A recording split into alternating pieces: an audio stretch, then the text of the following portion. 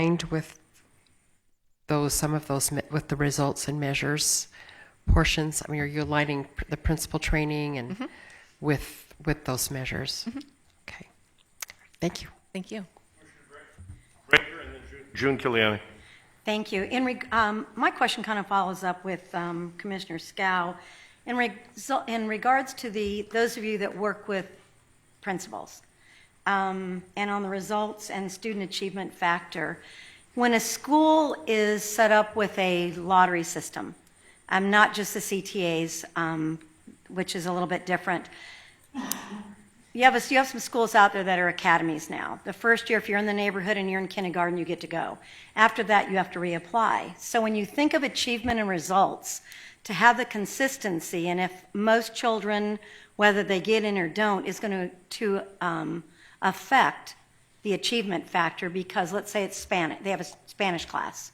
So if they don't get to come back, the consistency of what can happen with new children coming in at different grade levels is going to affect that. That's just something that I think needs to be looked at in the lottery system. Something else that I think when we talk about student achievement and the CTAs, which I think most of you know I have a passion for, it would be nice if a principal or a counselor, if there was a small portion, 10%, 20%, that were in a different type of a lottery for the CTAs. They're career-oriented.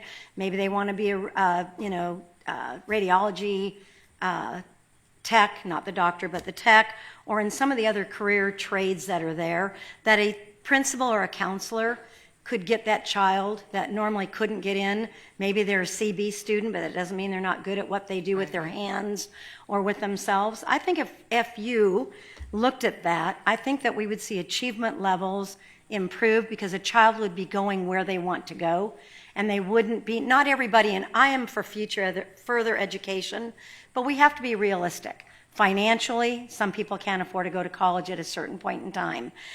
Sometimes that's not their goal, and there are many jobs in society that are not a 4-year college, even though I think everyone should further their education.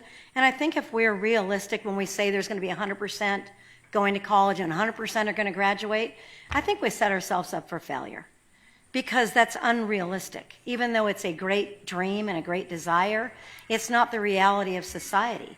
And I think when we do that, we put students in a situation where they feel less than productive. So I feel like unfortunately, I have a forum here, so I can say this. And it's hard to get to everybody. And I have complete respect and hold you all in high esteem for what you're attempting to do. I've known many of you for 30 and 40 years. But I think that some of those things would be valuable to the students, and I'm totally about children. And I'm not certain that that's really being looked at and evaluated, and if it is, or if it isn't, I'm happy to continue the conversation. But I think there are ways to instill in children that you are not less than a person if 4 years is not where you want to go. But I think what we should be doing is educating our students for the future, that if they choose to go to college, they have the necessary abilities, but if they choose a different trade, that ability is there also. Thank you, Commissioner Breaker. Commissioner June Kiliani. Thank you. First, I need to disclose I'm still on an unpaid leave of absence from the Clark County School District. Ms. Kowalski was also my assistant principal, and then my principal when I was back at Bridger, and so was Rebecca Katz was mine at Von Tobel. So I want to just notice that I have two of the best. So nothing personal to anybody out there. I don't think I've ever made any bones about this constant reorganization of our school district, and the other 16 get to be just set aside and not have the same issues. I think it's just very disparate and ugly and mean. I think we can always improve. That's always the goal, is to make sure our kids are doing better, their parents are involved, and the faculty are taken care of. I would hope that I got calls from former colleagues at Von Tobel as well as at West Prep. I got from a variety as they tried to pull them into the achievement district. So more communication with us would be helpful, because I was caught off guard. I didn't realize what was happening at that moment in time. So maybe when you update that map to give us the list of who all the associates are taking care of, could you include then the trustees? Because I know I have 3 of them in my district that I try to stay in contact with, but that would give us another tool as far as knowing whether it's child or whomever. A couple of things. Do all of our high schools now have a career track back in them? I'm trying to remember, because that was something we talked about way back. Then they went to the career tech model, but really all children or young adults should have access to some of those career mechanisms. Good morning. Oh, I know you too. Good morning, Mr. Chairman, members of the Commission, Commissioner June Kiliani, Felicia Gonzalez, School Associate Superintendent, Performance Zone 6. To answer your question, yes, all high schools currently have career technical education programs in their buildings. And recently we have expanded our programs and expanded to select schools so that we've opened up more seats for those that would like to choose to go to schools that have program areas that they're interested in. So there's more seats so they can apply to schools outside of their zone school.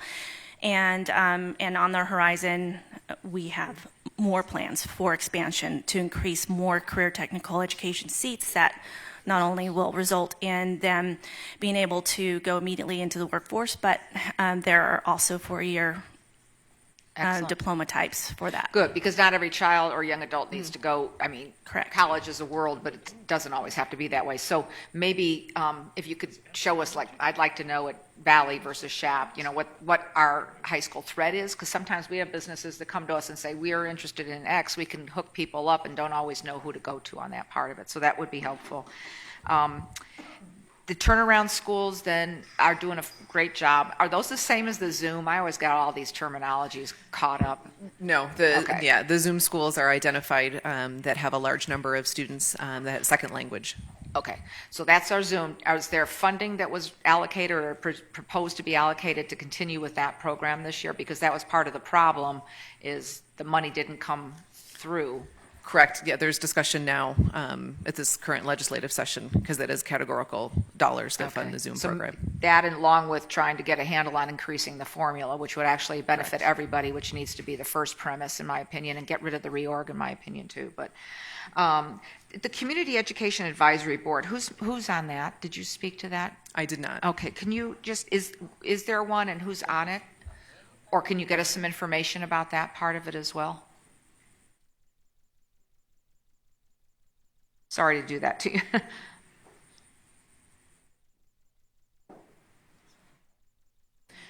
And then as he's coming down, Commissioner Sisolak's right. We just happened to have this discussion a week ago at our budget hearing about the Open Doors, Open Schools.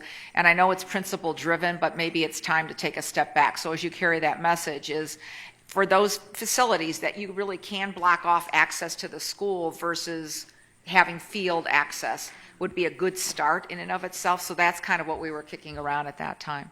Yes, thank you. Good morning. Morning. I'm very pleased to be here. Members of the commission and certainly the chairman, my name is Jeff Heiberger, Associate Superintendent for Performance Zone 16. And my performance zone is unique because I have several very active CAB organizations. And we have one in Boulder City, currently one in Mesquite, one in Moapa Valley, and we have an organization that is sort of an acting CAB called Keystone in Sandy Valley. And so I have been, of course, very much engaged in this process as we engage that group over many years, certainly, and certainly since my time in this service, I have supported them.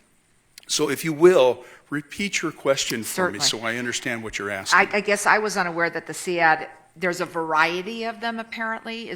There's not just one organization. You try to accommodate like your rural areas is what you're saying as well. So Right. do we know where those exist? Maybe as you're doing this overlay map, we could have layers so that we get a full picture of what's out there. So there's more than one Community Education Advisory Board. Are they? It is advisory. What do they advise you on, and then how do they connect with the school site? Well, that's a very interesting question, and I think some of that at this point is really developing. Okay. In some of these cases, we have CABs that have existed for many years, up to 15 or more years, and really began either in Boulder City years ago or when Ruth Johnson was Right. our school President. trustee. So in the case of Mowapa Valley Mesquite, those CABs have become monthly organizations that meet and talk about the needs of the schools. So with the role that I have now, and at one point was a principal out in a rural community in Logandale, so I attended every month. So all of the leaders attend those meetings. There are conversations that occur that are on that agenda, and they have varied over many years of service in those areas. Boulder City has had ebbs and flows where they have had issues that they wanted to bring to the attention of the school board. They have, their organization has grown, or they have established the organization. Of late, it's not as well attended, but it still is in existence, and predominantly it's organized through the leaders of the school, and local city council And then members. they interface with your school committee? They do. Okay. Well, actually, let me rephrase.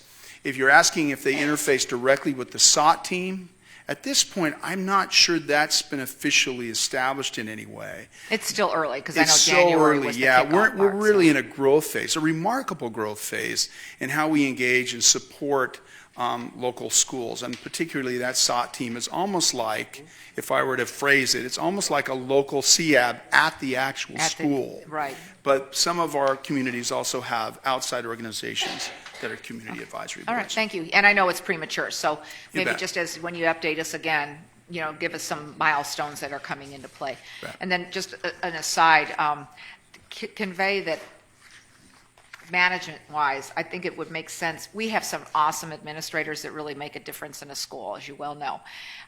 Try not to move them mid-year. I know that's always a hard thing. We argue even with the sheriff when we're trying to deal with our captains. It's like, oh my gosh, we've just got the program going and get everything off the ground. So I would hope that would be some stability that comes into play, especially for some of your school sites that are turning around. Thank you. Thank you. Commissioner Weekly and then Brown. Okay, thank you, Mr. Chair. I appreciate the conversation this morning here, but let me ask this. I was never a big fan of the proficiency exam. Was that replaced with something else?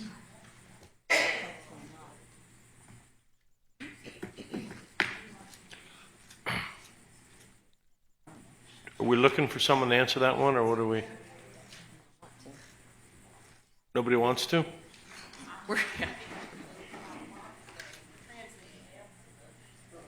Felicia Gonzalez, once again from Performance Zone 6. The high school proficiencies have been replaced by end-of-course exams, and also the participation in the ACT examination required for all juniors. I'm sorry, what's the replacement name again? End-of-course exams End of course exam. for math and Finals, English okay. and English language arts, Okay, and for their 9th and 10th grade subjects, and also participation in the ACT yes, ma'am. exam Okay. by all juniors. Yes, ma'am. Thank you so much. And then finally, the graduation rate increase. Have we seen an increase in the turnaround schools as it relates to graduation? And I asked that, and thank you, Mr. Guys, for coming forward. I have been working with and participating over at Cheyenne, Legacy, and Rancho High Schools, but I'm concerned with schools like Canyon Springs and Western and just all of those schools in general. But what are we looking at in terms of numbers? Because I know they were very dismal as it related to the proficiency, and we're wondering, have we seen an increase in graduation rates now? Thank you, Mr. Chairman, Commissioner Weekly. Again, Jeff Geis, Associate Superintendent, for the record. So over the past 5 years, as I indicated previously, we saw an increase of our graduation rates in our turnaround high school are averaging around 75%. First year of entry, they exceed 11% increase. Second year, 25% increase, and third year and beyond, they continue to climb, 25% increases. So specifically, I'll give you a few examples here. Commissioner Weekly, in Commissioner Kirkpatrick's district, for example, she has Sunrise Mountain High School and Cimarron Memorial High School. I can barely keep track of my own trustees, so I hope I call them out right, commissioners. Graduation rates started at 47% at both high schools. At Sunrise Mountain, they are now sitting at a 75.75 graduation rate as of 2016. At Cimarron Memorial, 82%. She touts that she's exceeded Centennial High School's graduation rate now. I think that's Commissioner Brown's high school. I know, and I'm one of his constituents, so I may not get pushed. He's taking pride in that graduation rate. He just gave it to Commissioner Kirkpatrick. Commissioner Weekly, you have had Cheyenne High School. They just entered turnaround last year. Cheyenne High School has had the highest graduation rate this last year since opening in 1991. Okay, wait, whoa. Keep moving along, please. I will. Please keep moving along. You also have Desert Pines High School. They've had a major grad rate increase. You recognized them this morning. And you've had exit from your district commissioner, Mojave, Canyon Springs, Rancho, and Western. They had average graduation rates of 52% when they started, and they exited with a 73% grad rate. And Commissioner June Kiliani, Chaparral High School, huge success story, entered turnaround with a 34% graduation rate. Just even after 2 years of exit from turnaround, 80.34. A graduation rate similar to that of the early 1980s, before Green Valley, before Foothill. So we're really, really proud of Chaparral High School. Thank you, Commissioner Weekly. Thank you. Commissioner Brown. Thank you. Were you done, Commissioner Weekly? I'm sorry, Commissioner Brown.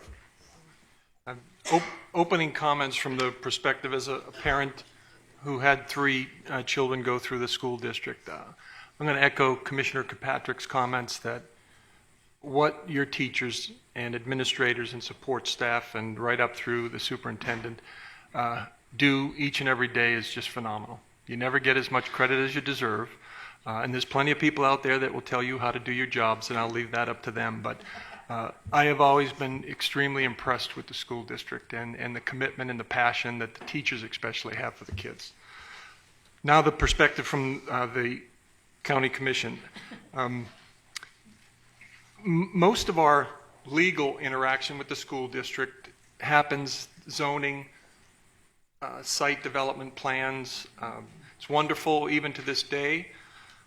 The phenomenon of drop-off and pickups, especially at elementary and middle schools, that's where we usually get the feedback from the constituents.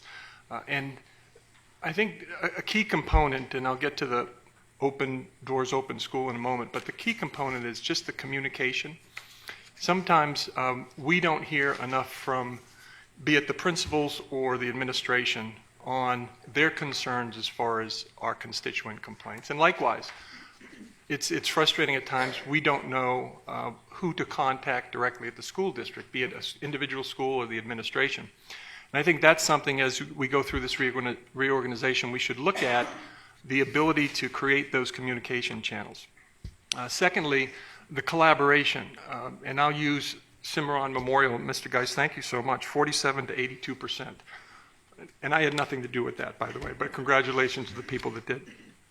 If you're familiar with the Betty Wilson Soccer Complex, which is now recognized maybe as one of the nicest facilities in the country, that never would have been built but for the fact that Cimarron Memorial High School and the principal entered into an agreement with the city of Las Vegas at the time and allowed shared parking on the weekends in exchange for access to the fields. There was a softball field built on the back 20, access to Doc Romeo down at the detention basins.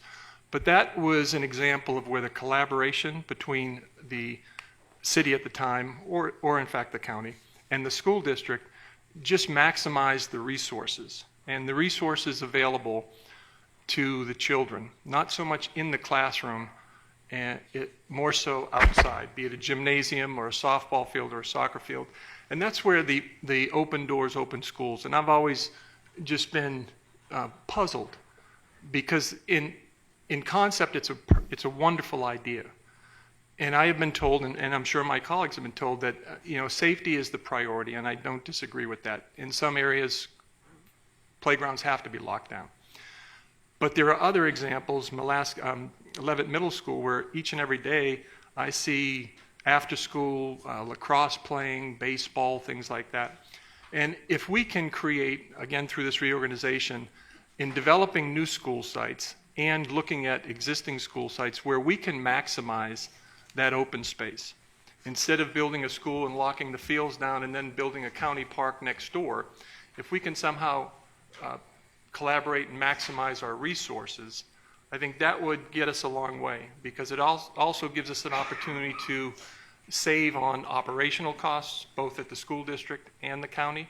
So I'd really, I know that we are, as a county commission, going to look at that agreement, but it's an agreement that should be taken, kind of reviewed and see if there are opportunities there, because in the long run, it's going to be a great savings for the school district and the commission, and most importantly, it's going to give our community the opportunity to maximize those resources. And I would just encourage whomever at the school district responsible for that agreement to open up some dialogue to take a real hard look at that. Thank you. Thank you. Thank you, and I'm going to conclude here. And I agree with all the comments I've made. I commend the district. I've got 2 daughters that both graduated from Durango, and I think it's incredible what you do. But I'm not going to let you off the hook with the open doors, open school. It's so important to me when I see kids that they're going and a playground is padlocked. I just don't get it. And whatever we can do, if it's a matter, I know in the past it was brought up, Commissioner Weekly talked about the gyms, it's a matter of money for electricity and whatnot. We need to start talking, because maybe we can help with funding for electricity if we can open up a basketball court on a Saturday morning or Sunday and let kids get in there and play some ball, you know. And I mean, we've got to do some. Those are great facilities that could be used better, I think, for our neighborhoods. And maybe we can, I know we can collaborate better. So if we could open up the dialogue with our staff and CCSD about where those collaborative efforts can come, I think it would benefit all of us. So thank you very much for the presentation, and look forward to seeing you again. Thank you, Mr. Chairman and Thank you, Commissioners. We Mr. Chairman, appreciate the if I may, opportunity. Commissioner Brown. We know some of the faces, but since we have them in the audience, could the personnel come down and just introduce themselves and where they're representing? I know the one gentleman represented Mesquite, and it'd be great to put faces and names, and that way we can call you direct on the cell. And Good morning, Chair and Commissioners. My name is A.J. Adams, and I am the School Associate Superintendent of Performance Zone 11. Okay, do you want to tell us Performance 11? I know this is, second nature to all of you, 11, 9, 4. We want to give us just rough areas where that is. Yes, sir. Southwest area of town, I service Desert Oasis High School, Liberty High School, and Sierra Vista High School, and the feeder alignment middle schools and elementary schools. Thank you. Thank you. I'm Rebecca Katz, and I have Performance Zone 7, which is on the east side of town. All of my schools are in Chris G's zone. Great, thank you. Good morning, Kawita Adams. I have Performance Zone 1, and my high schools are Centennial High School, Shadow Ridge High School, Arborview High School, and all the feeder alignments with that. And Commissioner Kirkpatrick, I have most of your schools. And that's right, with Centennial, Commissioner Brown. Okay. Good morning, Chair and Commissioners. My name is Brenda Larson-Mitchell, and I serve Performance Zone 12, which is Summerlin and the Spring Valley community. So the 2 high schools I serve are Durango High School and Spring Valley High School. Those are mine. Thank you. You got one. You're right. Thank you. Felicia Gonzalez, Performance Zone 6, once again. I serve all of the career technical academies, Las Vegas Academy, Rancho High School, my alma mater, and El Dorado High School. I also serve for middle school magnets, Cashman, KO, Roy Martin, and Bridger, and 4 elementary schools on the east side, Helen Herr, and I have Martin Luther King, Gregson, and Brookman. Thank you. I know I introduced myself earlier. Chairman and County Commission Jeff Heiberger, Associate Superintendent for Performance Zone 16. What that includes is the Mesquite Valley Schools, Moapa Valley Schools, Indian Springs, a little school up on Mount Charleston called Lundy Elementary School, beautiful place. Good Springs and Sandy Valley. Good Springs being I believe the oldest school in Nevada, Little Bell, it's pretty cool. And then I also service all the schools that are in Boulder City and Laughlin. So as I tell my friends, I'm a driving fool. I get in that car and go, go, go. So it's beautiful. Yeah. Thank you. Can I ask a quick on that? Mr. Chair, members of the commission, Jeff Geis, again, Associate Superintendent, Turnaround Zone. Commissioner Brown, I apologize. I know Cimarron Memorial is in your district, and thank you for always your help there as well. My zone is all over because we identify the lowest performing downward trending. So they come in out of my colleagues, my peers' performance zones, come into us for a period of 4 years. They exit. We have 4 new schools this year. Orr Middle School just entered turnaround, Tom Williams Elementary, Cambiero Elementary, and Clyde Cox Elementary. Thank you. Commissioner Brager had a question. Oh, okay.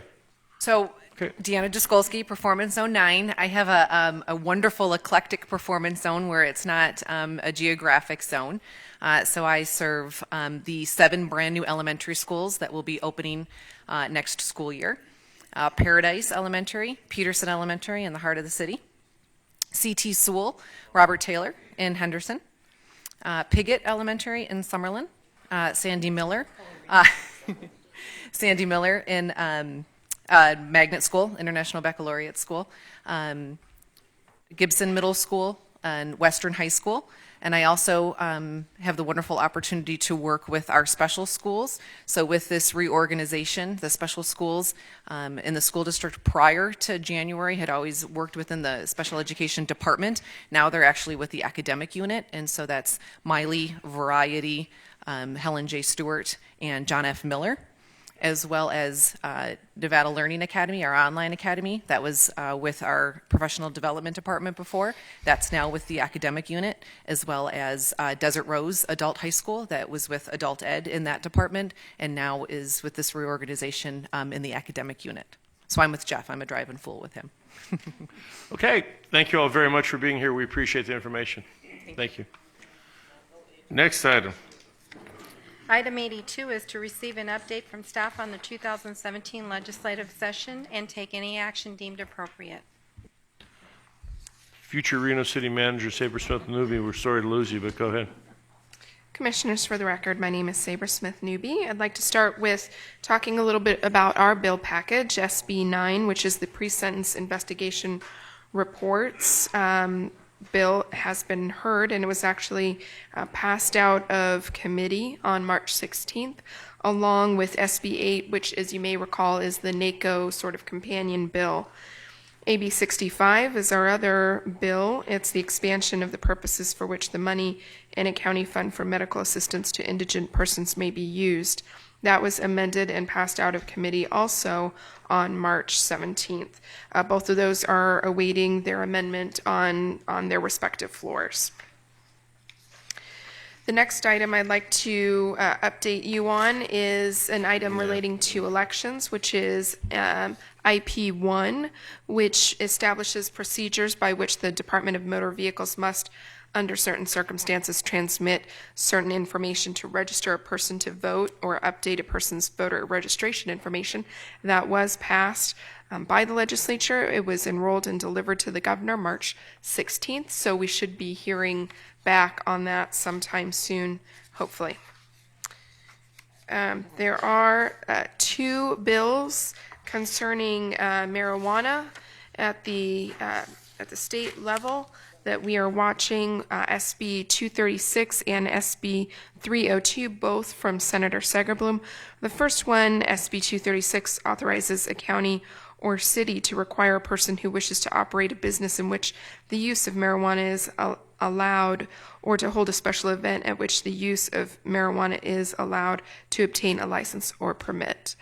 A hearing was held on that, and so action is pending at this point. It hasn't been passed out of committee. The other one authorizes the sale of marijuana by certain establishments for purposes other than medical use for a limited period of time, imposing taxes, revising existing taxes for sales of marijuana for medical purposes, and providing a penalty. Moving along, I'd also like to... Saber, could you repeat the numbers of the... What was the second one? Oh, I'm sorry. The second one is SB 302. And that was, is it going to go beyond what we anticipate from dispensaries? I'm sorry? You mentioned that it would be the sale of non-medical Right, in and establishments. establishing taxes. But Is that targeted towards the existing dispensary license, or is that above and beyond? I believe that this is for the recreational use. From dispensaries? I think what he's asking, and I believe the case is that it's only for those that are already licensed by those local governments to dispense temporarily until the final regulations get in, so they could maybe be the advanced group, if I'm not mistaken. This isn't to expand it to every convenience store or gas station or? No, what she said. I'm sorry, I misunderstood your question. Another bill that has been carried in the local news a lot, SB 174 by Senator Segerblum, renaming McCarran Airport. A hearing was held on that. No action has been taken at this time. I also understand that Manager Yolanda King had talked to you previously about SB 176 from Senator Ford, which is the portable event recording device, body cameras, in other words, and then the imposition and maximum amount of a surcharge collected in certain counties for telephone use and also for the body cams. That was heard on March 6th after your last BCC meeting. It's actually scheduled for a work session on March 22nd. Then on to the tax and fiscal bills, AB 43, which is the NACO bill regarding tax and partial abatements of property taxes. There was a hearing held after your last meeting on March 9. No action has been taken since. And also SB 149, I believe you talked about that earlier. That's the RTC bill. There was a hearing held on that on March 14th. Action is pending on that as well. It has not moved out of committee, and that summarizes all of the bills that I had picked out that I thought you might be interested in. If there's any other questions, I'd be happy.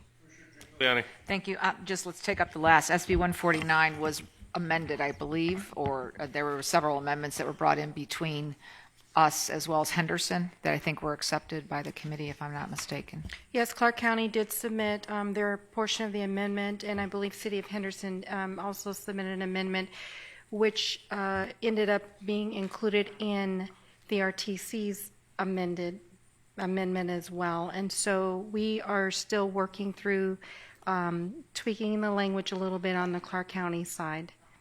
All right, thank you. And then AB 65, you mentioned an amendment. Is that a friendly amendment then that's there? Yes, AB 65, what that included is Clark County actually submitted an amendment, and it was to clarify that the up to 2 cents that could be allocated for a public hospital would be on an annual basis as opposed to a one-time allocation of those dollars. Okay. And then Jason Frierson has a bill regarding baby changing stations, and I know that I discovered one by accident, and Jerry fixed it, but 2 years ago I had a dad changing baby on the floor in the bathroom, and there was no changing station in either one, so I know we've installed them. RTC has, at least on the first floors, but it's unfortunate you have to have a law to tell people to do that, so I would hope that that Jerry left us with an analysis, or Lisa has one, of where we may be missing them. It should just be automatic in our designs for park bathrooms or wherever. So maybe that's just something policy-wise we should take a look at to make sure we're not missing it, like never building parks again without bathrooms. Unfortunately, it's not common sense. It should be, you're right. So I just thought that was interesting. So there may be a cost impact, but I think it should be a reasonable one. And then... the SB 174, the renaming of the McCarran Airport, that's enabling, correct? And if it does pass, then it comes to us, because we're the ones who actually do the ordinance component of that. Yes, it is enabling, and it also has been amended or will be amended to include the receipt of any grants or donations Private, to be able to because I worked with costs. Rosemary and had her contact Senator Segerblum to make sure their amendments were taken into consideration. I think he accepted all of them, plus the timeline. So there's already private fundraising going on to assist with that rather than it be in the local government. Thank you. Anyone else? Okay.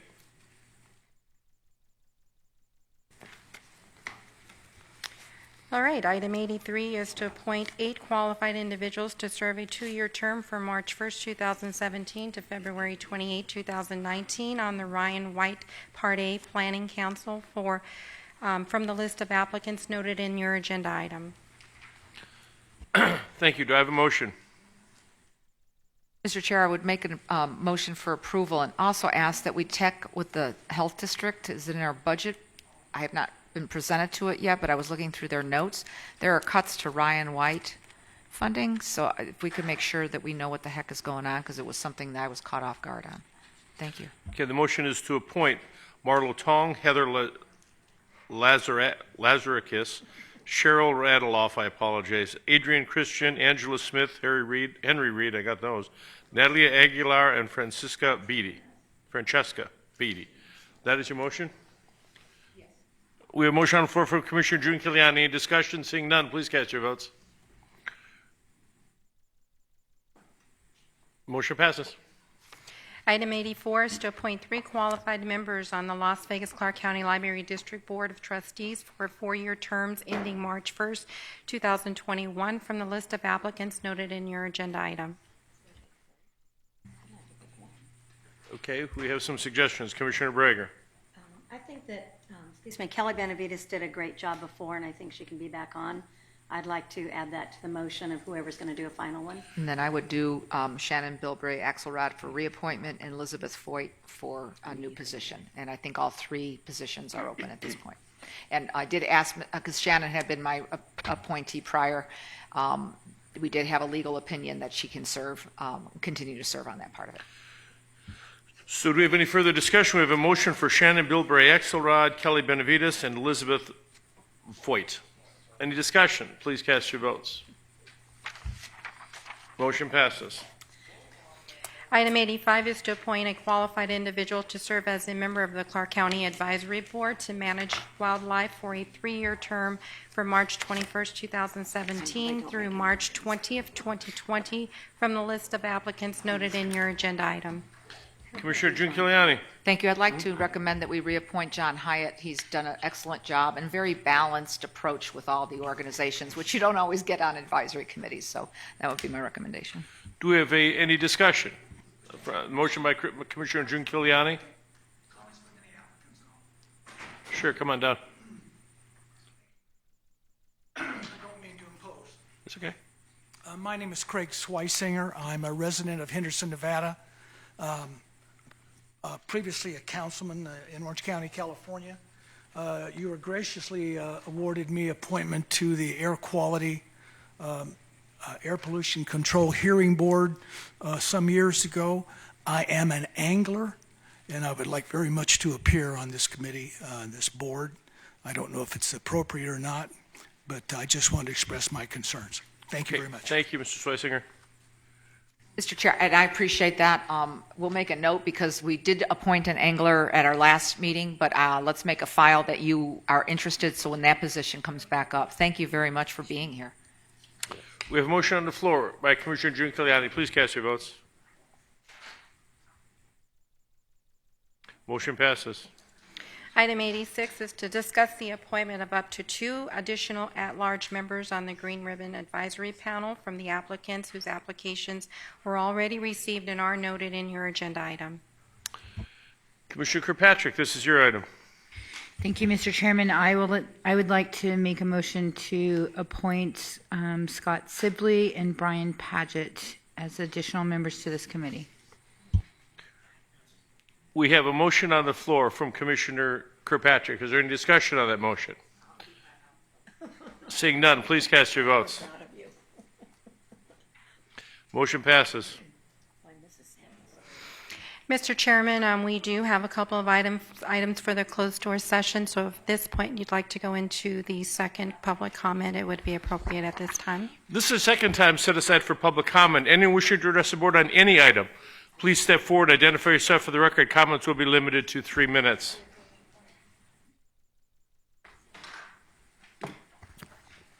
Beatrice Turner.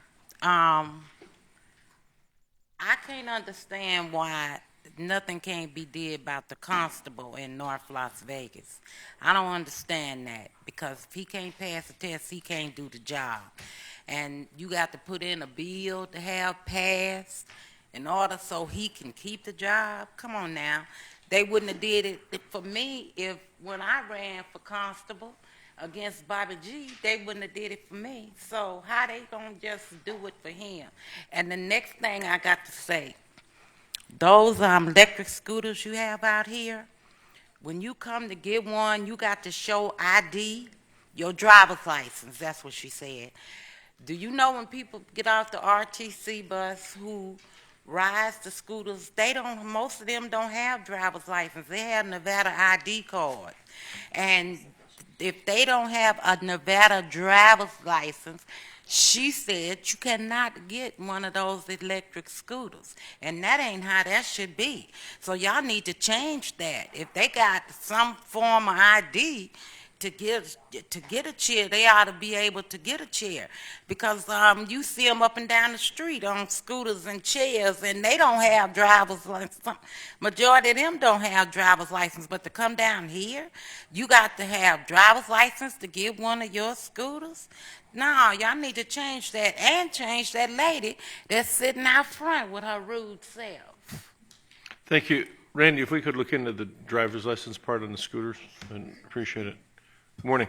Good morning, Commissioner, Chairman, and to my friend Chris, and to all of the commissioners. I want to piggyback on what Beatrice has said. I'm Pastor Charles Sills, and I spoke to you prior to the meeting.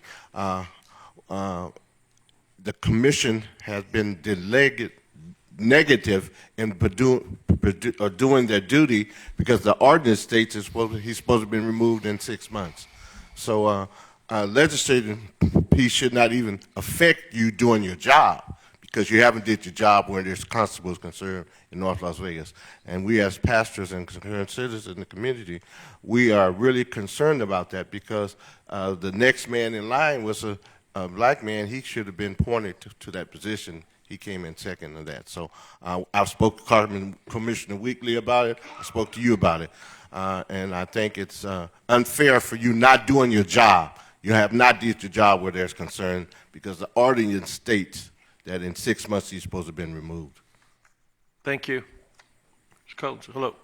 Thank you, Mr. Chairman. My name is Gene Collins, and I live at 1411 Virginia City. That's in Las Vegas, and I'm a constituent of Commissioner Weekly.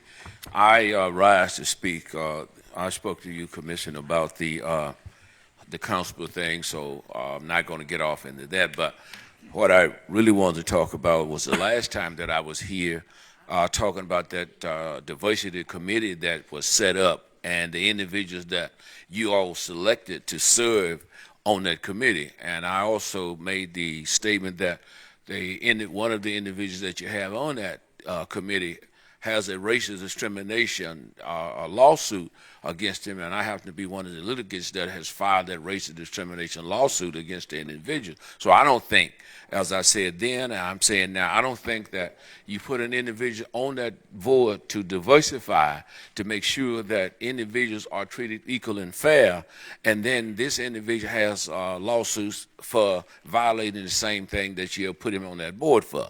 And so I speak against that as well, and I'm asking that you all have to do something about that. Another thing that I want to talk about is the reorganization plan that I just heard from the school district. We've been working with the individuals from the school district trying to make our district a little better. Now, the reorganization has some challenges. There's a few good points, but there are one that's not so good. So we have been working with them, trying to make sure that we get the best results for our children. And that seemed to be what our concerns are. And the number one problem that we faced in our community is that a lack of information and lack of participation for being on some of those boards in District C. We have asked to be on those boards so that we can give our input on what we think should take place and how we should go about restructuring the schools and working with the parents and the teachers and everything. So we would like for you all to take a look at that, and especially the schools in District C. I don't think that the way they are ran now, I think they could do better. So we just want to be a participant. We just want the information so that we will have an opportunity to participate with our students. And thank you. Thank you, sir. Good morning. Commissioner. Just pull the whole thing down. It'll click on. That thing don't like me, huh? To the chairman, my name is Henry Thorne. I'm the president and founder of the Dog Catcher Community, Dog Catcher Youth Foundation. I'm sitting here blanking. Well, I just heard the school district. I really didn't come here to quote on the school district, but you know, since they was here and they spoke, you know, and they told you what a great thing, how graduation and everything that went up, I like to say thanks to our community. You know, because those kids started somewhere. They started from elementary, junior high to get those grades and graduations up. So somebody in our community worked with those kids. And as I said before, we've been doing this 36 years. And my only thing is, what is the problem? What is the problem? I like to ask every commissioner standing up there, what is the problem that we cannot get any help to help our community? I'm trying to prevent stuff from happening. I'm not trying to wait on it to happen, then try to prevent it. I'm not here to knock neither one of you guys up, or young ladies up there. I just want to know what it is. Mr. Brown, could anybody tell me what it is? Because we're applying for grants. We are doing the work that we are saying that we are doing. The commissioner's there. He's in our neighborhood. I watch you guys get Desert Pine Award. Where you think those kids come from? They just didn't go to Desert Pine. Somebody in the community raised those kids. Somebody. You know, the school district bragging about what they did, somebody helped them kids before when they got out of school. And the one thing you said, when they lock down these schools, our kids have nowhere to go. But they don't lock them down until the kids stay in school for about a month or 2 months. Then they get their money. Then they start kicking them out. So, you know, there's a lot of things you have to look. I'm listening to you guys. You guys are telling my life story. You don't even know it. Thank you. Thank you. Anyone else wishing to speak during the public comment section? Mr. Chairman? Commissioner Weekly. Real briefly here, I know we're going into a closed door, but Mr. Sills is correct. We had this conversation, and it got a little contentious at one moment, but the concern about the constable, I know that at one point, you know, we had a conversation here in terms of that situation there, but I asked legal if she would comment on that because, you know, the bill that was spoken about was something that this board didn't request. We didn't request a bill as far as what's happening with the constable's office. And then as it relates to some other issues going on, I think that just so that there is some understanding of where we are in the process, Mr. Sills, I think that would be fair for you all to know because we haven't publicly commented on that. So if you will. Ms. Miller, please. Thank you, Commissioner. Thank you, Mr. Chair, Mr. Commissioner. On the advice of the council, this board has been silent because there is a legal administrative proceeding winding its way through a course of action, and because of federal privacy rules, we are not allowed to comment on that, but it is involving the qualifications for office and ability of an individual to perform those qualifications. Any more than that, we just can't speak publicly. And I'm sorry for that. For the audience that's here, do we have a time frame when some of this might be made public? I don't know. I don't have a time frame currently. I do know that it is active at this point. Okay.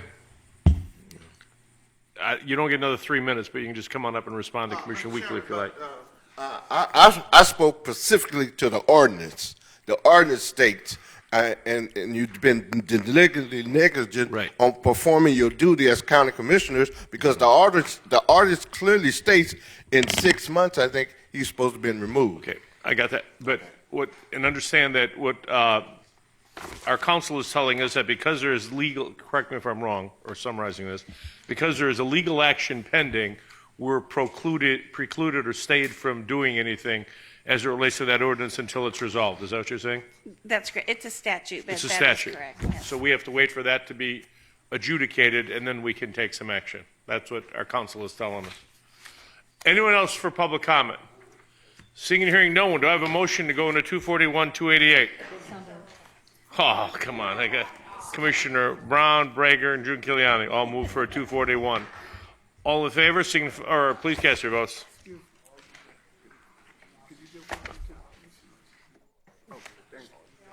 Motion passes. Thank you.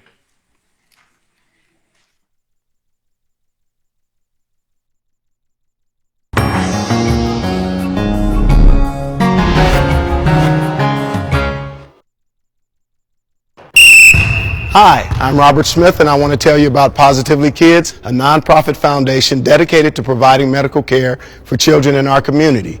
Here's Fred Schultz to tell you more. Our facilities care for mentally fragile children and their families at no cost. Help us as we embark on building a long-term pediatric care facility to handle the growing needs. Visit our website. Support the Foundation for Positively Kids. Together, we can create our own all-star team.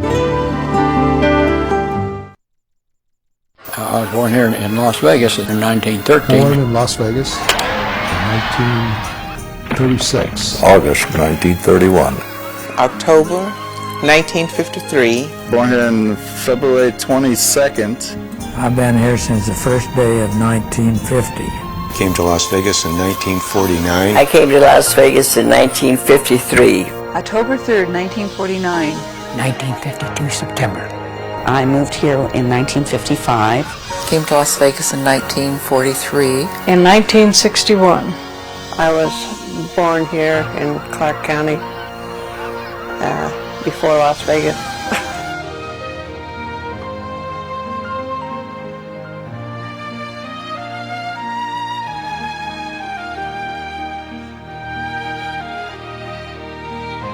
This is Operation Big Shot, the first open demonstration of an atomic bomb detonation to be held on the American continent. It'll be the 15th detonation held here at the Nevada Proving Ground. The atomic age is here, and you'll be on the ground floor of weapons testing of atomic weapons. Millions of dollars came into Las Vegas because other engineering and scientific companies wanted a piece of the action, and they moved into Las Vegas also. We were charged by the government with measuring the yield of the bomb. We were charged with the arming, firing, and timing of every unit detonated at the Nevada test site. They had an area called News Knob, which was 7 miles from the blast. Marvelous opportunity for publicity. They had the press from all over the country, all over the world out here. And time after time, the shots would be called off, and they'd have to stay in town and justify their expense accounts, and they'd dream up all kinds of stories, anything to get publicity. And we thought, well, how about having this atomic bomb? So we took some cotton and fashioned it over a bathing suit, so it looked like the mushroom cloud. It got published. My job, I was in charge of the arming and firing system. They were always real early, like 4 or 5 in the morning. So come shot time, and everything's working great. All the signal indicators, red lights are turning green, and green are turning red, and bomb is now armed, ready to receive the firing signal. You get down to 3, 2, 1, 0 time, which at that time,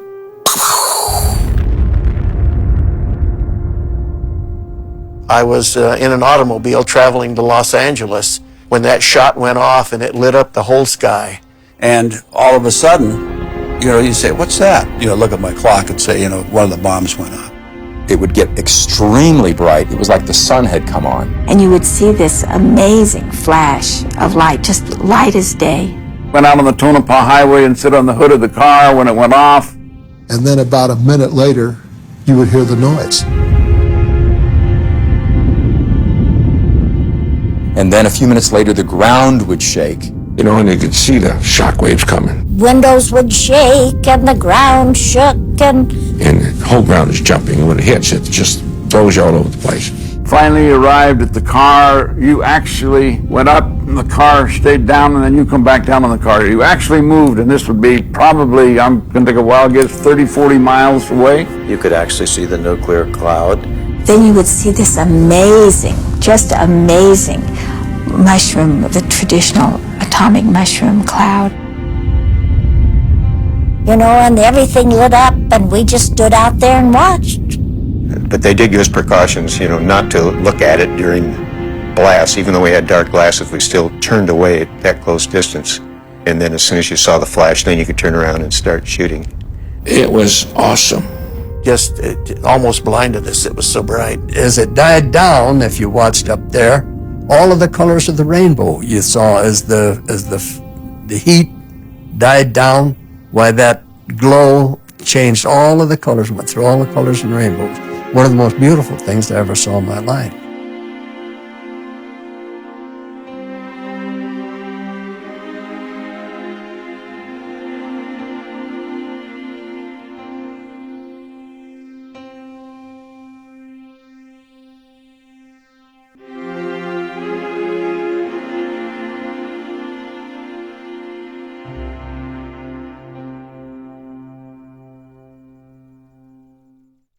Coming up on our next edition of In Your Neighborhood, Commissioner Lawrence Weekly joins me here at the new Eclipse Theater in downtown Las Vegas. Now, we're not watching movies, we're talking convention business, county business, and a whole lot more.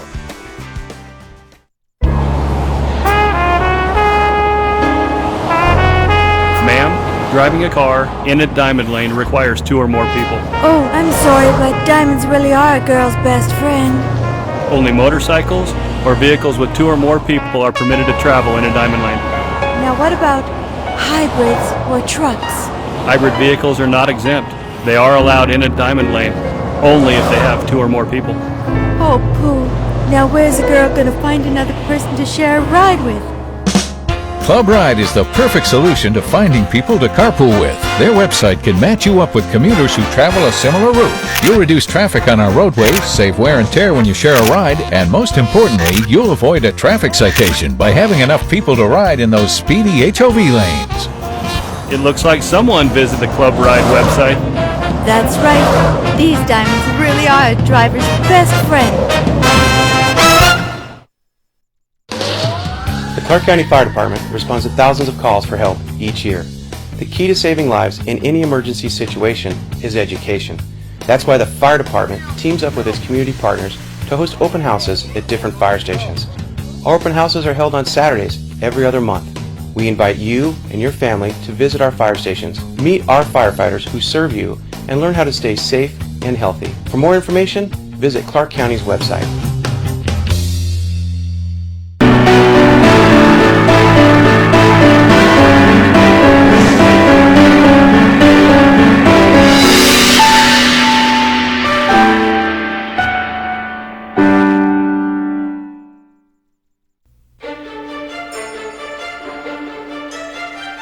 Clark County TV.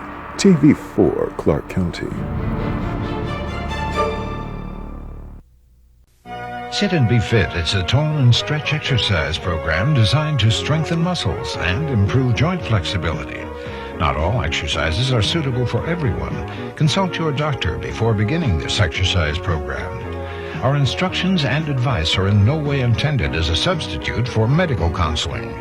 Sit and Be Fit is a creation of Marianne Wilson, lecturer, teacher, columnist, and a recognized leader in the field of senior fitness. Along with her ongoing research and background as a registered nurse, Marianne consults with a team of physical therapists and exercise specialists to bring you a fun, effective way to feel better and maintain functional fitness. Hi, I'm Marianne Wilson. Thank you for joining us. The exercise program you are about to do is effective for any age, but it was specially designed for anyone needing slow, gentle movement. All you need is a chair that touches your back while your feet are flat on the floor. If your back is not touching, put a pillow behind for that necessary back support. If you have your exercise band and towel, put it on the back of your chair. You may substitute a bath or hand towel instead. Now, get ready to sit and be fit. Lengthen that neck. Look over the shoulder. And now look center. Look over to the other shoulder. And now look center. Now there are some tiny hinges right here. If you move your head forward and back, you can feel them. I'd like you to put your hands right on those hinges, tuck the chin in, and then drop your head forward. Come on up. Could you feel the stretch in your neck? Do it one more time. And release it. Take a deep breath. Relax those shoulders. Now place one hand on the shoulder. Lift the elbow. Now let it down. Now the arm that's doing the lifting is doing all the work. Relax this shoulder. Lift slowly and gently. Tune into your shoulder and what you're feeling. Now let it down. Great job. Now sit up tall, but circle that arm out to the side. This is warming up the rotator cuff muscles. Reverse it. Now let's give it a little shoulder roll. Forward, pull up, and back. Now your whole arm. Reach up, forward, and back. Relax. Let's change. Let the other arm do the work. Easy. Slowly let it down. This is slow and controlled. Time for you to tune in to what you're feeling. Up slowly. Take your time as far as it will go within your range and bring it down. Time to circle it out to the side, but remember, maintain good posture. Let the arm just hang and circle to the side. Reverse your circle. It doesn't have to be a perfect circle. Now a small shoulder roll. Forward, up, back. Now relax. Whole arm. Reach up. Now, great job. Bring your hands behind the head. Sit up tall. Pull those elbows back. Look over to one elbow. Look center. Now over to the other elbow. Look center. Look to the other elbow. And center. Now to the other side. You're doing great. Now we're going to stretch those fingers up and get some circulation. Stretch. Circulation moving. Good job. Just a couple more. Now keep those hands up. Rotate. Bring the arms over the chair. Slowly up, over to the other side of the chair. And back up. Press out to the side. Circle those shoulders. Oh, that felt great. That was some blood moving through your body, but we need a little bit more. So here's another routine just to get the circulation moving. We're going to start working on the neck again. Remember, get it in proper alignment. Look over the shoulder again. And look over the other shoulder. And now look straight ahead. Drop your ear. Circle the head forward. Bring the head up. Take a deep breath in. Drop the ear again to the other shoulder. Circle forward and feel all the stretching going on in the back of the neck. Now bring the head up. Get the neck in proper alignment right over the shoulders. Take a deep breath in. We're going to drop the ear to the shoulder. You'll feel a stretch right here. And then you'll press down through the palm in all different directions. We'll begin to the front. 2, 3, 4. Press down, straight to the floor. Now press to the back. Get ready to bring your head up and roll the shoulder forward, up, and back. Let's do it on the other side. Drop the ear. Press forward with the palm. Now press down. Feel that stretch? Now to the back.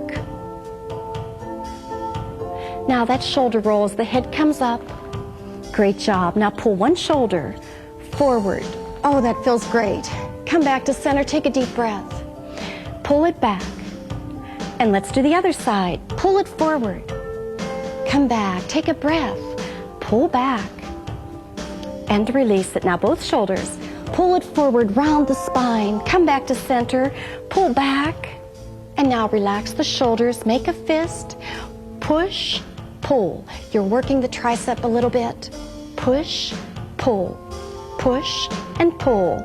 Now, look down at the shoulder, up at the hand, down at the shoulder, up at the hand, down at the shoulder, up at the hand, down at the shoulder, Up with the hand and change. Down at the shoulder. Up with the hand. Down at the shoulder. Up with the hand. Again, 2 more. Here's your last one. Now, circle. And reach up to the ceiling. Stretch. 2, 3. Now reach to the center of your body. That looks great. You're doing super. Feel the energy coming in.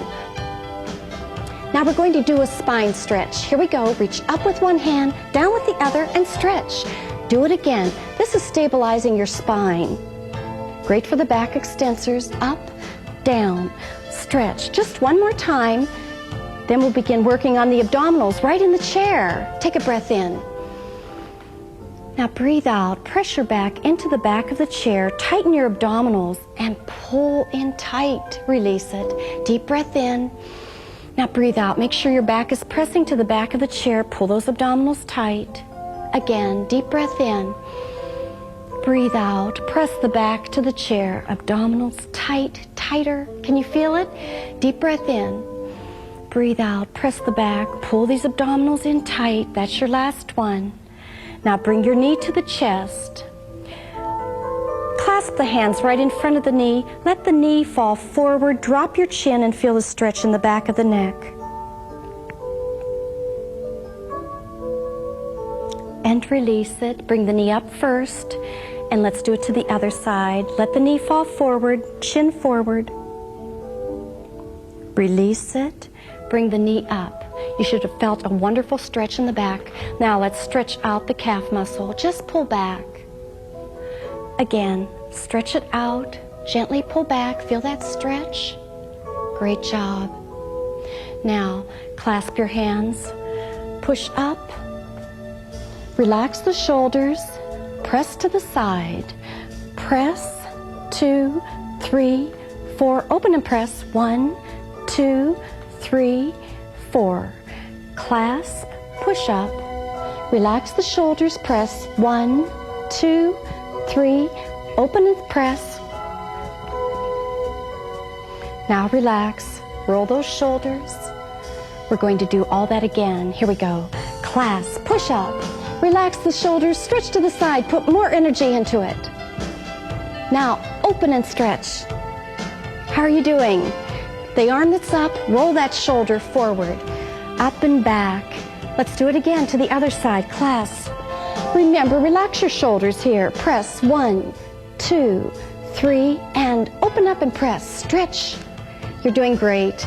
Now the arm that's up, roll that shoulder forward, up, and back. Let's do another calf stretch. Pull back, point, and flex. Again, calf stretch. Pull the toes back, point, and flex. Now sit up tall. Take a deep breath in and breathe out. Lift the arms slowly. Reach to the ceiling. Press up, out and away. Great job. I'm using an exercise towel, so it gives me a lot of flexibility here as to how wide I have my shoulders and my arms. All right, now sit up tall. Bring that towel up above the head. Relax your shoulders. Pull the towel to one side. The arm is straight and the head is stopping that arm. Try the other side. Now relax the shoulder as you're doing this. Relax. Again, to the other side. Relax the shoulders. The towel is being held taut between each of the hands. Now bring it center. We're going to do another movement here to the front of the body, starting at a horizontal movement, turn it vertical, then take it up above the head, stretch. Bring it down, it's vertical here, turn it horizontal, now bring it center. Now relax those shoulders. Just circle them out. And now hold the towel again, and we'll try it to the other side. Sit up tall, turn, the towel is horizontal, turn it vertical. Now up overhead, relax those shoulders. Bring it down to the side. It's vertical first. Now turn it horizontal. Bring it back to center and relax those shoulders again. We're going to reach across over the top of the shoulder and reach back with the fingers. Give a gentle pull. Oh, that feels great. Release it. Now walk the fingers under and as far back as you can. Place this other hand on your shoulder. Give a gentle pull, releasing your scapula. And release it. Now, the other hand on top of the shoulder. Give a gentle pull and release. Now, walk the fingers back as far as you can. Place this hand on the other shoulder and give a gentle pull. And release it. Now we're going to take the towel up above your head, but let's begin just to this range of motion and bring it down. How does that feel? One more time, just a little bit higher, and bring it down. Now relax the shoulders as you come up. This time we're going to go up and slightly behind the head. Back up. Now one more time, relax the shoulders, give a little roll here. Let's do it again. Lift up. Now all the way down as far as is comfortable for you. That feels great. Now bring it back. Now walk both fingers back, clasp your shoulders, pull the shoulder to one side, come back to center, pull to the other side. Now just lift the shoulders up and down, up and down. That should feel great. How are you doing so far? Remember, your movements may not look like mine. It depends on what range of motion you have right through that shoulder area. Now, hold the towel. We're going to do a diagonal, coming up and bringing it down, all the way up. Bring it down, just one more. And let's change sides. Bring it down and up. Bring it down and up. Gentle pull on that towel, bring it down and up. We'll get one more on this side and up. Now bring that towel right behind your head. Move from the back of your chair. Relax both shoulders. You're going to grab the bottom half of the towel with the other hand. It's important the shoulders are relaxed as you gently pull up as high as you can without pain and then down. Now take a breath, relax the shoulders, pull up. You're doing great so far. Bring it down and let's change. Relax that shoulder. Reach back. Here we go. Take it up. Bring it down. One more time now. Up and down. Relax. Place that towel on the back of your chair and let's stand up and get ready for your standing warm-up. We'll practice with John McKinnon once again, the neutral spine position in a standing position. To place the spine in a neutral and stable position, move the low back through range of motion as far forward and back as it'll go very comfortably. Then place the spine in the middle or the most comfortable position. Next, move the upper spine through range of motion forward and back as far as is very comfortable. Place the upper back and spine in a middle or neutral position that is comfortable. Then slide the head forward and backward as though it were on tracks. And then place the head directly over the shoulders in upper back, which is in a neutral position. To maintain this centered position of the spine, gently tighten the stomach muscles and be sure to keep breathing while the stomach muscles are tight. Now let's start bend and snapping. Now to the other side. Keep the shoulders back. And the other side. Enjoy the music. And the other side change. Now we'll begin with a side together. Here we go. Side together, side together, side together, side tap. Now just bend and snap 4 times. Side together. And bend and snap. Now walk 3 and tap. Now foot goes out and in with the arm. Back 3 and tap. Out and in. Again. And back. Out and in. Back to that bend and snap. A few more. Just a few more. This is your last set. Now, side together again. And snap it out. Side together. Roll those shoulders and snap out. Now walk 3 tap. Out and in. Back 3 tap. Out and in. Walk 3 tap. Out and in. Back and tap. Out and in. Side together again. And snap it out. Side together again. And snap it out. Now interlace your fingers, push down. Nice stretch up, out to the side. And roll those shoulders. Bring your feet together. Come up on your toes. Down on your heels. Again, a little bit of cracking there. Back down. And bend, bend. Now snap to the back. And snap to the side. The other side. Walk 3 and tap. Out and in. Back and tap. Out and in. Forward and tap.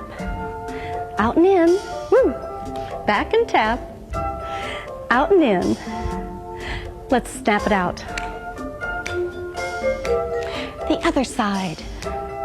You're really increasing the circulation just by bending the knees. Snap forward. And snap to the back. Walk 3 tap. Out and in. Back and tap. Out and in. Woo. Great job. Now let's go right to your stretching. That's important. If you need the chair for balance, and I know I need mine, please get it. All right, here we go. Shoulders are back. Take a deep breath in. Lift the arms up and press down. Again, deep breath in and breathe out. Are you breathing deeply down deep into that tummy? Let me hear the breath out here. One more time. Deep breath and breathe out. Now bring your feet about shoulder width apart. Open the curtain. Lift the heel. That's important as you rotate the spine. Come back to center. Do it again. Make sure you're lifting your heel as you rotate the spine. Come back to center. Reach down to the knee. Make sure your tailbone's tucked. And up and down. How did that feel? Take a deep breath in. Ready for your calf stretch. Right foot forward, left foot back. Make sure the knee is over your ankle. The toes should be forward. You should feel the stretch right in the back of your lower leg. Now lift the heel. Take a breath. Breathe out. Press it down. Again, lift the heel, feel the stretch disappear, and then press the heel down. Feel the stretch engage, relax. Now lift that hip, or the heel, I'm sorry. Bend both knees, bring your hips forward and lift up. This is your hip flexor muscle that you're stretching now. You should feel it in the front of your left hip. Now relax, press it back down into a calf stretch. We're going to stretch that hip flexor again because it's so important. Take a breath in and breathe out. This muscle attaches to the 5 lumbar spine. Lift the heel, bend both knees. Bring your hips forward. It crosses over the pelvis, crosses the hip, and attaches to the thigh bone. That's why it's so important. Now you should feel a gentle stretch here, but it should not be painful. Take a breath and breathe out. Relax. If you do a lot of sitting, that's a muscle that really needs to be stretched. Let's change legs. Left foot forward, right foot back. First your calf stretch with the toes forward. Feet need to be wide apart that you're feeling the stretch. Now lift the heel and press it down. Do it one more time. Feel the stretch disappear. Now as you place your foot down, if you do not feel that stretch, lean a little more into your chair. Make sure the tummy's in, your shoulders are back, your body is lengthened. Deep breath. Breathe out, lift that heel. Bend both knees. Bring your hips forward. Give a lift up. Now here's the hip flexor on this side. Take a breath in and breathe out. Let that muscle relax. Press the heel back down. Feel the stretch in your calf muscle now, in the back of the lower leg. Take a breath in, lift the heel, bend the knees, pull the hips forward, lift up. How does that stretch feel? Take a breath in and let that muscle lengthen out as you breathe out. Release, press the heel down. Now, with one foot back, circle the other foot. Rest the heel, pull up on the toes, reach back with your hips just enough to stretch these hamstring muscles. Make sure the bend is coming from the hip, the tummy is in, the back is straight. And relax. Let's change. Circle. Now rest the heel, pull up on that toe, tummy in, reach with the hip like you're reaching to sit down on a chair and feel that stretch. It should feel good. And release it. Now reach down for the ankle. Let's stretch out the quadricep. We'll finish without music. Knee points to the floor. Bring the hip forward. Take a breath. And release it. Reach down. Grab the ankle. Make sure you have your hand on the center of your chair for balance. Knee points to the floor. Easy, easy stretch. Relax. These are the muscles along the front of the upper thigh. And now release it. Sit down in your chair. Sit up tall, pull the abdominals in, take a deep breath, lift up your rib cage, and breathe out slowly. Circle those shoulders forward, lift up, press to the back. That was wonderful. You know, stress comes in all shapes and forms, and it's really important that you know how to take care of it. We need a certain amount of stress just to keep the body upright, and that's good stress. But there are a lot of stresses in our lives that we have no control over, so we need to learn how to deal with them. One of the ways you can deal with it is through a relaxation. I'm going to take you slowly through a relaxation now, asking you to close your eyes and focus in on your body. I want you to get comfortable in your chair now. Scoot around till you're comfortable. If you have a place to lie down at this point. Now sit back in your chair. Up until now, I've been telling you to sit up tall, and now I just want you to relax in that chair, scoot around till you feel a comfortable position. If you're able to lie down, this is the time to do it. Loosen your clothing. Put your hands in your lap. Make them relaxed. Take a deep breath. And breathe out slowly. Close your eyes. I want you to focus in and check over your body. Are you still sitting up tall, trying to keep some of your muscles tight? If you are, I want you to lean back in your chair, relaxing that back. Now relax the legs and the feet. Feel how your chair is supporting you.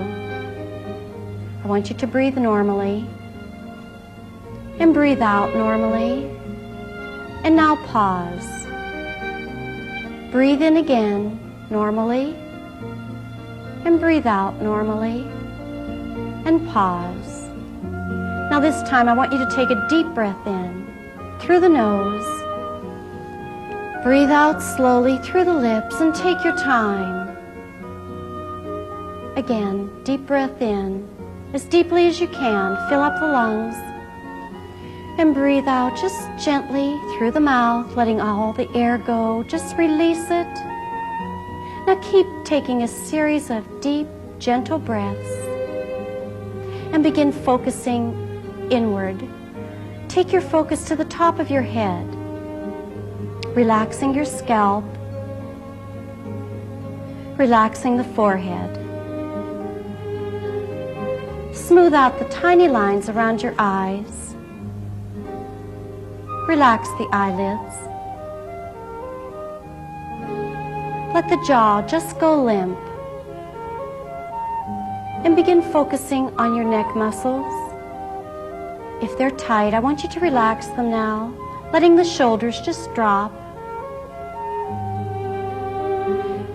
Visualize the tension running from the top of your neck down the shoulders down the arms, and out through the fingertips. Take a deep breath in. Breathe out slowly. Feel your chest muscles just relaxing. Just let them go. Inhale deeply. And slowly exhale, relaxing your hips. Visualizing the tension running down from the hips, down through the knees, through the ankles, and out through the toes. Just totally let go. Totally relax. Take a deep breath in. And with this breath, I want you to begin releasing the thoughts from your mind, one by one. Let all your burdens, all your anxieties just slip away. Just totally let go. Totally relax. Begin breathing normally again. Open your eyes just a tiny bit so that you're looking at the floor. I want to orient you back to the room. Look over the shoulder. Now check out the neck muscle. If it's tightened up, I want you to relax it. Take your time now and slowly turn the head to the other side, looking over the shoulder, keeping the neck muscle relaxed. Now look forward and gently lift your eyes to the ceiling. You don't want to hyperextend your neck. You just want to lift the eyes to the ceiling. And now release it and drop your chin gently to the chest. Don't rush it. Don't hurry. You want to keep that neck muscle relaxed. Now look up. Take a deep breath. I hope you're feeling refreshed and relaxed. For your free copy of the Sit and Be Fit newsletter and information on video and audio tapes, including specialty videos for chronic conditions such as arthritis, please write Sit and Be Fit, P.O. Box 8033, Spokane, Washington, 99203, or call 509-448-9438, or visit our website at sitandbefit.com.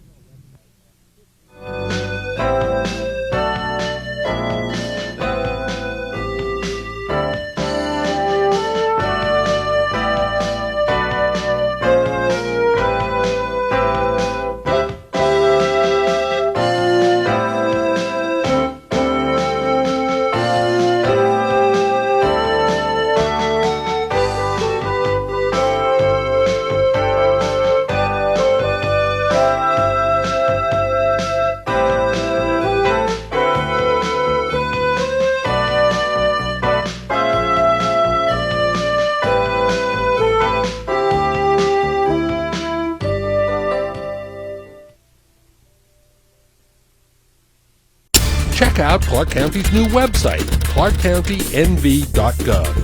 ClarkCountyNV.gov gives you all the latest happenings from Clark County government. Remember to update your bookmark, www.ClarkCountyNV.gov.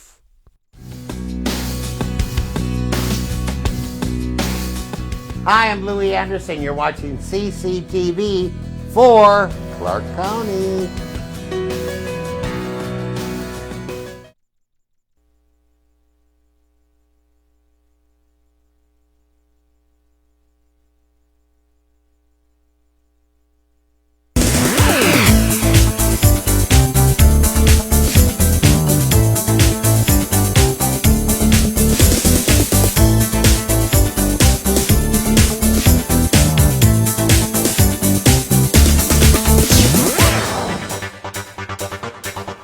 Hi, I'm Judy Shepard-Missett, founder and CEO of Jazzercise, and welcome to Jazz Cardio Strength Stretch. Now today we'll be working out with some other Jazzercise instructors. Shanna Missett Nelson, Jazzercise Executive Vice President. Young McCarthy, Jazzercise Exercise and Program Specialist. And Carol Schmidt, Jazzercise Programs Director. Okay, if you're ready, we're ready too, so let's go!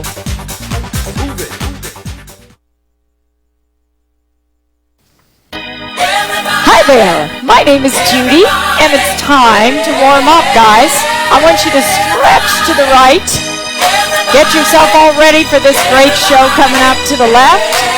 Now bring it down to through the middle and give me a march. There it is. Come on, you gotta pick up your knees. Take it easy at first, it's okay. I know you need to warm it up right from your toes to the top of your head. All right, I'll tell you what, march it forward a little bit.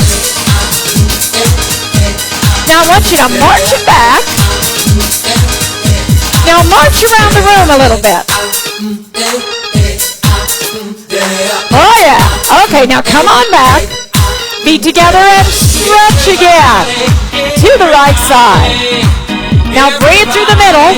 How about to the left side? Reach it over there. And bring it back. And bring it back to the center. And on the diagonal, the head goes up, down. Up and down. Up and down. And reverse it. It's up. It's down. Now pull in those tummies. Yeah. All right, let's go again. Short version right here. Now we're going to turn again, warming up that neck. Now double touch right and to left. Just get that foot out there and bring it in and put it out again, okay? You can do it. It's not that hard, is it? No, Young says no. Okay, on the angle, shoulder. Back we go. Front and back. Front and back. Front. Reverse it all. Just turn a little tiny bit. All you have to do is pivot on your little toes. Okay, let's do it again. Shoulder, shoulder. Roll it forward, roll it back. Get acquainted with how it works because you're going to be using it later. Left side up and back. Ho! Yeah. Up. Okay, get ready. Touch it out 2 times. Right side. To left. Out in. All right, now this is a long section, guys. So just practice on it. You get that step perfectly, okay? It's out, in, out, together. And then you add a little arm. Just gently, because, you know, you're still warming up. Do it again. Oh, yeah. Again. Keep going. Do. Oh, yeah. Ha, ha. And again. Double touch. Oh, yeah. And again. All right, we got 2 more on the right, 2 more on the left. Now, on the angle, reach for it. Come on, use your rib cage. Slide it out and slide it. Slide it and reverse it. Out and back. Slide. Oh, yeah. Ha. All right, now let's move the ribs a different way. Out, in, out, and in. Out, and in. Try not to move your arms too much. Just the ribs. Release, contract. Tighten your abdominals. All right, come on down to double touch. Out. Oh, yeah. Hips out. All right, now, you should be warmer. I think you could pick up your feet a little more, don't you? I think you could. Do it again. All right, let's do those hips. Side, ho, ho, ho, side, side. Let's reverse it. It's out. It's under. It's out. Oh, my. Whoa. Yeah. All right, now the pelvis coming up. Tilt, release. Now hinge from the waistline and from the hip line. Yeah, there it is. Left side, tilt, release. Now you got to keep your abdominals tight, guys. All right, guess what? We are going to stretch. Take it around. All the way. Support your back and lunge. Now the other side. Keep your knees soft. Support your back with your hand on your thigh. And now we're going to take a nice, long, deep breath and stretch that quad and hip flexor right there. And we're going to do the other side. Big, long, deep breath. Reach, stretch. Now bring it together, double touch. Oh, yeah. Hup, and out, and out, and out. Now, have you got this step? I think you do, don't you? Out, in. So if you do, reach out there. Reach out there. Reach. One step and hold it. Yeah. All right, guys. Toes and knees turned out. Give it a push. And you want to lean into that push a little bit. It's right and left. 2 more. Now you're going to take off grapevine to the right side. 3 knee lifts right here. Now how about grapevine to the left? 3 knees. And again to the right. Step, cross, step, and lift. Left side. All right, back to those pushes. 2 right, 2 left. Now you're going to ball change side to side. It's right and left, and right and left. Push it. 2. Left side. Ball change, right and left. Good. Do that again. Toes and knees turned out. Chest nice and lifted. Ball change. Ball change. Do it again. 2 of them. 4 ball changes. Back to that grapevine. Right side. It's step, cross, step, lift. 3 knees. And left side. Lift it up. Do it again. To the right. Pull it up. And left. Keep going. To the right. Left side. Extend that knee and leg out on the knee lift. Pull it up. Touchdown. 1 more. Turn out back to that big push. Left side. 4 ball changes. Right and left. Keep going. Push it. And lean. And right and left. Keep going. Big push. Heart rate's coming up. You should feel a little bit warmer than when we started. Push it. And left side.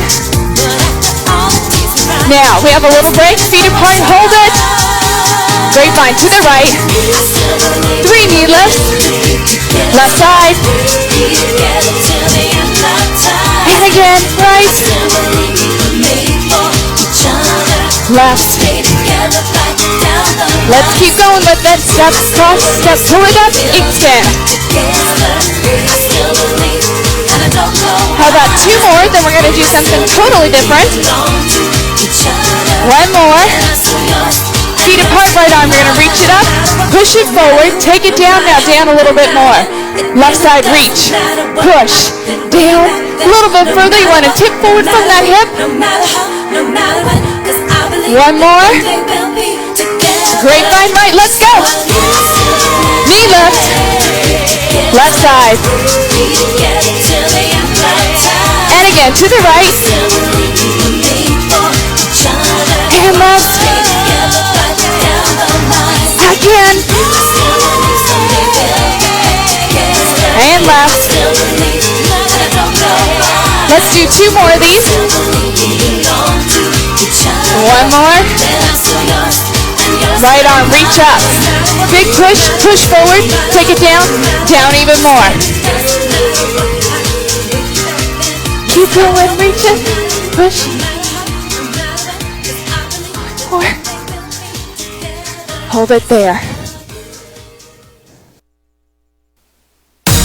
Okay, let's give it a march.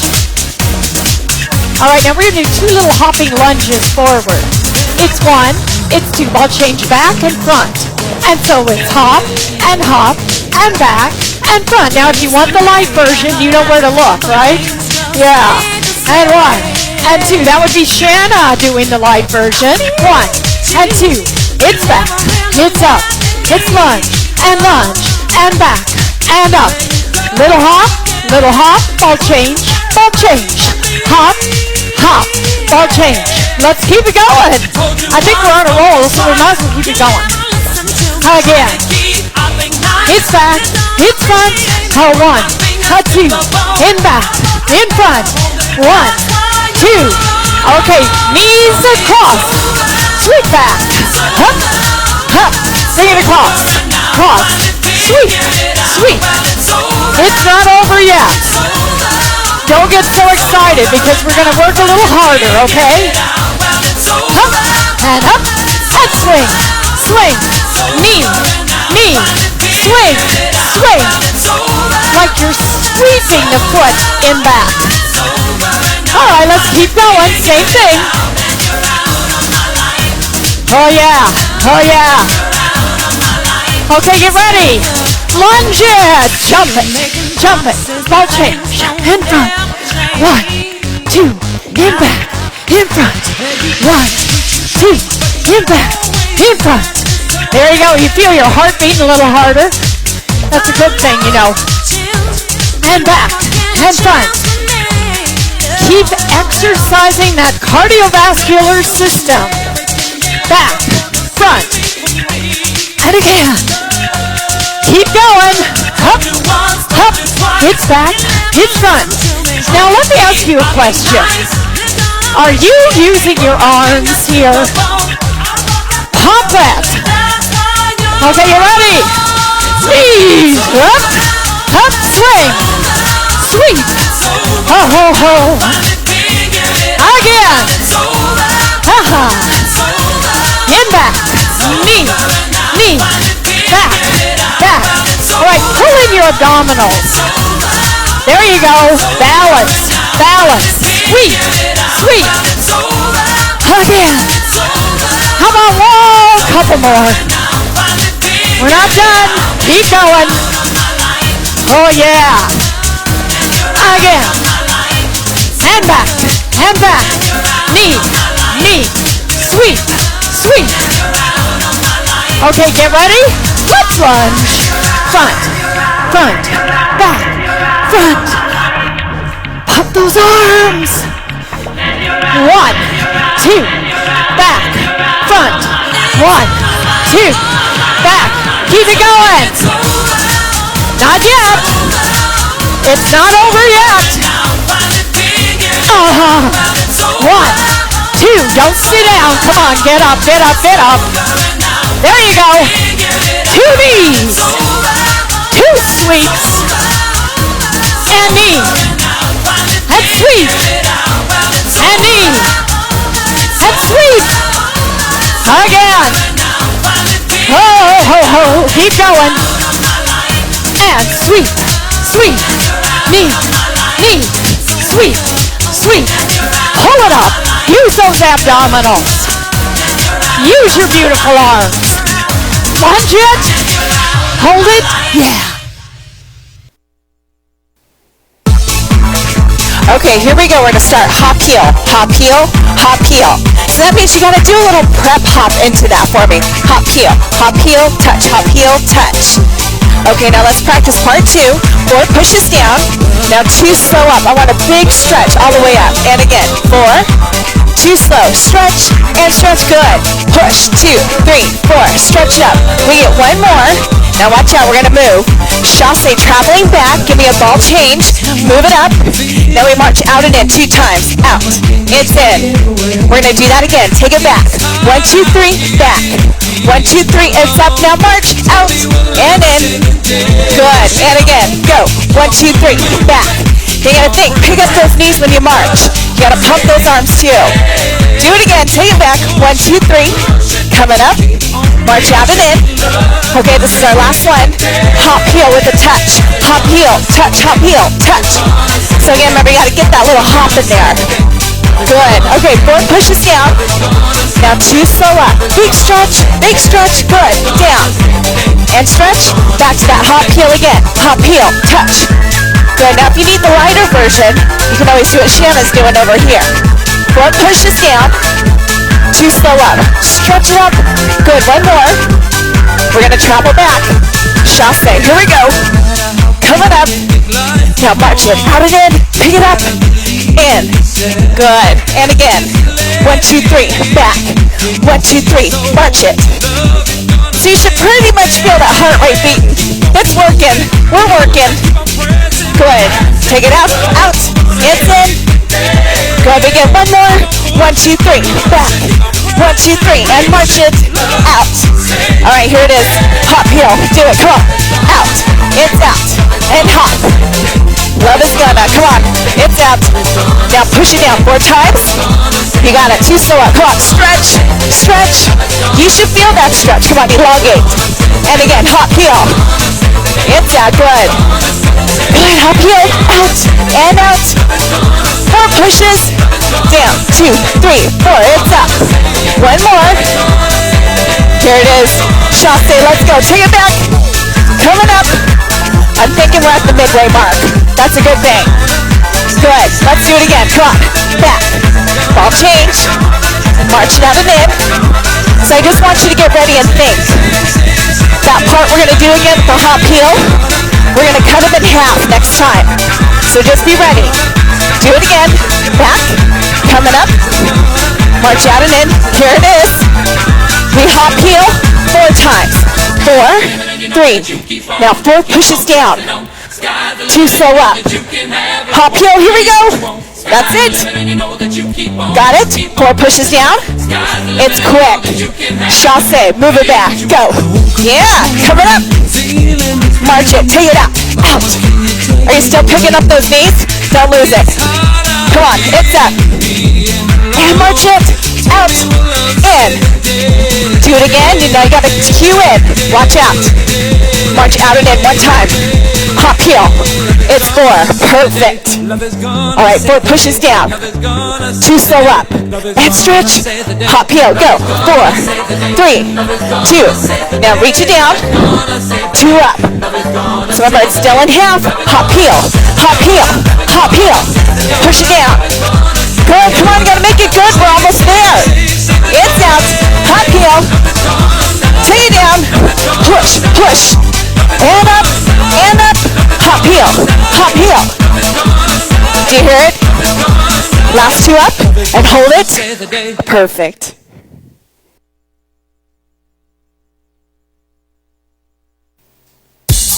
All right, everybody, pick up your weights. I want you to tip forward from your hip, elbows into your side, and give me an external rotation, right and left. Do that again. Pull those abdominals in nice and tight. Chest is lifted. Press it out. Out. Now you can use weights or you can use a tube as Judy's doing. Whatever feels good for you today. 2 more. You're going to be on the diagonal. Plie. Hammer curl halfway up, halfway down. So down, down, center, center. Pull it up. Good. Nice wide stance with those legs. Keep going. 2 and down.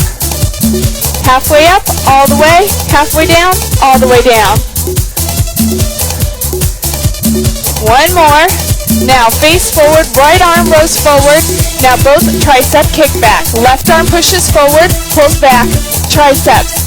Now on that row, you want to squeeze your shoulder blade together. Left side, kick it back. Do it again. Right arm. Kick back, triceps. Push, pull, both triceps. Right arm, press it back. Left arm, push it back. Keep going. Right.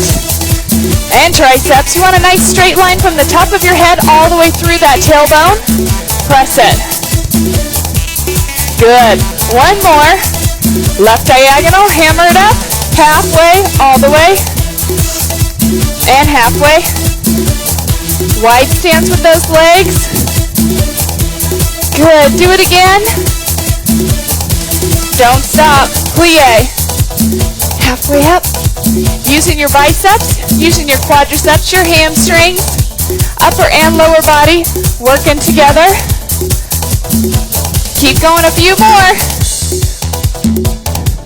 Good. How about 2 more? Last one. You're going to turn forward, right arm pushes forward. Row it, squeeze it back, triceps, left side, push and pull, kick back. Keep those elbows nice and high on that tricep kick back. And left. Don't stop, do it again, right. And left. Again. Now we're going to do 1 more, go back to the very beginning, external rotation, elbows anchored at that side, push it out. It's right, and left, and right, and left. Don't stop, right arm goes again. Chest is lifted, you gotta pull those abdominals in nice and tight. 4 more. All right, in the center, bicep curl. So you're gonna go all the way, halfway, there you go. Do that again, plie. Toes and knees are forward. All right, let's go back to that row. Right arm. Kick it back. Left arm. Again. Kick it back. Push both arms forward. We're done. Learning to read and understand nutrition labels is a necessary tool for making informed food choices. Make reading those labels part of the process when you go food shopping. Be sure to look for calories per serving and the number of servings per container. When ounces or grams are given, find another food product of similar size and weight that gives a number for the serving size. This is usually seen in chips and crackers. Total fat. Fat grams listed are per serving. Choose lower fats and try to look for fat grams under 13. Saturated fat. Notice the saturated fat listing. Always choose low, in the 0 to 3 gram range. Trans fat. This is the newest fat labeling to look for. These are the partially hydrogenated oils. You should keep these out of your diet. Sodium. A small amount is okay, but 500 milligrams or higher, think twice. Carbohydrates. Choosing quality carbohydrates is the real factor here. Whole grains and whole wheat products are the carbs to be eaten. Legumes are an excellent choice for carbs and fiber. Sugars. Unless sugar comes naturally from fresh fruit or inherent in a food source, you are consuming processed sugar. Processed sugar offers no nutrition. This includes corn syrup, fructose, maltose, etc.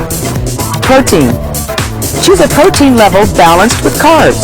For example, carbs 17 grams and protein 6 grams versus carbs 30 grams and protein 4 grams.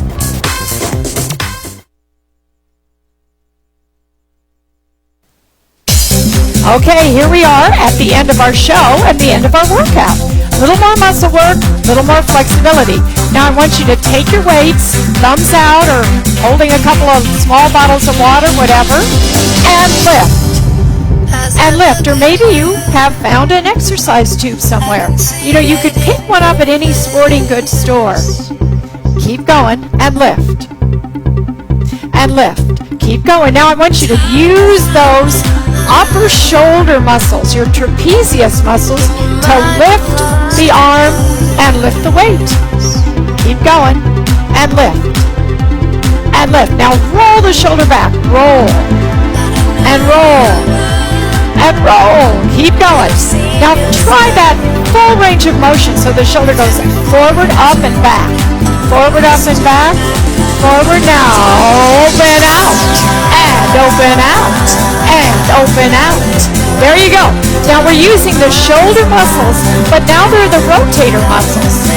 And they let that shoulder open and open and open and out. Keep the elbows into the side and don't let the weights come forward too much. Right in line with your leg. Keep going. Let's keep going. Out and in. Out and in. And out and in. Well, I hope you've enjoyed your day with us.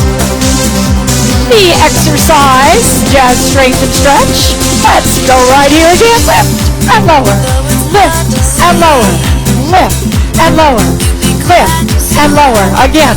Oh, feel those little shoulder muscles working.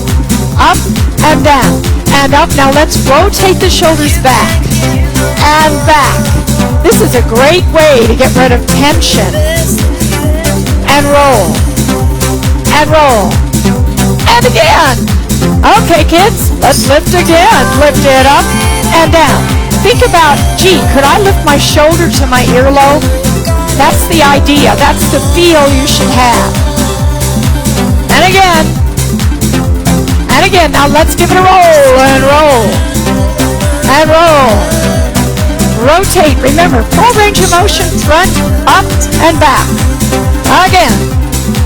Again. One more. Okay, now I want you to bend the knees. Gently. Put those weights down. Now, keep the knees bent. Straighten them slowly. Lift it up stretch, support the back, right foot forward, shoulder, shoulder, shoulder, shoulder, way down, and lift it up. Just a little shrug of the shoulder. All right, let's do the other side, and left. It's gonna take time to get fit, but it's worth every minute.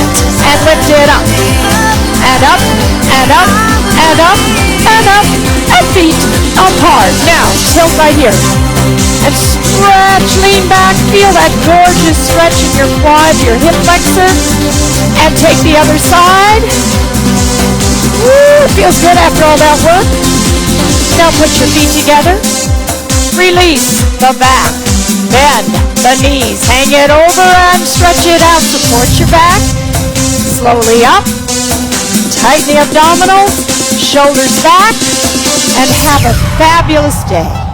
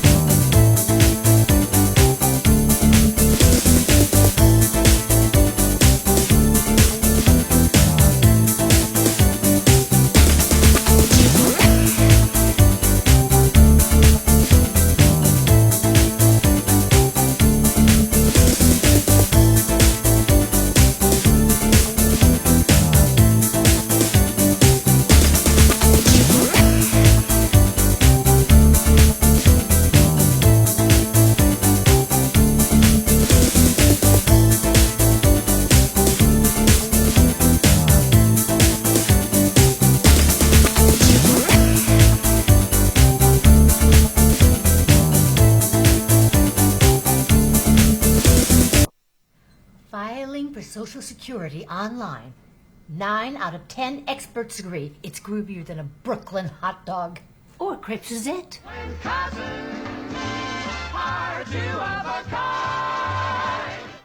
We live here, we work here, we enjoy the Valley and all it has to offer. But not everyone plays by the rules, and Nevada is losing out on thousands of dollars that help fund schools, roadwork, and government services. Well, the rules just got tougher. A new state law enables the Las Vegas Township Constable to crack down on residents who don't pay their fair share and register their vehicles within 60 days. Avoid a ticket and hefty fines. If you live here, register your vehicles in Nevada. Pay your fair share. When I grow up, I want to have arthritis. When I grow up, I want to have high blood pressure. When I grow up, I want to have heart disease. When I grow up, I want to be obese. None of us want our children to grow up and be sick. Making sure your children eat a healthy diet is one of the most important things you can do for their future. You have the power to help your children grow up healthy.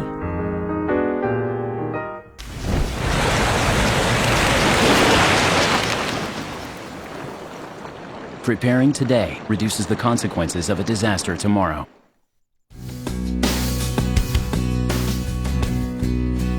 Hi, I'm Rita Rudner, and you're watching CCTV 4, Clark County.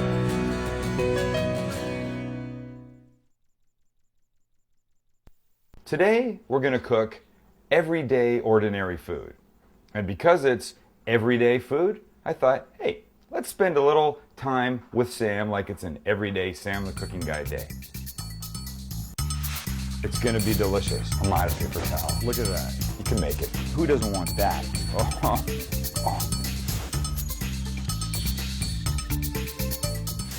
So to ensure that we didn't forget anything on our little ordinary everyday, I've made a little list of things we have to do. First, we're gonna have a look around the house. One of the questions I get asked more than anything is, do you really shoot in your home or is it a studio set? I'll show you that. We have to feed Bun Bun. It's time for him to eat. Haley needs some food, so we're going to go to the pet store. Danny's birthday is tonight, and we don't have a present for Zachy to take, so we're going to go get Now 15. And Kirk, somewhere in here, Kirk is coming to pick up the buffet. And let's start with this one right here. Is this my house or is this a set? Well, Let me show you around a little bit, because this is my house. And if it wasn't my house, would there be children here playing cards together? Hello, boys. Clearly teenagers, you could tell by the attitude. Or would there be wedding pictures on the wall? Clearly a more youthful Sam and Mrs. Cooking Guy. Come on, let's go upstairs. This is not a studio. This is, real life. Haley, that's real life. Dog sleeping on the bed. There's no studio going on here, friends. I think Kirk's here. Time to go move the buffet. Kirk is here to pick up this. An old buffet that Kirk and Roberta are buying. And you may remember Kirk from the vegetarian show. Enough go. No, come on, honestly. Are you guys just saying that because you're on TV? It's really good. I can handle it. Oh, it just clears. It is? There you go, it's yours now. Thank you. We told you guys about the broken drawer, right? Yeah, you're welcome. My pleasure. Don't drive too fast. Okay, we're going to get Danny's present next, and then the dog food for the little hizzle in the back. What do you think now 15 would be? We're gonna have to ask somebody. Yanni. Sinatra in sync? That's not good. You think Danny's gonna be happy? Oh yeah, I think he is. Old picture of me. See that? This shouldn't be in here. It shouldn't. Rolling Stone's fine, Tracks is fine, Vibe. That's okay, but this, down at little kid level, shouldn't be in here. Hizzy, pet store. Look. She's not looking. Look at that. Like a bleeding crocodile, Linda. Who's your friend? It's just like Bun Bun. She's so anxious. 20 pounds.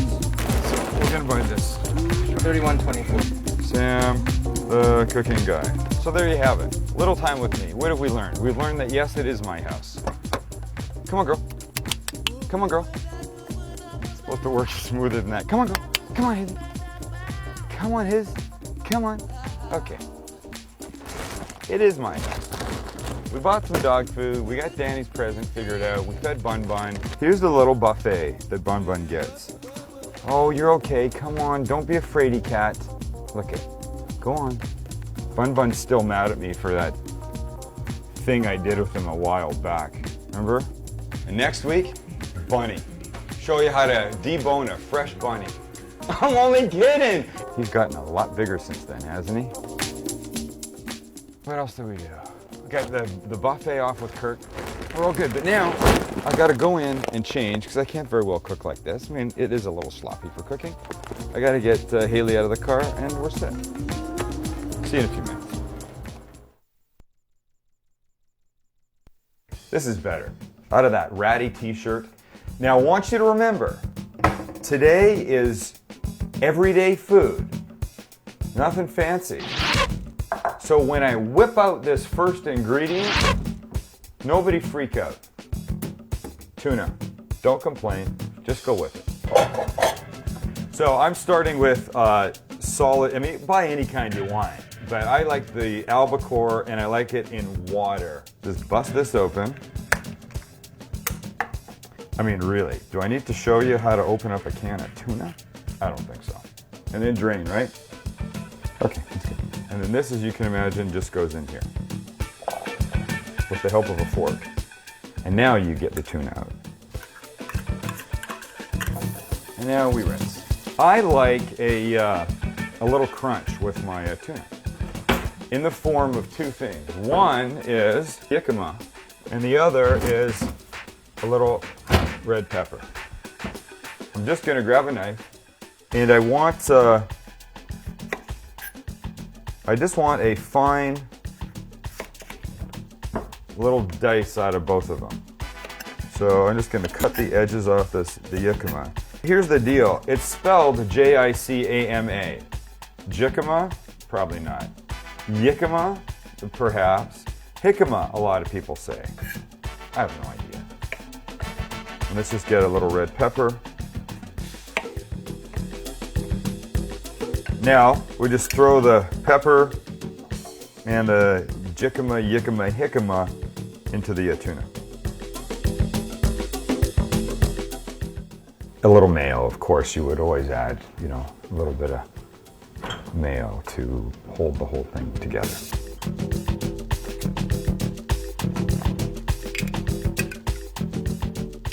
Uh-oh, before we mix, a little salt and pepper, my new favorite combo, in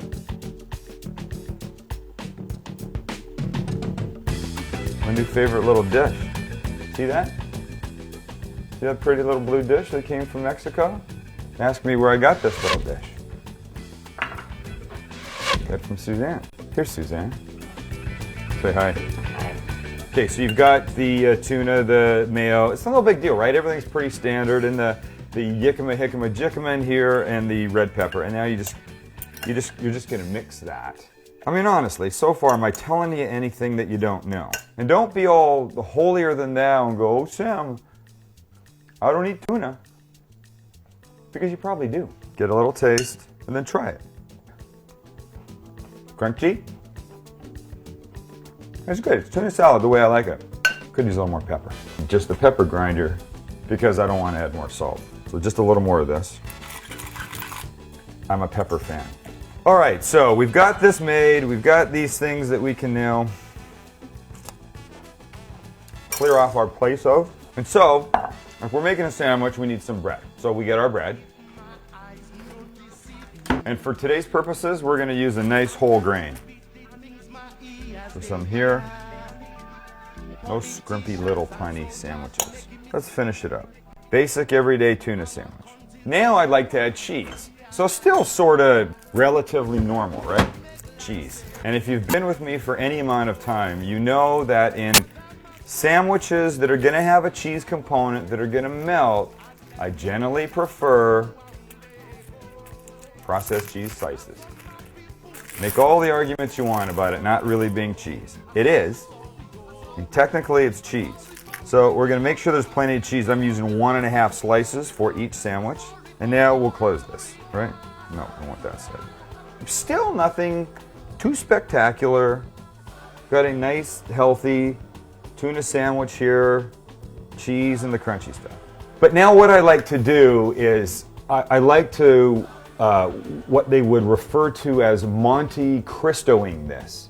And a Monte Cristo sandwich is like Swiss cheese and turkey, like this, and then it's dipped in egg, and then it's grilled. We're gonna do that with our tuna. Uno, dos. Let's take these things over and get them on the grill. Take one of your sandwiches, drop it in the egg, flip it over. So now you want to check them and see how they look. And you see they're browning beautifully. So we're ready to flip them.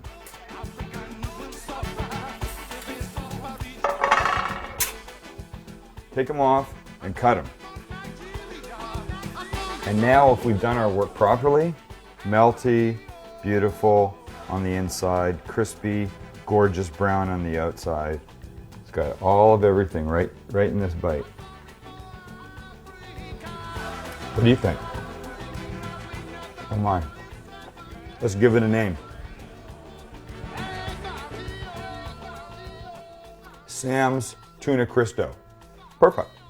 I'm gonna eat some more of this. You sit right there. Because coming up, we have a cross between a burrito and a chimichanga. Made like that.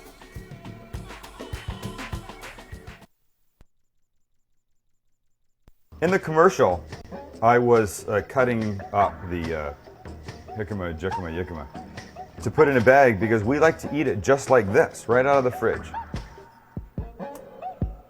And I thought, I should share that, because maybe not everybody knows what this is. It's kind of a cross between a radish and something else. It's sweeter. It's absolutely delicious. It's a great snack. Throw it in a little baggie, and then when you walk past the fridge and you feel like a snack, you grab one of these instead of like a cupcake or something. That's what you do. And then you seal it up. You try to seal it up. And then you take out some chicken because we're moving ahead. We're moving to what I promised before was like a cross between a burrito and a chimichanga. My friend Mark makes these things called restaurant-style burritos, and they're very good. I happen to like chimichangas. Chimichanga, though, something in a tortilla and it's deep fried. I don't need the deep fried part, but I like the crunchy part. So we're gonna kind of make Mark's restaurant-style burritos, but we're gonna bake these things in the oven for about 15 minutes after. Get them all good and crispy on the outside. Oh gosh, you're really gonna like this. You guys know I'm all a big fan of those deli roasted chickens. And that's what this used to be. That I just took and shredded. And here's the key. Shred it while it's warm. It shreds. If you bring the thing home, put it in the fridge, and go to it the next day, it does not shred so easily. These chimichanga burrito things need a little onion in them. Just dice this guy up nice and big and throw it in the pan hot. And a tiny bit of oil. Chicken, that's a couple things we're going to add to that. We now need to add some chicken and some chilies and some salsa. You don't want this like a stew. You want it fairly dry on the inside. So we'll add, you know, that much. And now we'll add some of the diced green chilies. Just needs to be mixed. That's coming along nice. We need a tortilla for this. The uncooked guys totally rule. You can see it's, you know, fairly translucent. I mean, you can't see me through it, but when we cook it, it's going to get white. And all we want to do right now is heat it enough so that it's still soft and pliable, but, you know, gone to the white stage. Put this on here. And that's not going to take very long. So while it's there, so I'll put just a tiny bit of oil on here. So this thing's not going to stick. That's what I want. So let's take this guy and now put some chicken in it. The key to this is that you want like a big kind of jumbo sized one like they make in a restaurant. Then we fold the sides, shove that in a little bit, and then over. Put them seam side down, right where that oil was. And then I take a tiny bit more oil, drizzle it, and just rub it in. That's finished. And then in the oven, because we want it to brown and crisp. And it's when it comes out that we work our magic to it. And it's going to look really fancy. Oh yes, mark my words, very fancy. But remember, today's like an ordinary, everyday thing with regular sort of ingredients. We're going to make it look fancy. An enchilada sauce is generally for enchiladas, but today we're going to use it for this. That's going to heat, that's going to come out. On top of it, we're going to put a little cilantro, so we'll get this ready. Little sour cream right here, and some cheese for the top. Let's just check and see, and that is pretty much exactly how you want it. Before we can put it there, we need our enchilada sauce.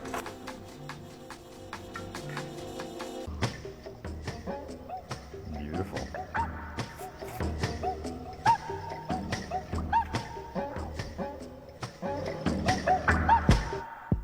So you can stand back and marvel at your simple, easy, everyday work. Get some of the cheese, some of the enchilada sauce, and a big hot, steamy bite. Please don't, please. Oh, it's too big. Oh, happy days. Oh, happy days. Don't go away, because next is a dessert on this very simple, ordinary, everyday.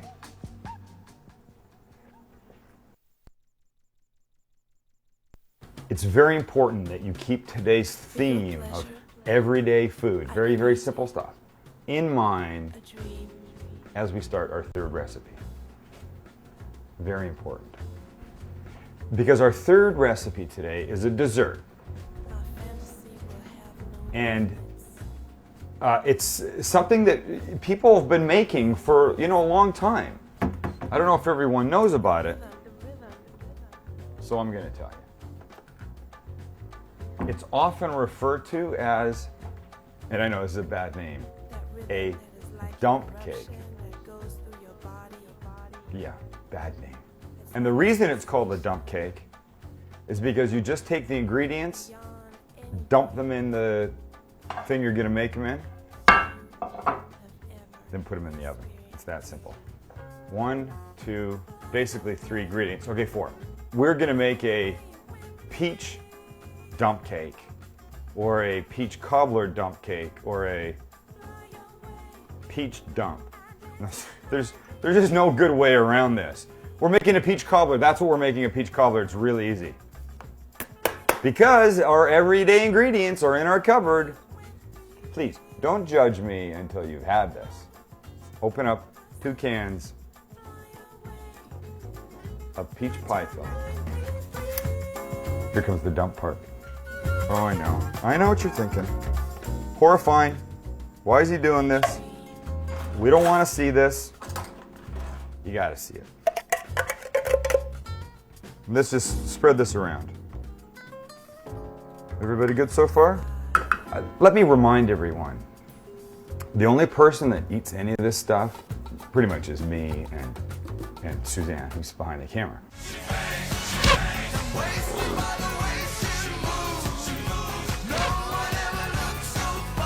So if I, scratch or drop something, it's just us. We're okay with it.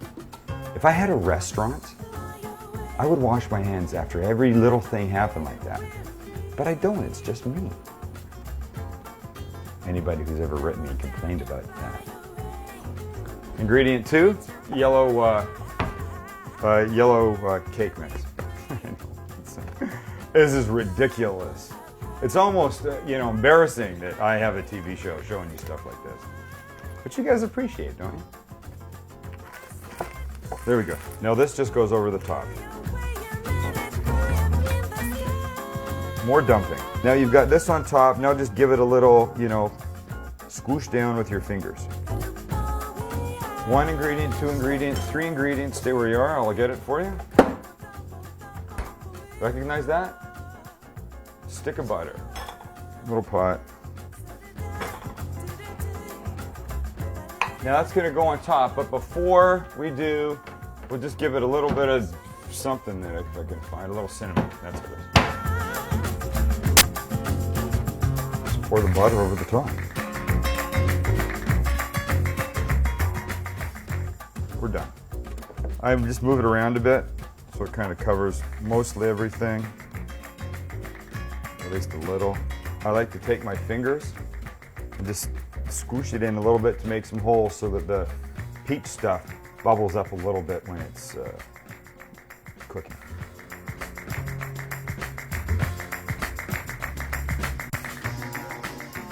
That's messy. Our oven is preheated to 350. And in she goes. See you in about 40 minutes, little peach cobbler thing. And it's time. Remember what I said about the bubbling? Making some of the holes in it so the stuff would come through? Cute little bowl. I suppose you could argue that it's missing 1 ingredient. Vanilla ice cream. I am not a huge vanilla ice cream fan when it comes to stuff like this. It melts and it gets all runny, and that's not my deal. I like it plain. Before I take a bite, just let me say, ordinary, everyday, regular Sam the Cooking Guy day has been pretty fun. Well, a list of stuff that we accomplished this morning. We looked around the house, we went and fed Bun Bun, We got Haley her food. We got Danny as present. Kirk came and got the buffet, which, by the way, he's emailed a picture. They're very happy, and it looks wonderful in their home.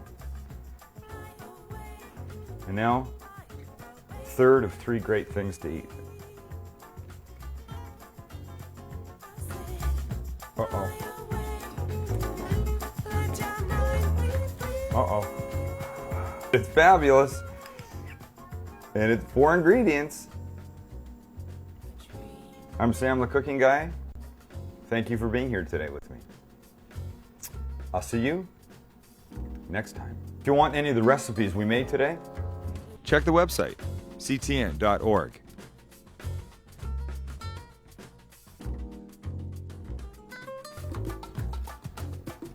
It's so hot.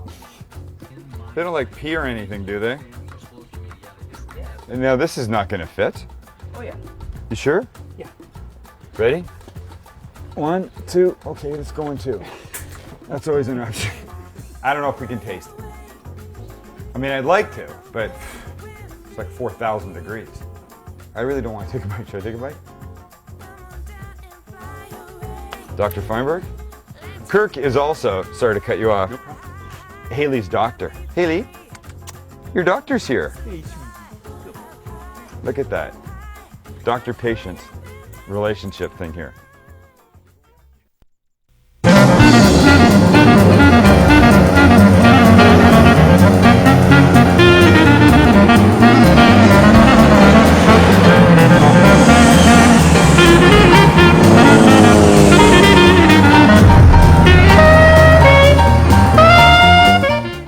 Hello, I'm Mark Hall-Patton, Administrator of the Clark County Museum System. Welcome to Barnstorming, Nevada. On today's episode, we will look at the history and development of the most popular passenger jet plane ever produced, the Boeing 737. Some designs start out to fill a specific need and go on to become the standard of their type. One such aircraft is the Boeing 737, first flown on April 9, 1967. Since that time, over 5,000 of the aircraft have been delivered to the world's airlines, with about 2,000 more on order. More 737s have been ordered and delivered than any other commercial jet in history. The 737 was designed to be a short and medium-range aircraft. It is considered a narrow body, with just one center aisle.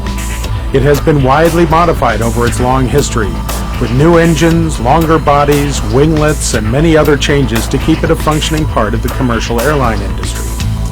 The first 737 is owned by NASA, the National Aeronautics and Space Administration, and is on display at the Museum of Flight in Seattle, Washington. However, one of the largest users of 737s is McCarran's own Southwest Airlines, which flies over 500 of the aircraft, having started with the 737-200 version and now using the 737-500 and 737-700 versions. The original aircraft was not an immediate success. Only 30 of the first version, the 737-100, were produced. It carried 118 passengers. Lufthansa ordered these, but when United ordered the next aircraft, they wanted to carry more passengers. The 737-200 was born, which was slightly stretched and carried 130 passengers. Today, 40 years after the 737-100, the new 737-900ER version can carry 215 passengers. Sales of the 737 slowed significantly in the early 1970s, and Boeing almost stopped production. The fuel crisis and competition forced the company to significantly review the viability of its design. However, with the easing of the fuel crisis in the later 1970s, sales of the 737 grew, with no end in sight today. As the years have gone by, the plane has kept up with new engines, avionics, and other changes to allow the design to compete with other aircraft companies. The 737 accounts for almost 90% of the fleets of discount airlines in the world. On average, there are over 1,200 737s in the air flying worldwide. Over 12 billion passengers have been carried by 737s. While there have been many changes over the years, the original low-wing twin-engine design has stayed the same, proving the vision of the original designers. If you fly out of McCarran International Airport, or nearly any other commercial airport in the world, you may very well fly on a 737. At McCarran, you can see versions as different as the venerable 737-200 and as new as the latest technology 737-900ER, and you will be able to for many years to come.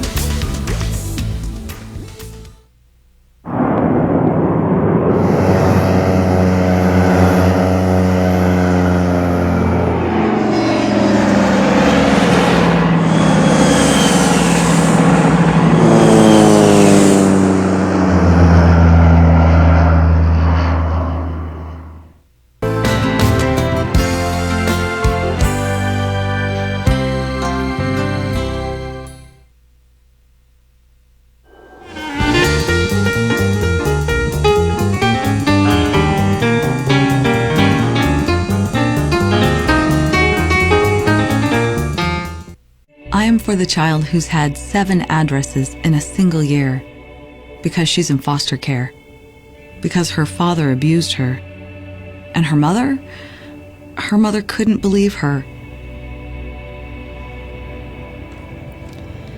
She is the child I am for. I am a CASA volunteer. I am you.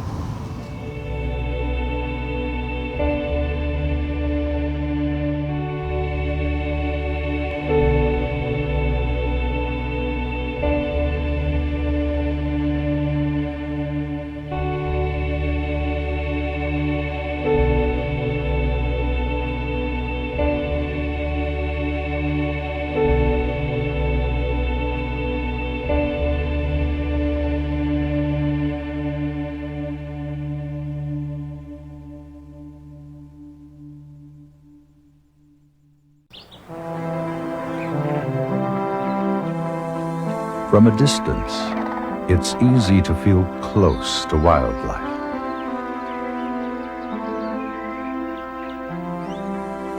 They're beautiful when they're safe in their natural habitat, and we're safe in ours.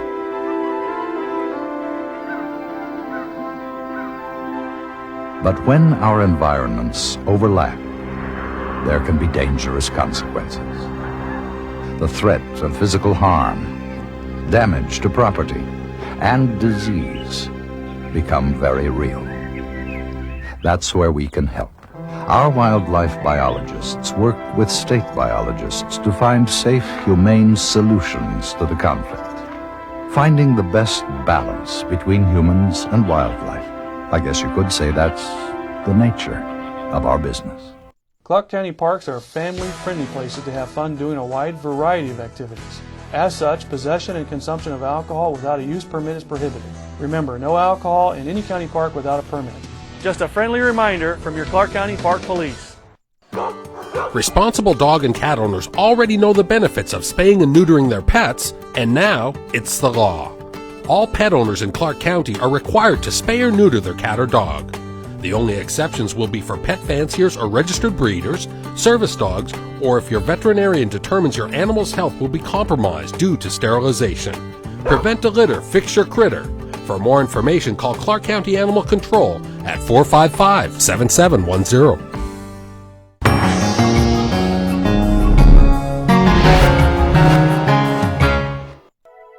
It's the one place in Las Vegas where we'll introduce you to the faces and places of the past, while challenging your ability to believe it or not, because things are getting extremer, greener, and much more eventful right here at the Springs Preserve, where all that matters is what's elemental.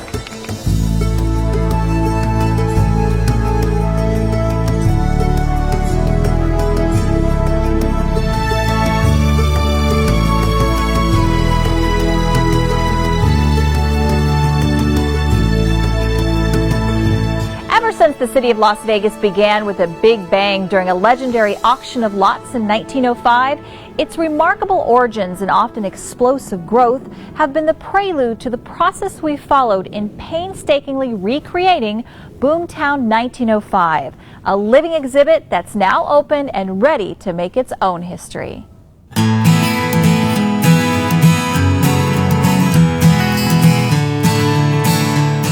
Boomtown 1905 represents a replica street of how early Las Vegas would have looked in the early 1900s. We have a replica of the first railroad depot that was built here in Las Vegas by the San Pedro, Los Angeles and Salt Lake Railroad. We have a replica of the Lincoln Hotel, which still stands down on Main and Bridger Streets. We have an outdoor reconstruction of an outdoor movie theater, which will show replica and historic movies in. We also have a depiction of the Arizona Club, which was a very opulent saloon and gambling hall in early Las Vegas. We have the Las Vegas Mercantile, which is a representation of the general store. And at the end of the street, we have a replica of the First State Bank, which stood on First and Fremont originally. The first additions to our historic streetscape were some of the authentic houses for railroad employees, stunningly restored to their homey glory. Phase one of this project was the restoration and rehabilitation of the railroad cottages built in 1910, 1911. And we were very lucky in that work because we had the original blueprints. The railroad cottages are the real thing. They're over 100 years old. The rest of the street, these are replicas, giving people an idea of what life was like in the early 1900s. Because the replicas constructed with an incredible amount of attention to the exact details of their times. A lot of research went into this work, and primarily worked with UNLV Special Collections, the archives at the Nevada State Museum here on the campus of the Springs Preserve. And based off of these original plans and based off of photographs, we tried to match what these original buildings looked like, including the kind of access and interaction that will truly impress our guests. This is a representation of what Las Vegas was like as a railroad town early on in its life. And so that's part of the story that we tell here at the Springs Preserve, in the Origin Museum, out on the trails. And so the addition of this gives people a really immersive experience and better understanding of what life was like. Beginning with an arrival that'll take riders back to the heyday of train travel. You'll be able to travel on the train and come into our Las Vegas Boomtown 1905 as a person would have riding the train back in the past as you pull into the depot here. There's a waiting room there with benches, there's a newsstand, there's a ticket window, there's a freight area with baggage and scales. So there's a lot going on in there. We're hoping that people look at this as an original railroad depot would have operated. And once off the train, visitors can hit our carefully and thoughtfully curated street, including the Arizona Club, which set the Las Vegas standard for elegant and daring entertainment. If you're going to build a replica of early Las Vegas, you can't avoid building the Arizona Club. That was such an iconic gaming hall and saloon and a very notorious Block 16 that you couldn't build something like this without including that as part of the overall design. As for the bank, that was built to symbolize a long and prosperous future for Las Vegas. The First State Bank was a good indication that Las Vegas was a permanent place. It was going to be here, it wasn't going anywhere, it was going to last. And the construction of that building with the columns and the Greek Revival style architecture and the concrete blocking really showed an idea of permanence of that community. Today's Boomtown Bank will still be a goldmine for guests interested in the high finances of a mining era. In the bank, we have an assay interactive where you'll be weighing replicas of gold dust and silver dust and determining what the price of gold and silver was in the early 1900s compared to what the price of gold is today. And once again, those type of activities give people a much better idea of how life has changed, how commerce has changed, how banking has changed. And when we address all of those sort of questions and those differences with our then and now panels that are in each of these buildings, talking about the differences between today and what life was like back then. The progress of Las Vegas from then to now will also be evident in Boomtown's period resort property. In the Lincoln Hotel, you can walk in and see what a hotel room would have looked like in the early 1900s and compare it to a hotel room on the Strip today, and you can see the vast differences between what life was like then and what life is like today. And we believe that will give guests quite a bang out of their visit to the history-making and recreating experience that is Boomtown 1905. We're very happy with the work that our architects and our partners on this project did. Really fantastic details that really set it apart from other types of historic streets or historic buildings or reconstructions that you might see in other places. And it's that level of detail we think is very important and adds that really strong connection to people who lived here in the past. We take such pride in having so many groundbreaking projects and educational activities here at the Springs Preserve, that we're eager to make it as easy as possible for the public to learn about them firsthand from our diverse collection of experts.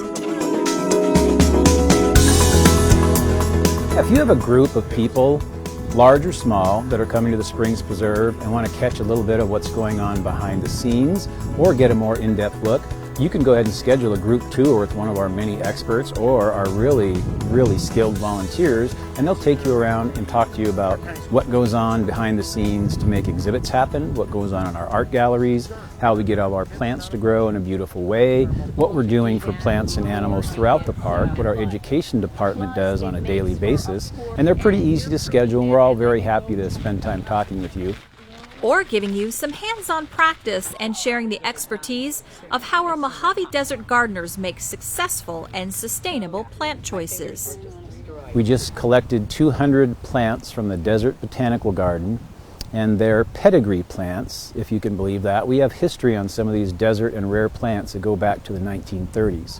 So if you're looking for somebody to talk about plants, desert landscaping, way to save you time and money with water, we've got a great person that can come and talk to you as well. Although the structures of the preserve now seem almost as natural as its plants, they also have an extraordinary story of environmental innovation our experts love to tell. If you've ever been to the Springs Preserve or seen pictures of it, you might wonder about the architecture that we have. And it's not just designed by accident. There's a very clear purpose for every square foot of building that we have here. This was all designed for sustainability, and we have tours specific for groups who want to come and learn about the sustainability, about the amazing features that the buildings have. You can easily spend an hour wandering around just talking about architecture. And we can make it just as easy to come and visit you with a personalized presentation by one of our many experts. We have a program we call our Speakers Bureau. All of our experts are on that list. We're happy to come talk to you and your group. You can either give us a call or you can contact us directly through springspreserve.org, and one of us will make a visit to your group. We'll spend 15 minutes to an hour. We can bring programs, whatever you like. If you want to learn about early history, our archaeologists can talk to you about the 5,000 years of history we have on site. Probably bring some pretty cool artifacts that he found, or just about any other topic that the Springs Preserve has to offer. Believe it or not, things are about to get pretty extreme at the Springs Preserve as colorful, crazy, crafty feathered stars take over Big Springs Theater during Extreme Parrots live shows. And across Origin Museum, the world's craziest curiosities over the years are on display at our new traveling exhibit, The Science of Ripley's Believe It or Not, where you can explore the real science behind the unbelievable.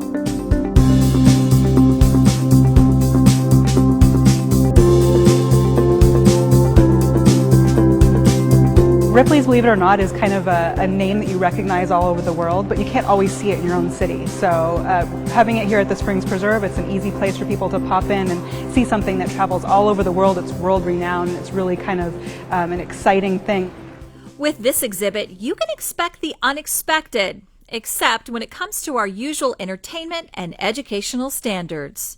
We always want to bring something educational in with the fun, and this exhibit is definitely fun, but it's also about explaining the science behind these really extraordinary phenomena in the world, such as the world's tallest person, the largest prehistoric snake ever discovered. And it will provide many reasons for exploration by guests of every age and interest. This is a really great exhibit in terms of providing something fun for everybody in the family. So little kids up to grandma and grandpa are all going to enjoy this. So with our traveling exhibits, we always like to bring something a little bit different. So it always ties back to what we like to teach here, science, about the environment, about different cultures, but it's something that they may not be able to experience anywhere else. We want it to be fun and exciting, hands-on, interactive, but also teach us something that makes us say, wow, at the end of the day, I learned something at the Springs Preserve. Are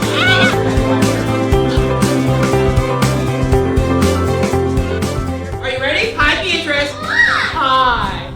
The wow factor will be just as high for anybody who attends Clint Carvalho's Extreme Parrot Show with the unbelievable aerobatics, athletics, singing and dancing of these headlining birds. Of course, parrots are very exciting, very vocal, and it's a nice tie-in to the upcoming Science of Ripley's Believe It or Not exhibit that will open a little bit later in February because, believe it or not, parrots can talk. Oh, what a beautiful morning.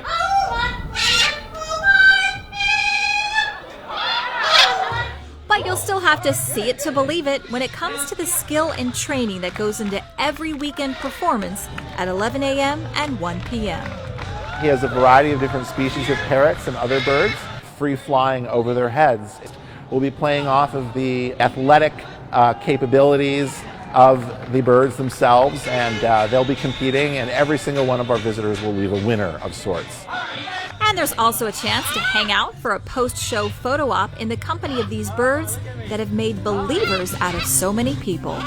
For an additional fee, we'll have a meet and greet opportunity. Visitors will have an opportunity to do a photo op with the parrots. In the past, we've had people holding the parrots, interacting with them, sometimes having the birds literally hang off their finger as though it's a perch. What kids wouldn't want to come to camp with us during spring break when, believe it or not, they can make a difference? Students will explore the world-changing actions they can take today for a better tomorrow. From saving the world to protecting plants and wildlife to making a change for the future.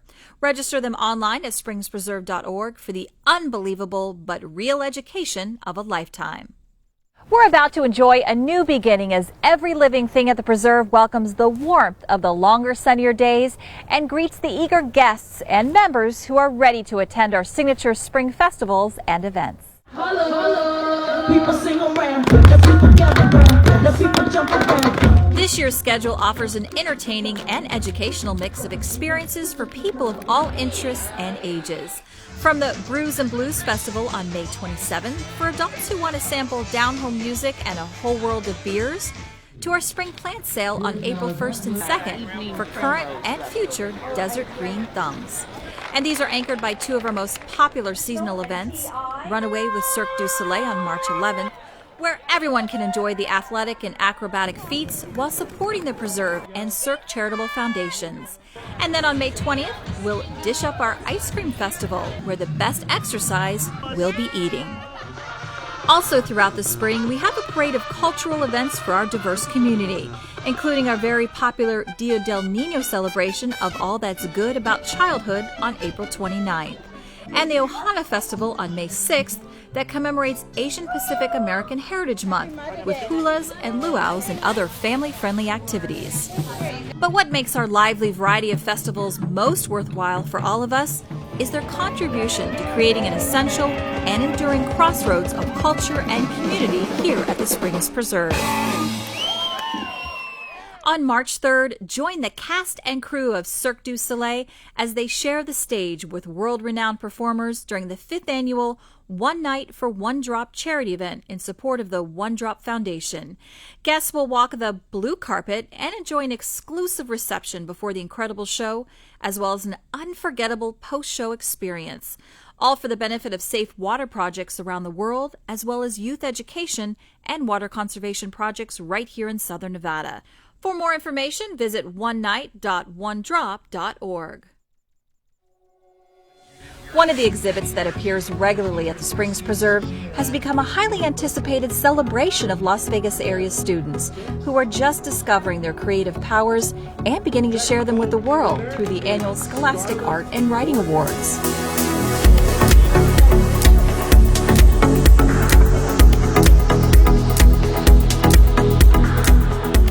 It's a national program, and students are judged on their art or writing achievements in their middle or high school years. Now, the winners can be forwarded to the national organization, and they may in fact get a national award, and in some cases that might include scholarship money.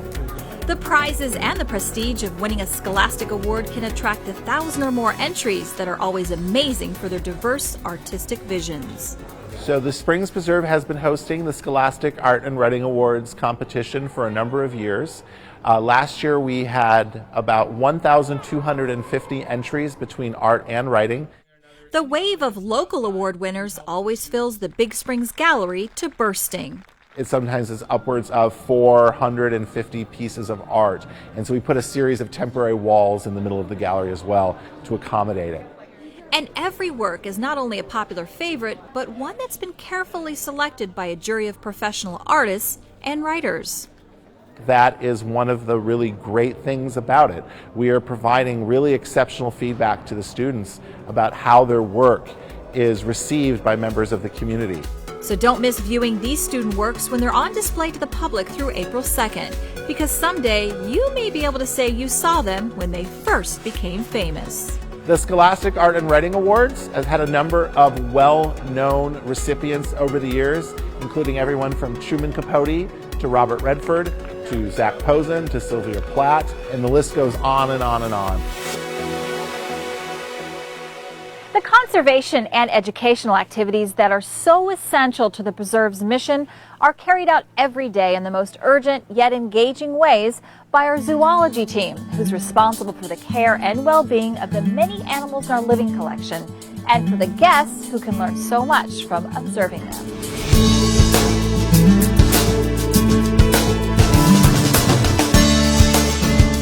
So when I was younger, I definitely always wanted to work with animals. I just happened to end up going into animal care. So yeah, that was kind of a lifelong passion.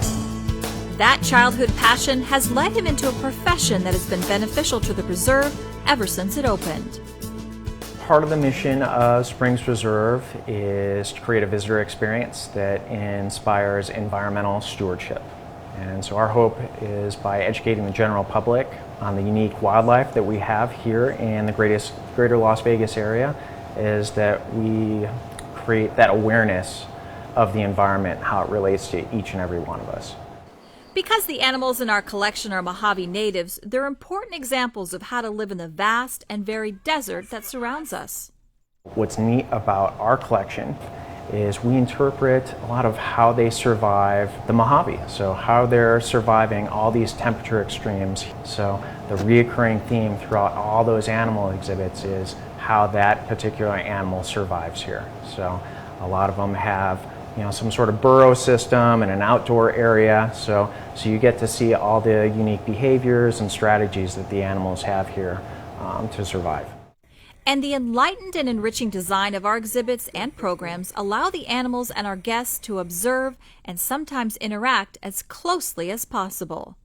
For me, one of the cool things is getting to develop and build new exhibits. Over the years, we've got to open up new experiences like our tortoise habitat out in the natural areas, our butterfly habitat. So we've got to do a lot of really cool things just to add on to the property over the years. The animal shows and the programming we do is kind of a fun way to interact with our guests. So it's just a great way to inspire them about the animals that we take care of and just the cool things that we have here in Southern Nevada.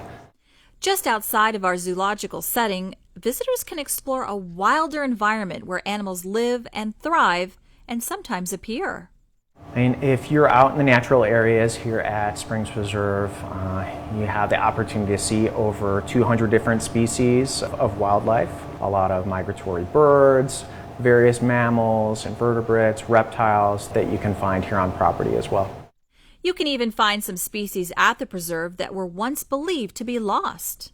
So the relic leopard frog we thought was extinct, and then back in the early 90s, biologists found some populations around Lake Mead. So it's just a really cool aspect of something that we thought was once lost and found again. And then again, Springs Preserve has been working with biologists from multiple other agencies in recovery efforts. And so as part of that recovery team, one component that we helped with was the public education component.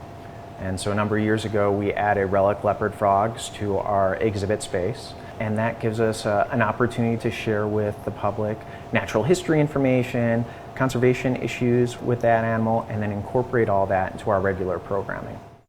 All of which is only made possible by a who's who of zoological professionals. I think we've got a really good, fun crew to help not only take care of the animals, but to share that passion that we have for wildlife with our guests that come out and see us here at Springs Preserve. And with a little planning, anyone can be a special guest who gets all access insights about the inner workings of our living collection. Sometimes we offer behind-the-scenes tours, so you get a chance to come back here and see a little bit more up close and personal what it is that the zoology team does to take care of our animal collection. Nurturing appreciation for the natural world is so totally rooted in the culture of the preserve that even the early phases of creating our future teaching garden offer a master class in raising awareness about growing your own fruits and vegetables in the desert.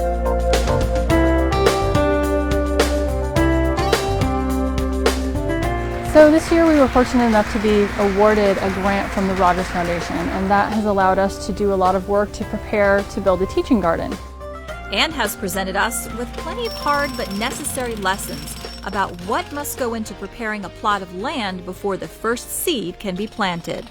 The ground here is very compacted with decades of use, heavy equipment parking. It's been a road, so we've really had to try to improve the soil a little bit wherever we plant, and that's taken a lot of work underground to get to where we are now, which is now building the above ground planters, adding amended soils, bringing irrigation into those planters. But even the hardest work is always followed by waiting on the changes of seasons. And so now we're actually seeing the fruition of our work above ground, and then in the spring when the soil warms up a little bit, we can start to plant. Then the garden, along with its teachable moments, will flourish in earnest. So what can be seen in this garden? Everything you would need to know from starting a seed to harvesting edible plants. And so that would be soil preparation, what seeds and what type of plants are appropriate seasonally to be planted, what things you want to look for with amendments for your soil. We need to amend our soils here for edibles, composting, worm compost if you want to take your kitchen scraps and turn that into a useful soil amendment, and how you irrigate these plants, different methods that you can use for irrigation, how you build a raised bed, how you can grow these plants in the ground in containers. If you have a tiny space, we can show you what you can grow if you have very limited access to fresh fruits and vegetables. And each of these lessons will help flatten out the learning curve of being so unfamiliar with our food sources. Break down some of those barriers that people have between what they're eating and the food systems that grow the food. And as a greater goal to that, that often puts us in touch with our health, where our food is coming from, nutrition, and also a greater appreciation and understanding of nature and the environment as a whole. This growing awareness will really bring home to us the garden variety wisdom that we are what and where we eat. So we have some great plans. We are working with schools to bring students out here as well as teachers to teach the students and teach the teachers that are working with the students on how they can grow these systems and have edible plants in their own schools and in their homes. It's always good to know that other people appreciate some of your finest features, especially when the Review Journal's 2016 Reader's Choice Awards named Springs Preserve the best nature park in Las Vegas for our wonderland of walking trails, botanical gardens, theaters, and museums. Come enjoy nature at its best, or find out more at springspreserve.org. We're steadily perfecting our options of venues and menus for every possible kind of event, from the intimate to the spectacular, business-related, or the most joyous celebrations. But what they all have in common is the attention we pay to providing the greatest possible meeting, greeting, and eating experiences here at the Springs Preserve.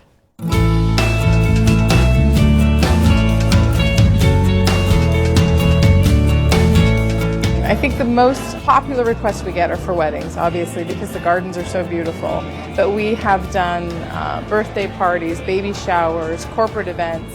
But we've done classes, we've had small conventions, we do a yoga festival, and we can host groups from 4 to 3,000. So we really can run the gamut with whatever anyone thinks about. But everyone will appreciate our innovative and beautiful buildings and landscapes that provide some remarkable rooms and views. We have what we call the Desert Living Center. So within that there are several conference rooms, and they can be broken out into smaller areas. That's probably our largest interior space with the exception of the cafe. Then we have our garden terrace and our banquet room, which are most popular for social events because there's so much ambient light and just the windows and the view of the strip, and it's just so beautiful. Our cottonwood room and patio gallery, those are our most rented spaces that are indoors. Then we have the main amphitheater where we've done amazing outdoor dinners for 900 people. We've done concerts there. We have a small amphitheater. We have a courtyard plaza, which is beautiful for dinners and receptions. And I always say if you can imagine it, we can probably make it work here. And for the first time since 1905, our vintage Las Vegas Boomtown is now open for you to celebrate in one of the original party towns. We have the Majestic Theater, we have the Arizona Club, and there's a beautiful cityscape. So I already have groups that are wanting to do dinners out there, and we're figuring about 600 people can do dinners out there. There's a new site opened as well, which is our Cottonwood Grove, and it's a beautiful area. Divine can provide a picnic for you, and you can head on out there and just be. And the can-do catering capabilities of Divine Events are available to make every part of the preserve into an ideal place for a festive feast or working meal. We're known for being willing to do just about anything. We cater out in the middle of the desert. We can turn a warehouse into something fabulous. We do everything everywhere and have done that for all the years we've been in business. So we just love doing everything. We don't have any set menus. We can customize anything for everybody. And, you know, everything from box lunches to, you know, an event for 5,000 people. Though they're fully prepared for the kind of success and recognition they've recently received by being recognized as one of the leading caterers of America in one of the country's premier event settings. We were selected for all of Nevada, and it's a fabulous thing. There's only 52 in the entire country and Canada. One of the things that they loved about us was the Springs. They thought the Springs was a worldwide destination. They just fell in love with it. And with the proper amount of time and attention for planning, we can collaborate to create your dream experience. The questions we want to know are how many people, what's your vision, what type of event is it? And how we can best set it and any of the great scenes for eating and greeting that are so readily available at every preserve venue. If you have people coming in from out of town, it's ideal because you can see the Strip, you can see downtown, but you have this completely different view of the city and this just natural environment, and you can keep coming back because you can recreate whatever you're doing from year to year and make it a little bit different.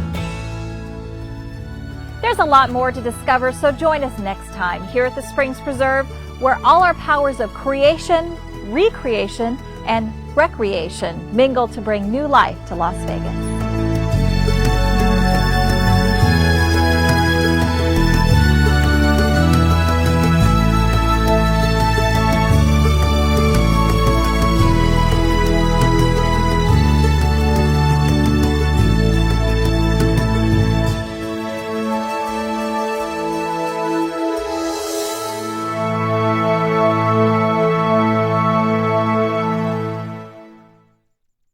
Coming up on our next edition of In Your Neighborhood, Commissioner Lawrence Weekly joins me here at the new Eclipse Theater in downtown Las Vegas. Now, we're not watching movies, we're talking convention business, county business, and a whole lot more.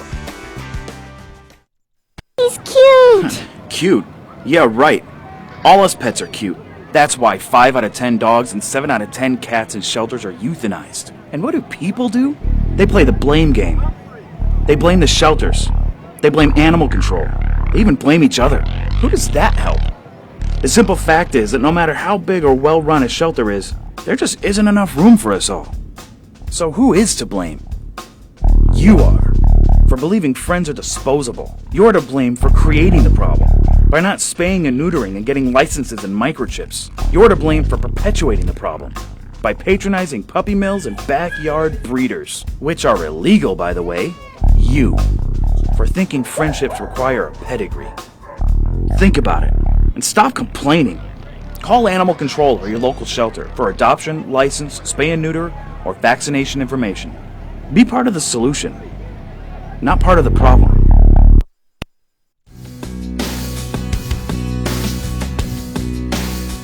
Hi, I'm Louis Anderson. You're watching CCTV for Clark County. Especially on cloudy days like this, our meters and weather systems stand ready to catch any change in weather. For one local community, this was the difference between life or death.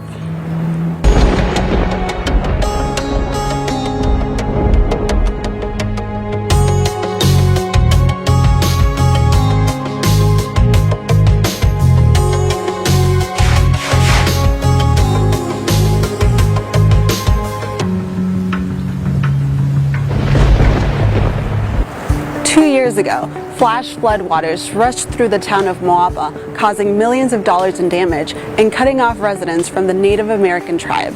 Now, thanks to a partnership between the flood district and the tribe, residents will be better prepared for situations like those. About 20 rugged miles off I-15, you'll find the Regional Flood Control District's newest weather station.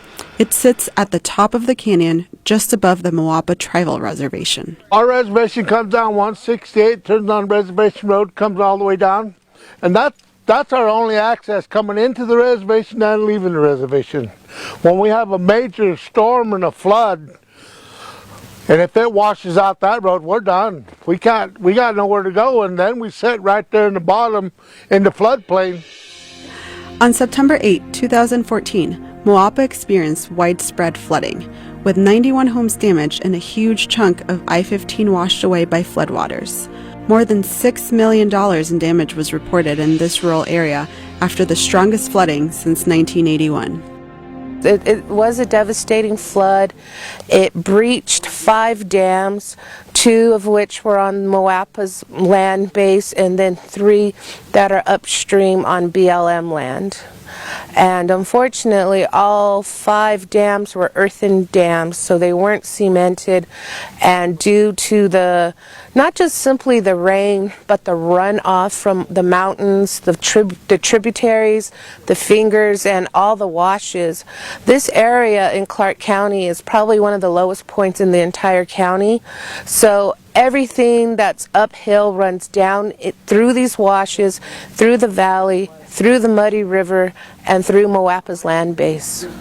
Tribal leaders had trouble reporting the impact of the flood because the rain did not fall on the reservation. What the rain gauges provide are statistical data in terms of rainfall, which then we can compare to the actual damage that comes down. It's been very difficult to provide statistical data to explain the full impact the water has had. And for Moapa, it's not just simply rainfall that impacts them, it's the runoff. It's what comes down the mountains, down the tributaries, down the fingers, and through all the washes. And in fact, there's the Dead End Wash, Segmiller Wash, and the Muddy River. They all converge at a single point right in the center of Moapa's residential and business area. Anderson had to take back roads during the 2014 flood event. The water was coming across 168, probably a foot or 2 across. The water was above the road, continued up 168, and then there was another flood coming across on one of the dips before we get to the railroad tracks, and that actually shot the culverts out. The water was coming down so high, probably 12 foot high, hit the culvert, shot the culverts out the other side of the highway, and it continued to go over the top of the road and went on around. They shut the traffic off right there so nobody could go through. And so I know my way around, so I went up and around it and come around on the other side of it and still came across and went back to the reservation. Going to the reservation, it was continuing to flood. It was washing everything out. Water was going all over the place. There's rocks and mud all over the roads, all the way in. I finally got to the reservation and went and got a backhoe. Started helping dig people out. And that was pretty much my day. I didn't get home till 3 o'clock that morning because we're still digging out people, digging out the culverts, digging out everything, all the mud off the roads. Just under 300 people live on the reservation, including 70 children. Older residents with mobility issues tend to live closest to the water. You know, when you look at the history of Moapa, and when you look at indigenous people around the world, they choose places to live where there's moving water. And so I think what policymakers need to understand is that their cookie-cutter policies don't work in individual communities. They can work in zoned urban areas, but not in a rural, isolated area. And I think that has been a major challenge for Moapa is the fact that policies don't fit their way of life. And I think that can be said for any small, rural, isolated community. This area has seen devastating floods in the past. Anderson remembers the big one in 1981. There was walls of water. The dairy down here got washed out. We had cows all the way to the Lake Mead, all the way down the flood, down the Muddy River, clear to Lake Mead. There was cows stuck and wedged in trees in the mud, just their head poking out. That's quite a thing in the Middle Valley down here. They call it Hidden Valley, and that's over the top of that, right where that power plant is. And that's called Hidden Valley, and that was completely full of water all the way across there. It was just devastating. I mean, there was a lot of people that was there to dairy they got out of there. Luckily, they got out of there. I could still see a picture of that one house that just had a little chimney. That house is still there. Has a little chimney on it. There was a chicken on top of that. On that chimney, the only thing that you could see on that, it was a chicken on top of that chimney. The weather station will help keep the district aware of that type of event before the water flows. What's critical for Moapa in this is when you deal with indigenous and traditional communities, their land base isn't just a space, it's a place. And so there is a resistance to leave your ancestral home and move out of the flood zone. So with the rain gauges and the weather stations, this allows, not days, but at least a significant amount of time to put into rescue efforts and recovery actions, and to allow for evacuation through the only exit that is available to the reservation. There's only one way in and one way out. So in 2014, there were children and parents and families totally separated because the only road in had to close. It was washed out, and so children were left at schools. So this effort will eliminate some of that pain and stress and agony for the community.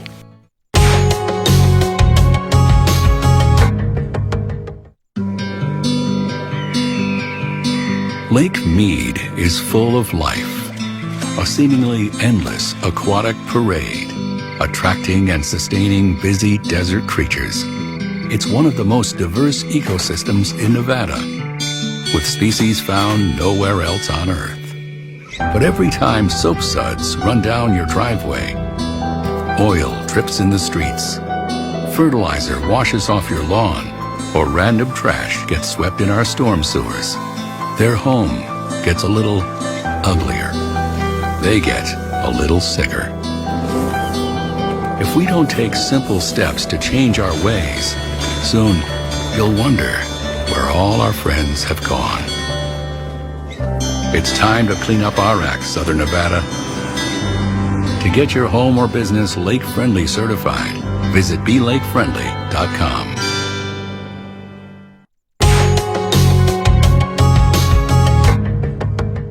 When you think of devices that predict weather, you usually think about the latest technological devices.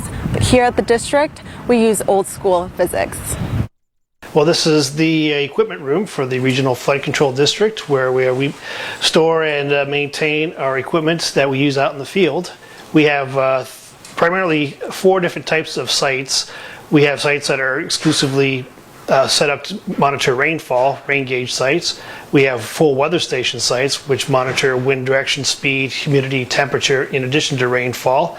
We have water level measuring sites in channels and in stormwater detention basins, so when it does rain hard, we can monitor the rate of inflow into the basins, and we can detect the depth and alert people when the depth gets really high. And we also have 6 radio repeater sites, because all of our radios operate on a line of sight principle.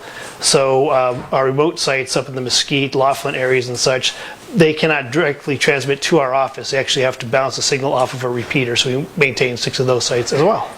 Over here is really the heart of our system. This is a tipping bucket, and except for the repeater sites, every other site we maintain has a tipping bucket. What does this do? Well, when rainwater collects in this funnel, it really is a funnel, kind of like what you'd find in your kitchen here, but it's a bit bigger. Rainwater will fall into the funnel and collect in the tipping bucket. There's a smaller funnel that will also channel the water into the cups in the tipping bucket, and as they fill up, they tip.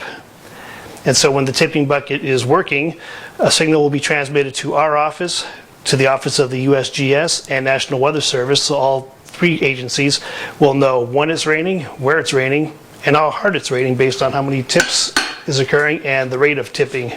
And that's very important in our line of work, so we know when the tipping buckets are tipping rapidly, there's potential for flash flooding and we need to investigate.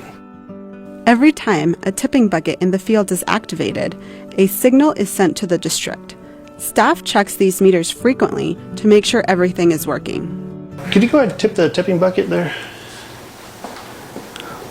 And there's the audio chirp, and a new line will pop up like that, and it came in at 9:12 and 57 seconds, so you can see it came in just now, and that was the 5th tip.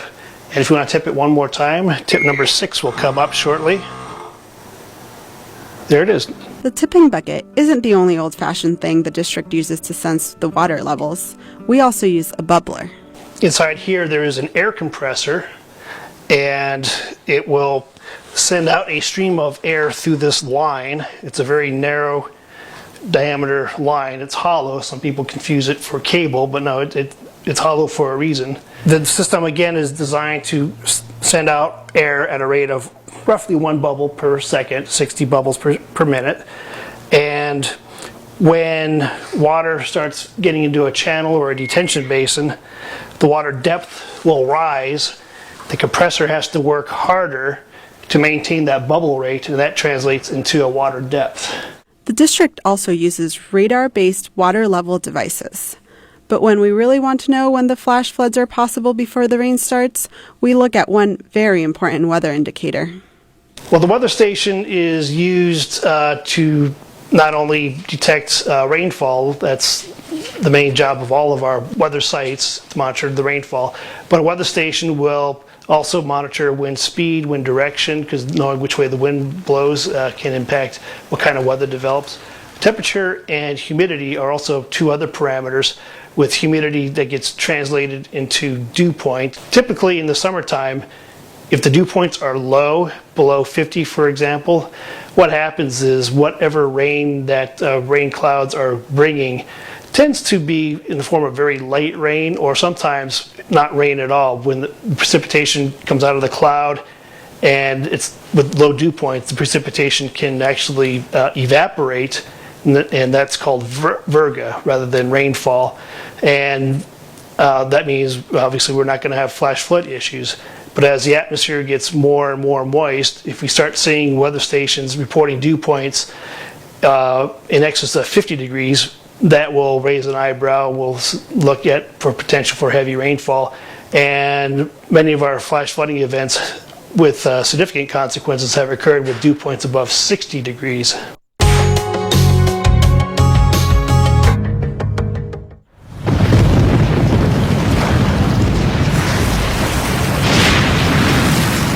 Up to 40% of businesses never recover after experiencing a major disaster. Make a plan at ready.gov/business.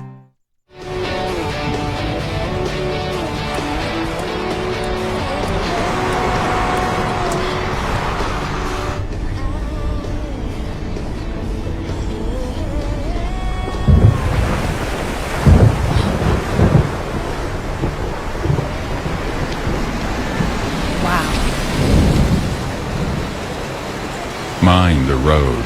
Flash flood season is here. We have all seen the devastation that floods can cause to homes and lives in Clark County. Has your neighborhood or home ever been affected by major storms? Federal flood insurance is a smart and cost-effective investment if you think your home is vulnerable. Some easy-to-understand assessments can help determine if you need flood insurance. Call your insurance agent or call 1-888-CALL-FLOOD or visit the Regional Flood Control District's website for guidance. See if flood insurance makes sense for you.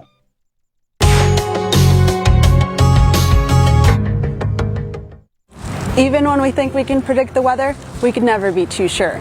As this year kicked off, meteorologists thought it would be a super El Nino. So far, it's been drier than last year. El Nino is a warming of the waters in the eastern Pacific Ocean in the, near the equator. where we tend to get higher temperatures, and what that does is cause a change in our weather patterns in the northern hemisphere. And during a strong El Nino, like we're experiencing now, it can bring the storm track during the winter right over our heads.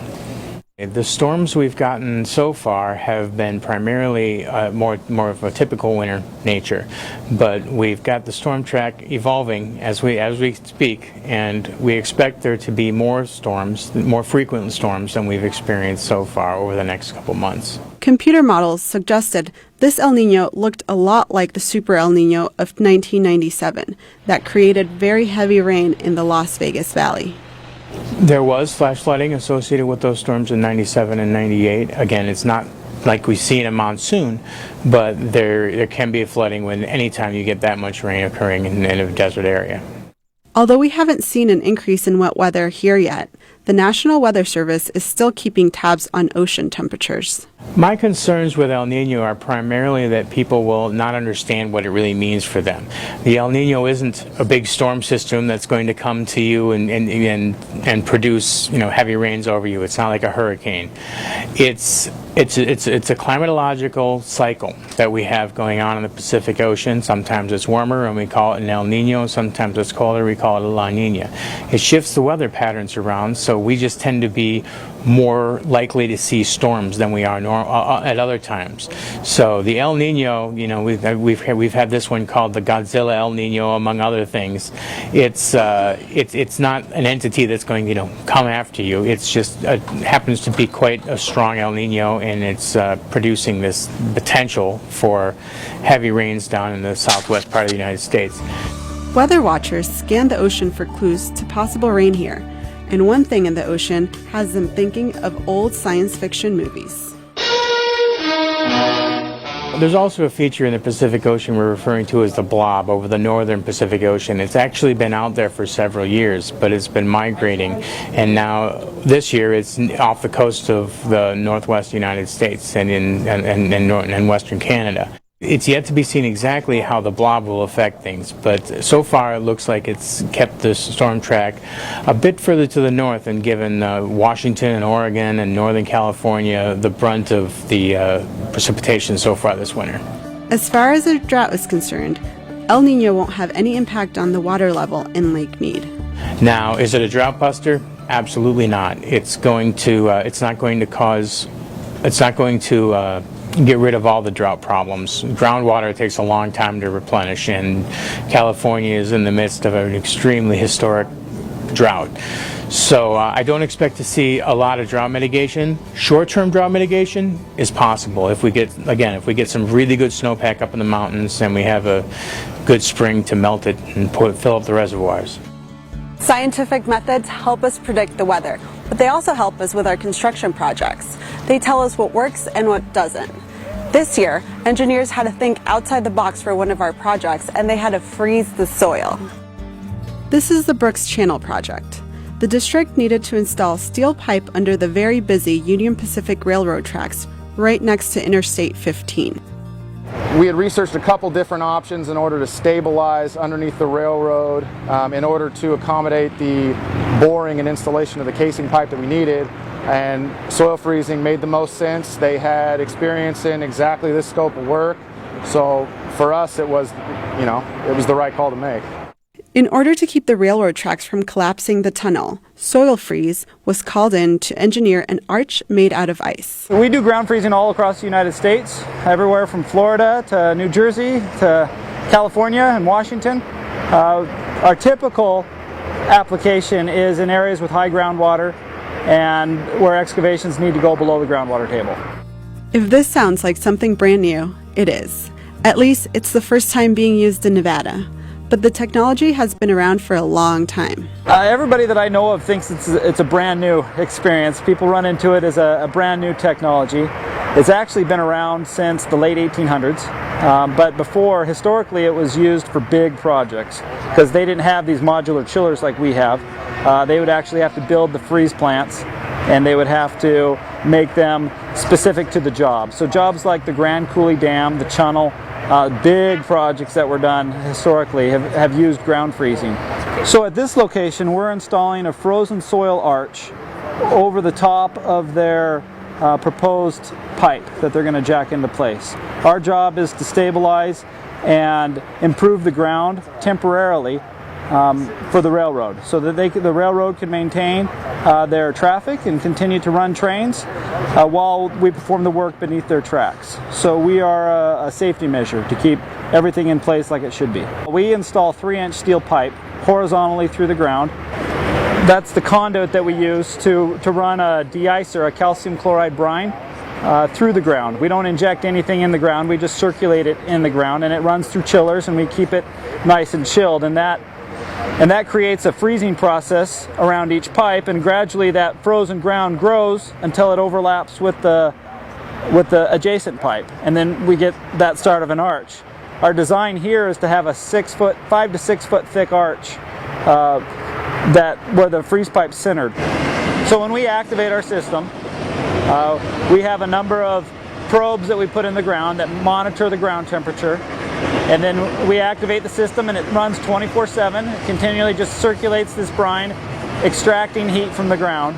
It doesn't put cold into the ground, it pulls warmth out of the ground, and that runs. And our design here estimates that it will be 4 weeks to freeze an arch that's sufficiently thick and sufficiently cold enough to be strong and stiff enough to support the railroad.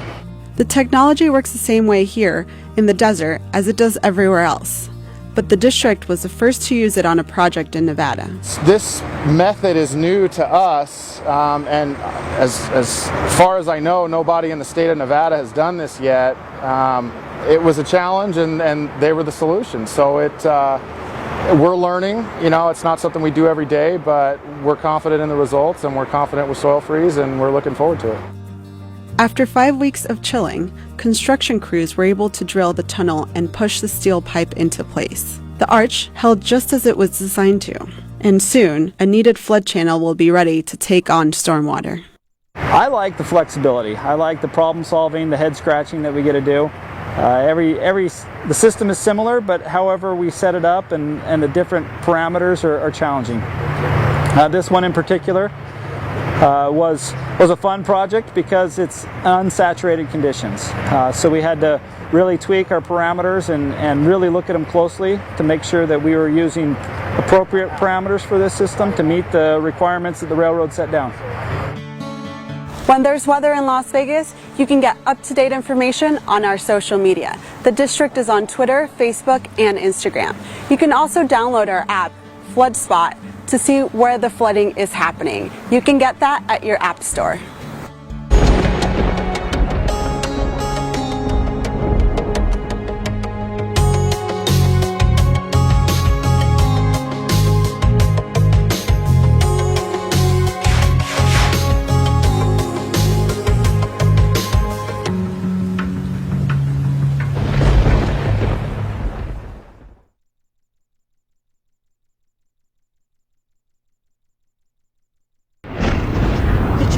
Flashlight and the batteries?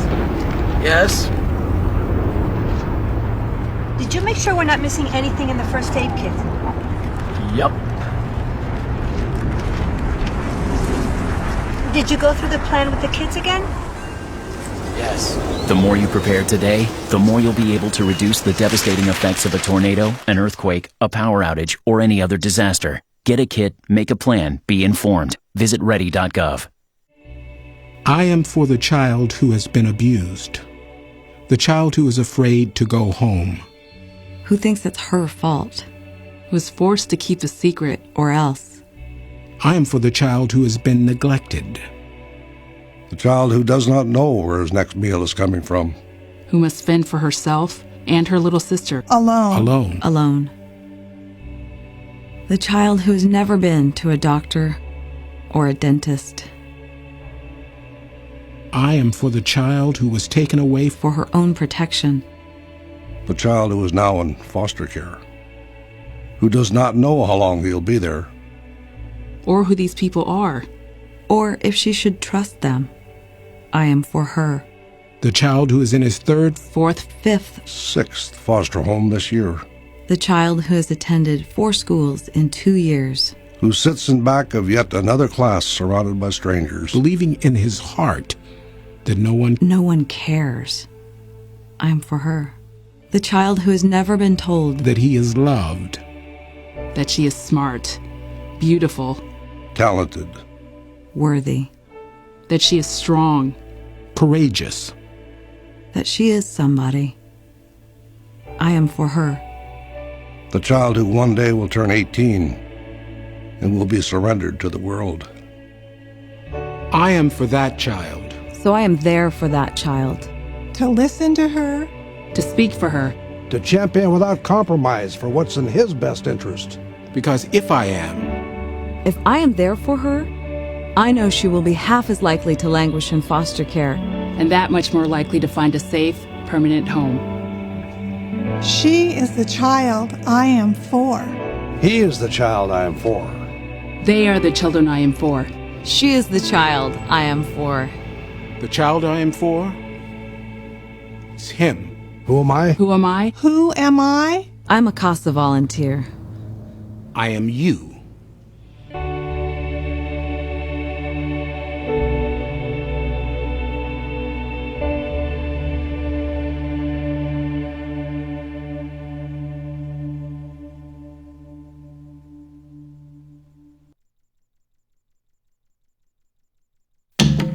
Do you know when to go on a yellow flashing arrow? They're popping up all over Clark County, and they're the new signal for turning left at intersections with a dedicated left turn lane. Here's what drivers need to know. A flashing yellow arrow means turns are permitted, but you must first yield to oncoming traffic and pedestrians. Then turn with caution. Keep in mind oncoming traffic has a green light. A solid green arrow means turn left. Oncoming traffic must stop. A solid yellow arrow means that the left turn signal is about to change to red and you should be prepared to stop or prepare to complete your left turn if you're within the intersection. And finally, a solid red arrow means stop. These left turn yellow flashing arrow signals are new, so remember, a yellow flashing arrow means turn with caution. For more information, log on to ClarkCountyNV.gov and search keyword flashing yellow arrows.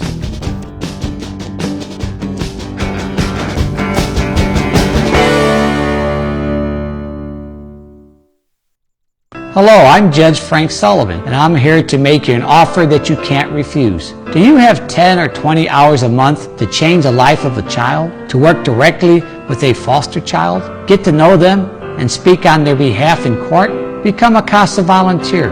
Why? By being a CASA volunteer, you give that child a voice in court. When you give them a voice, you give them hope. When you give them hope, you give them a future. Give a foster child a future. Be a CASA. On the next edition of Clark County Chronicles, Clark County's new public guardian is a caretaker for people who often have nowhere else to turn. When will our prognosticator of spring, Mojave Max, emerge from his winter slumber? And the Thunderbirds Museum is now open for fans and history buffs at Nellis Air Force Base.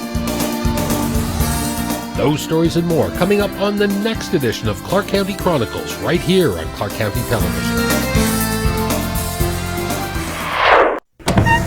You can love me. Oh. Oh, great. Ow.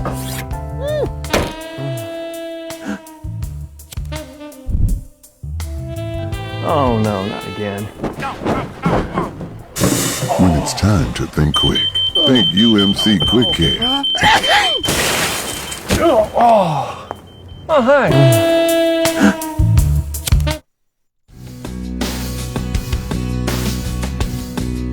Hi, I'm Frank Marino, Queen of the Las Vegas Strip, and you're watching CCTV for Clark County.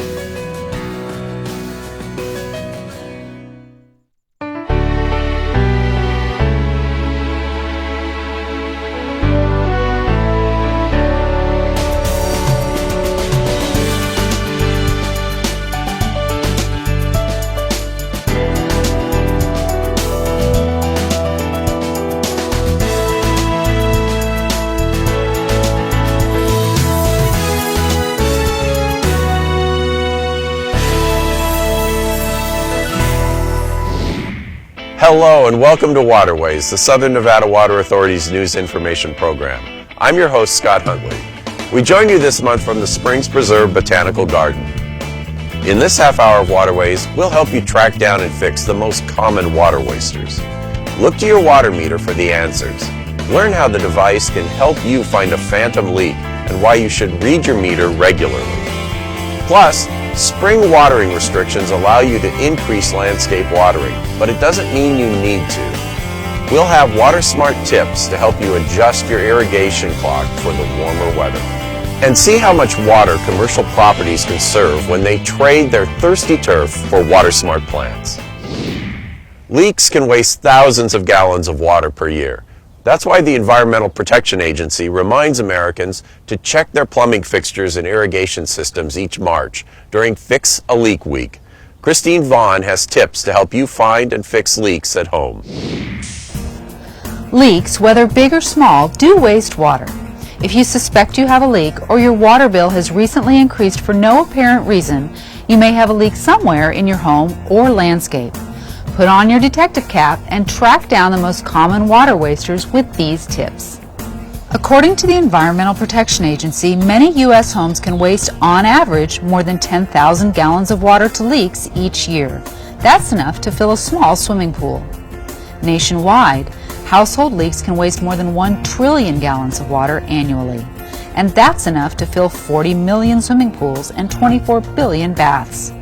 Closer to home, fixing your own leaks can make a big difference on your water bill while conserving our most precious resource. Common sources of home leaks include worn toilet flappers, dripping faucets, and breaks or cracks in irrigation systems and other valves. Most can be relatively easy to fix. To help you get started, the SNWA offers a free indoor water audit and retrofit kit. With the kit, you can test the water efficiency of your home and upgrade some of your fixtures. Request the kit online or call SNWA's Conservation Helpline. The retrofit kit contains items that will help you save water indoors. It contains a flow test bag to test the water use on your fixtures and shower heads. It also contains one low flow shower head, bathroom faucet aerators, and a low flow kitchen fixture. There are also dye tabs to test your toilets for leaks. Believe it or not, the toilets in your home consume more water than your faucets and showers, especially older model toilets. If you have a leaky toilet, that's even more water down the drain. Most likely, the culprit is a worn toilet flapper. Most flappers do degrade after a few years, and because they can't seal tightly at that point, leaks occur. Luckily, flappers are inexpensive and easy to replace. To test your toilet for a leak, use the leak detection dye tablets from the SNWA's Indoor Water Audit and Retrofit Kit. The water's color will change to blue if you have a leak. Now, what about a leaky faucet? A faucet that drips at the rate of 1 drip per second can waste more than 3,000 gallons of water per year. That's enough water to take more than 180 showers. Leaky faucets can be fixed by checking faucet washers and gaskets for wear and replacing them if necessary. If you've determined you have leaks and find that repairs aren't enough to stop them, it might be time to replace your leaking fixtures. Look for the WaterSense label when you shop for new products to increase your home's efficiency. WaterSense labeled items are widely available at retailers, have been tested to perform at 20% higher water efficiency than average products, and provide measurable savings. Now that you've repaired detectable leaks, what about those that aren't visible to the naked eye? If you still suspect that there is a leak occurring, the first step would be to make sure that all of your appliances and water uses are turned off inside the home. Next, you would go outside and check your water meter. There's a small triangle or star-shaped indicator on the face of the meter. If it is moving, there is still water use occurring inside the home. Next, it would be a process of elimination. You would need to check individual fixtures and faucets to make sure that there is nothing leaking.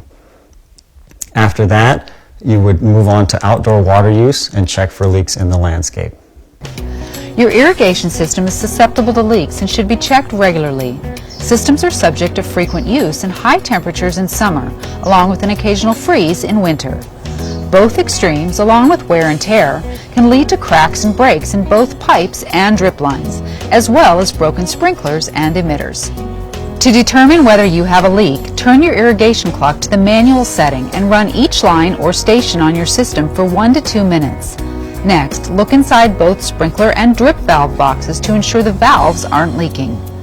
Then, walk through your landscape. A visual inspection should turn up obvious breaks. However, if you don't see the source of the leak but find soggy grass or puddles of water, you may have a larger problem, an underground leak.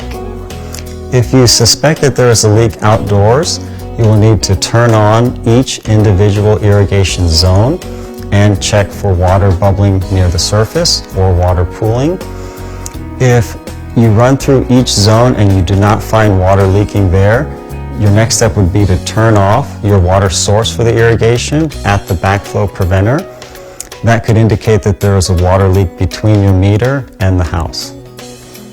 And at that point, if you suspect there's an underground leak, you may want to consult a professional plumber. Tracking down a phantom leak isn't always easy, but the SNWA wants to help you. Visit snwa.com for detailed information about finding and fixing leaks.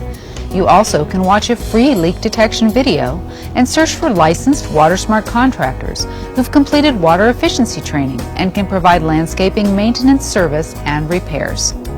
Use these tips to track down leaks at home and become water smart inside and out. You might just be surprised at how much water you conserve and how much money you save. Reporting for Waterways, I'm Christine Vaughn. If you have a leak, your water meter will tell you. The device measures the volume of water you use, which determines your water bill charges. As Jason Gifford explains, it's water-wise to learn how your water meter works so that you can catch a problem before it escalates. If you've ever wondered how much water you really use, your water meter holds the answer. The device records how many gallons you use each month and relays the information to your water provider. It's a good idea to get familiar with your water meter so that you can track your usage trends and identify potential problems before they drive up your water bill. Southern Nevada's primary source of water comes from Lake Mead. Water is drawn, pumped, and highly treated before it makes its way across the valley and into your home. Once delivered, a water meter tracks your water usage. Utilities like the Las Vegas Valley Water District use water meters to measure your water consumption and bill you appropriately. Water meters can help you identify leaks and can also encourage conservation. Water meter technology can vary, but most operate in a similar manner. The Water District and the City of North Las Vegas both use automated meter readers. The AMR system records the water usage data at each meter and transmits it through radio waves to specialized receiving units. The Water District system consists of a small electronic device that is attached to the water meter. AMR is an efficient way to track and record customer water use. AMR allows the meter readers to pick up reads through a radio frequency, which is more efficient because we don't have to walk from property to property. A water meter has three basic components: a dial, a low flow indicator, and an odometer. The dial, or sweep hand, rotates when water passes through the meter. One full rotation of the sweep hand equals 10 gallons on 5/8 to 1 inch meters. The low flow indicator helps you determine whether you have a leak on site. The small triangle or star rotates with very little water movement. Any water moving through the meter is detected, so even a small leak will register. The odometer records total water use, similar to how the odometer in your car records miles driven. Read your odometer from left to right to get an accurate count of your water usage. This is a standard 5/8 residential meter, and it displays water usage in thousands of gallons. So you have the furthest black stationary dial, which represents ones. The next two black rolling dials represent tens and hundreds of gallons. And then the third white rolling dial represents thousands of gallons. So if you're tracking your consumption, you really only have to track the white numbers. While your water provider gets accurate readings of your water usage from your meter, customers should know how to read their meter as well. Follow these simple steps. First, locate your meter. Most residential meters are near the front yard or in the front sidewalk of the home. The meter lid is marked water, or the name of the water provider. Once you've found your meter box, remove the lid with a screwdriver or another tool that can gently pry it open. Some lids have removable inserts to make access easier. Next, lift the meter cap to uncover the lens and face the meter so that the zero on the outer dial is at the top. The odometer tells you how many gallons of water you've used. To track your usage monthly, you'll need to go back out to the meter and read the odometer again. Subtract your current reading from your last reading. Check your meter the same time each month for accuracy and write down your usage. Compare the results printed on your bill. It's important to read your water bill monthly because it can help you identify a problem such as a leak before it escalates. Familiarize yourself with the bar graph to compare your monthly water use and see when it peaks and declines. Once you understand how much water usage affects your bill, you'll be more inclined to conserve, and you'll see those savings in your water bill when your bill decreases. For helpful tips on how to read your bill, visit lvvwd.com or contact your water provider directly. Be proactive and know how much water you use. Read your water meter once a month to help you save water and money and help our community conserve its most valuable resource. Reporting for Waterways, I'm Jason Gifford. We can all find ways to save water, but to start, you should know how much you use. The average American family uses more than 300 gallons of water per day at home. In southern Nevada, a majority of water is used outdoors in the landscape. To find out how much water you use, visit snwa.com and use our water use estimator. You can explore our tips for changes to make around your house that can help you conserve water. Commercial properties help our community save a lot of water when they replace turf with desert landscaping. Like residents, businesses are eligible for SNWA's Water Smart Landscapes rebate program. Crystal Zelke shows you how commercial projects are going from lawn to lush. Smart businesses know conservation is good for their bottom line. Trimming expenses while doing good for the environment is a win-win for everyone, especially here in southern Nevada where water is a precious commodity.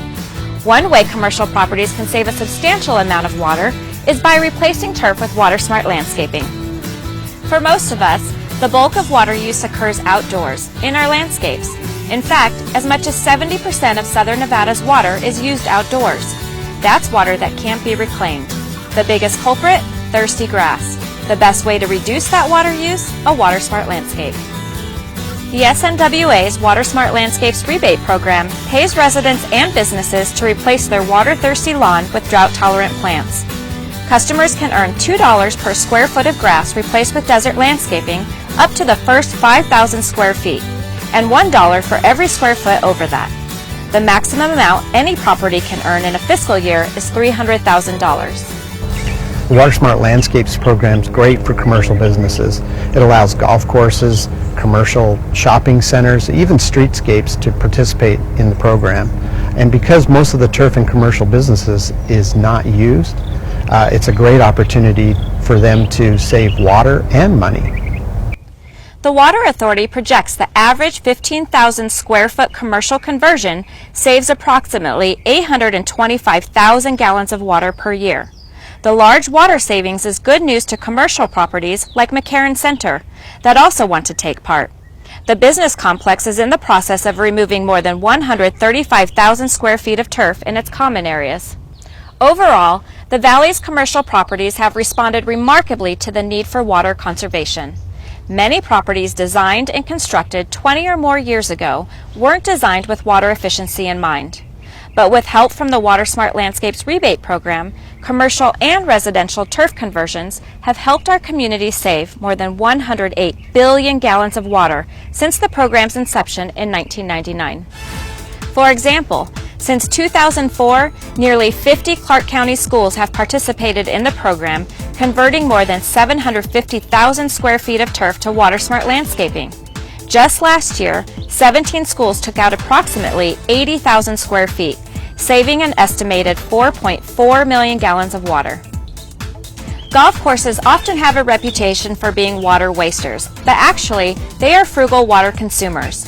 Collectively, local golf courses have removed 38 million square feet of turf, saving our community more than 2 million gallons of water. Most courses also use recycled water for irrigation. By using that recycled water, golf course superintendents are some of the best water managers here in southern Nevada. And over the course of time, golf courses have removed 900 acres of turf. And that's enough to build 9 100-acre golf courses. As a whole, our community has saved more than 10 billion gallons of water a year by removing more than 181 million square feet of grass through the WaterSmart Landscapes rebate program. That's enough turf to wrap 92% of Earth's circumference. The water savings alone could fill the Luxor Hotel Pyramid 301 times. Don't let commercial properties have all the fun. If the only time you step on your grass is to mow it, remember that homeowners can participate in the WaterSmart Landscapes rebate program as well. Find all the details on snwa.com and enroll in the program before you remove a single blade of grass. A representative from the Water Authority's Conservation Department will come out to your property, review your lawn area, and explain program details to you, as well as answer any questions you may have. Once you remove your lawn, you'll have 1 year to complete your WaterSmart upgrade. Smart business owners always look for ways to save, and conserving water by removing turf is not only water smart, but good for business. It's also a wise investment in the future of our desert community. Reporting for Waterways, I'm Crystal Zelke. Shop the Springs Preserve Spring Plant Sale to get drought-tolerant plants for your WaterSmart landscape. Native and desert-adapted plant varieties will be available for purchase, and staff will be on hand to answer questions about how to care for your new plants. New and existing Springs Preserve members will receive a special 10% discount on plants as well as early access on Saturday, April 1st. After you're done planting, recycle the plastic pots. You can drop them off at the Springs Preserve between April 1st and 15th. The SNWA and Springs Preserve are now accepting entries for the 2017 Southern Nevada Landscape Awards. The Water Authority started the program 20 years ago to demonstrate that water-efficient landscapes can be more than cacti and rock. Well, you got to think back to the late 1990s in this town. Most people had grass, and grass was the easy thing. We had it on street medians, parkways, tiny front yards. We literally were just carpeting the valley with it. And so it was difficult to get people interested in this idea called xeriscape. People's perceptions back then were that you were just going to pour out a truckload of rocks and drop a bleached cow skull in the middle, and that's what we were asking you to do. We had to go out and find the best examples and highlight them and promote them so people knew what they could be getting out of their landscape. If you would like to enter your landscape or nominate a neighbor, visit springspreserve.org and submit an entry form. The entry may be for the front yard, backyard, or both, and there are 4 categories: designed by homeowner, designed by professional, maintenance by professional, and the Lynn Mills Community Garden Award. With spring on the horizon, you can now water up to 3 days a week, but you may not need to. As Jen and Abba explains, in spring, it's wise to monitor your landscape and gradually add days as needed. Water conservation is a must in the desert. Adhering to your assigned landscape watering days is one easy way you can use water wisely, avoid overwatering, and reduce water waste. But you can save even more water by monitoring your landscape and fine-tuning seasonal needs. On average, Valley residents use about 70 to 90% of their water outside in a typical month. That means outdoors is also where residents have the greatest potential to conserve water. In March and April, both sprinkler and drip watering is limited to 3 assigned days a week according to your watering group. Properties in groups A, C, and E can water on Mondays, Wednesdays, and Fridays. Properties in groups B, D, and F can water on Tuesdays, Thursdays, and Saturdays. Watering on Sunday is not permitted for any group. If you don't know your assigned watering group, simply look at your water bill, call your water provider, or visit snwa.com for help. Turf watered by sprinklers and plants and trees watered by drip emitters have different needs, so let's focus first on sprinklers. Check your irrigation clock first to ensure sprinklers are running only on your assigned spring days. Next, set your clock's start times to run sprinkler cycles in early morning. Water applied in the morning packs more of a punch since it won't evaporate under peak daytime temperatures or get swept away by afternoon winds. Another key to efficient lawn watering is spacing sprinkler cycles over a few hours to ensure your turf doesn't get more than it can possibly drink.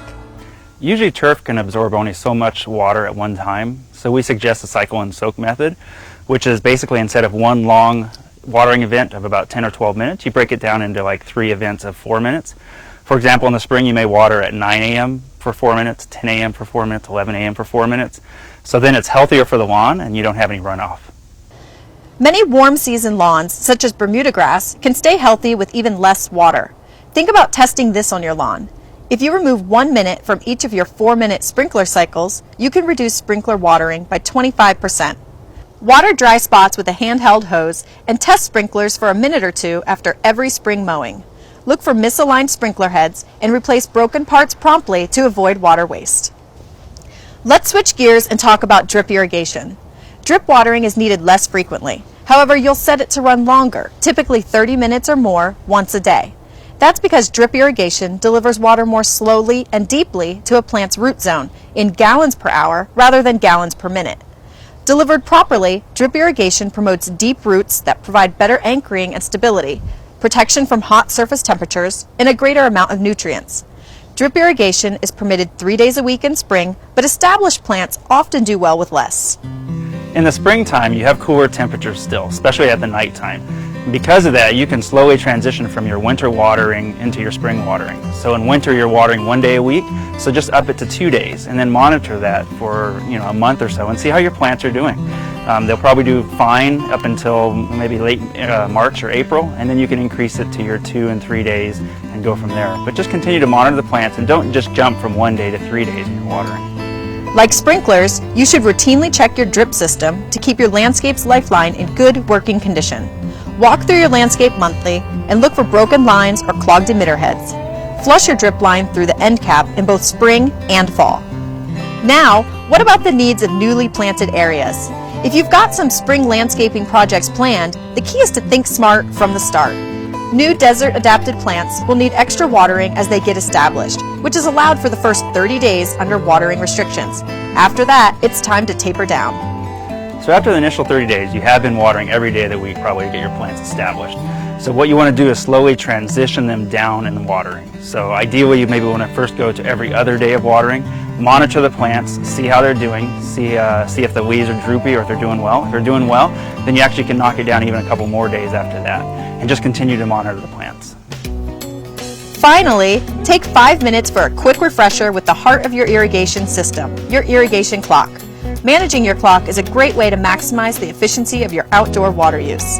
If your clock is outdated, consider replacing it with a smart irrigation controller. The SNWA offers a rebate for qualifying smart clocks, which use weather data to assess and apply water only as your landscape needs it. Several local retailers participate in the rebate program, but if you purchase a smart controller from a non-participating retailer, you can still mail in your rebate form. The good news about smart controllers is they get smarter with time. With smart technology on the rise, monitoring your landscape is as simple as tapping into your phone, tablet, or computer. Smartphone apps help residents remotely control their home irrigation system. When you shop for a WaterSmart controller, look for the WaterSense label. Visit snwa.com to learn more about WaterSmart controllers and to print the coupon. As you enjoy another mild Las Vegas spring, you can help your landscape do the same. Increase watering gradually and only as needed, but no more than your 3 assigned days per week. Reporting for Waterways, I'm Jenna Nava. Springtime weather brings wind and rain to the valley. When it's windy or rainy, turn your irrigation clock off to avoid water waste and save as much as 500 gallons of water a day. If you see water waste anywhere in the valley, report it to your water provider or contact the SNWA, which will then forward the complaint to the appropriate member agency. That's it for this edition of Waterways. If you have any comments or questions, contact us at Waterways, 1001 South Valley View Boulevard, Las Vegas, Nevada, 89153, or send us an email through our website at snwa.com. Connect with us on Facebook, follow us on Twitter, and watch more videos on SNWA's YouTube channel. Thanks for watching. We'll see you again next time, right here on Waterways.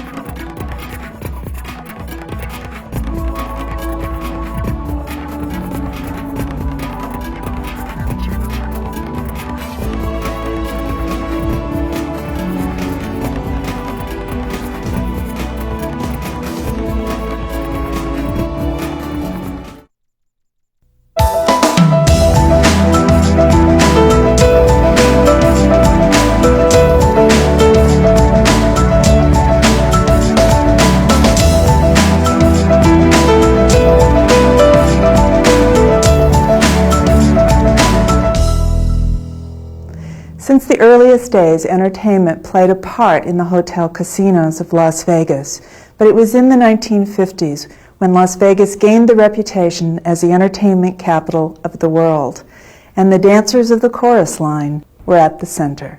The bomb was not the only thing to explode in 1950s Las Vegas.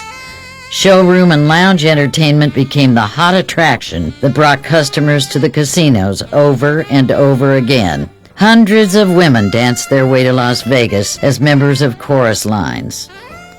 Las Vegas developed its own spatial style of shows, but it built on the nightclub productions in New York, Chicago, or Los Angeles. In fact, successful dance companies like the Morrow Landis Dancers or the June Taylor Dancers had a number of troupes in clubs around the country and added Las Vegas to their circuit.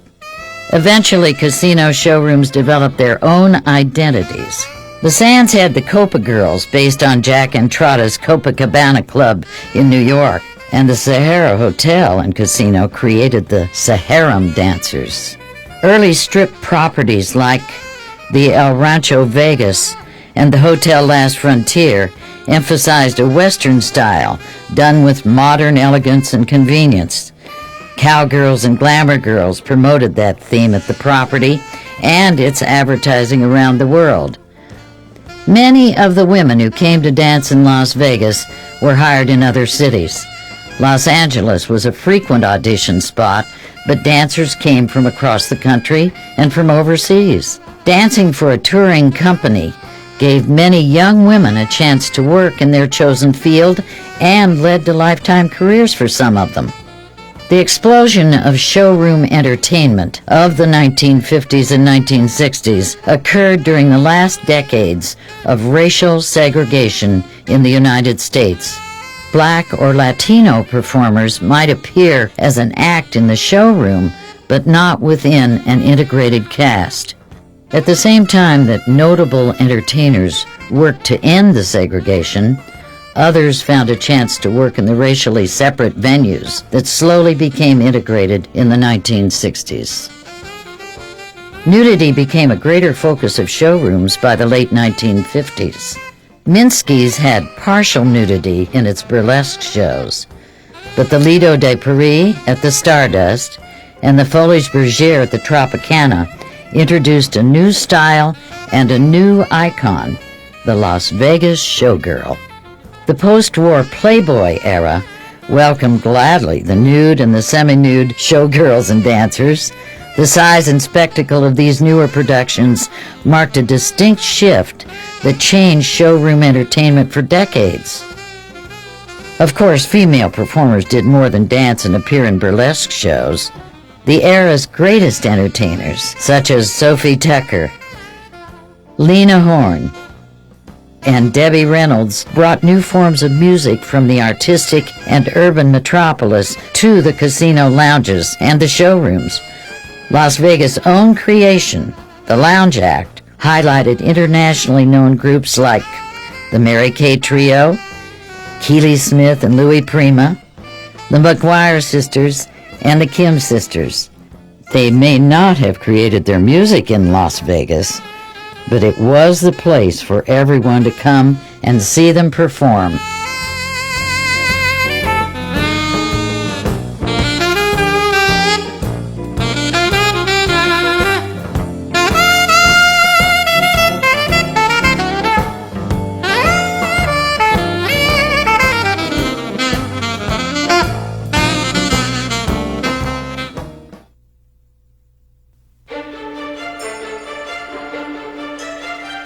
Clark County TV.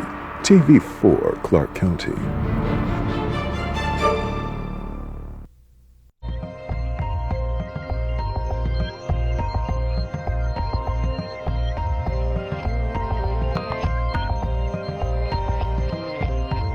Hi, everybody, and welcome to this edition of the Research Files. I'm Gary Waddell. We have an ambitious program scheduled for tonight. We'll talk about an intervention technique that may help athletes, a process to retrieve rare earth minerals, and a new research network in Nevada. We'll end with an inspirational story from the College of Engineering. A lot to get to, so we'll jump right in. As always, we start the evening with Vice President at the Office of Research and Economic Development, Tom Piota. Tom, thank you for being here. My pleasure. Sounds like a great show tonight. It does. We got a lot going on, so we should be quick about all this. First, you got the recipient of the Harry Reid Silver State Research Award, the 2015. Tell us about that. Yeah, Professor Deb Martin. She was our recent recipient. This award was really to both honor Senator Harry Reid, the great work that he's done for Nevada, but also honor one of the works of our faculty, and this is a faculty in anthropology.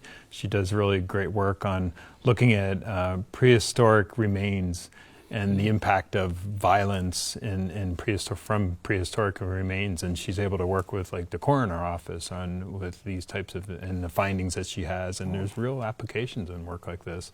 But she's done great work over the years here at UNLV, and we're able to recognize her for that work. Very good. Congratulations to her and to your program. Dan Garrity is scheduled to appear on our next program. I understand he just received some funds for his research. Yeah, this is one of our newer faculty, Daniel Garrity. The EPA and the White House actually recognized that this year. They were recognizing water sustainability and things going on in the community on good work that was going on, and he does work on water reuse and conservation, and we don't have much water around here, so we need to really do all we can to reuse and conserve it, and he's got a big EPA grant to do that. Very good. Finally, your office created a new video. I want to take a look at that, and then we'll talk about it on the other side. Let's go ahead and play it, and we can talk about it.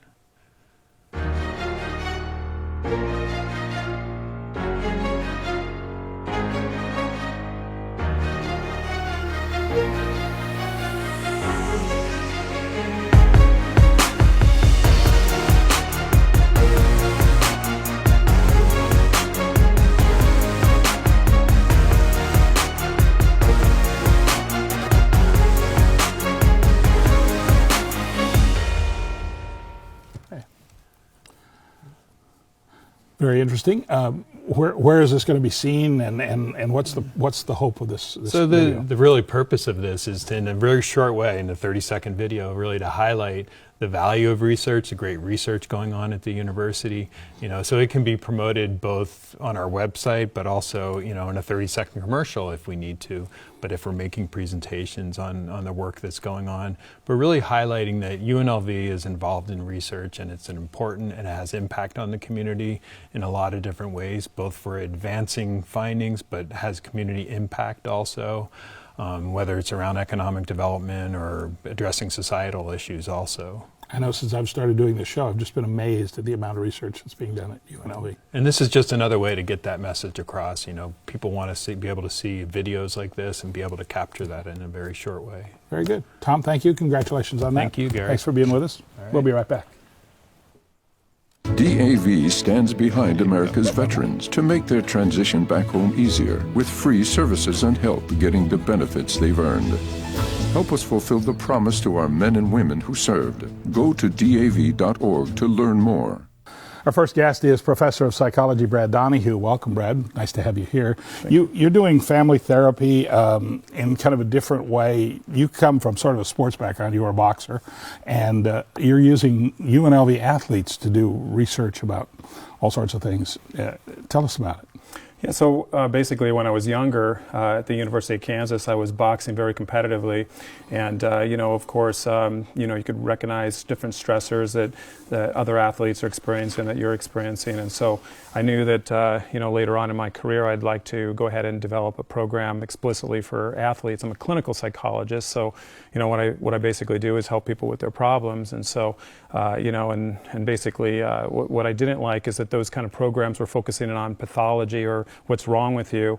And so, this new program that we're developing is called the Optimum Performance Program in Sports. And basically it takes a very innovative approach to working with athletes and working with individuals in general. And that is, we don't look at things as if there's a problem existing. We pretty much look at it like for every particular behavior or thought that a person has, they're on some kind of scale of optimization. So you can go from non-optimal all the way up to optimal. And everybody's somewhere on that continuum, and our job is to just basically get them so that they're optimally functioning, whether it's sport performance or their mental health or dating their girlfriend and being respectful, anything. You're using UNLV athletes as some of the subjects for this research. Yeah, so what we did was we basically had a grant from the National Institutes of Health that was for $2 million to go ahead and evaluate and test out this new approach to intervention that involves family members. We'll have, say, a mom or a grandmother on a Skype. We'll maybe have the coach or a teammate in the actual meeting with us, and we call them performance meetings because that's what we're really charged to do, is to try to enhance their performance. So we basically randomly assign them to this program or to traditional counseling programs, and we're trying to find out if this program actually works relative to what's the state of the art. It's more positive though than just positive thinking, right? It's sort of a whole new approach to how you deal with the problem. Yeah, it really is, because what we look at is that holistically we want to be involving everybody in that person's environment and actually get them knowing about what kind of goals the athlete has, not only in sports but also in life in general and their future. And we want to try to help them to achieve those goals, and we believe that the people that are close around them, if we can get them understanding what they're looking for, we can help them to achieve those goals. We'll have an overly zealous parent sometimes. They mean well, they love their kid, they want really well for their child, but they don't know quite how to say it to them and in a way that's going to help them to maybe focus. That could be an example. We might have a coach and the athlete maybe not seeing eye to eye on something, so we might bring them both together and then kind of do communication skills types of interventions. We've seen a lot of the problems in pro sports lately, and does that kind of enter into your thinking about how to deal with situations like that? Yeah, without a doubt. I mean, we're almost done with this trial, and we've actually gotten some preliminary results that have already been in print, and they look pretty promising. We're not quite there yet, though, as far as calling it a definitive intervention, but we've already talked with people from the NBA players, development, and same thing with NFL, and they're really excited about waiting and seeing what's going to go on. I know that I talked with John Barr from ESPN and Outside the Lines about the kind of program that we're doing and how it's so different and unique, and which is why the NIH has invested so much funding to help to support this program to see if it actually works. So, and you say so far you're looking at good results? So far, it's very promising, and we'll know definitively, in about another year or so. And then where do you go from there? Well, from there, it basically just expands. We might want to try to evaluate it with other universities, maybe randomly assigning different universities to the TOPS program or their traditional way that has been shown to be effective, and then try to see if we can really get a boost in its effectiveness. Very interesting, Brad. Thank you very much. Good luck with your research. Thank you. And with all of it, and let's make a difference in the world. Appreciate it. Thank you. Thanks. Okay, we'll be right back. Drownings are a leading cause of death for young children. Make sure kids learn how to swim. Always watch them in and around water and properly fence all pools. Simple steps save lives. To learn some new ones, visit poolsafely.gov.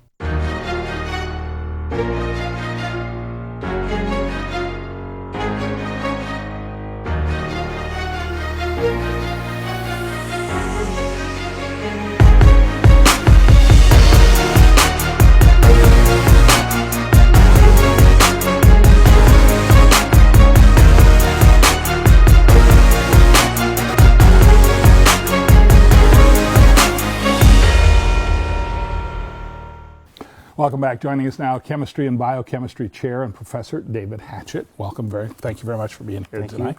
I'm going to be honest, I read over your bio and I'm still not quite sure I know what you do. Explain it to us if you could. Well, I'm an electrochemist by training, so everything I do is looking at materials through an electrochemist perspective. Electrochemist being? It could be plating, so recovering materials. It could be catalysts. It could be a lot of different things. Well, you just developed or discovered a solvent that enables you to reclaim rare earth elements from spent materials. That's right. Reusing, the ultimate recycling, maybe. Well, right now China has about 90% of the market on rare earths. So from a strategic perspective, the United States doesn't really want that. So what we do is find ways of recovering those materials that we have rather than putting them in a landfill. And rare earth elements are? Lanthanum, samarium, they're used in a variety of different electronic applications, rare earth magnets, fluorescent lighting, you name it. But there's a lot of materials out there that just end up going into a disposal site as opposed to reclaiming these materials. The process you use to come up with the solvent use and to do it. The solvent is, you can't do it with aqueous solutions, so water is out. Oh, okay. So we had to find a solvent that had no water, which then leads you to what's called an ionic liquid. So it's basically a salt, but it's a salt that is a liquid at room temperature with no water. And because of that, you can do electrochemistry and you can reclaim materials that you couldn't reclaim any other way. And this sets us more on a par with China, or it helps us? It provides an alternative for us to develop some refining technologies that don't exist in the United States right now. I know there are some rare earth mineral mines down across state line in California. Is that like the U.S. source of it? Or we have a huge source of rare earths, but we don't have the ability to refine them. So this is a methodology that might help us refine them. Oh, very good. You've applied for some patents, 3, I guess? Yeah, we have 3 patents. One of them is the rare earth, 2 of them are for actinide, so looking at reclaiming uranium and other things that are useful, and using electrochemical methods in the same solvent. Does this spread out to things like nuclear energy and things like that? We're looking, because that's one of the issues with nuclear energy is all the spent fuel. So about 80% of spent fuel is reclaimable, but you have to get rid of the stuff that's been used and reclaim what is useful. And so our techniques could theoretically be used for that. Why aren't we doing it? Because you're not done yet? Because I'm not a politician. Very good, very good. So where does all this lead in the long run? Does it? Well, I think I don't know how it applies to my life, other than those rare earth element magnets I've got that keep things on the refrigerator. I think anytime we can reclaim useful materials from things that go into a dump, right? That helps everybody. I mean, the goal is really to be able to reclaim useful materials that we don't have an infinite supply of. Recycling to the nth power. Recycling, yeah. There's nothing wrong with that. How long a project is this? This project forever, or? Well, it's been funded now for almost 10 years, but we started not knowing anything, and now we know a lot more than just about anybody. Oh. So the advantage to that is people come to us now and say, "Can you attack this problem with that system?" And we say, "Well, we'll certainly try." Very good. So you were doing more than just clinical research at a university site. Oh yeah, we were reaching out into the community. We actually work with a company that's looking at reclaiming molybdenum, which is used in cancer research imaging. Yes. And so we are developing the electrochemical methods for that. Very good. Well, good luck with your work in the future. We thank you very much for being with us tonight. I appreciate it. We'll be right back. Stay with us. I remember the moment clearly. I'll never forget that moment. As long as I live. I realized at that moment, when we first saw the damage, these people really needed us. And I was going to make a difference, right here in my community. Together with local responders, we cleared trees and collapsed walls. We had to get to the family trapped beneath. As a citizen soldier, I made a difference. Be there for your community at NationalGuard.com. Welcome back. Our next guest is Dr. Jay Shen. He is professor and associate dean with the School of Community Health Sciences here at UNLV. Jay, thank you very much for joining us today. Thank you for having me. I know you're talking your work. You're trying to establish a palliative care research network here in Nevada. Tell us what that is and what you're doing. Okay. Yes, this is a nice kind of a project trying to establish a palliative care research network in Nevada, because we don't have this one at all. And in fact, palliative care is the area where we don't have a capacity to provide a lot of services, because the health insurance company usually will not cover this kind of services. So we're kind of severely lack of services in Nevada, although we have a high demand. So this is a nice project funded by the Pecoria, which is Patient-Centered Outcome Research Institute. Kind of, they have money from got money from Congress, and then they allocate this money to different states, trying to improve the patient quality of care, patient safety, and trying to improve the effectiveness of delivering healthcare services in our communities. There was a lot of competition to get this money, wasn't there? Yes, actually, our project is the first one that from Nevada received this kind of a palliative care grant. So we're pretty kind of excited about this. And we were told that the only 17% of the proposals were funded by Pecuria in that round. So we're the very first one. Also, through this grant, we're going to try to work with first of all, with different department colleges on campus, such as like the School of Social Work and the School of Nursing, and scholars over there. And then we're trying to do more community outreach to work with the community partners in our southern Nevada as well as the entire Nevada. So far we have been working with the facilities such as Dignity Health and Mason Alderson Hospice and Elaine Wayne Elaine Wayne Palliative Care Program, Sunrise Hospitals, and Nevada Palliative Care. Those kinds of things. We're going to expand our kind of partnership during our second phase. We just finished our first phase in February. We're going to start our second phase in May. I know a few doctors who are sort of begrudgingly going to an electronic system rather than a paper system.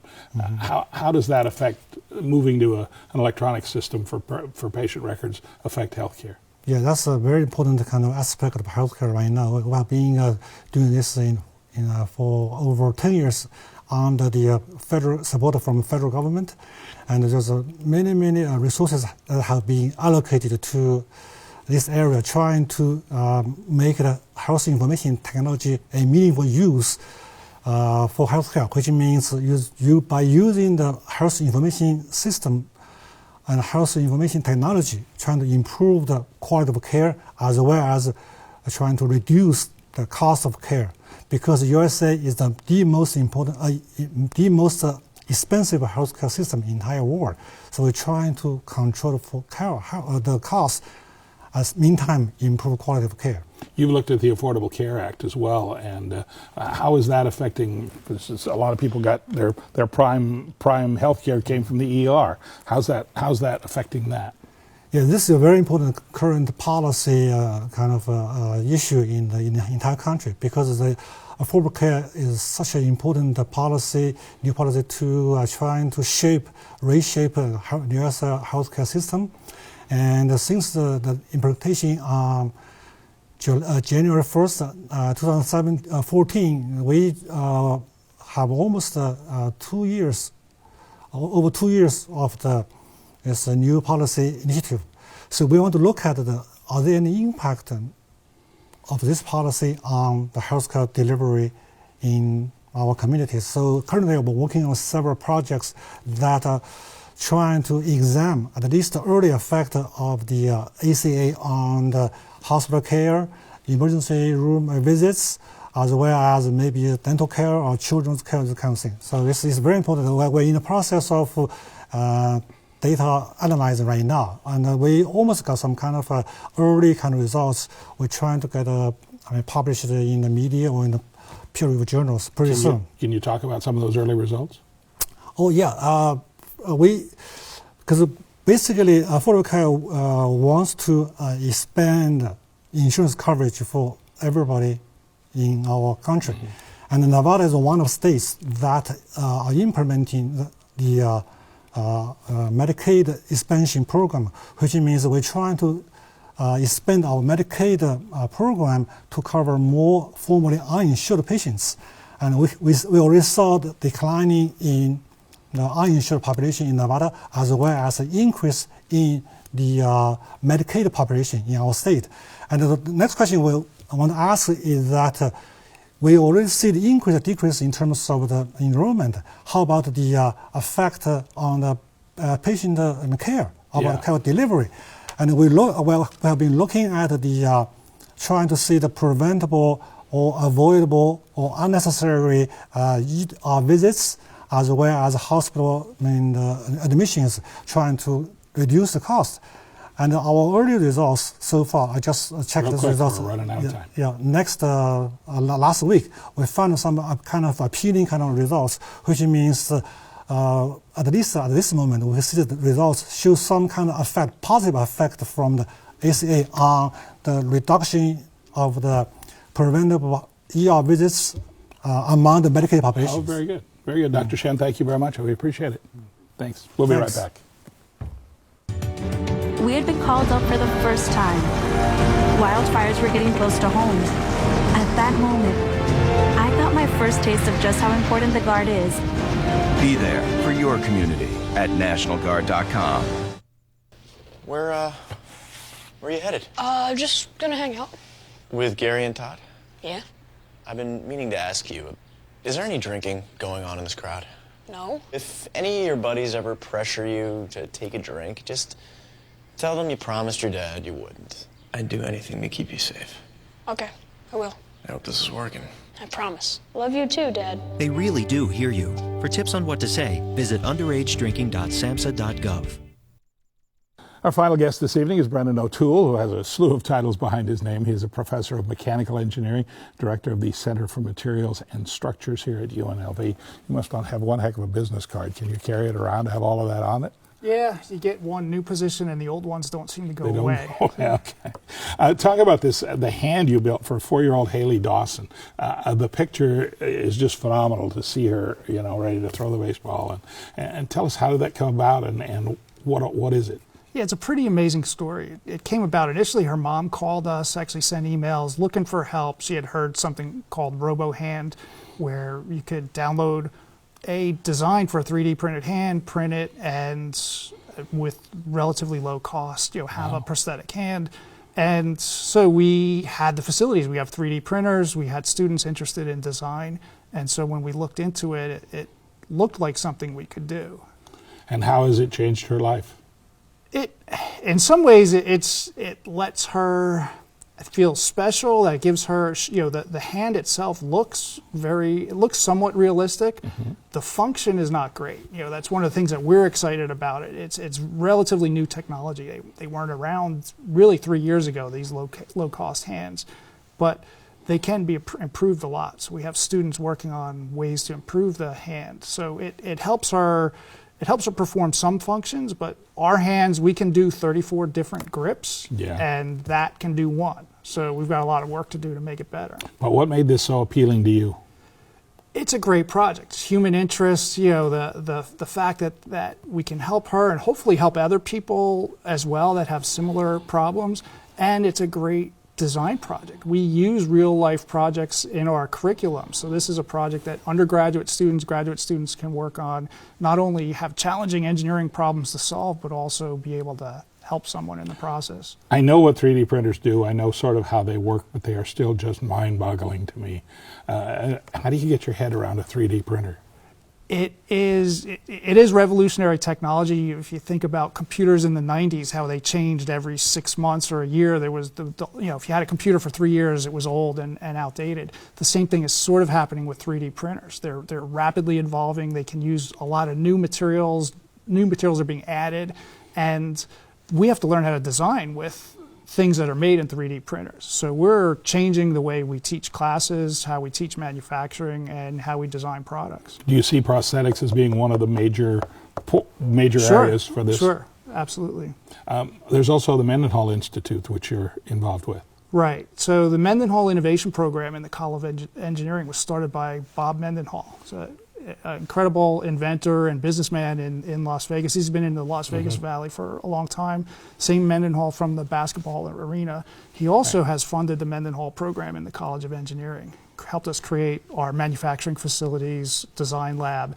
And one of the interesting projects, his goal, since he was an inventor and entrepreneur, he wanted more engineering students to be entrepreneurial and potentially start their own businesses. So we recently collaborated with Lee Business School, the Center for Entrepreneurship. Mm-hmm. We received a grant from NSF to establish an innovation course site. And the iCourse site actually the funding we received, we're going to be able to fund up to 65 teams over the next 3 years to investigate commercializing something out of their research lab or design lab. Each team can get up to $3,000. They have to commit to using an NSF-approved curriculum to evaluate whether their idea has commercial potential. So we're really excited about that. That's just getting started, and that all was, that was one of the things that came out of the Mendenhall Innovation Program. Is this sort of, we've seen the tech bubble or the tech explosion of the tech companies as mostly information management and things like that. Is this the next one of those? It's something like that. This NSF I-Corps, it came out of Silicon Valley. They looked at a whole bunch of tech companies and how they evolved and what the successful ones did correctly, and they basically came up with a curriculum. They said, they're spreading this around the country. The idea is you could use this for an idea that might be a new phone app. It could be a prosthetic hand. It could be mechanical. It could be electrical. It could be anything. It could Dr. Hatchett, who was on before, if he wanted, he has patents. If he wanted to look at commercializing and starting a business, he could get a student team together to go through this process to evaluate the tech commercialization potential for his idea. Putting people into the real world. Right, exactly. Brendan O'Toole, thank you very much for being with us. You're welcome. We appreciate it. It's wonderful. And that is it for tonight. Thanks for being with us. Join us again on our next episode of The Research Files. I'm Gary Waddell. Good night.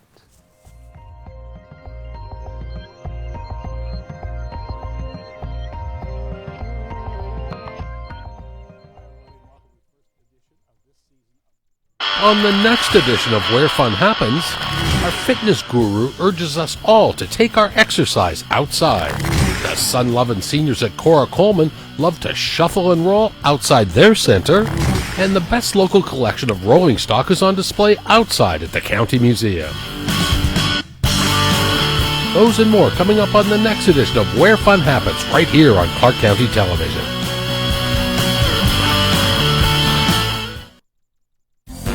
Want to know what's happening in your community? Stay in touch.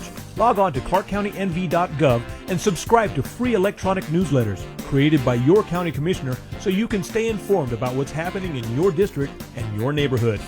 New building developments, fun neighborhood events, how to access services, people making a difference. It's all there when you subscribe, and it'll come right to your computer. Subscribe today, ClarkCountyNV.gov.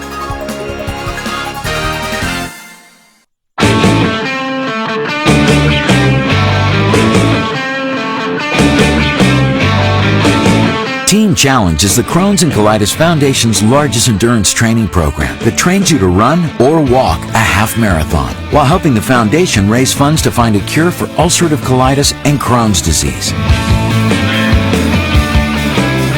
Money raised goes directly to patient support programs that impacts over 1.4 million children and adult patients nationwide. Our training group had people of all different fitness levels, and we all encouraged each other, and in the end we all made it. So I'd say definitely do it. You'll feel good. The race was fantastic. All the training, the teamwork, everything paid off, and it was just an all-around amazing experience.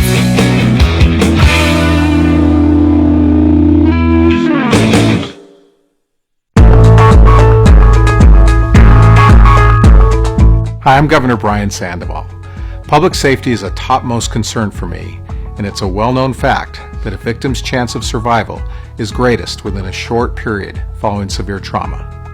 To help our drivers on the roadway, I'm proud to support the Yellow Dot program. Here to present the program to Southern Nevada is Assemblyman Derek Armstrong. Roadway accidents happen every day. To assist incident victims who are unable to communicate or can't remember important medical information, Yellow Dot helps first responders react as quickly as possible at accident scenes by providing valuable medical information about drivers and their passengers. To get started with the program, you can pick up a free Yellow Dot kit at participating locations, or request a kit via mail by calling 702-676-1754.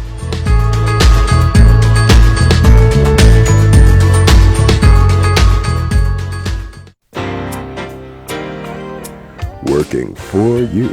Clark County TV. TV for Clark County.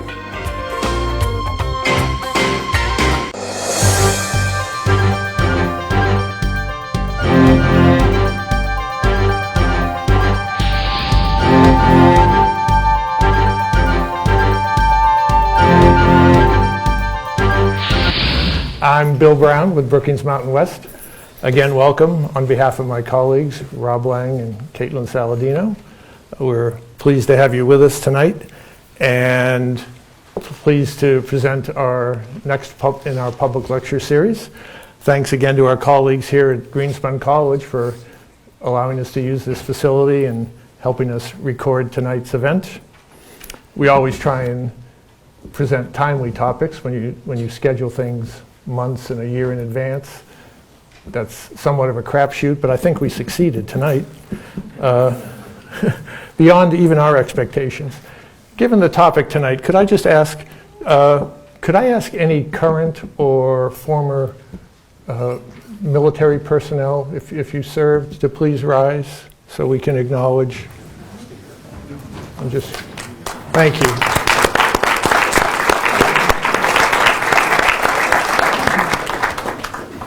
Appreciate that. Let me get right to business and introduce our speaker tonight. We are both proud and privileged to have John Allen with us. I will not detail his entire biography per his instructions, even though I would like to. But if you've seen our announcements, you know he has had a truly distinguished career and has led our military with distinction in some of the most dangerous and destabilized parts of the world. We could not have a more informed speaker on tonight's topic. John joined Brookings about 4 years ago, and this is his first visit with us, his first extended stay in Las Vegas.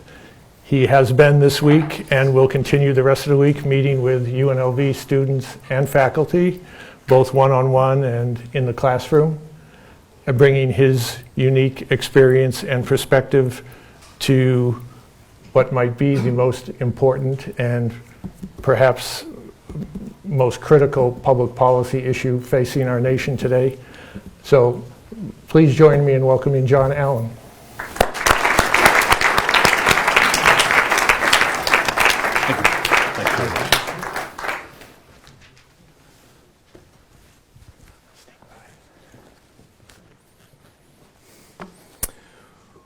Well, welcome, ladies and gentlemen, and students. It's great to be with you this evening. It's wonderful to have the chance to offer this lecture. It's a great pleasure to be here from Brookings as part of the Brookings Mountain West program, which I have to tell you, from the context of Brookings in Washington, we really view this as a treasure, a great opportunity, and a great relationship, and we truly value it, and we treasure it, and we promote it as often as we can. I want to thank Bill Brown and Rob Lang for the wonderful welcome that they extended to me as I arrived here from Singapore, and to thank Caitlin Saladino for setting everything up and making the transition in seamless, very seamless, in fact. And of course, Bill's talking about this being a cool desert evening. This is my fourth week of 4 weeks on the road. So I've had the chance to experience a number of climatic extremes. I was in Seoul, Korea 3 weeks ago where it was 18 degrees. Would then go to Abu Dhabi and Riyadh where it was another different temperature, a different desert. And then ended up in Singapore where I flew into here. So, I relearned an old lesson that I probably should not have forgotten a few years ago, and that is never go to a place that's cold and hot on the same trip because you got to pack twice as much clothing. So as I was coming out of Seoul, Korea, I sent a box full of cold weather clothing home to my wife. She says she got it. I also understand that at least one, maybe a couple of sections of students are in here this evening.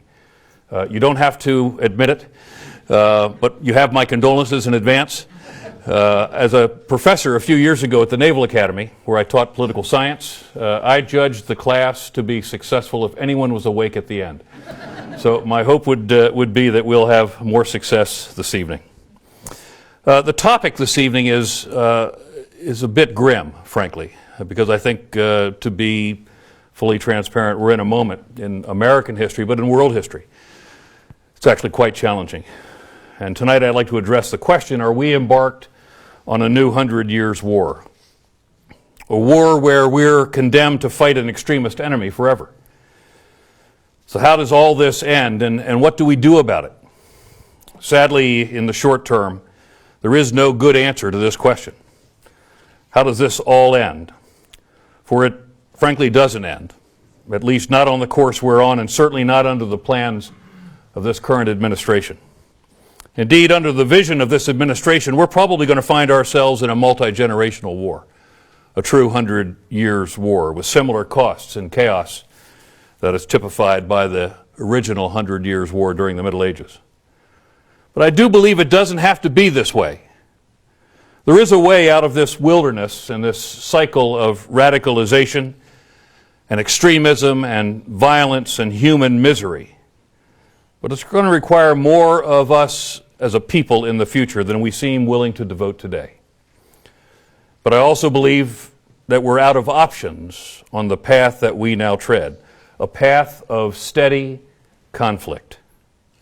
We've got to move beyond reacting to one crisis after another, and our path must be other than a dark path that was laid out recently in the inaugural address, where the President called upon his powers of leadership to unite the civilized world to eradicate radical Islamic terrorism from the face of the earth, a term he re-emphasized last night in his speech to Congress, despite the cautions of his superb and new national security advisor, who is a man who knows something about fighting and defeating terrorists more than almost anyone else that I know, and certainly more than anyone else in the White House. What this reveals about this administration's understanding of this crisis and what it portends for the price that we are going to pay for this kind of sloppy rhetoric is deeply troubling. For this is not the clash of civilizations that the Steve Bannons in the West Wing would have us believe. This is indeed a crisis of the human condition. Now, having fought in Iraq against Al-Qaeda, in Afghanistan against the Taliban, and having helped the President to organize the global coalition to counter ISIL, 3 different enemies, 3 different wars, 3 different locations, my thinking has been crystallizing around the realities that we're facing today and the challenges that we must confront in the future as we relate to this and other groups. Indeed, as a people and as a country and as a member of the community of nations, we're far behind the power curve in understanding and defining the challenges that we face and in organizing in ways that can get us ahead of the spreading extremism, whose most recent face is that of ISIS, the so-called Islamic State, what our Arab partners call Daesh.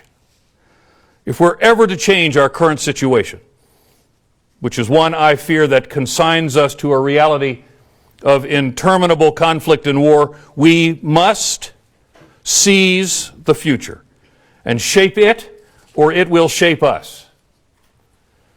The great challenge we face as we move forward today against Daesh is in ensuring that our efforts and our energies and our solutions are adequate to the task, not just today, but tomorrow. ISIS is a symptom. It's a symptom of something bigger, something much darker, something the solution to which will require decades, indeed a generation probably, to address.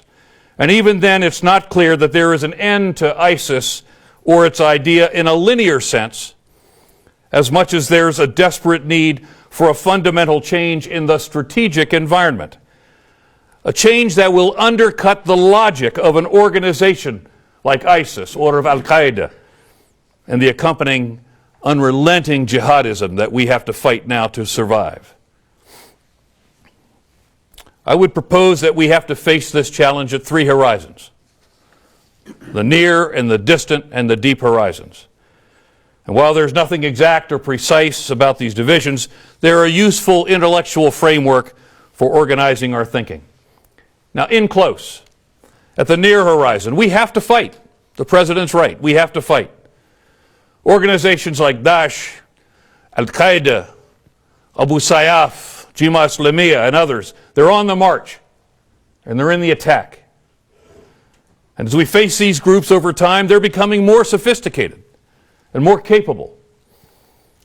The Islamic State is much more capable than Al-Qaeda because it's adapted contemporary technology to link relatively disparate and far-flung extremist groups and increasingly criminal groups in ways that Al-Qaeda couldn't or didn't.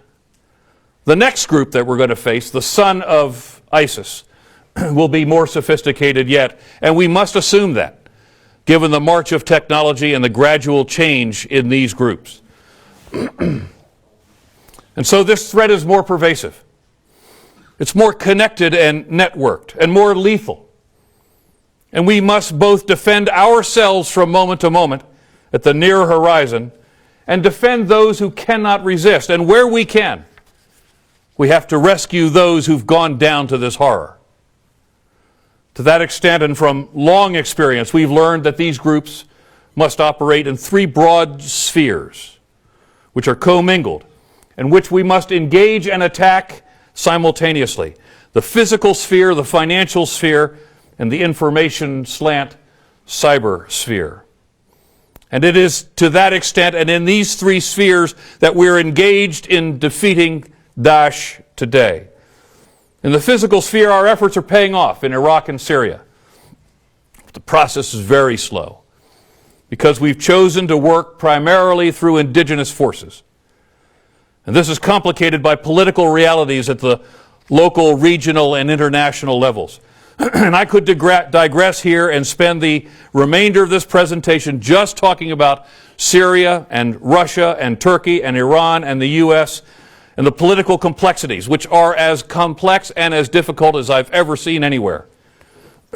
Indeed, as we gather this evening, there are reports that the Turks are massing right now to attack the Syrian Democratic Forces, which are the U.S.-supported, Kurdish-led forces that have done virtually all of the fighting in northern Syria to defeat Daesh along the Turkish border, to take back key Daesh strongholds and locations, and the Turks are massing to attack our allies in northern Syria.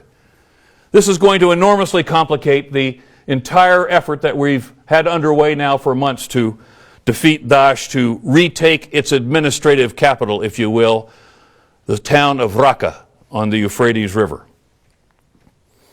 In the financial sphere, where Daesh initially made substantial gains in self-sufficiency, we're shrinking its financial space by attacking its oil enterprise and by attacking its cash reserves, which were significant. Because where Daesh conquered communities in Syria and Iraq, it robbed the banks, ultimately accumulating somewhere around $750 million worth of cash reserves. And now that we have found them, we are blowing them up, literally burning up their reserves. And concurrent with our activities in the other spheres, we're also contesting Daesh's efforts in the information space. And here, ladies and gentlemen, here is the decisive battle space in this war against Daesh. For this organization rides on a set of ideas. Ideas that capitalize on and feed the factors that radicalize vulnerable and key elements of vast populations, reach through the skillful leveraging of modern information technologies in ways we've never seen before. I've never seen an organization like this that could wield information the way it can. Defeating ISIS in the physical sphere will never end this struggle. Strangling it in the financial sphere will not leave it bereft of capacity. To defeat this group and what will be an unceasing succession of these groups, we must kill the idea of Daesh as a solution to the causes of radicalization. And centrally, we must address the conditions themselves that give birth to these abominations. Doing this moves us towards the answer to the question, how does this end? And there is an answer, but it is complex. Interminable conflict cannot be the solution to dealing with Daesh and the other mutations of extremism.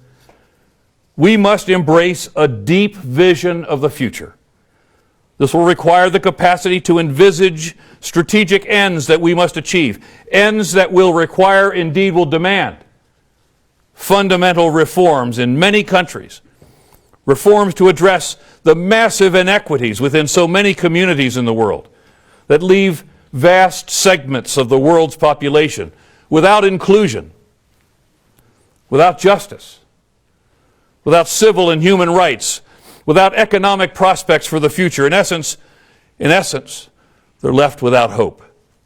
And these vast segments of the world's populations are enormously vulnerable to radicalization. These communities are increasingly characterized by an emerging youth bulge. Some would call it a youth surge, a demographic global megatrend across much of the Muslim tier, from Morocco in the northern tier of Africa to Mindanao and the Philippines. These youths, frustrated at their lot and angry at their limited opportunities, are radicalized under these circumstances. And they become fertile ground for extremist recruiters from Daesh and Al-Qaeda and Abu Sayyaf and others. In that distant future, which we must imagine, beyond the horizon of what we do to defend ourselves today, perhaps 15 years from now, we'll need to take collective action to strengthen and to build resilience in fragile and failing states under assault today. These measures will be strong in security, defense, and in the intelligence sector, but will also and must also emphasize judicial and economic reform to deliver both the promise of justice and the prospect of economic development. And above all, these reforms must address the pernicious and corrosive effects of corruption, which is one of the greatest brakes on governmental capacity and development and one of the greatest impediments to democracy. And looking farther into the future, at the deep horizon, perhaps a generation or more from today, certainly beyond my life, but not beyond the lives of many of you in here tonight who are going to have to make the difference. We have to envision a comprehensive set of reforms that can address and undercut so many of the underlying factors that have radicalized and polarized so many. These aren't unique or isolated or even unrelated conditions which we would find in, say, Sumatra or Bangladesh or in Karachi or in the Persian Gulf or across North Africa. The reasons for weak and or corrupt governance and the forces that combine to create fragile and failing states are nearly always the same. What we must face is the reality and the enormity of what it will take, what it will demand from a comprehensive grand strategy as we seek results at the deep horizon. For the cost of that strategy cannot be one that's based on eradication of an element of Islam. The cost in blood and treasure is untenable over the long term and does nothing to improve the human condition, while at the same time recruiting vast extremist forces to oppose us. Embracing a comprehensive strategy to achieve effect at the deep horizon will require that we think differently, think anew, and differently about how we're organized within our own government. Think expansively about forming and the wielding of international coalitions, and think comprehensively not just about how we formulate strategy, but as importantly, how we implement it as well. It would be difficult to overstate how big and how significant this undertaking will be. There are some who say it cannot ever happen, that we can never mobilize the kind of collective approach and resources that can fundamentally change the trajectory that we face. They could be right, but I hope to God they're not. For in truth, this trajectory is not promising. Apart from the issues of expanding radicalism and increasing virulent extremist groups, the implications of the global megatrends that we face are every day shaping our future, and they demand our attention now. In many ways, these global trends are not only at work, sculpting inexorably the geostrategic landscape, they are also the forces which, if left unaddressed, will likely expand and accelerate and feed the security challenges we'll face in the future. In fact, I would propose that they're inextricably linked. Our success will ultimately require that we account for the one while we address the other. And while I'll discuss these trends briefly over the next few minutes, they're normally considered to be 5 in number. The migration of wealth from west to east on the globe, that migration over the last generation. Major demographic changes in the population of that portion of the region which is most at risk. Rapid, uncontrolled urbanization, which worries me the most. The emergence of key technologies. And then the inexorable climate change which is coming at us increasingly, creating resource scarcity. For example, wealth is moving away from the regions most in need of help. The demography out to 2050 does not favor the developed or the developing worlds, whose populations will age, they will stagnate in numbers or shrink, while those of portions of the developing world will grow. And that segment of the population growing the fastest in that region is that between the ages of roughly 15, depending who's counting, 15 to 25 or 15 to 29, whose expectations for good governance, for individual justice, for basic human rights and economic opportunity will be increasingly frustrated. To illustrate just one aspect of the magnitude of this challenge, each year approximately 121 million adolescents turn 16 years of age. 89% of them, let's round it to 90% of them are located in developing regions in the world. In employment alone, their economic prospects for most of what they want are grim. To that extent, then, the so-called Arab Spring was, and I strongly believe this, a harbinger of the future. I think it's useful at this point to take a moment here to review what the Arab Spring in 2011 was and what it was not. First, what it was not. It was not a widespread religious upheaval. I was the deputy commander at the U.S. Central Command at the time, which owns the area of operations called the Middle East, the Greater Middle East. And as we watched the conflagration of the Arab Spring unfold across the region, burning its way across North Africa towards us in the Middle East, we found through our intelligence resources that Al-Qaeda was caught as flat-footed as everyone else by the spontaneity of this upheaval.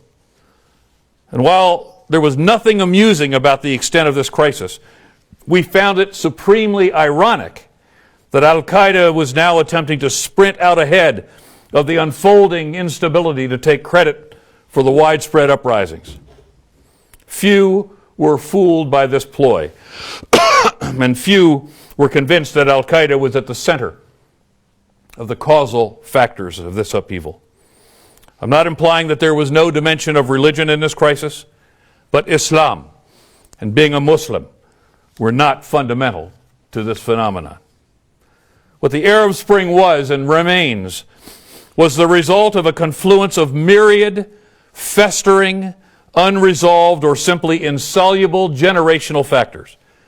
Incompetent, non-inclusive governance, an absence of justice, rampant, predatory corruption, massive inequality, women generally disenfranchised across the entire region, frustrated youthful populations, a lack of educational opportunities, and few economic prospects. It's a long list. It's a grim list. But that was the reason for the Arab Spring. And in one form or another, each of these factors were at work on that sad day in December of 2010 when the young Tunisian husband and father, Mohamed Bouazizi, dispossessed of his livelihood, a fruit stand. He was a fruit vendor. That's all he could do in that environment to put food on the table for his family. taken from him by local corrupt officials. He was left utterly frustrated and despondent with his lot in life, under a pervasive Tunisian tyranny. So he poured petrol on himself and lit himself aflame. And he would die in that act, an act that figuratively and literally set the region ablaze. Thus began the terrible summer of 2011, occurring at roughly the 100-year point in the wake of the collapse of the Ottoman Empire, which had ruled the region for centuries.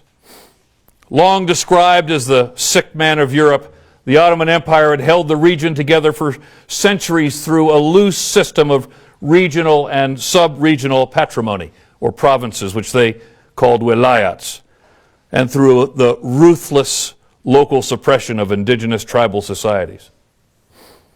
With the victory of the Allies in World War I, the Allies would impose an administration or a mandate upon the former Ottoman provinces. This was the so-called mandatory period. And not surprisingly, the Europeans did little to replace the Ottoman rule with anything better. Indeed, one imperial rule was basically or essentially exchanged for another, except that the new rulers, the Europeans, had little real experience in the region and even less capacity than the Turks to understand and shape the social dynamics at work in these now liberated societies.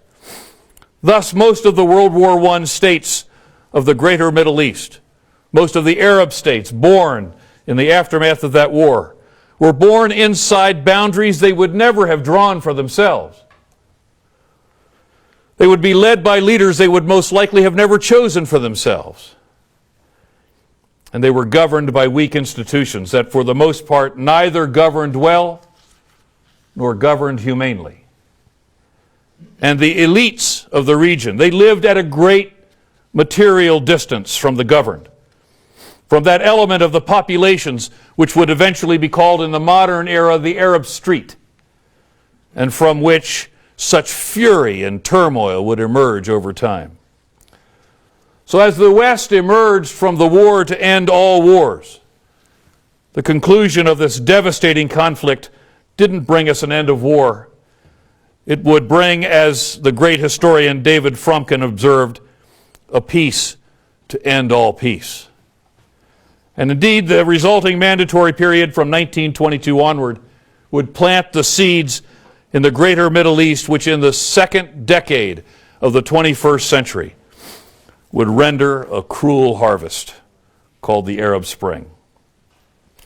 As this conflagration of 2011 engulfed the region, one dictator after another went down. While by and large the monarchies held together, the dictatorships folded largely because of the inherent fragility of their systems, preventing, as they had, the normal evolutionary social venting that accompanies social progress and the effects of modernity, and the development of political and institutional maturity and viable political opposition parties. In essence, they possessed little resiliency and virtually no shock absorbency. The monarchies, on the other hand, had their own problems with governmental institutions, but had not lost their deep and stabilizing reach into the tribal societies of the region. And that reach, and having plenty of resources to quiet dissent, left them in a better state than the dictatorships, but every country in the region was destabilized in one form or another by the events of 2011. And from the Arab Spring, the emergence of civil wars across the region only magnified the human misery and accelerated the flight of millions, the largest refugee displacement since World War II. Libya and Syria as conflicts, now seemingly irreconcilable. Yemen seems beyond the reach of any coherent peace process. I was just with the Emiratis and the Saudis, and they cannot extract themselves from this morass. It's a failed state, but it's also a civil war. And that civil war is stoked by the Saudi-Iranian Cold War. And Iraq, though not technically a civil war or a failed state, was perilously close to going over the edge by the onslaught of the Islamic State in 2013 and 14, which itself drew its organizing principles and comparative strength from the Syrian civil war going on next door. The tinder for the fire of 2011, the Arab Spring, was to be found in widespread social and economic frustration by youthful populations, centered in teeming cities, the results of which were communicated near simultaneously over vast distances on the internet and through social media. And so we see in the emergence of this crisis the intersection of the megatrends and the causal factors of radicalization. And this does not bode well for the future. So let me return to the megatrends for a few minutes. Urbanization will be one of the greatest challenges we face as we increasingly see populations moving into the cities. By 2050, nearly 3/4 of the world's population will be in megacities. Already 20% of the world's population lives in one of the world's 27 megacities. These teeming cities will be harder and harder to govern and to sustain as infrastructure is stretched to the breaking point, and masses of poor will shelter into what are becoming known today increasingly as mega slums. No-go areas attached to these cities, essentially existing beyond the writ of national, regional, and municipal governments, and locally governed by criminal or non-state actors, terrorist groups. And we're seeing it today in Lagos, Nigeria, in Karachi, in Sao Paulo, in Brazil. Just before the Olympics, the Brazilians had to mount a large police and military effort to take back large numbers of neighborhoods in Sao Paulo and Rio de Janeiro. Military operations where they sustained heavy casualties. At least one police helicopter was shot down by what they think was a shoulder-fired heat-seeking missile. To that end, be careful of the term, ladies and gentlemen, ungoverned spaces, because it's often applied to those areas within the mega slums. That term can create a false notion of what's going on in these areas, because for sure there is governance going on inside the mega slums, but it's usually completely at odds with our own Westphalian notions and is a source of massive radicalization and an incubator to extremist groups and other non-state actors. And military planners are now using the term feral cities, wild cities, to describe how extreme this trend could be out to the year 2050. And it's going to get hotter, ladies and gentlemen. Last summer, and I'm speaking to a group of people who know about hot. Last summer was the hottest summer on record. Hotter even than the previous summer, which was the hottest summer on record. In fact, 8 of the last 10 summers are the hottest summers on record. Today, it was 64 degrees in Antarctica. 64 degrees, the hottest temperature ever recorded in that continent. And the heat will complicate and it will enrage weather patterns that are essential to agriculture. And resources now already scarce, like water, will become a casus belli, a reason for people to go to war with each other. By 2050, a global population will exceed 8 billion people. We'll need 50% more energy, 40% more water, and 35% more food. And finally, the rise of technology, which carries such great promise for us all, will also create the means to network with nearly completely secure communications.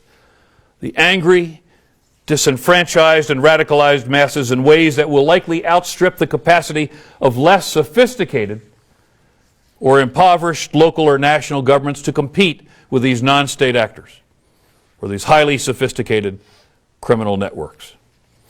And finally, if it's even recognizable at all, the rules-based system of global intercourse, the system the U.S. authored out of the ashes of World War II and in the aftermath of the Cold War, will be sorely pressed to account for the realities of these megatrends.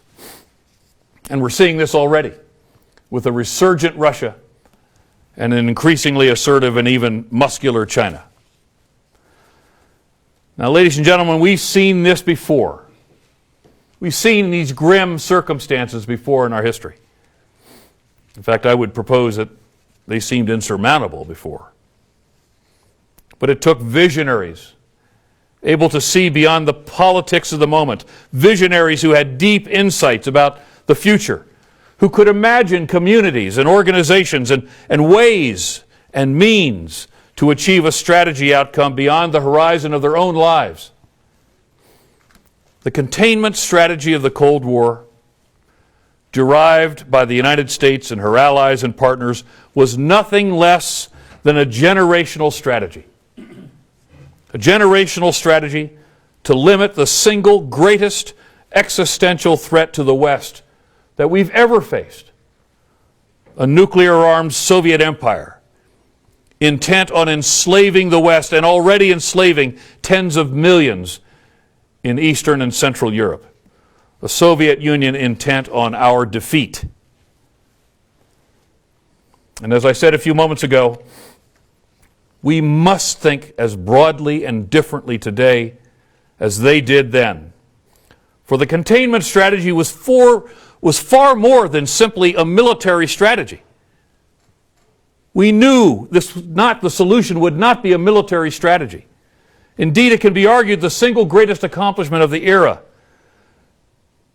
and one of the principal knockout blows of the Soviet Union wasn't its military encirclement by the West, wasn't a military strategy, but rather the political and economic integrative forces alternative to communism presented by the Marshall Plan. The Marshall Plan. If we're ever then to get to the left of radicalization, if we're ever to reduce the pell-mell spread of violent extremism, there can be no solution to these problems that we've raised this evening without a comprehensive, long-term, grand strategy which not only embraces the interagency approach within our government, but also an international approach, a robust coalition of the community of nations. And what comes to mind immediately is something that looks very much like the coalition that has been organized today to counter ISIL. With at its beating heart the Arab states, those states whose population contain large Muslim concentrations, for they must be central to the outcome, and it depends on your mindset here. Are Muslims the problem, or are Muslims the solution? I prefer that Muslims are the solution. I would also contend that for this grand strategy to work, it must span a swath of the Earth's surface, which includes not only the traditional Middle East, but also the northern tier of Africa, portions of Central and South Asia, and the key states of Southeast Asia, with large or majority Muslim populations. And as I will tell you, I just came from Singapore, where among other people I met with the Prime Minister. There is a deep, deep concern about the radicalization of the youth of that region, and they're being embraced by these extremist organizations. And if we're able to fashion a generational grand strategy, then the really hard part begins, the implementation. And my own experience has taught me that strategies, good, bad, or indifferent, are for naught without a carefully crafted implementation plan or a follow-through. And this will be, as is often said in the military, the long pole in the tent. And if American leadership was important to the formulation of the strategy, it will be essential to its implementation. Without exaggerating the issue, the enormous gravity of this undertaking is striking, with no contemporary analog except perhaps the formation of the United Nations and its family of agreements and organizations at the end of the Second World War, or the development of the containment strategy with the Marshall Plan as its centerpiece, or maybe even something you know about out here, the Manhattan Project. My point is, we will never get to the left of radicalization and violent extremism without the decision by the world's leadership to commit once and for all to lift the necessary resolve to concentrate the resources to solve this crisis. And as hard as this may be, when one considers historically the size of the stakes of the previous measures which I've mentioned, I'm encouraged. This, in fact, can happen. We can get organized. We can focus the resources. For we've had the moral and intellectual capacity to do it before, and I believe we can do it again. And yes, it was enormous. And yes, it was hard, and not without risk, or without setback, or even without war, sometimes to the very nuclear brink. But the logic of what we attempted at that time was sufficiently sound, and the vision was sufficiently clear that it survived as an idea and as a strategy to carry us through the darkness of the Cold War. We are, as a people, up to this. We have to be. Because perpetual conflict cannot be the birthright which we bequeath our precious children and their babies. The problem we face now is that our own administration seeks to take us in the other direction. I think the utterly wrong direction, by making this crisis about Islam and being Muslim, and by militarizing the solution. The dark vision expressed in the inaugural address of the U.S. leading the civilized nations in the eradication of radical Islamic terrorism from the face of the earth, quote unquote, hasn't united the community of nations. Indeed, it's begun to separate them from the United States. The ill-conceived travel ban was the first act in this drama, followed nearly immediately by the President's untoward call for the United States to seize Iraqi oil. Now, I'm still tied in with the sheikhs of the Al-Anbar province with whom I fought to defeat Al-Qaeda. By the way, they're all online, and they're all on Facebook. And I got a face blast from their Facebooks. The incongruity of all this would be laughable if it's not tragic. Not only did our principal allies in the fight against Salafi jihadist organizations like Daesh, not only did our principal allies, the Iraqis, who are dying by the hundreds every day with Americans fighting alongside them to liberate their country from Daesh, they wake up one morning to find they can no longer travel to the United States. And then they have to wonder why the United States president threatened to take their oil. Look, so many of our closest friends on the planet are left to wonder why would any of these countries want to be part of that so-called group of civilized nations, led by America, if the underlying strategy is an eradication strategy, which will condemn us to 100 years' war. The reality, of course, is that we have to fight to protect our way of life and that of our closest friends and partners from this jihadist scourge.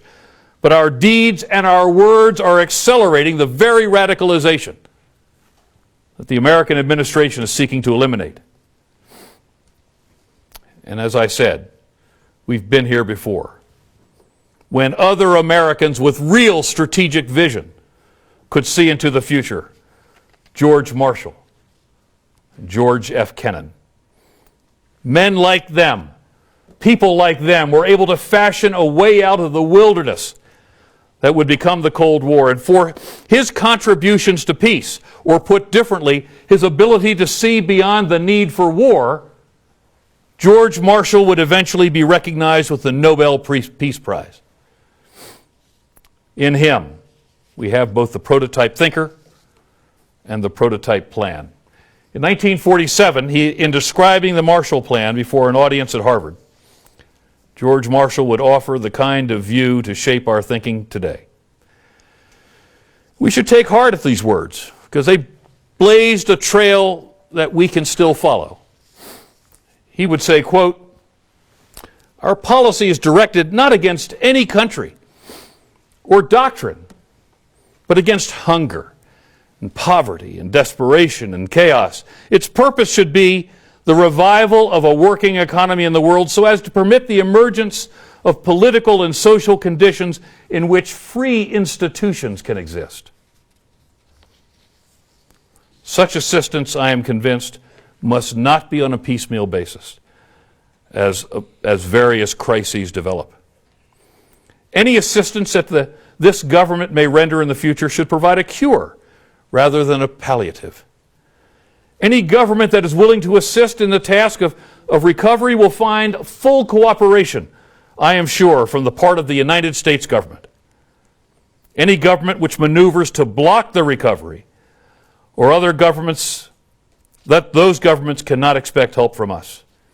Furthermore, governments, political parties, and groups which seek to perpetuate human misery in order to profit therefrom, politically or otherwise, will encounter the opposition of the United States, end quote. So I believe we can envision, and I believe we can fashion, and I believe we can implement the kind of long-term grand strategy to address this crisis. Indeed, as I said at the beginning, from my perch, and I got a little experience at this, I would also contend that finding the solution is no longer an option. In 1862, as the horizon was darkening for an America sinking into the abyss of the Civil War, President Lincoln admonished Americans to rise to the crisis they faced.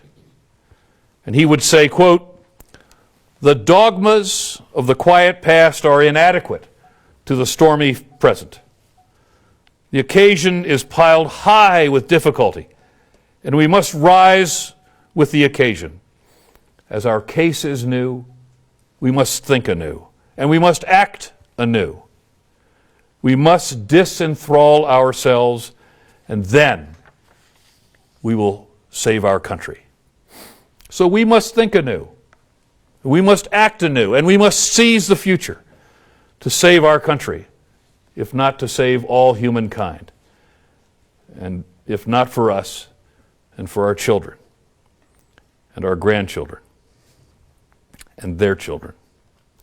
So are we facing a new 100 Years' War? I pray we are not, for we are facing a 100 years struggle to defeat a virulent ideology, but more nobly, to lift millions out of darkness through reform and change. Reform and change, not unending battle and war.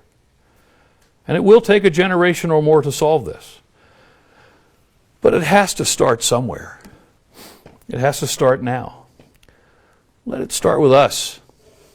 Let it start with the students in this room, because we have no other options. Thank you very much. I appreciate your attention this evening.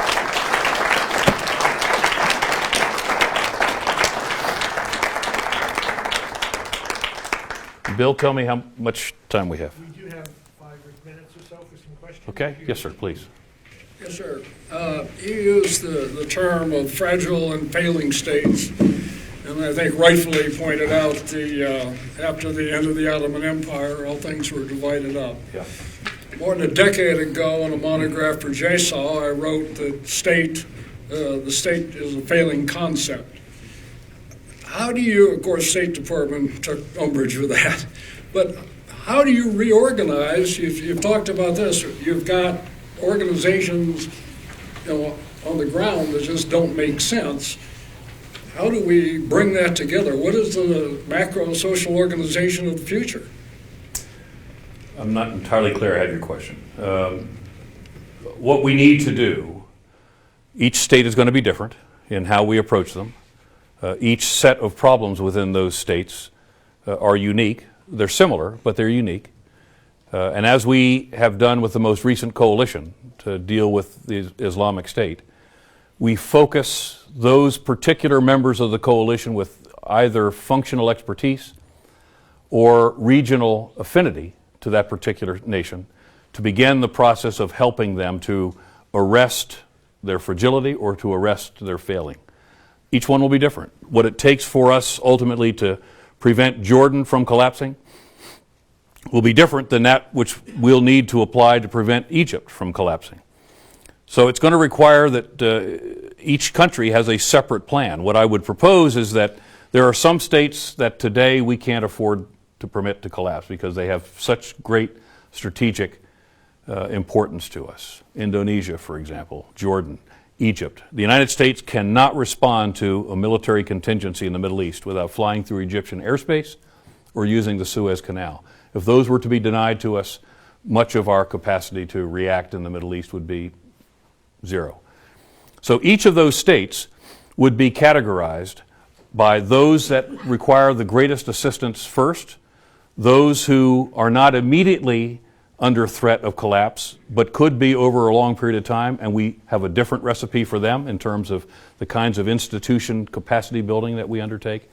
And then there are the states that potentially could be under threat, are not immediately under threat, and those will take longer, but we'll work with them longer to make them proof from potential instability over the long term.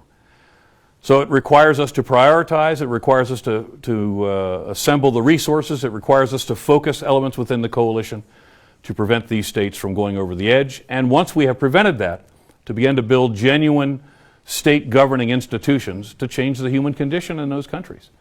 It's not going to be easy. It's going to take a long time. Does that get to some of your question? Basically, yes.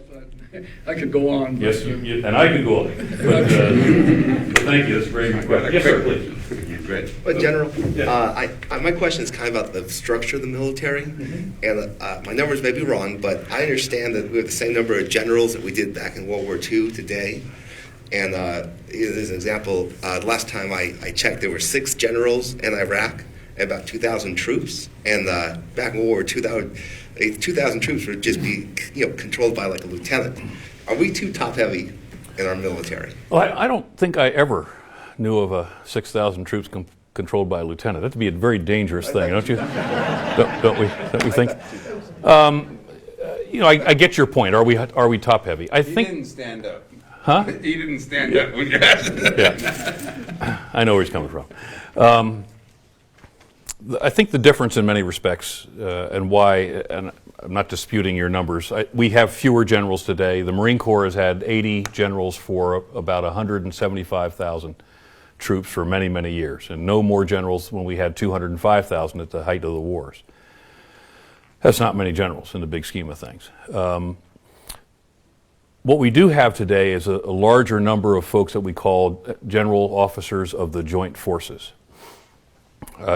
When I commanded our forces in Afghanistan, I was a Marine general, and the Marine Corps by law rates two full 4-star generals by law, commandant and assistant commandant. At the time I retired, we had 6 generals, 6 4-stars, 4 of them in the joint force, because we don't fight as services anymore. We fight as large joint entities, and that requires a family of general officers to fight those joint forces. Do you think we need a supreme, like a 5-star general to fight this uniform the... I think, no, we're organized in our services, and these are good questions you're asking. We have 10 what we call combatant commands, and they are all led by 4-stars.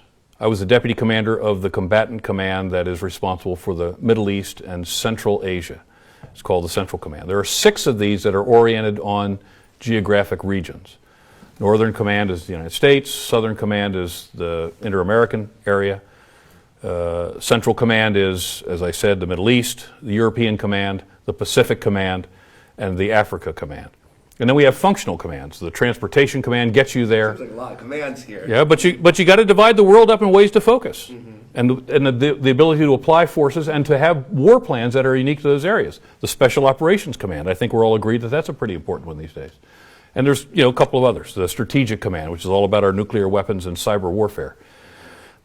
Those are all joint forces, and it requires a group of joint generals and admirals to lead those forces. So it appears that we have a lot, but the command and control to be able, at the snap of a set of fingers, to go to war is what the United States needs to be ready to do. And we can't take the time to form those commands out of whole cloth.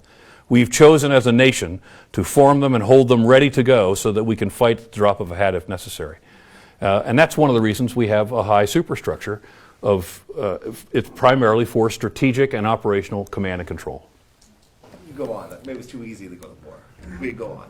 No, we don't want to go to war. We don't want that to be easy, but we also don't want going to war to be an afterthought. Because if it's an afterthought and the military wasn't part of the grand strategy of the United States, in other words, we'll get around to war when everything else fails, that's the wrong way to do it, because when you get around to war, that's all you've got left as an option. I spent 15 years fighting in these wars. I don't want to fight in wars anymore. What I want is for the military to be part of people's thinking for the coercive value of the military and diplomacy is what gives the American word its strength and power. It causes our enemies to fear us and our allies to respect us.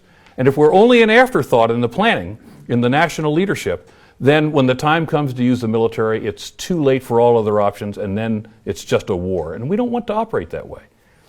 Yes, ma'am. I'll get you. I'm sorry, sir. Go ahead, please. My question is following up from this gentleman down here. I understand what you said about the countries that cannot be allowed to fail. Yep. But what about the areas that are so blurred and confusing, like the Kurds and the Turks that you started out tonight talking about? Yep. How do you sort that out? It's a great question. It's a great question. When the Islamic State invaded Iraq, President Obama called several of us into the White House for a conversation. And he said, give me your thoughts on how we solve this. And I said to the President, the first question you need to answer for me, Mr. President, is this region was defined by something called the Sykes-Picot Agreement, which was an arrangement of the states of that region by the Europeans. None of the people of that region would have ever organized themselves that way. So I said to him, Mr. President, what is your outcome here? Before you ask me what my recommendation is, I need to know what you think the outcome is. Are we going to reestablish the arrangement of the Sykes-Picot Agreement, or are we going to let the people organize themselves? And his response was, we've got to go back to what the Sykes-Picot Agreement was, and then once we've reestablished that, then we can begin the process of remaking the region in its own form. So we actually support, at some point, the Kurds having their own independence. And the Kurds are great people. They're wonderful people. And the allies that we have in the Kurdish regional government in Iraq have been very close allies, but they're horribly organized right now. There are Iranian Kurds, there are Turkish Kurds, there are Iraqi Kurds, there are Syrian Kurds. And for a very brief moment in 1919, some real visionary diplomats drew a circle around all of those people and determined that there would be a Kurdistan. But the great powers determined that that would never be the case, that a Kurdistan would be too limited as a state. And so they broke it up. So the president's intent was, let's restore the status quo ante and then from there move into something that's more natural for the region. But we can't defeat Daesh and move into something that's more suitable for the region at the same time. It just would not work. And I agree with him to that extent. But, John, if you can stay a couple minutes, if you want to stay and follow up with a question, we'll still have some time. But thank you very much for coming out and joining us. Thank you very sir. much. Honored to be with you. Thank you. Thank you. Thank you.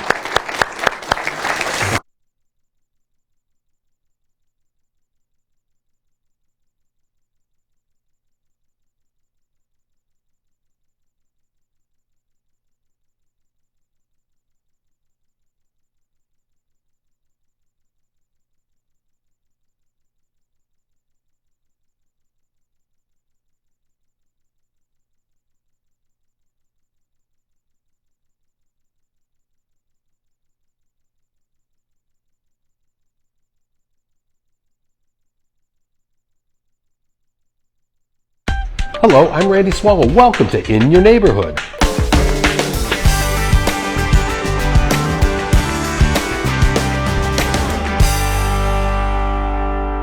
For the next half hour, we'll talk county issues and District D issues with a man who represents the area, your Commissioner, Lawrence Weekly. Welcome, Commissioner. Hey there. How are you? I'm well. How about you? Good, thanks.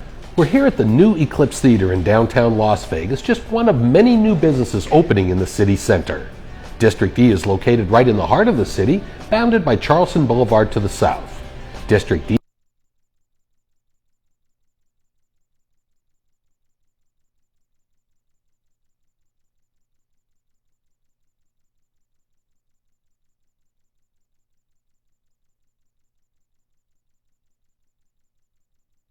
and trail photos. So get out, find a trail, and explore new places at neontonature.org. Clark County TV, TV4 Clark County.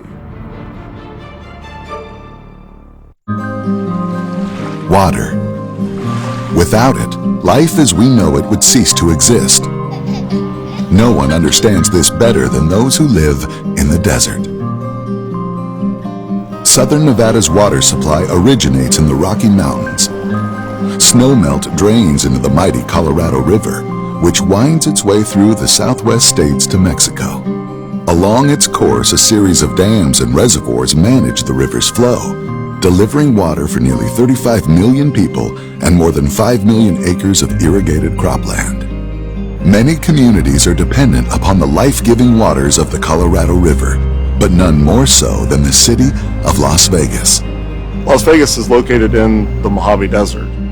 Without a reliable water supply, Las Vegas simply can't exist, so there's nothing more important than being able to guarantee that. Nearly 90% of the Las Vegas water supply comes from Lake Mead Reservoir, fed by the Colorado River. But Lake Mead's water level has been dropping, putting Southern Nevada's water system at risk. Since 1999, the Rocky Mountains has been going through a very severe drought. We've always known that droughts are part of the natural cycle. What's most concerning about the current situation is that we're seeing a natural drought combined with the beginning of climate change.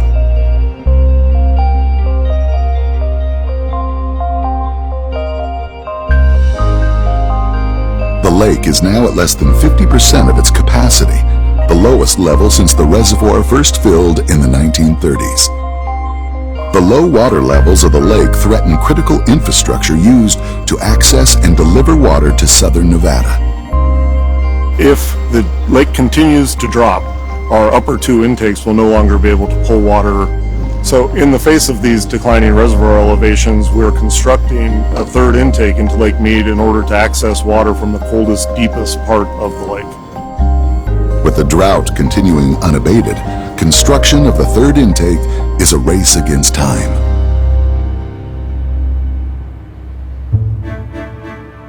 I feel pretty honored to be down here, you know. It's not easy work, you know, but by the end of the day, you feel like you've accomplished something, and you know, a little sweat never hurt nobody. Intake number 3 will draw water near the bottom of the lake. Its construction will be one of the most challenging tunneling projects ever attempted. To build it will require excavating a shaft more than 600 feet deep, a tunnel boring machine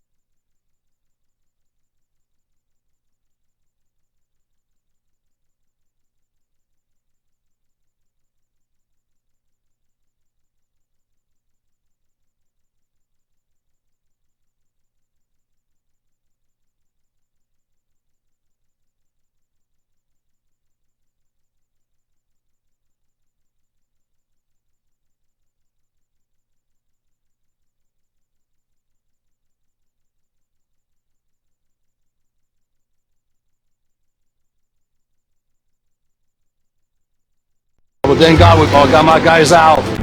Everybody's safe. That's what mattered. Over the next 4 days, water and approximately 6,600 cubic yards of mud and gravel flowed into the starter tunnel, bearing equipment and bringing the project to a standstill. I personally have never seen anything like this myself. Engineers launched studies to investigate and identified a series of near vertical faults that channeled the material into the work site.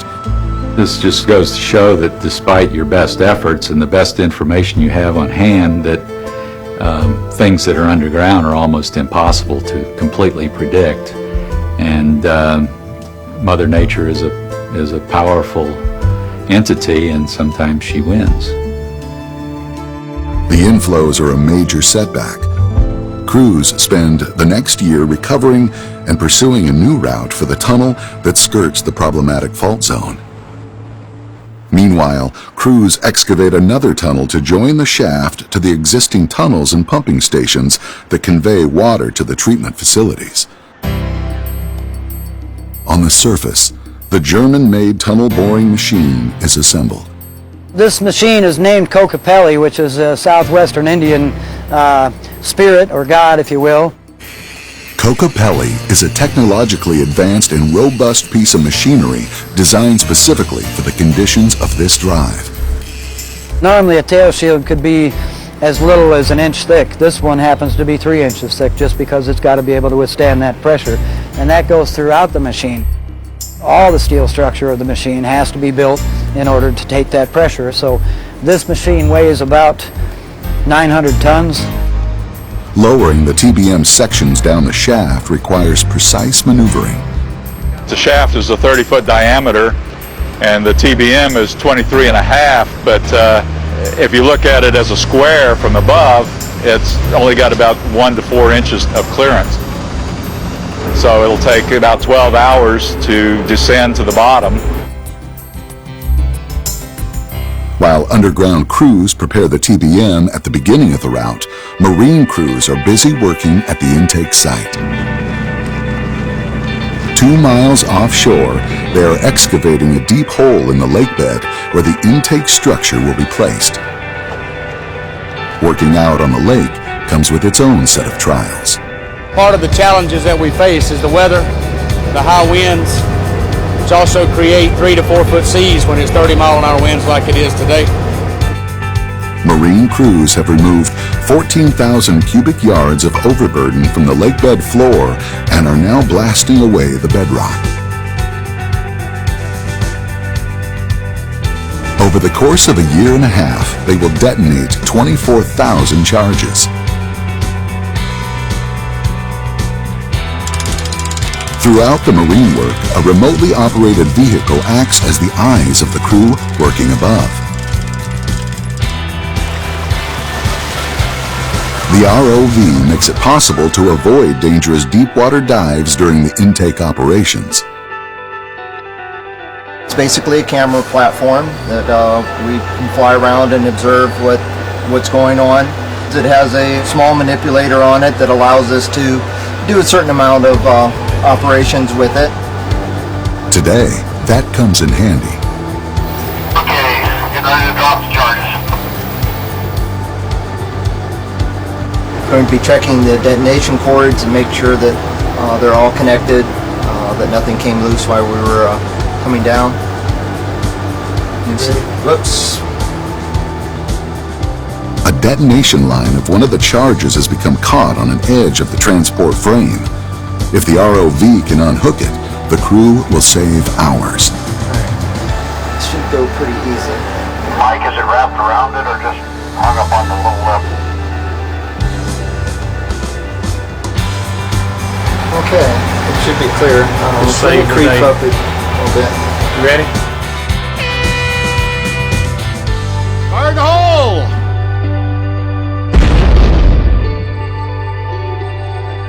Every day, the hole underwater becomes a little deeper and wider.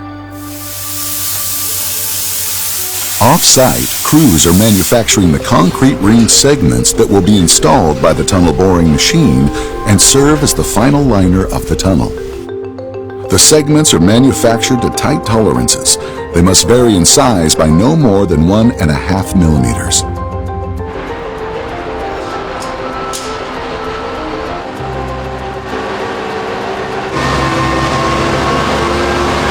The precise size of the segments is crucial to the performance of the tunnel, as the rings must fit together and create a watertight seal that is strong enough to withstand the intense hydrostatic pressure.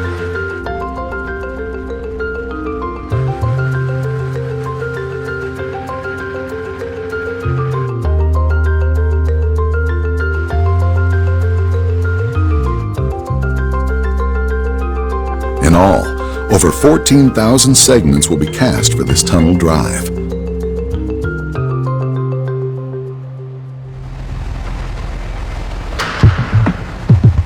"600 feet underground, the TBM Kokopelli has begun mining. The concrete ring segments will make up the tunnel liner installed within the protective shield of the machine. When ground conditions are favorable, meaning the rock formation is cohesive and groundwater minimal, the machine will mine in open mode. The material is carried through the machine by a screw conveyor and deposited on a conveyor belt to transport it through the tunnel. When ground conditions are poor and groundwater is flowing at high volumes, the TBM can switch into a closed or slurry mode. In closed mode, bentonite slurry is pumped to the face of the machine, and the excavated material mixes with the slurry and is pumped back to the surface where the bentonite is extracted and reused.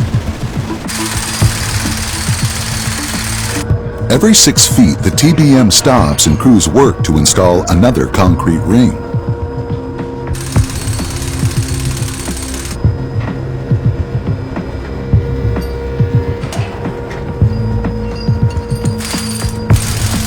The tunnel boring machine pushes off the newly completed ring to move itself forward, then excavation begins again. Right now we're having problems with our water. Dwayne West is one of 3 qualified operators of the TBM. The hardest part of this job is watching everything all the time. I mean, you've constantly got to be watching your pressures on everything, your grout, your thrust cylinders, your articulation, your cutter head. Then you're looking at the VMT to make sure that you're staying on line and grade. So you're steering and making adjustments there. And when there's problems, trying to figure out the problems.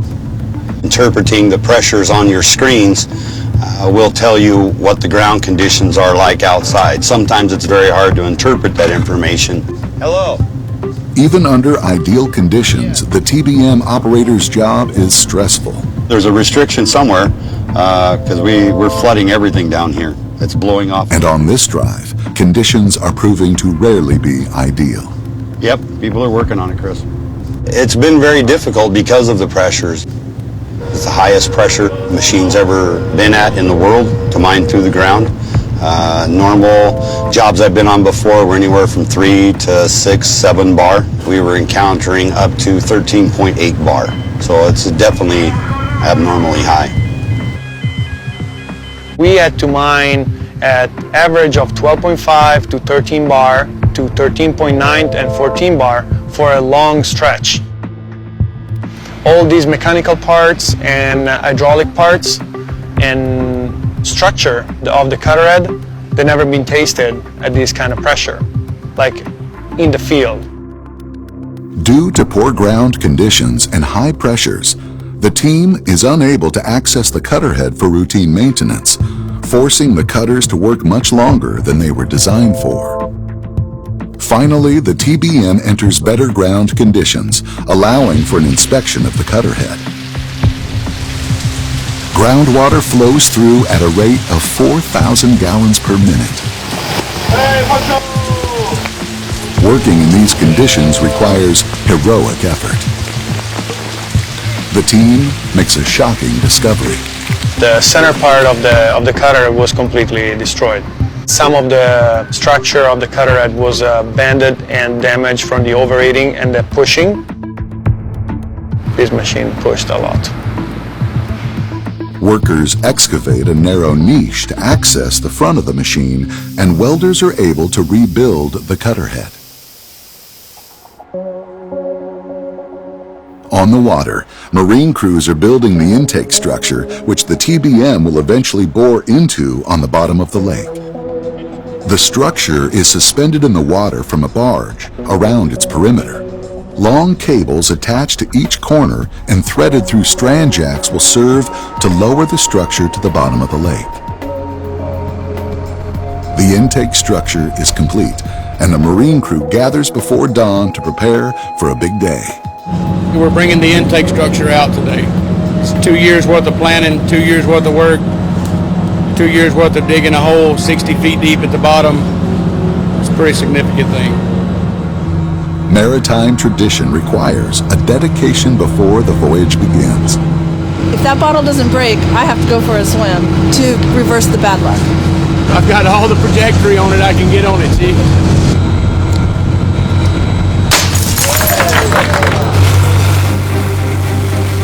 The anchors are cut, and it's time to push off. At more than 90 feet tall and 1,400 tons, moving the structure in the lake presents quite a challenge. All eyes are on the weather. The barge is a big sail, and the wind will push you off course. And if it pushes you off course, then you run a risk of running aground.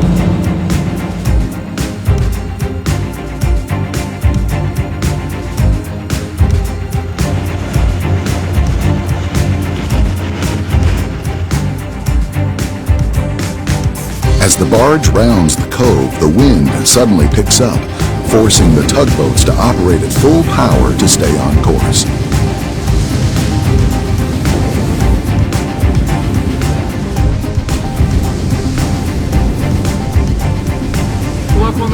Despite the wind, the intake structure safely makes its way to meet up with the crane barge on the lake.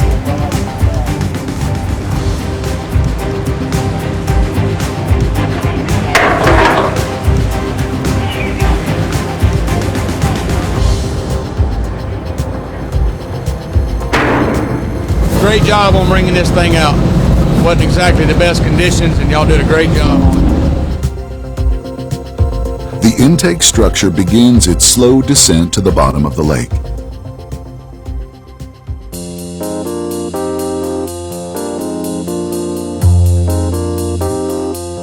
To secure the intake structure to the lakebed floor requires pouring 11,000 cubic yards of concrete at a depth of 350 feet. The logistics of such an undertaking require new techniques. The project is unique in itself. It's never been done before anywhere in the world. It's at a depth that concrete has never been placed, not in a trimming system. We had to take everything in, put it into one system, and then fix problems as they came along to make each phase work. Engineers worked for 18 months to develop a method of delivery and a specific concrete mix designed for the unusual environment. The concrete, it has to stay very fluid during the transportation, and getting it out to the placement barge with the ready mix trucks is very difficult because it takes around 2 hours to get it there.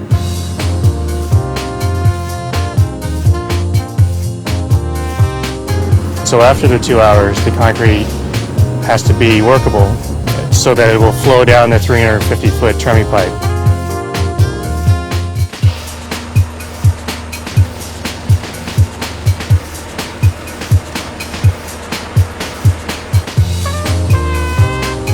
The pour itself is a marathon, running around the clock for 11 days straight. 3 barges loaded with concrete trucks rotate continuously from the shore to the site on the lake. As if the task was not challenging enough, Lake Mead throws in one more trial for the crew to overcome. 5 days into the pour, the wind picks up. It's supposed to be 75 miles an hour. The tugs can't push the barges like that. It's too much weight. Today's gonna challenge us. All right, guys. Crews wait out the worst of the storm, and the barges are soon back to work. Finally, The base of the intake structure is fully submerged in concrete. For the Marine crews, their job is complete, and they depart knowing they've had a hand in something momentous. Being a part of this job has never been done before, so it's going to be like the crowning moment in my career. That's kind of special to me. I like it.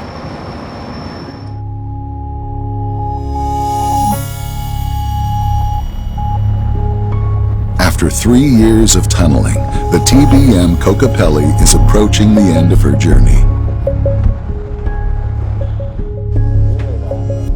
Took so long. We're right in the end now. All right, good morning, guys. Right now we are halfway through push 24-25. When we hit ring 24-27 is when we should be pushing through the intake structure. Very close, very close. All right, guys, let's go. Let's do this. The hole through has been a long time coming.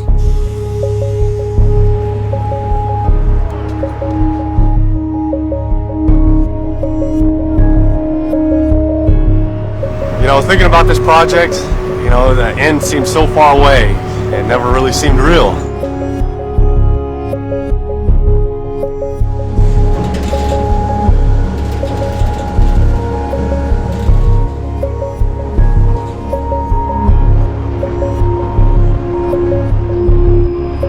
The crew below advances the TBM at a cautious, slow pace.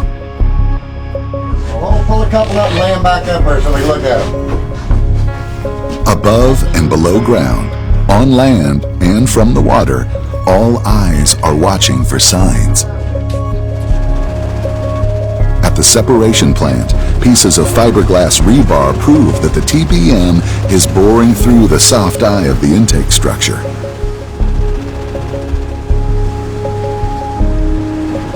I'm kind of waiting for this total force. That should drop down about 5,000 kilonewtons when we haul through. That's when we'll know. A call comes in from the marine barge on the lake, where workers report seeing bubbles rise up through the water. Did you get some more bubbles? Almost there. Almost there.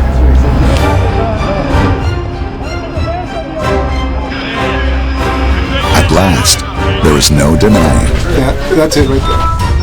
The TBM has holed through into the intake structure. Yes, sir. We're broke through. It's a done deal.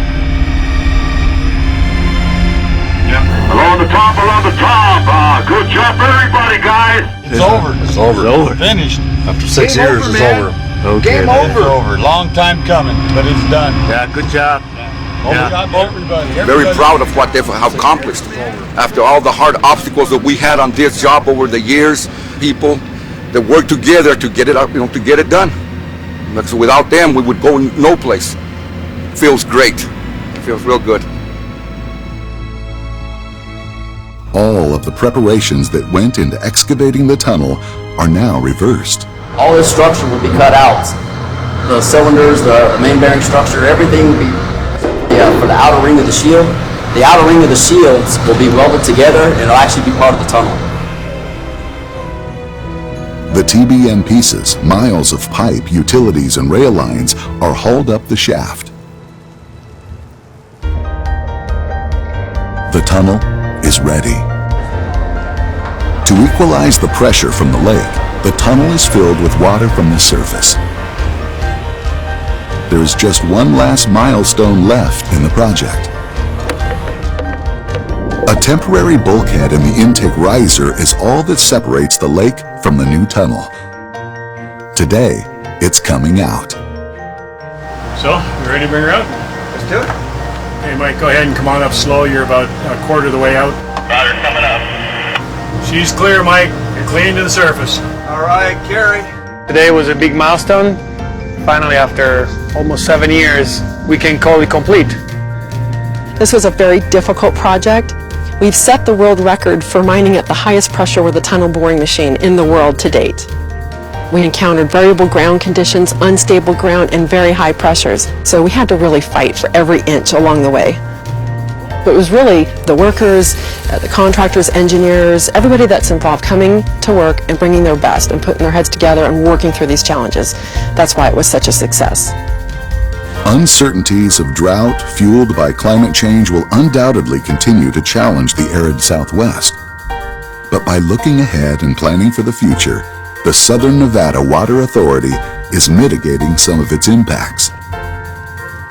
For the people of Las Vegas, the years of hard work and ingenious construction of the third intake have secured a reliable delivery of water to their homes, the very lifeblood for a community in the desert.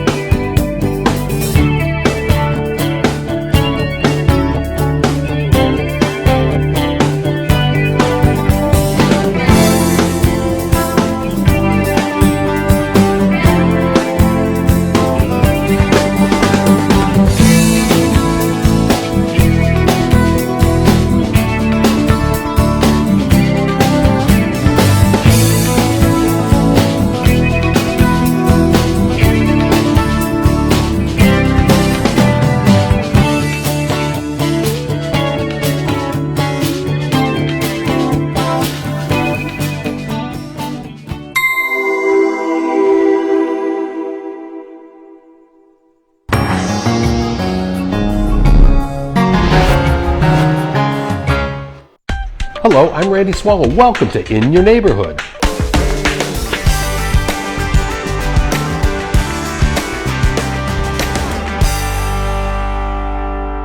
For the next half hour, we'll talk county issues and District D issues with a man who represents the area, your Commissioner, Lawrence Weekly. Welcome, Commissioner. Hey there. How are you? I'm well. How about you? Good, thanks. We're here at the new Eclipse Theater in downtown Las Vegas, just one of many new businesses opening in the city center. District D is located right in the heart of the city, bounded by Charleston Boulevard to the south. District D contains many county government, court, and social service facilities that serve the entire community. The University Medical Center, the Smith Center, and the North Las Vegas Airport are other places of note located in this diverse district. Here's a quick look in your neighborhood, District D.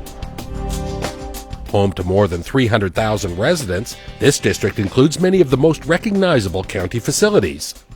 The Clark County Government Center is the hub of all county functions, providing regional services to more than 2 million citizens and more than 40 million visitors a year. The Regional Justice Center is home to the 8th Judicial District Court and the Las Vegas Township Justice Court. This 717,000 square foot courthouse is located in downtown Las Vegas. The William U. Pearson Community Center is a District D landmark, honoring a legendary man who blazed the trail for many in Clark County.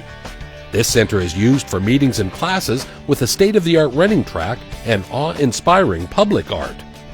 And the North Las Vegas Community Resource Center, anchored by the likeness of Dr. Martin Luther King, is another community mainstay. Mr. King stands tall and helps anchor this area right in the heart of District D. Commissioner, I can't believe it. It was actually 10 years ago that Governor Gibbons first appointed you on the Board of County Commissioners. Can you believe it was 10 years ago? And now, of 10 course... 10 years? Really? Yes. It's been 10? Oh, Wow. Absolutely. Amazing. And of course, the voters gave you a mandate last November to re-elect to serve the voters of District D. Always nice to get that vote. Absolutely. Yeah, you know, I'm so very grateful to our former governor. Governor Gibbons, a really nice guy.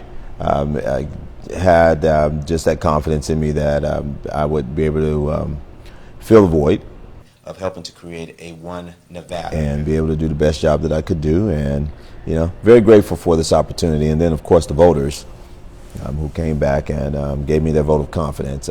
Really appreciate it, really honored, and, man, just happy to serve.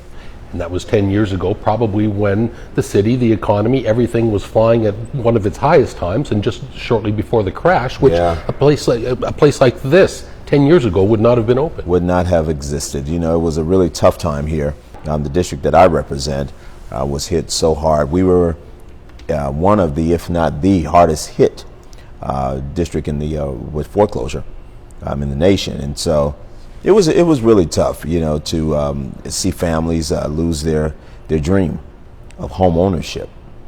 See so many people lose their jobs. Families who had children in college, you know, had to bow out. And so it was really, really, really tough. It was a tough time, but being the type of country that we are, we're a resilient country. We're resilient people. We're able to really bounce back and really try and make some things happen. And so we're ticking upwards. And things are getting a lot better for a lot of people. Still a lot of major concerns though. Unemployment rate, still not where it should be as far as helping to get Americans, particularly Nevadans, back to work. That's extremely important to me. And, you know, not only that, but, you know, just helping people in terms of entrepreneurship, small businesses. I don't care what anyone says. Small business is what helps America stand strong. We have some great major corporate businesses out there in the world that are doing fantastic, but it's those mom and pop shops that hire everyday neighborhood people and, you know, just really do a great job. So still have a lot of work to do.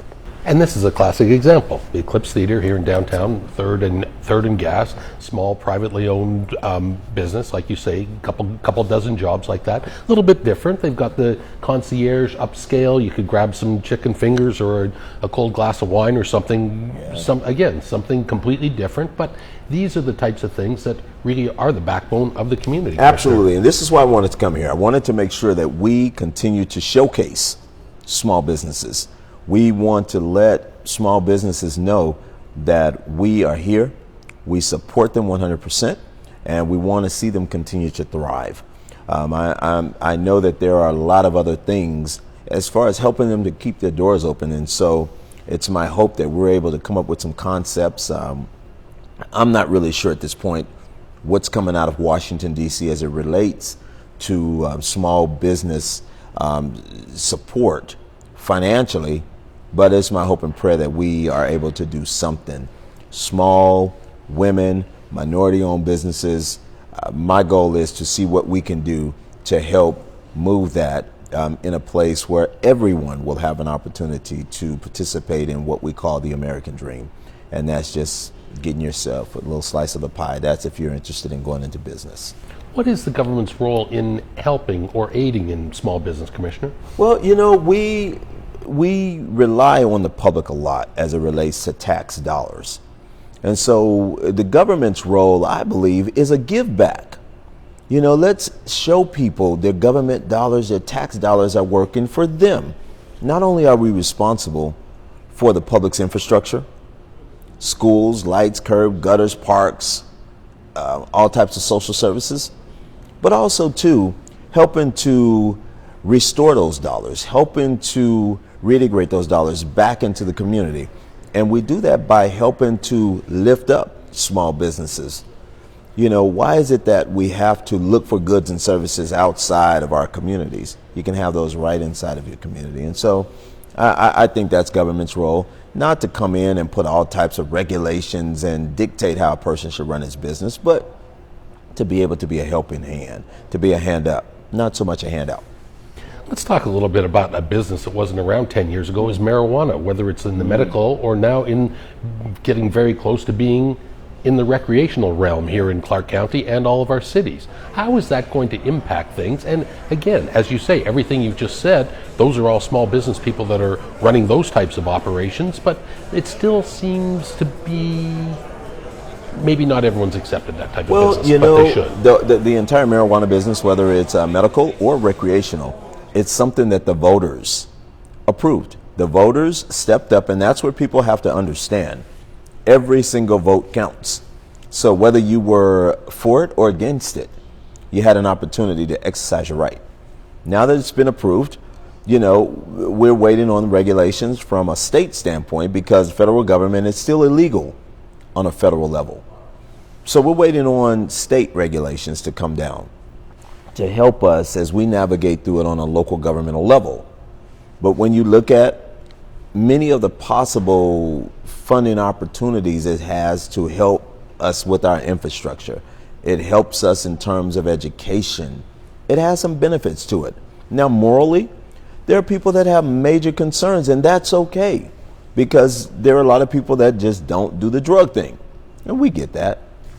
But when you talk about, you know, from a medical standpoint, I was a non-believer until I actually had an opportunity to see patients who were free of pain, who were in the healing stages. When I seen babies who were suffering 12 to 15 to 20 seizures a day, utilize this plant, transform it into oil, place it underneath their tongue, and to watch the pain go away, I became a believer. Now, recreational, you know, that's a whole nother subject matter. You know, you get concerned as it relates to individuals being irresponsible. It's like drinking alcohol and getting behind the wheel. There are concerns, and there are legitimate concerns. That's what rules are for. And so if we continue to educate and do our part to make sure, whether those of us that are for or against, as long as we can educate and help everybody understand what the rules are, I think we should be okay. Commissioner, you have an awesome responsibility as the chairman of the Las Vegas Convention and Visitors Authority, which is everything from all of a sudden maybe people are coming here for recreational marijuana uses, or obviously the more traditional things or non-traditional things, such as another successful NASCAR race and a second NASCAR race now coming to our community. That's exciting stuff, and that's important to you and everyone here in the community to keep the Las Vegas brand fresh and to keep people coming here, right? Keep it fresh. I like that. Hats off to the LVCVA, baby. I love it. I love the opportunity to serve in that capacity. Rossi Rollin Cotter and the entire LVCVA team, what a man. You know, I just get, as you can see, I just turned up real quick. You know, I love that board. I love the agency. I love what we do. To be able to continue to push the envelope to attract more visitors. I mean, look at the millions. We're on track to break that record this year for 2017 to attract NASCAR. And then the fans, over 120,000 fans, which about 90,000 of them come from all over the world. I mean, it's just crazy. And they have been so supportive and requesting so much that we have added a second NASCAR race. So we have one in the spring and we'll have one in the fall, only in Vegas. You know, this is where everybody wants to come. And so you look at not only NASCAR, but you look at CES, you look at the Magic Show, you look at Con Egg, you look at all of the big shows that are coming here to Vegas. All the entertainers want residencies here in Las Vegas. You look at all the restaurants, all the fashion industry is trying to come to Las Vegas. I mean, this place here is on fire, and it's such a cool time to serve. It's challenging times, but I think that if it's too easy, you know, the job is not worthwhile. I like when there are some challenges, you know, and then we have to work together to get through it, to make sure that we let the world know that we are a final destination and we are officially on the map. I'm going to ask you a little bit about more of those challenges in just a second, but this is In Your Neighborhood. We must take a short break. We'll be back with the Las Vegas Convention and Visitors Authority Chairman and your County Commissioner, Lawrence Wheatley. Stay tuned.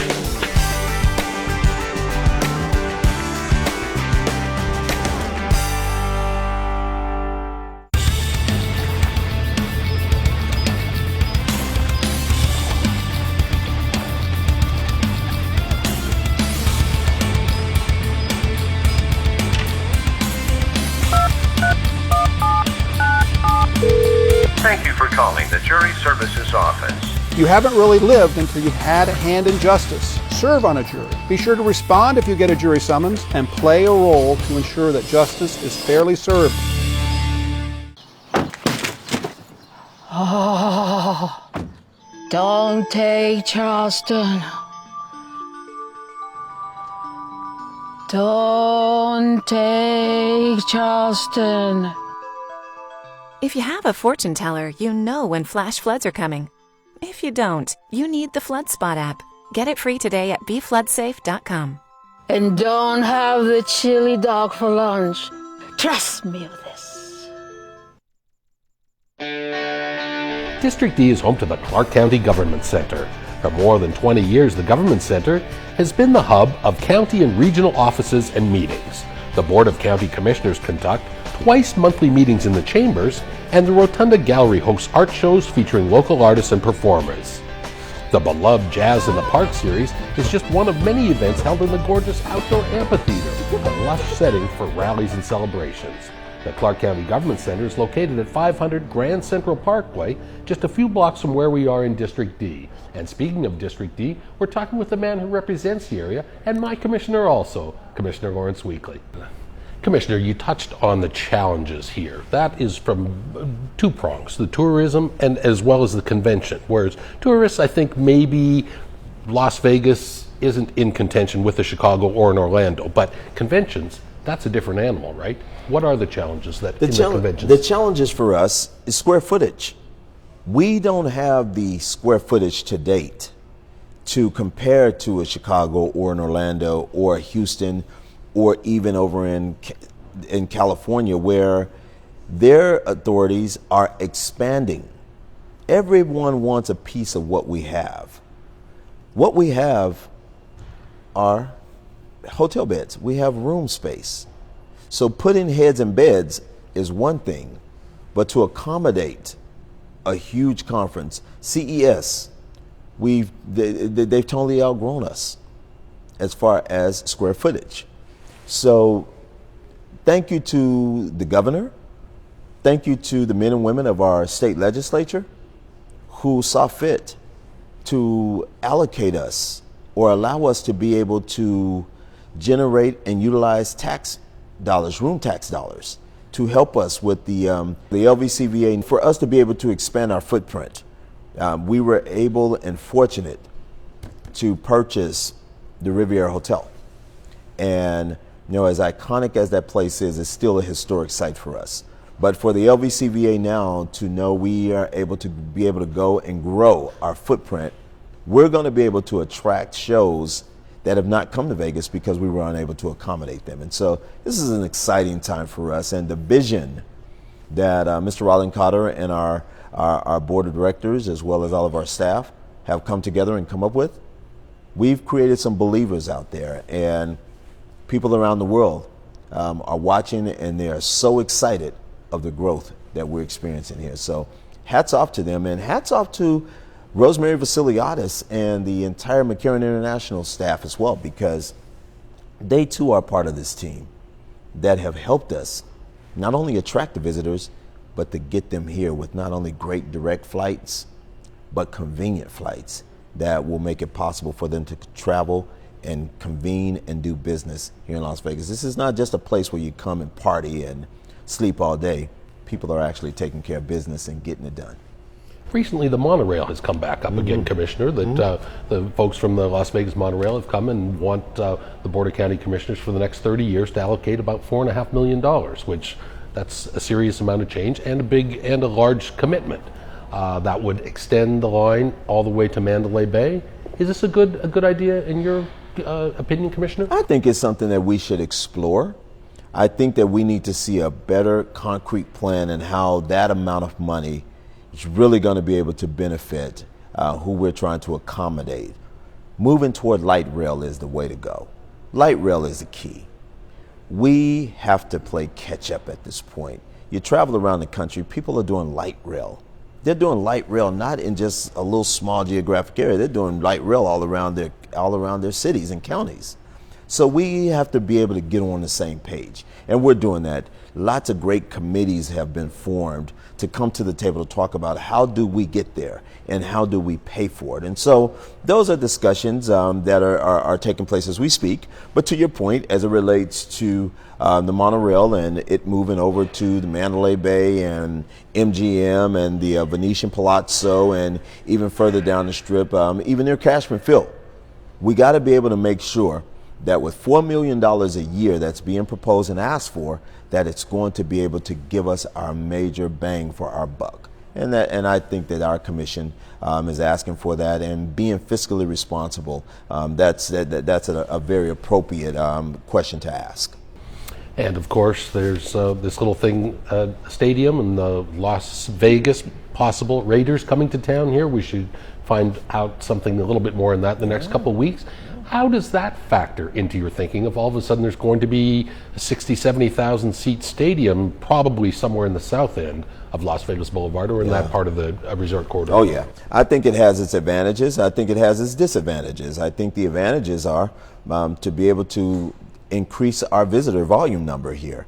We're going to see so many more people come to Clark County just to see a professional football game. You know, we're going to see so many residents here be able to seek employment as a result of a stadium of that magnitude. So there are some great benefits. But what concerns me, and this is just me, not the commission, what concerns me is location. I'm really concerned of our infrastructure. Will we be ready? Will we have the infrastructure to be able to accommodate something of that magnitude? And how will we be able to pull it off and pay for it? So those are just some concerns that I have, but I know that we have some great minds here that's going to come back to the table. And as we speak, the Stadium Authority, they're talking about those things as we speak. And so the public has an opportunity to be engaged and be involved, just like they do with the expansion of the LVCVA. The public has an opportunity to be involved in that, attend meetings, pull it up on your website, read the minutes, see what's going on, stay in tune and involved with what's going on in your community. But as far as the stadium is concerned, no, I think it's going to happen. I really think Mr. Davis he's committed to come to Las Vegas. And if so, you know, Las Vegas going to a whole nother level. And we're adding professional sports, obviously. The T-Mobile Arena, MGM and AEG, their magnificent arena palace behind the Monte Carlo. Oh, man, shouts out to the Golden Knights. Yeah, professional hockey. Shouts out, man, that's major. That's big. Is that factor into the convention trade then, or tourists? Absolutely. How big is that going to be for tourist trade? I did not realize how big hockey. I know hockey is a major league sport, but just over the past year, with the approval and the welcoming of the Golden Knights here to Las Vegas, to see hockey fans from all over the world, this is going to be crazy. It's going to be bananas. I'm excited. I've never been a big hockey fan, but I've been to a hockey game, and it's nothing like being there up close and personal. I was just at the T-Mobile Arena for the Pac-12, and the place broke record. It broke a record. Over 19,000 were in attendance there. Just think what's going to happen there with hockey. It's going to be absolutely bananas, and I love it. Hats out to the owners, all of the folks who have helped make it possible. It's going to be great for this great county. Let's shift gears a little bit, Commissioner, to the University Medical Center. You also chair that board, and in some ways, all these stadiums and arenas are really, really nice, but the UNLV School of Medicine is going to open up soon. We'll be partnering with UMC, educating, matriculating, getting doctors here. That is huge for our community, too, another sign that we've grown up. Long overdue, so long overdue, and it is about time that the university systems have gotten together and realized that, as Governor Gibbons said to me when I became a county commissioner, this is about one Nevada. It's not about the North and it's not about the South. We are all one Nevada. One Nevada. And we got to work together. And for us to be able to do a land transfer, Clark County, we bared the land for this. And this is going to go right in our medical corridor there, right adjacent to UMC, which is a major jewel in the desert here. I mean, this speaks volumes to where we are going to go in the healthcare industry. Research is going to be fantastic, attracting doctors from all over the world here, and then educating and training new doctors and keeping them here. That's the key. That's the key component. And as far as UMC goes, we don't hear much about UMC, and that's probably a good thing, because I think in UNC's medical mission has never, ever wavered. A few years ago, you and the commissioners obviously had to allocate a little bit more money towards them, but they seem to be doing a lot better job now fiscally. Oh yeah, and as you can see, you don't hear a lot about UMC. See, that's the thing. When you're doing well, you don't hear all the good stuff. When they were doing bad, they stayed in the public's eye.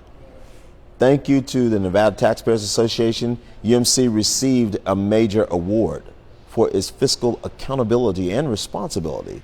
They've done well, where they were generating up to about $100 million in subsidy from the Clark County Commission's general fund coffers. They've reduced that now so significantly. It is amazing. And so, when you have leadership like Mason Van Halen and his team, who have come together, who get it, and you have a great governing board that we have over there at UMC, everybody's working extremely hard to not take the taxpayers' dollars for granted, but just trying to be more fiscally responsible and show more transparency as it relates to how we are moving this indigent care hospital forward. UMC is a hospital that cares for people that cannot care for themselves, nor do they have the resources. And with the threat of the repeal of ACA, the Affordable Care Act, we're having to now position ourselves to figure out how do we brace ourselves in the event we're not able to care for the uninsured.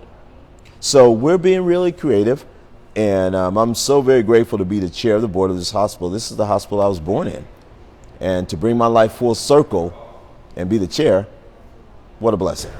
All right, well put. We must take a short break. We'll continue back with District D and my commissioner, Lawrence Weekly. Stay tuned. Your commissioner.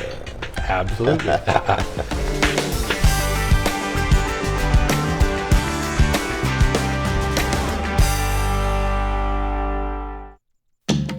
Do you know when to go on a yellow flashing arrow? They're popping up all over Clark County, and they're the new signal for turning left at intersections with a dedicated left turn lane.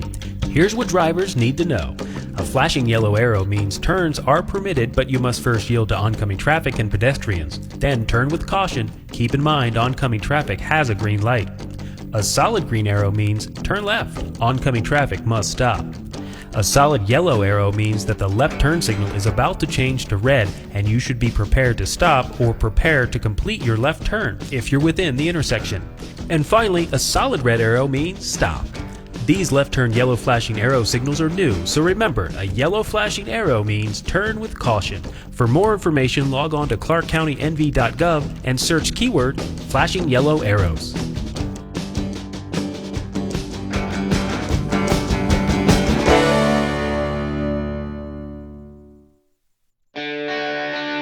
District D is home to the William U. Pearson Center that is operated by the Las Vegas Urban League. The center offers sports programs and recreation, both indoors and out, social services, health and wellness programs, and educational opportunities for all ages. The Pearson Center is named after a legendary man who blazed trails in medicine, politics, and much more in the community. The William U. Pearson Center is located at 1625 West Carey in District D. And we're talking District D issues with the newly re-elected Commissioner, Lawrence Weekly. Commissioner, you're just telling me something very interesting with a counterpart of yours, Commissioner Bob Lucy from the Washoe County Commission up there in Reno, Northern Nevada, and educating kids and giving them a little history and a little legislative lesson. Talk to me about it. I had an opportunity to meet Bob Lucy. I'm a member of NACO, Nevada Association of County Officials. I'm the president-elect for NACO statewide, so what an honor. And got a chance to team up with Bob Lucy. Bob Lucy, again, as you pointed out, County Commissioner in Northern Nevada, chairman of the board for the Reno Conventions and Visitors Authority, and he and I collaborate a lot on a lot of things. And so one of the things we're looking at doing this spring, we're hosting a town hall meeting with middle school students. And my students will be here at the Grant Sawyer building. His students will be up north, and they're going to video teleconference and talk to each other about how to eradicate bullying, physical bullying and cyberbullying. So many middle school kids are going through this whole bullying thing, and it's horrible. Absolutely horrible. Very life-threatening for a lot of kids. So we're going to get these kids together and let them talk about it. Then we're going to take our kids up to Northern Nevada, and these kids are going to get an opportunity to go to the state legislature and talk to our lawmakers about things that we can put in place and listen to some of their views and ideas on how do we eradicate bullying. And I'm so excited about that, man. It's so good when we can bring our kids, although we're miles apart from each other, our differences are the same. So my man, Commissioner Bob Lucy up north, he's on the ground running, doing some great things, and we think alike. And I just love the fact that I got a great partner up north that we can share these great ideas, bring our state together, and work towards that one Nevada. Well, you've got a lot of exciting things going on this summer. We look forward to seeing that. Your Walk with Weekly and the Summer Business Institute, all through the spring and the summer. Thank you, man. Keep up the good work, Commissioner. Thanks a lot. All right. That wraps up this edition of In Your Neighborhood. Thanks to our friends here at the Eclipse Theaters and Commissioner Lawrence Weekly for taking time to tell us about the area he calls home and represents as your elected official, District D. If you have any questions about this show or ideas for upcoming segments in your neighborhood, call me. I'm at 702-455-6357 or send an email to rsw@clarkcountynv.gov. Thanks for tuning into Clark County Television. On behalf of all of our production staff, I'm Randy Swallow. We'll see you again next time in your neighborhood.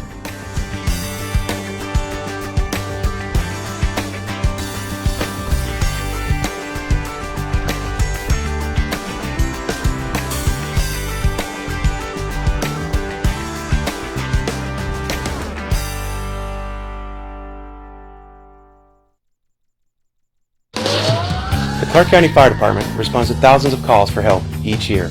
The key to saving lives in any emergency situation is education. That's why the Fire Department teams up with its community partners to host open houses at different fire stations. Our open houses are held on Saturdays every other month. We invite you and your family to visit our fire stations, meet our firefighters who serve you, and learn how to stay safe and healthy. For more information, visit Clark County's website.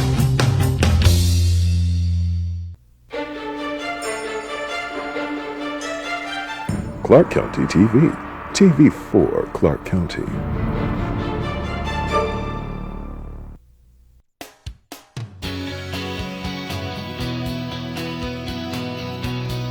Straight ahead on UMC Digest, it was a deadly drag racing crash with one survivor who recovered thanks to the UMC Trauma Center. We'll introduce you to her. Plus another trauma survivor story, this time survivors of a home invasion.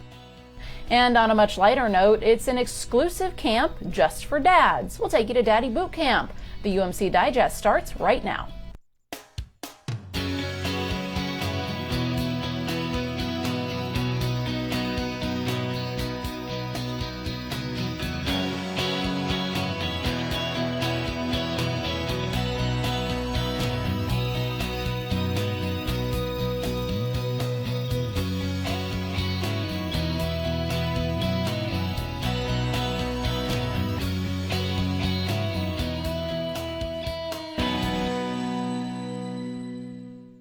Welcome to UMC Digest. This is the UMC Trauma Center, the only Level 1 trauma center in Nevada, and the only freestanding trauma center west of the Mississippi. Here we have a full trauma team standing by around the clock, ready to treat and stabilize any life-threatening injury imaginable.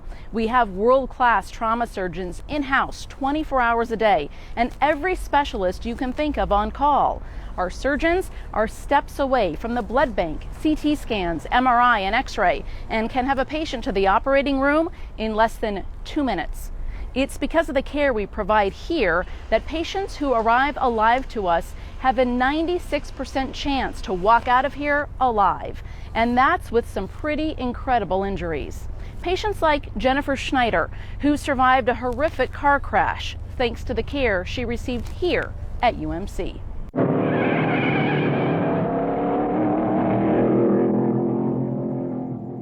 It was meant to be just a few seconds of fun, a quick drag race in Northwest Las Vegas. It was an unplanned street race that went really wrong. A black Mustang kind of challenged our car because it was 3 of us in a 2-seater car. So it's like a straight road and then it turns windy and it comes a median in the middle. So I guess when that happened, the Mustang made us swerve and we hit a palm tree.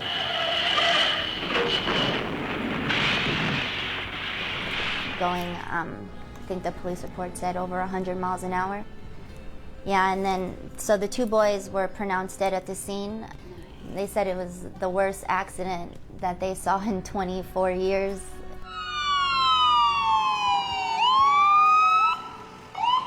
Jennifer was rushed to UMC's Trauma Center, where an entire team of surgeons and specialists were waiting for her. I cracked my pelvis in the textbook, and then by my pelvis being cracked like that, the car kind of just almost cut me in half. And then I shattered my spine like a cup. And then I had a hairline fracture in my neck, so I just had a neck brace on, but from my heart up, did not get touched. UMC's trauma surgeons were able to stop the loss of blood and stabilize Jennifer, but she wasn't out of the woods just yet.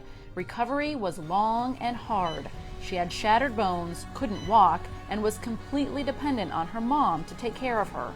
Every day was a new thing that my mom would have to go through. She quit her job and just kept me company through my recoveries, and if I would need help, with anything, she would help me go down the stairs, up the stairs, and she's my best friend, and I'm glad that she's with me and she's always there helping me. And even though I get a little frustrated sometimes with myself that she never gives up, I didn't appreciate her enough as much as I do now, knowing that she is a strong woman to go through what I put her through, and that she's just keeping it moving with me is the best thing ever.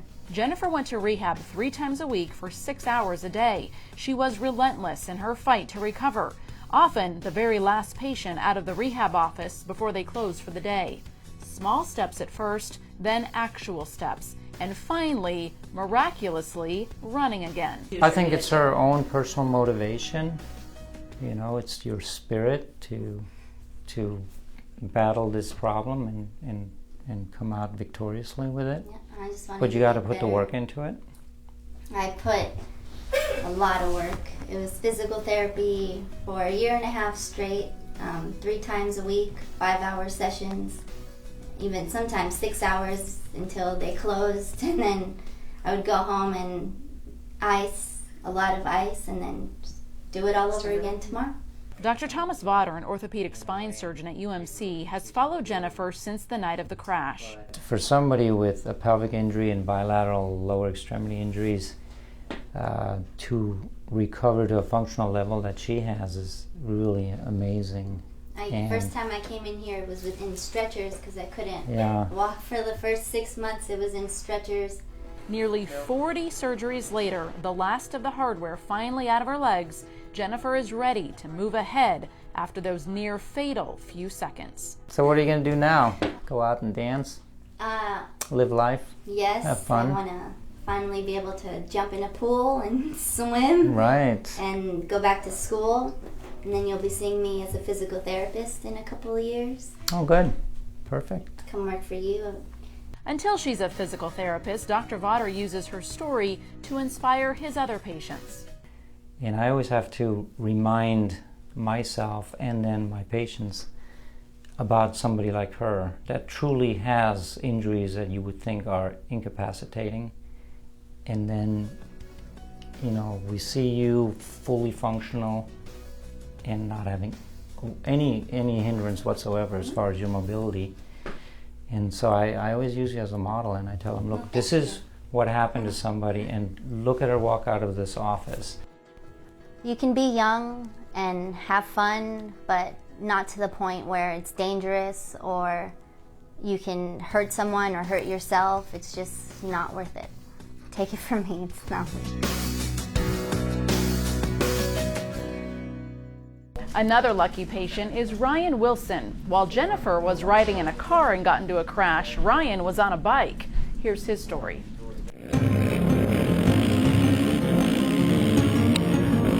It was supposed to be a fun day trip for Ryan and his friends out at Dumont Dunes, and he wanted to do one more jump. We started to head back, and on our way back I saw, like, to the side of us there was a jump, and so I told my buddy, I was like, let's go over here and check it out.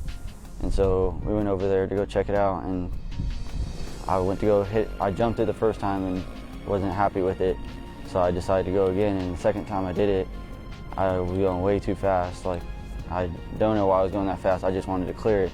And so I jumped it, and I was about like 40, 50 feet in the air, and I couldn't like correct the bike while I was in the air, so I just hit the gas and let the bike go and jumped off of it, and I landed straight on my feet and like preloaded myself and did like a flip on the ground.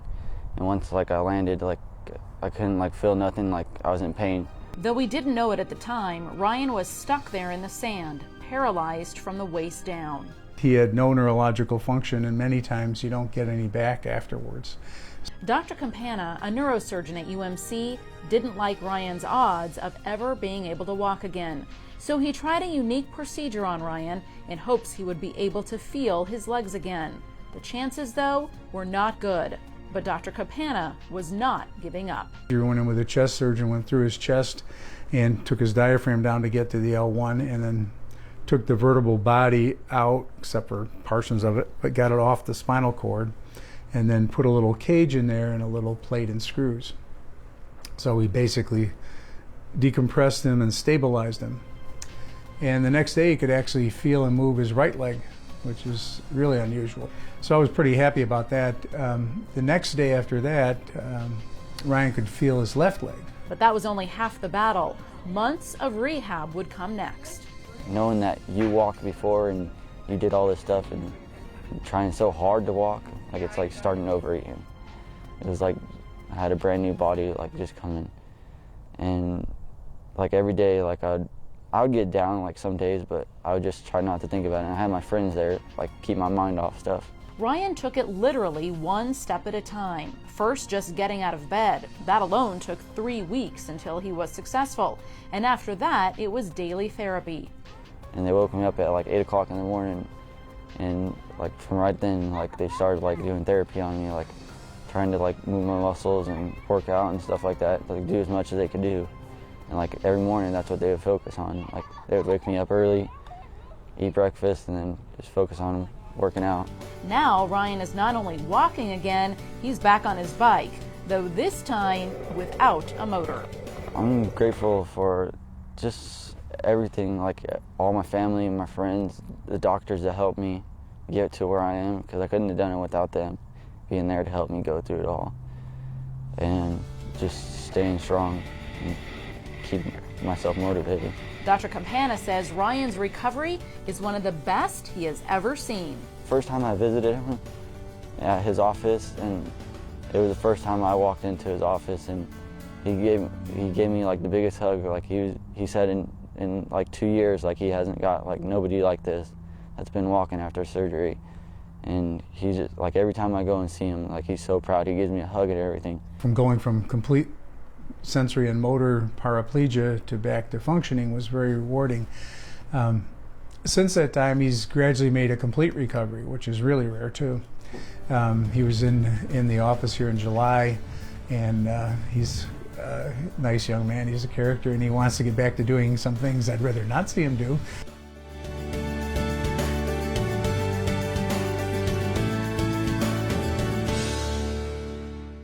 When we come back, we'll share more stories of survival, including the story of a family who had their home and their lives invaded, what happened to them and how they recovered when we come back.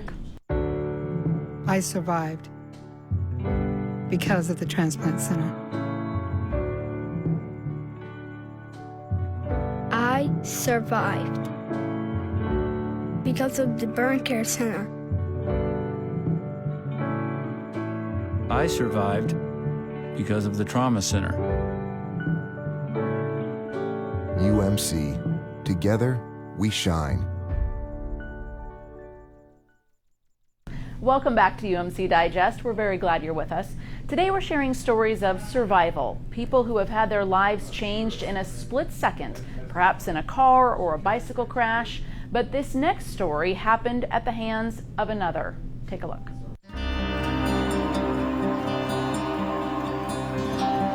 It's a scene that's supposed to happen only in the movies, but this one played out in real life. I was asleep. I had heard the blinds on the back door move, like a little clicking. Janine quickly figured out it wasn't her family moving around the house. As I was walking to exit my master bedroom, the door swung open. A gunman got down in position, was telling me to get down. Two men came in behind him.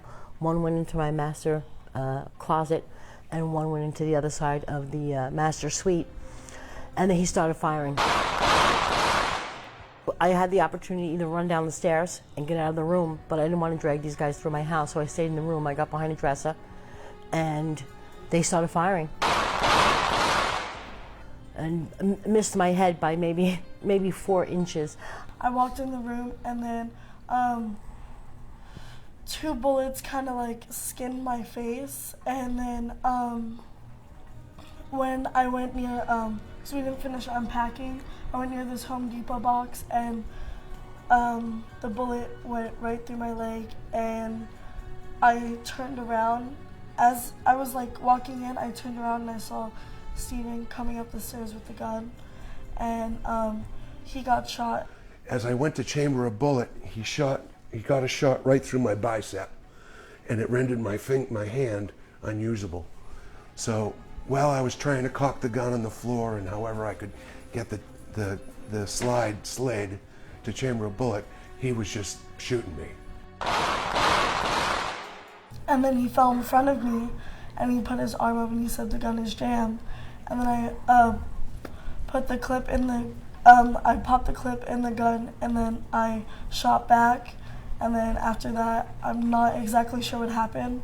I kind of fell on the bed and was just holding my wound so it would stop the bleeding. With the gun now loaded, Steven says he was able to start shooting. He fired 2 shots, enough to chase them away.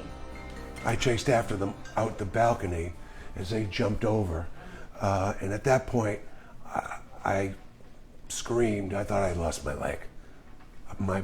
It just gave up, like I only had a knee left. What happened? Two people kicked through my back door. My daughter ran in the room and they shot her. Okay, how many people were shot? 2 people. Okay. I dragged myself down the stairs to open the door for the ambulance because I knew baby Jay was bleeding hard. It was your daughter and your husband? Yeah, he's downstairs. He shot. Okay. The people that got in the house, where are they at now? Dr. Douglas Fraser is the trauma surgeon on duty that night when the call comes in. This is UMC Trauma, February 10th, 0512. Go ahead. Risky 28 brought to your facility, code 3 with a 55-year-old male gunshot wound. We got about a 15-minute ETA to your facility.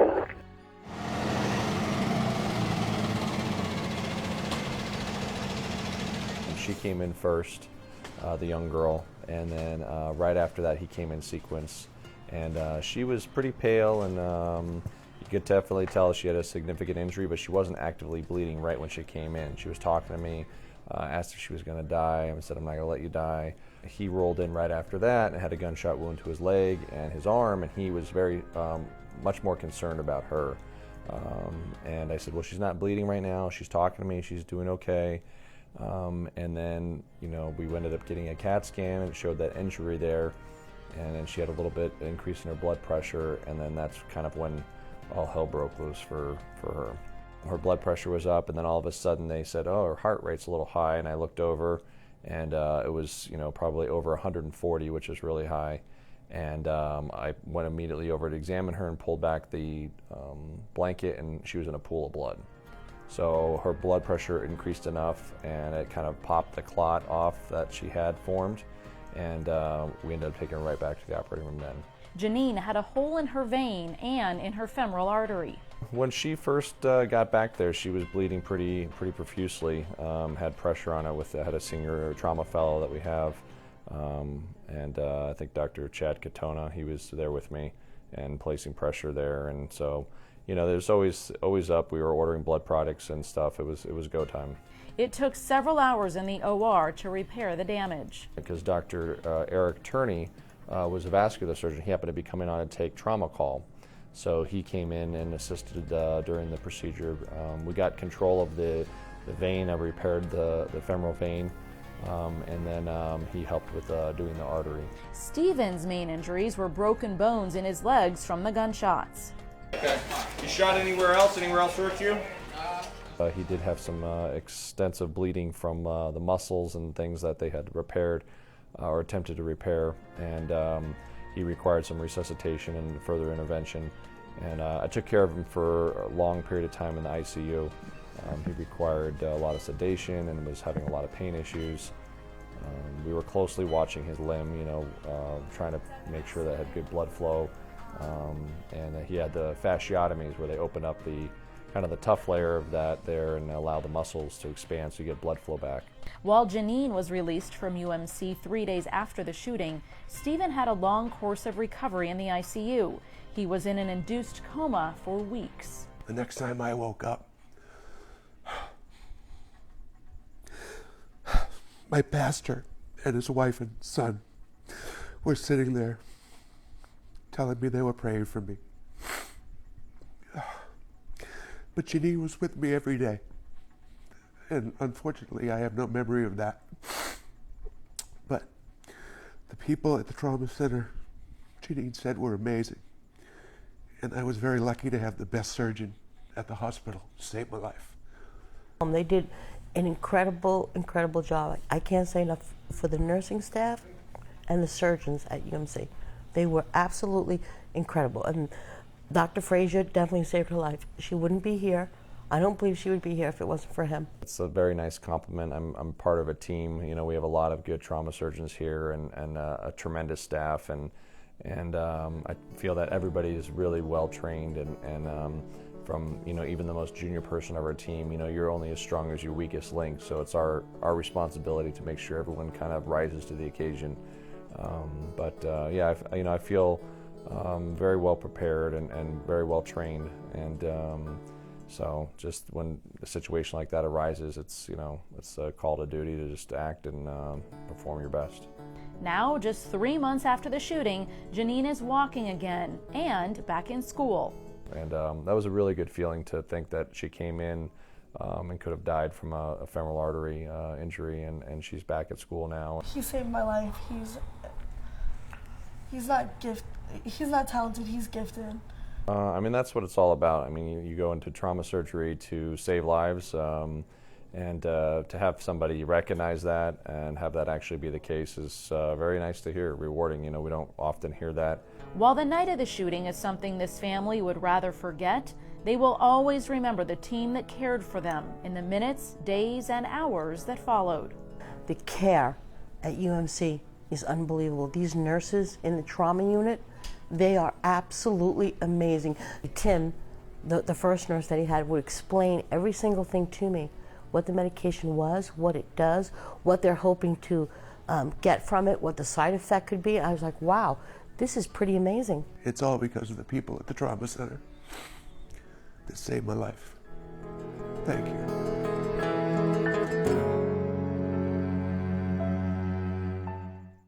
For more information on UMC's Trauma Center, please go to our website at umcsn.com and click on Trauma. You can also find the UMC Trauma Center on Facebook. When we come back, we'll take you behind the scenes of an exclusive Dads Only Club. They wouldn't even let me in. That's after the break. When you make a wish for yourself, you fulfill the wish of another. Coins from the Front Caesars Palace Fountain are collected and donated to the trauma and burn care units at University Medical Center, Southern Nevada's only public hospital. Our trauma and burn care centers provide the highest level of care in all of Nevada, right when people need it the most. So far, your precious pennies have done a lot of good. We encourage you to keep those good wishes coming. Thank you for your generosity. Together, we shine. Welcome back to UMC Digest. If you're a new dad or if you have a new dad in the family, UMC's Daddy Boot Camp is the perfect place for him to hang out. It's a free class for dads only, and they can ask and answer anything. Take a look. Anyone heard of postpartum depression? Okay, who hasn't heard of postpartum depression? Anybody? Okay, so what about baby blues? Anybody not heard of baby blues? Okay. So not a question you usually hear among a group of men. Welcome to Daddy Boot Camp, an exclusive men's-only class tailored at teaching men how to be good dads. Thinking about the relationship you have with your father or lack thereof, whatever that happens to be for each and every one of you, and try to take the things you want that was good about your relationship with your father and apply that to your child, and the things that were not good, don't be afraid to change. And no topic is off limits in Daddy Boot Camp. This is a safe zone for men to ask questions about how to father and get realistic answers. We have a joke that, you know, the first time your kid spits up on you, you're going to go change your shirt. And then about the fifth time, you're going to realize that you're doing a lot of laundry.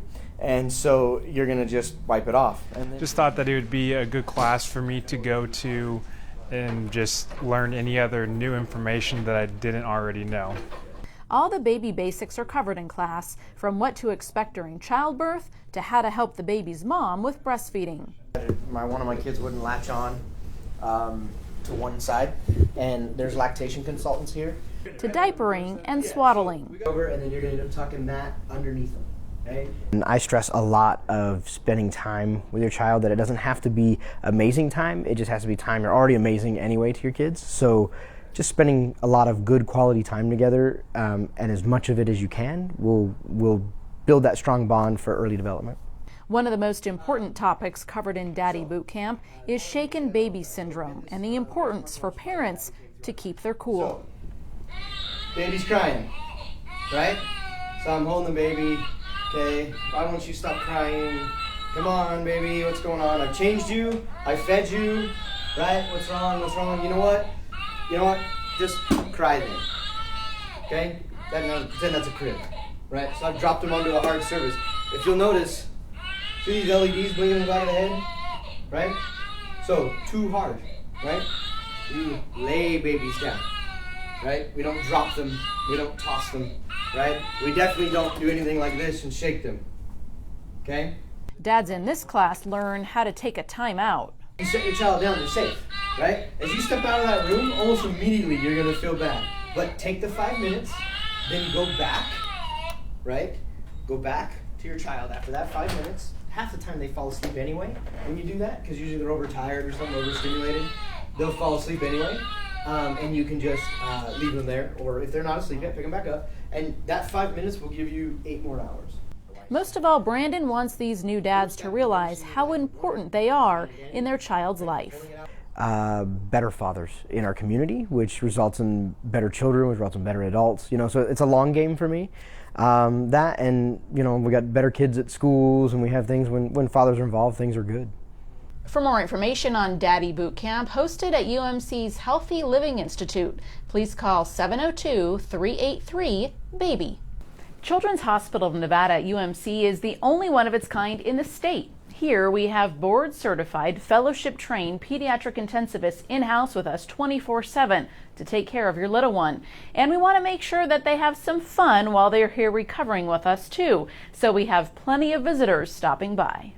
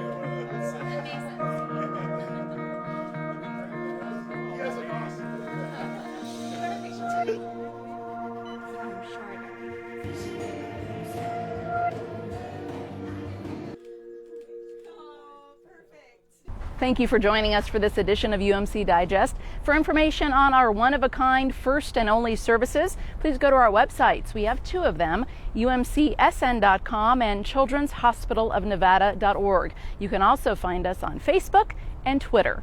We'll see you next time right here on Clark County Television. Until then, take care.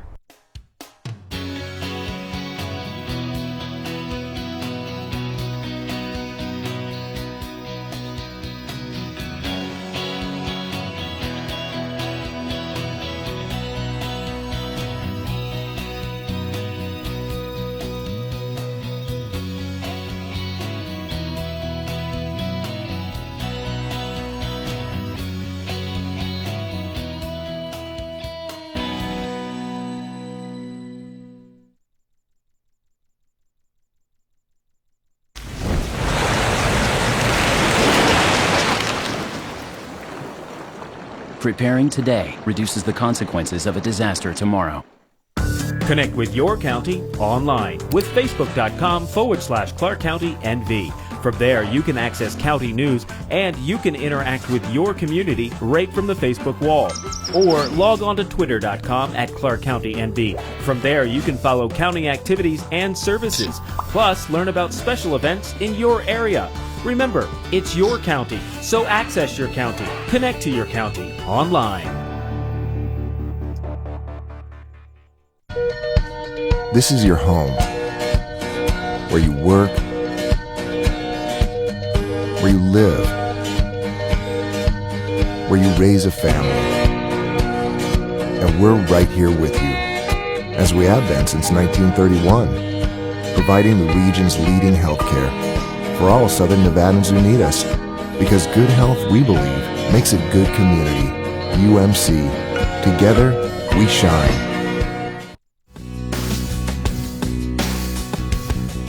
Hey, I'm Frank Caliendo, pretending to be Robin Williams, George Bush, and even Bill Clinton. Guess what?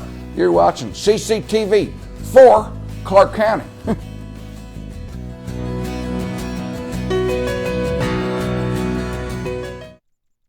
Coming up next on Clark County Chronicles, Clark County's new public guardian is a caretaker for people who often have nowhere else to turn. When will our prognosticator of spring, Mojave Max, emerge from his winter slumber? And the Thunderbirds Museum is now open for fans and history buffs at Nellis Air Force Base. Those stories and more coming up next on Clark County Chronicles.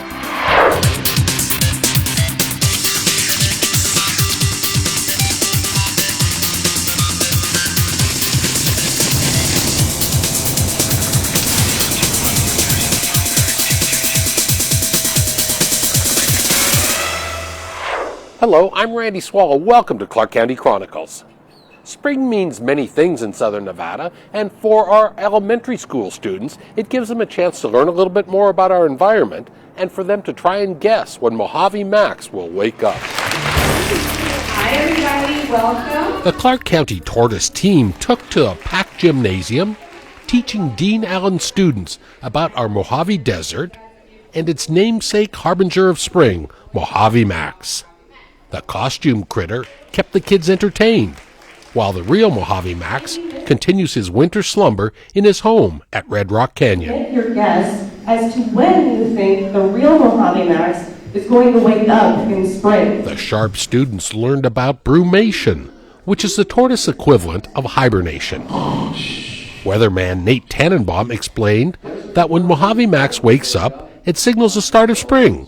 So all Clark County elementary school students are invited to guess when Max emerges from his burrow. Even a laptop computer. And the winner of the annual emergence contest is a student who picks the day and time closest to when Max makes his first appearance. A bounty of prizes and a field trip to Red Rock await this year's champion. For more information on the emergence contest and everything you need to know about the hard-shelled Max, visit MojaveMax.com.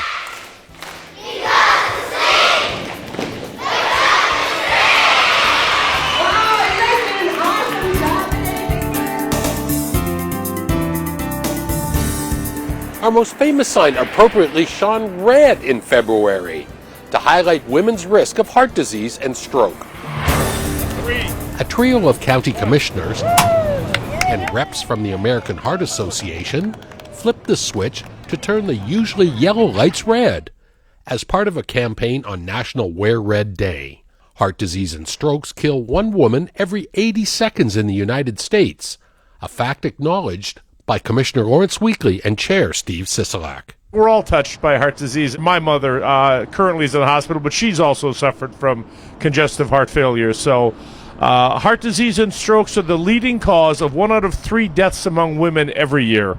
This is more than all cancers combined. And I know that firsthand, being that I lost my mother to heart disease, and it's just something that I've carried on for the duration of my life to continue to promote this campaign and to encourage women all around the world that as women continue to go to the doctor for their annual checkups, to talk to the doctor about their heart. And declared today, February 3rd, 2017, Go Red for Women and National Wear Red Day in Clark County on the Las Vegas Strip. The American Heart Association urges all women to understand the link between their health and the risk of stroke, and to have a heart-to-heart talk with your doctor. And I think we need to really continue to encourage that when you go to the doctor, you don't just go for those normal traditional checkups, but that you do go to the extent of getting your heart checked. So that's really important.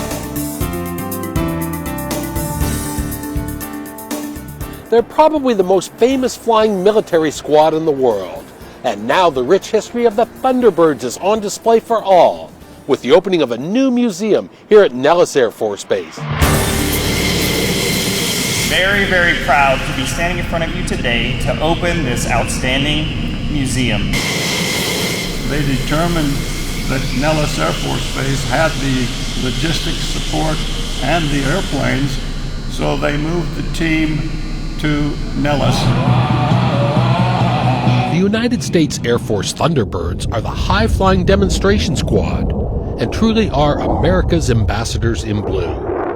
In 1953, the team took flight for the first time in the early jet age, and since then, 325 officers have worn the distinguished emblem, including the 8 highly experienced combat fighter pilots who are part of this year's group. Putting on this patch itself does not make a person special, but being a part of the incredible teamwork and precision and effort that goes into our daily efforts does.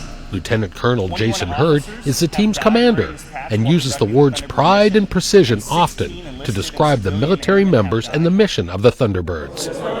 And now Thunderbirds from all eras are proud of the newest attraction that showcases their past, a permanent museum located near the flight line at Nellis Air Force Base.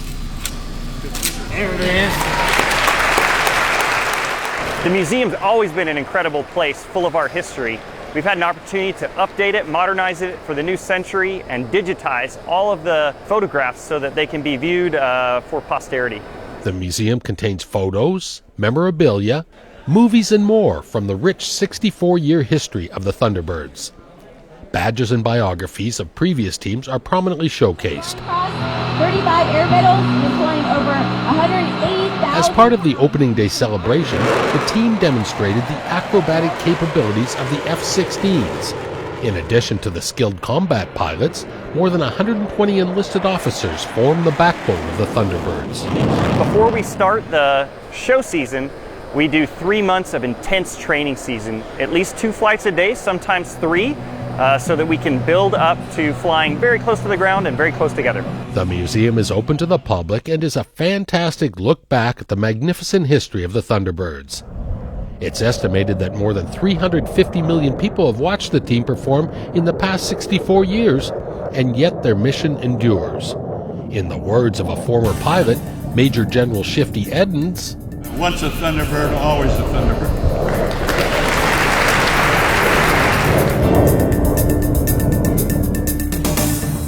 We must take a short break, but when we come back, we'll tell you about Paradise Palms, and we'll meet Clark County's new public guardian. This is Clark County Chronicles.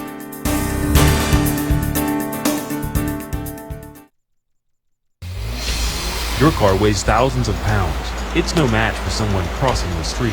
Whether you have the right of way or not, you have the responsibility behind the wheel. Last year, almost 700 people were hit by cars in Clark County. 172 of those accidents involved a child.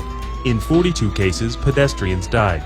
Slow down and watch out for pedestrians around our schools, playgrounds, and intersections. Don't add to our statistics. Give pedestrians a break. If I was you, I'd wanna be me too. I'd wanna be me too. I'd wanna be me too. If I was you, I'd wanna be me too. I'd wanna be me too. I'd wanna be me too.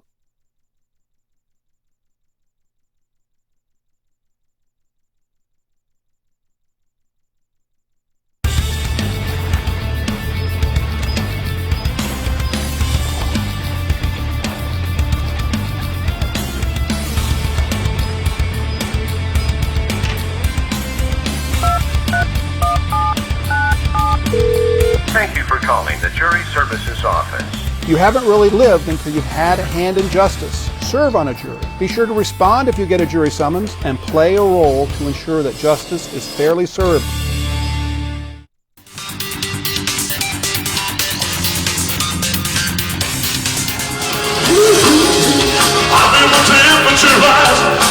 Peter Valley, better known to his fans as Big Elvis, is a hunka burnin' love. Big Elvis has channeled the king and his music and tickled the ivories at Harrah's and a few other strip properties for more than a decade. But on this day, Big Elvis greeted many of his most faithful fans who came to help him celebrate a crowning achievement in his career, a star on the Las Vegas Walk of Stars. Oh, this is such a wonderful honor, and to be honored with likes of Frank Sinatra and Liberace and Elvis, and it's just a great, great honor. A number of Mr. Valley's friends, fellow performers, and executives from Caesars Entertainment were at the event to pay tribute to Big Elvis. The performer's larger-than-life and prolific Presley persona has thrilled Las Vegas audiences since 1977. He's racked up more than 10,000 performances and still performs Monday, Wednesday, and Friday at the Piano Bar. He claims that he knows every single Elvis song, more than 500, and his love of the great man from Memphis keeps his humble giant rockin' and rollin' in Las Vegas. Well, I love the music, but why I really love what I do is for people that come in, and it really it makes a difference in their lives because they get to reminisce. Music is kind of a thing, as you know. We get to listen to a song of our favorite choice, and it takes us back. Clark County Commissioners issued a proclamation declaring February 27th as Peter Big Elvis Valley Day. Mr. Valley's star will be installed directly in front of the Piano Bar outside of Harrah's later this month.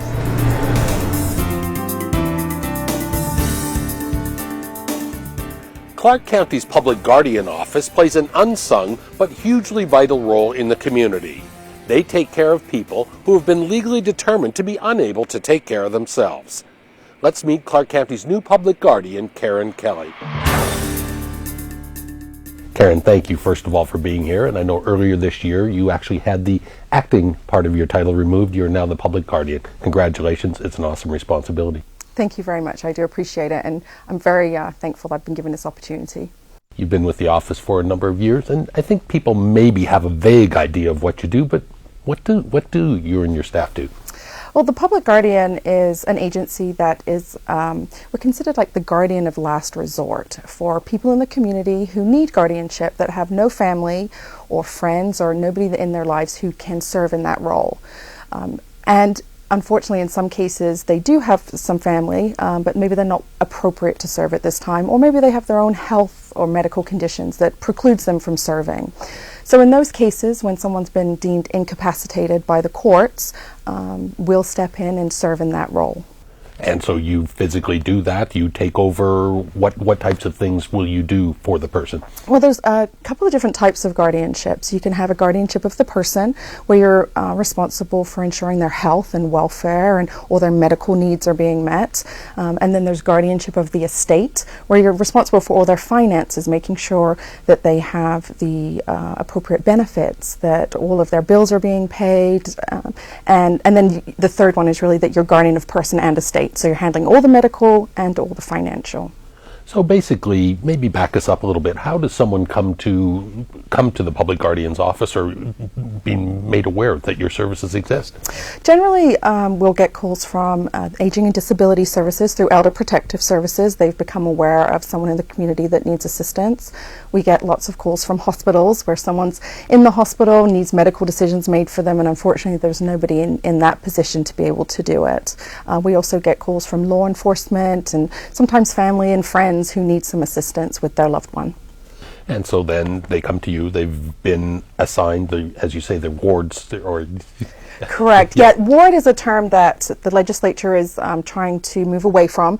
Last year, the Guardianship Commission actually met and determined that they wanted to change the connotation of ward to more of protected person. So they're moving towards using the terms proposed protected person before guardianship's in place, and once guardianship's in place, using the term protected person. So how many protected people do you currently have? We have about 380 active cases right now, and we have 8 full-time case managers. We also do have a representative payee program, which is a voluntary program. There's no court involvement at all, and that's for over 60s, for seniors who are having problems paying their bills, making sure everything gets paid on time, and often may be at risk for being evicted or something like that. So we have an additional 1 case manager that manages that caseload as well. We're always looking for the least restrictive thing to put in place for someone. Guardianship is a very restrictive program and should really only be used when absolutely necessary. So we're always looking for alternatives, and the representative payee program is one of those alternatives we have. So that's something that people could just volunteer or come to you, and it's just another service that you offer. It is. It's again for over 60s, and we actually receive a grant from the Aging and Disability Services Division to put that program out there for people. Yeah, as you say, you are a product of the state legislature. In fact, the legislature is looking at Assembly Bill 130, which might create possibly the office of a state public guardian. How would that affect the county's public guardian office? From what I've been able to read on that, my understanding is it's more going to be of a compliance office. So they're looking for an agency to be able to review accountings that are given to the court, because the court and the judges and the court personnel just don't have the time, resources or ability to really look deeply into those accountings. And some of our guardianships have a lot of money involved in their estates. So it's my understanding that the state guardianship office wouldn't be serving as guardian for people. It would be an oversight of the current guardians that are in the community. And you, in fact, share office space with the public administrator. How do these two offices interact? Well, the public administrator's office administers estates after someone is deceased. So for us, our clients are alive and the public administrators unfortunately are deceased. We do share some key personnel within the office, and then if we have cases where there's still no family but we have an estate that needs to be probated, we will send that down to the public administrator if there's no one else to do that. What are the fees for your service and how do you establish those? The fees for the public guardian are actually set by the Board of County Commissioners. It varies depending on who's working on the case. So the public guardian would have a specific fee, and then the case managers have an hourly rate. All our support staff, we don't charge or bill our clients for all the work that they do. It's for the case managers. We actually have warehouse staff as well who go in and secure property of our wards, and we store it, and then we sell it when we need to. But for the public guardian, there's minimal billing on the case. We're looking at the legal documents and things like that, but the case management part of it is where most of the billing comes from, and they bill per minute. So whatever much time they spend on an action or anything they do on that case, that's the time they bill. There's no block billing or anything like that. And again, there are private guardians too, that are people that do this for a living. What's the benefit, or why should somebody choose public versus private, perhaps? It's definitely a personal choice. Private guardians are for profit. We know that going in, but there is still court oversight. Unfortunately, there's not that many private guardians in this state at this time, because the last legislative session, they actually put in some kind of restrictions on licensing and things like that, and it's quite a long process because we want to make sure someone who's handling that money and has that much effect on somebody's life is appropriate to serve. But some people feel a little bit more comfortable with a private company versus a government agency, and Some family members may choose, if they live out of state, they'd prefer someone in state who's a private guardian rather than a public guardian to serve in that role. So it really just comes down to personal choice. People that work in your business always say you should have a will, and that is that something we should do? And is that something that even I could say perhaps now set up a public guardian or a private guardian, or have that in my will as a request? Yes, the wills are very important, but also all parts of your estate planning is incredibly important, including powers of attorney. Powers of attorney are only valid if you sign them while you're competent. So often we get into situations where someone may have had someone in mind, they wanted to be their guardian and put it in writing, but unfortunately didn't do it before they got to a stage where they're incapacitated, they've now suffered a major medical condition and are unable to communicate. So putting that information in writing ahead of time will give the courts, will give our office an indication of who you want to serve. And if there's somebody nominated in your estate planning documents, the court's going to look at that person first rather than a public guardian to step in and do that. Give me a typical client, a typical ward. How would someone come to you? What type of problems or incapacities would they have? And then how do you help? We have a couple of different subsections. We deal a lot with developmental disability. We work very closely with Desert Regional Center, and I would say about a quarter of our cases are individuals with a developmental delay. So that could range anywhere from 18 to 100 years old. Then another subsection is seniors who are now, unfortunately may have some kind of Alzheimer's, dementia, something along those lines. And then we have cases where someone's been involved in a motor vehicle accident, sustained a severe head injury, we've had strokes, and it's really good when we're able to get in, assist someone, and get them back to a place where they're able to make their own decisions, and then we step back out and they're able to go on. So we've had cases like that, but in the majority of our cases, once we become guardian, unless another family member steps in, we remain in as guardian for the entire case, and unfortunately until they pass. How has your caseload changed, say, in the past 10 years or 15 years, or do you expect it to go up or down in the future? Our caseload, with the economic downturn that we had, we did lose some case managers, and we have to be mindful of the cases that they have so that we can appropriately manage their cases. So the caseloads do fluctuate. We kind of keep an eye on where they are, and we do have cases, referrals that are really pending a guardianship. So if we're able to work all those and get all those onto the caseloads, and they will go up. I do anticipate that we should see an increase. We've got some new case manager positions that were filled, and we've got one more left to fill. So I'm hoping once we get that, we'll get more cases on and be able to serve more people in the community. And if somebody's watching this and realizes they may need this service for themselves or one of their loved ones, how do they contact you? What do they need to do next? Well, they can go onto our website. We actually do have a referral system through our website. Or they can call us. Our main telephone number, if I can give that out, is 702-455-4332. And that's, if you call that during regular business hours, 8 to 4:30, there's always a person available to answer questions within our office. We always have somebody on staff there to answer any questions. And the other good thing, if someone's looking to maybe do guardianship for a loved one, there's a really good website through the Legal Aid Center of Southern Nevada, through the Family Law Self-Help Center, and they actually have all the documents online that you need, the step-by-step instructions of how to get a guardianship. It's a really great website. All right, well, thank you. We sure appreciate you being here and the amazing service you and the folks in your office do. Thank you very much.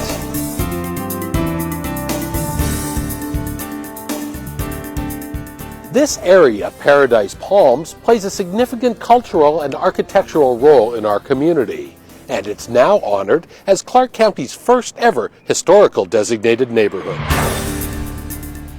Paradise Palms is a community near the Boulevard Mall. The homes in the neighborhood are an excellent example of mid-modern architecture.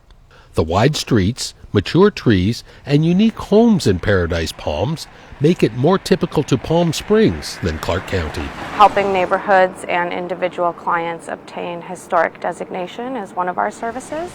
Michelle Laramie is a local lover of history and the Associate Director of the Nevada Preservation Foundation. She owns a home in another historic neighborhood and worked with the Paradise Palms homeowners in achieving the zone change request.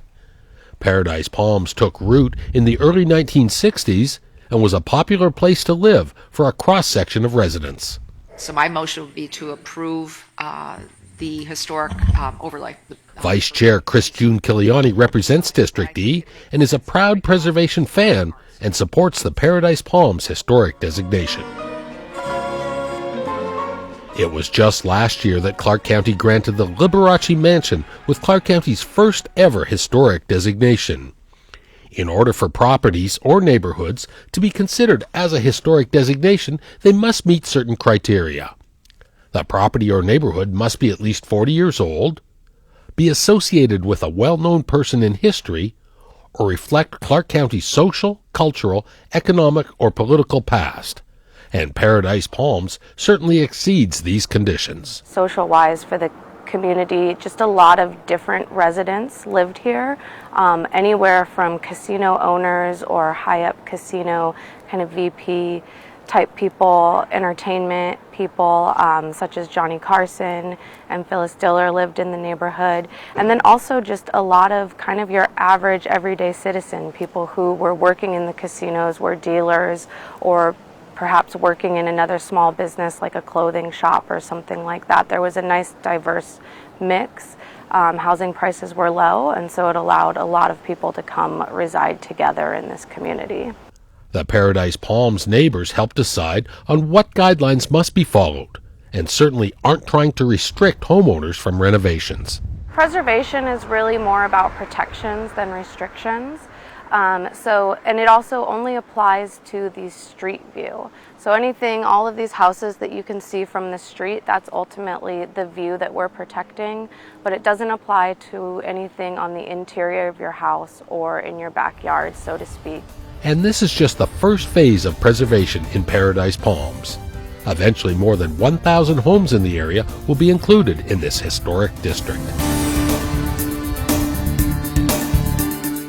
Well, that's our show. For more information on anything you've seen on this program or anything relating to your Clark County government, visit our website at ClarkCountyNV.gov. We leave you with a look at a new art exhibition here at the Clark County Government Center. 9 Chinese artists visited and showed off their work and even performed for a cross-cultural section of guests. I'm Randy Swallow. We'll see you again next time here on Clark County Chronicles.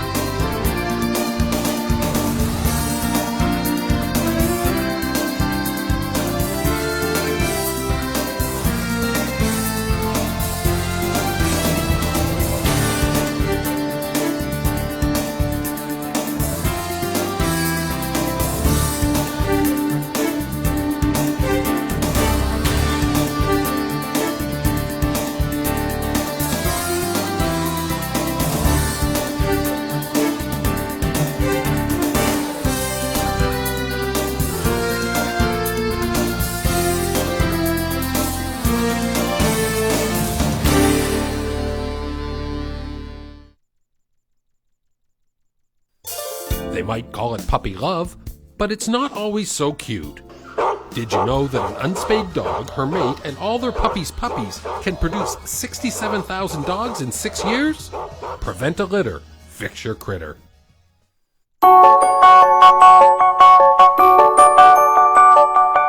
I want to become a police officer because I wanted to serve my community, and I want to make my place I live a safer place.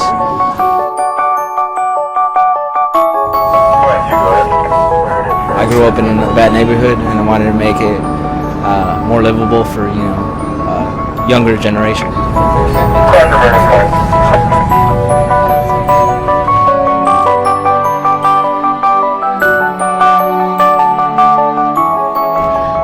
The short version, because I don't like bullies or other people that victimize innocent citizens in the community or in general.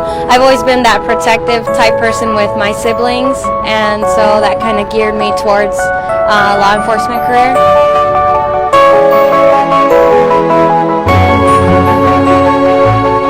My favorite thing was the white tiger that got out up in the northwest part of town, and I got to be part of the crew that got to get it back in its cage. So it's pretty nice to get a tiger off the streets.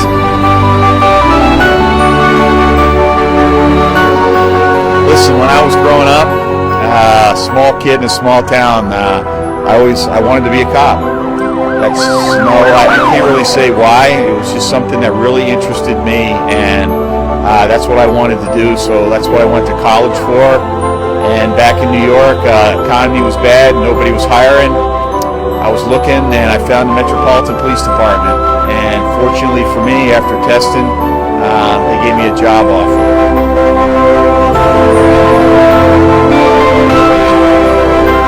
Metro is not about the cars, the buildings, the headquarters. It's about the people, and it's about us treating the community properly and doing the job that we do to help them have a better life. And we do it every day here, and we do a great job at it. I'm so proud of Metro. I couldn't have picked a better career.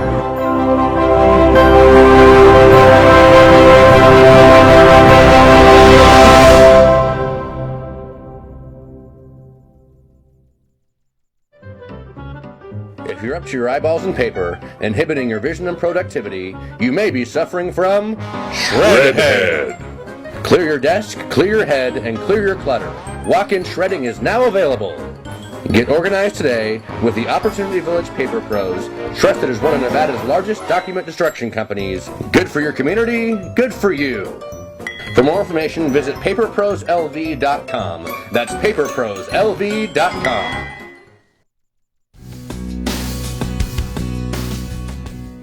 I'm George Wallace, and you're watching CCTV for Clark County.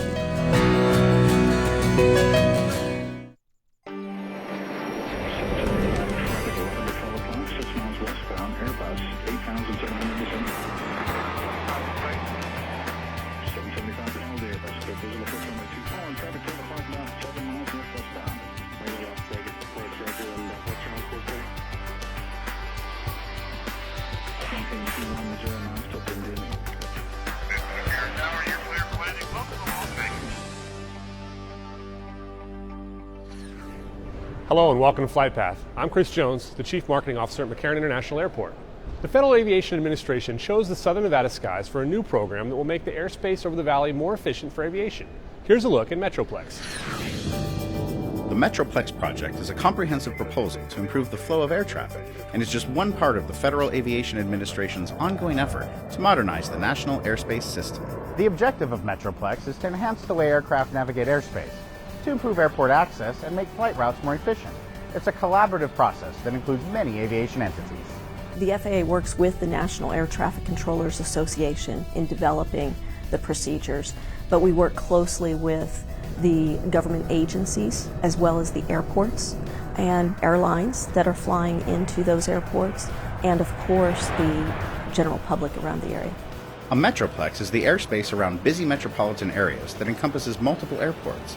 The Las Vegas Metroplex includes McCarran International, Henderson Executive, and North Las Vegas airports, as well as Nellis Air Force Base. The airspace surrounding Las Vegas was identified for Metroplex development because the existing air routes in southern Nevada have not been changed for many years. While the current procedures are safe, many are inefficient.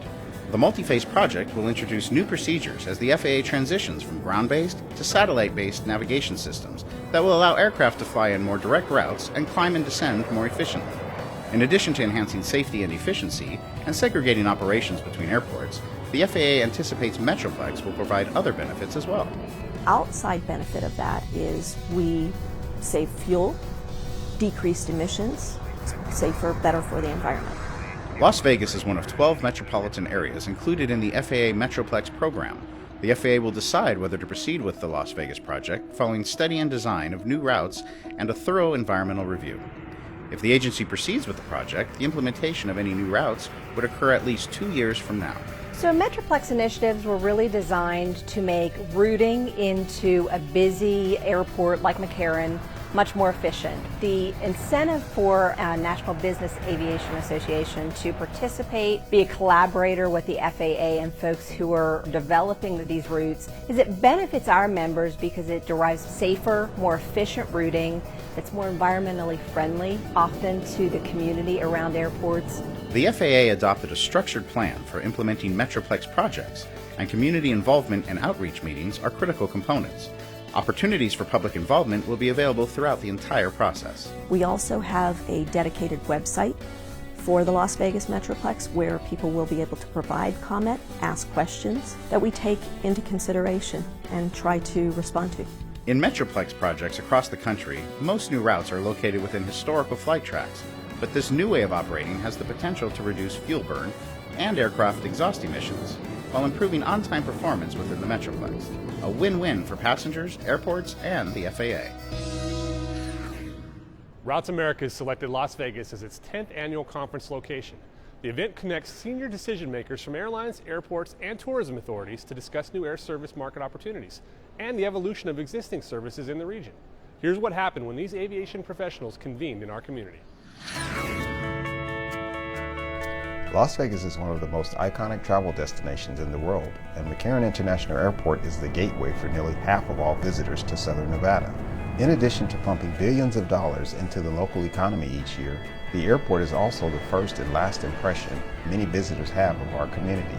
To stay on top of the latest developments in the aviation industry, McCarran Airport participates in important aviation conferences held around the globe.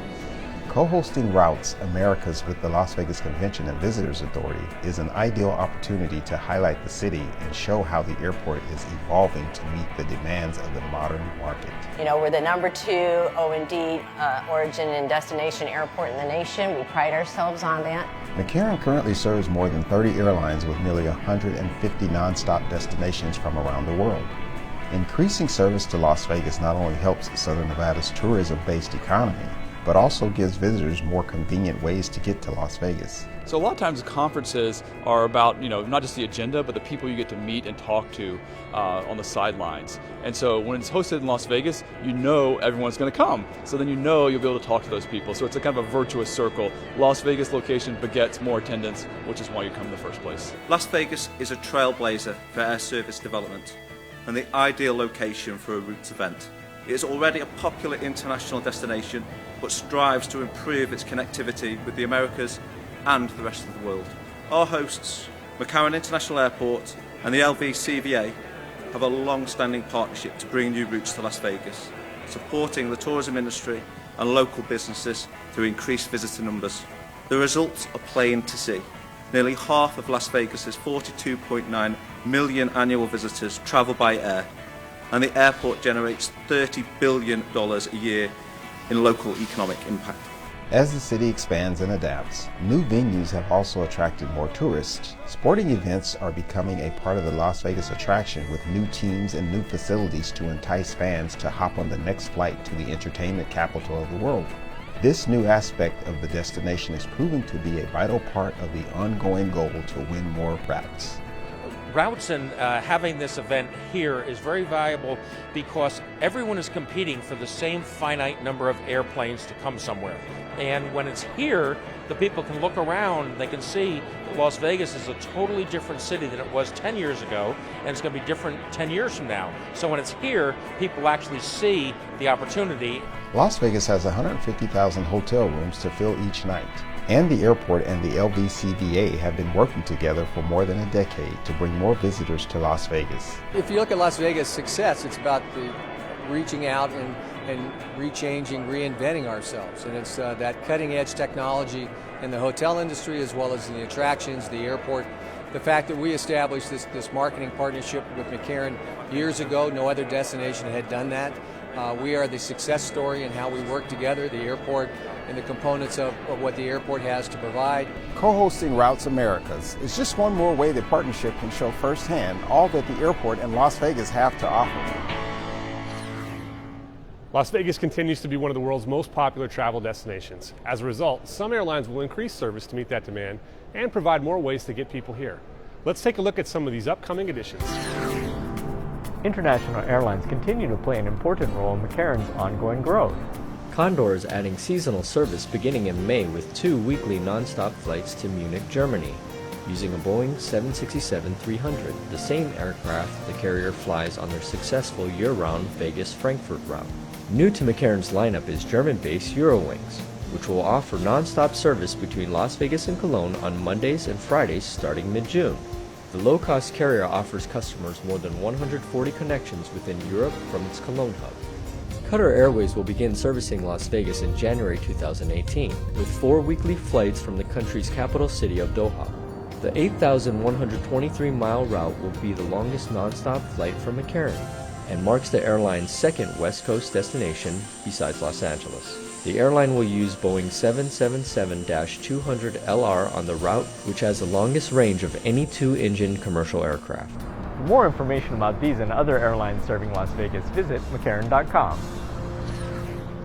McCarran was proud to host a behind-the-scenes tour for a group of women and men from the University of Nevada, Las Vegas Society of Women Engineers. The visit was a great way to showcase the importance of the airport to the local community, while also highlighting potential career paths to the eager group of students. These students got the unique opportunity to tour the construction of McCarran's new underground passageway that connects D-Gates to Terminal 3.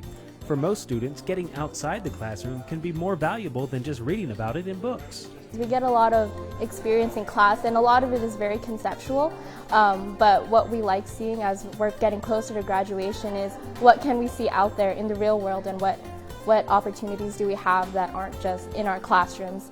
Wearing hard hats, these students descend more than 30 feet below ground. Above them is McCarran's ramp and apron areas located in between the D-Gates and Terminal 3. Department of Aviation employees served as tour guides and offered career advice for these students as they advanced their learning in the field of engineering. And being able to come out here and interact with people that are actually working on real-life projects, who went through everything we went to in school, and say, hey, look, this is what I'm doing now. It gets a lot better. Work on the $50 million project began in February of 2016. 7 gates in the D concourse will be converted to process arriving international passengers. 6 will be able to receive wide-body aircraft. Arriving international passengers will travel from the D gates to the existing U.S. Customs and Border Protection facility at Terminal 3 via this underground tunnel. Students learned that long before the construction began, there were months of planning and design to ensure the project would be done on schedule. We did a feasibility study for approximately 9 months before we started actually going full bore on the design, while we decided what options we had available to us to increase the international serviceability here at the airport. Above ground, students were shown how this massive construction project is planned and executed without disrupting regular airport operations. Inside the northeast wing of the D-Gates, students learned why glass partitions were installed to separate arriving international passengers from the general public. You go down to the core building, down the tunnel, and to CBP to get screened. Moving walkways, floors, and lighting will be the finishing touches in the tunnel. It's an important construction project for McCarran International Airport and could not have been done without the careful planning from skilled engineers, a job these students aspire to have. It was an amazing experience. You're able to see everything like construction-wise, and I think the greatest part about it is later on, if we do decide to do like international travel, we'll be able to walk down this tunnel or see the different sections of the terminal that were under construction, and just being able to say that, hey, we were there, we saw it before everything was finalized and how it needed to be is a really cool experience. If you've been to Terminal 1 lately, you may have noticed some new sparkle and shine. It's all part of our plan to modernize ticketing and baggage claim. Here's a peek at the improvements underway. The upgrades begin on the departures curb, where updated metallic skycap podiums were installed, along with new doors and entryways. The end result will be an updated look and feel in these areas to enhance our passengers' overall travel experience. Once inside, customers will immediately notice a lighter, brighter ticketing lobby, where the dark and dated carpet was replaced with a multicolored terrazzo floor. Easy-to-read signage, new ticket counters, updated finishes, and a fresh coat of white paint on the walls and ceilings round out the improvements. McCarran is welcoming nearly half of all the visitors to Las Vegas, and we wanted our facility to be on par with the rest of the entertainment capital of the world.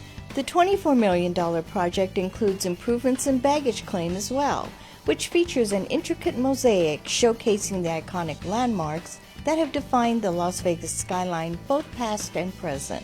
The new medallion in the center of Terminal 1 baggage claim is really the centerpiece of that entire flooring project. And as you see it, you get the old, new Las Vegas, and it really just brings that entire area together and provides that phenomenal look of Las Vegas. Decorative wall and column treatments are also included in the scope of work in both areas, as well as a new restroom and central ticketing. Some in-floor electrical ductwork will increase McCarran's ability to support self-service check-in kiosks. As new technologies roll out, we wanted to have the infrastructure in place to enable those technologies to be easily brought in, applied, and improve the customer experience for the airlines and the customers that come through here as well. Plans are also being developed to refresh the A gates with terrazzo flooring similar to what was already done in the B gates. The new flooring will be easier on the eyes and easier to clean and will help McCarran serve Las Vegas visitors for decades to come. There are only a few more areas left to finish before the work in ticketing and baggage claim is complete at the end of 2017. Until then, please pardon our dust while we improve the customer experience at the airport. McCarran's passenger service representatives recently took to the runway, the fashion runway that is, to show off their newest attire. Take a look at their new look. In true Las Vegas style, travelers were treated to a fashion show inside Terminal 1 baggage claim, where 5 models showed off an updated collection of uniform ensembles. I love it, especially if you've seen our old uniforms. It was pretty outdated. So the way that McCarran's shifting their customer service, I think with us looking better, it's definitely a big improvement. The airport's passenger service representatives can mix and match options, including black or royal blue pants, skirts, vests, and jackets that are paired with white shirts. With input from the employees, the new uniforms are both fashionable and functional. I love these new uniforms. It's a great change. The airport's always changing, so I feel like we as employees should change with the whole culture and brands. If I look great and I'm feeling better, I want to give out the best, customer service. The uniforms have a pop of color coming from gold scarves and neckties with blue stars and white airplanes, a nod to the airport's McCarran at your service culture, where customer service is a top priority. These are folks that are frontline customer service, and it was time for an upgrade.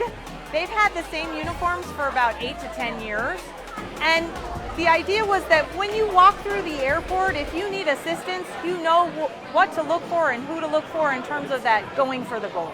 Passenger service representatives are some of the most important people who work at the airport in terms of the overall customer experience. The new collection gives them attire befitting of their importance to the airport and makes them more visible to passengers. The dated mob uniforms worn for decades are now a thing of the past, and we think the new fashions look simply amazing. In keeping with McCarran's tradition of including student art on the airport campus, the new FAA Air Traffic Control Tower features a canvas work in its lobby designed by students of the world-renowned Las Vegas Academy of the Arts. This 16 by 14 foot artwork incorporates a patchwork of images from McCarran's aviation history within a contemporary style that represents future growth and opportunity.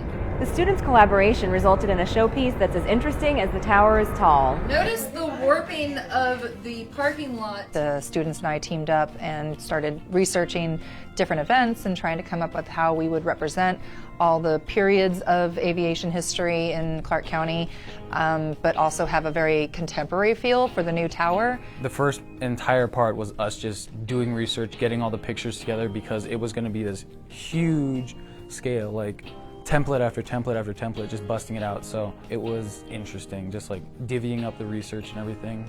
I mean, it was fun. The background is a chevron pattern of desert colors overlaying images of runways, terminals, signage, and other activities around McCarran. I really did enjoy it because it was something new that we haven't done before in her class.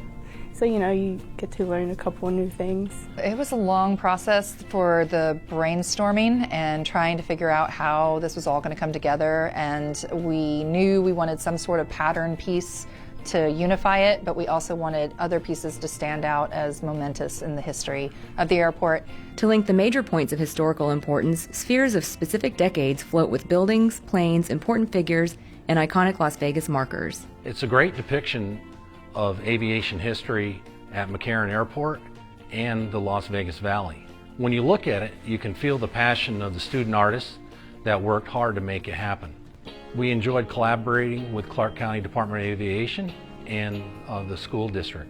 I was super proud of it, knowing that I had contributed to the community in that way, and so I'm pretty proud of it. A variety of interesting works of art is showcased throughout the airport. To learn more, visit our website, mccarran.com. To reach out to our growing number of Hispanic customers, each episode of Flight Path features a segment in Spanish with English subtitles. Here's Gabriela Muro to tell us more about the TSA's pre-check program and how it benefits McCarran travelers. La Administración de Seguridad en el Transporte tiene un programa llamado TSA PreCheck. El programa hace posible que los pasajeros que cumplen con ciertos requisitos y que son considerados de bajo riesgo disfruten de un proceso eficiente en los puntos de seguridad en vuelos domésticos e internacionales. Passengers love it because a lot of passengers know they're low risk, and then we've now been able to work to identify them, and so we are really able to provide better customer service, not only from TSA but from the airports where PreCheck is available. Aquellos elegidos son dirigidos a una fila de control especial. Reciben beneficios de inspección por las cuales ya no tendrán que quitarse los zapatos, cinturones, chaquetas ligeras y la computadora portátil y equipo de mano que cumplen con la norma 311 no tendrán que ser removidos de sus bolsos. McCarran was one of the very first to begin to have at least a lane of pre-check. Now every checkpoint in McCarran has a pre-check lane. La revisión previa de TSA PreCheck ayuda a reforzar la seguridad mediante la identificación de individuos de bajo riesgo a través de preselección. Los viajeros pueden inscribirse en el programa visitando un centro de inscripción TSA, como la que se encuentra en el Terminal 1 de McCarran, cerca de la garita de seguridad CID. It's been wonderful. These guys processed it so quickly, and it's an $85 fee. It's the last 5 years, and you get to avoid the longer security line. So, from our perspective, if you travel enough, it's certainly going to be worth it. Elegibilidad para el programa se limita a los ciudadanos estadounidenses y residentes permanentes legales. Para inscribirse simplemente tendrán que pagar una cuota no reembolsable. Tendrán que proporcionar una identificación válida con fotografía, tener comprobante de documentos de ciudadanía o inmigración y obtener huellas digitales. Los pasajeros que son elegibles para TSA PreCheck tendrán un indicador de notificación que aparecerá en su pase de abordar. La Administración de Seguridad en el Transporte quiere recordarle a los pasajeros que siempre incorporan medidas de seguridad imprescindibles y al azar en todo el aeropuerto y no se le garantiza siempre la inspección rápida a ningún pasajero. Para obtener más información sobre el programa, ingrese a la página de internet de la Administración de Seguridad en el Transporte, tsa.gov, para ver una lista completa de requisitos. Did you know there's a Hall of Fame to honor and preserve the legacy of those who advanced our nation's aviation and aerospace programs here in Nevada? Now these important pioneers are being honored at McCarran with a new exhibit. The Nevada Aerospace Hall of Fame sheds light on the hidden history of aviation in Nevada and recognizes the contributions of men and women who advanced our nation's aerospace programs within the Silver State. The thing that's really wonderful about it, and we are eternally grateful to McCarran Airport for partnering with us, is we have been looking for a home. McCarran's generosity was very beautiful, and we're very appreciative of it, that we finally have a place where people can see. The people were recognizing those who've made major contributions to aviation and our aerospace in our state. The new exhibit is located on the pedestrian bridge between the B and C gates and features plaques honoring Nevada's aviation pioneers, as well as an interactive touchscreen that allows visitors to get a closer look at each inductee. Aviation in Southern Nevada is very critical. had we not had something like McCarran Airport, had we not had so many passengers, so many tourists, so many airlines that serve this city, we may not be what we are today. Current members of the Hall of Fame include 2010 inductees Robert E. Tim and John W. Cook Sr., who set the world endurance record at a total time of 64 days, 22 hours, 19 minutes, and 5 seconds, a record that still stands today. Their aircraft is hanging above the baggage claim area in Terminal 1. We look at individuals and or groups that have made significant contributions to aviation and or aerospace in our state. And so it's a really nice opportunity for a lot of the community to learn about these individuals who otherwise might not be very well known. Other members include Florence J. Murphy, Roscoe Turner, and George Crockett, just to name a few. Next time you're traveling through McCarran, make it a point to visit this important exhibit that showcases the efforts of these early aviators who helped pave the way for commercial aviation today. Properly lighting the airfield at night is critical, but powering those high-intensity fixtures takes a lot of energy. To help conserve, McCarran is converting the ramp lighting to LEDs. It's just one more way the airport is growing green. To save money and operate in a more environmentally friendly manner, older light fixtures throughout the airport have been replaced with more energy-efficient LED fixtures. Retrofitting the airfield lighting is the airport's latest endeavor to become more sustainable. The project consists of replacing 432 existing lights on 139 poles around the gates with LEDs. Initially, we did a survey of all the lights to see what we had on the airfield. Mostly it's high pressure sodium. We decided what lighting level we wanted to have. We determined that we wanted to go LED for efficiency, and the LED gives us almost a 50% energy savings, as well as less in maintenance costs. The new LED lights will save more than 1 million kilowatts of power and $98,000 on an annual basis. Besides saving energy, the new fixtures are expected to save more than $100,000 in maintenance costs over the life expectancy of the LED fixtures. NV Energy is also providing assistance through its Energy Savings Rebate Program. The airport partnered with Musco Lighting to design the project. When McCarran International Airport came to us to ask about different ways to light their facility, the first thing we looked at was figuring out a good way to light the ground and light the aircraft for efficiency of the ground staff. The high pressure sodium usually ranges from 2,000 to 2,300 Kelvin. The LEDs that we selected were over 5,000 Kelvin, which allows you to distinguish colors better. And LEDs have better light cutoff than high pressure sodium, which we currently have. So we don't want to shine lights outside the airfield. We want to keep it on the ramp, and we specifically want to keep it in the areas where the people are working. To keep the ramp area operational during the retrofit, the Department of Aviation worked closely with the contractor, airlines, and other airport partners. The project is slated for completion in September and will improve the lighting for safely accomplishing important tasks such as parking and refueling aircraft, unloading and loading cargo, and conducting mechanical checks and pre-flight inspections. It will also enhance operational efficiencies on the ramp and is just one more way the airport is growing green. Now you're ready to pack your bags and fly the skies, so have a great trip. Remember to check us out on Facebook and follow us on Twitter, and use all the resources of our website, McCarran.com. Thanks for joining us, and we'll see you next time on Flight Path.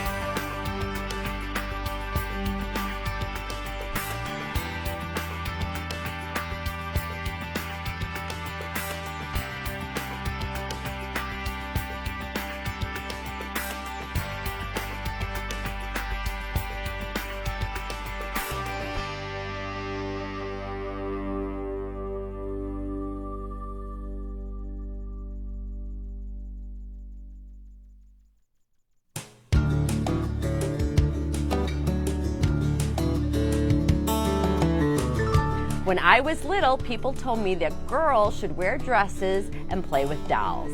They said that we shouldn't have any unladylike adventures. I didn't agree. Nevada Reading Week is a time for kids to enjoy reading, for the love of reading, to go places in their minds that they open a book and they can go anywhere they wish. So it's special to them, I think, because guest readers come from the community and they share their love of reading with the kids as well. Never interrupt someone doing what you said couldn't be done. Amelia Earhart. I love participating in this for so many different reasons. Number one is I get to talk about the airport, and it starts with reading, learning, and an education. It's everything that this week should have from people like us coming to these classrooms. And don't give up on your dream, but how do you attain that dream? You learn. How do you learn? You know how to read. She read things about Amelia Earhart. She had a dream to fly a plane. Every parent should be reading to their child. Nevada Reading Week, it allows the public to come out and to read to the students so that the students can see that it's not just the teachers that are reading to them and just not their parents, but it's the professionals that come out as well and read to the students. They go inside and they find their seat. So they're all now looking for their seat. I read an awful lot as a child. It was very important to me. It was very special to me. And I really want to share that with the kids. And seeing their eyes light up and seeing them get into the story is just a great thing. I hope that in some small way I've inspired them to greatness. Reading is a valuable skill because it's fundamental. You have to know how to do it no matter what you choose to do in life. So just to see that light bulb click on, or to see that, aha, I get it, or to watch a struggling reader actually improve in their reading, it makes all the difference. What I like to stress to the kids is at each level, no matter what the job is, it begins with learning to read, write well, and have a good education. And that's what I like to just reinforce to the kids each year. What I liked about the book she read to me was that the girl, she followed her dreams and she didn't let nothing stop her. That makes me feel inspired.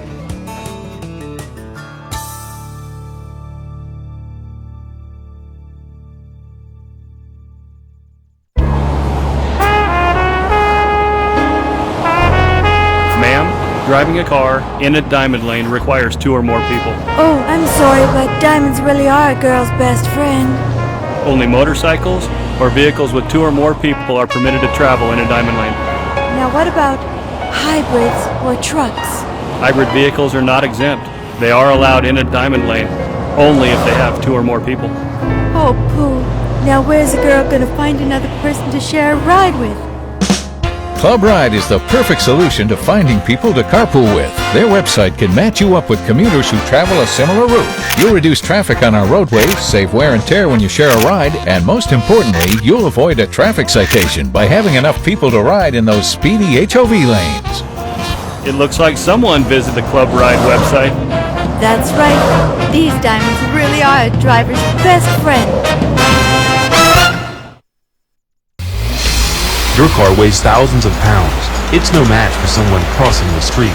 Whether you have the right of way or not, you have the responsibility behind the wheel. Last year, almost 700 people were hit by cars in Clark County. 172 of those accidents involved a child. In 42 cases, pedestrians died. Slow down and watch out for pedestrians around our schools, playgrounds, and intersections. Don't add to our statistics. Give pedestrians a break.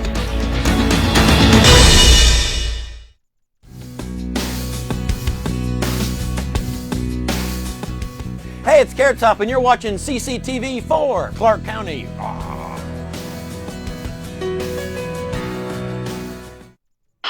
This is where fun happens. Our fitness guru urges us all to take our exercise outside. The sun-loving seniors at Cora Coleman love to shuffle and roll outside their center, and the best local collection of rolling stock is on display outside at the County Museum. Those and more coming up next on Where Fun Happens.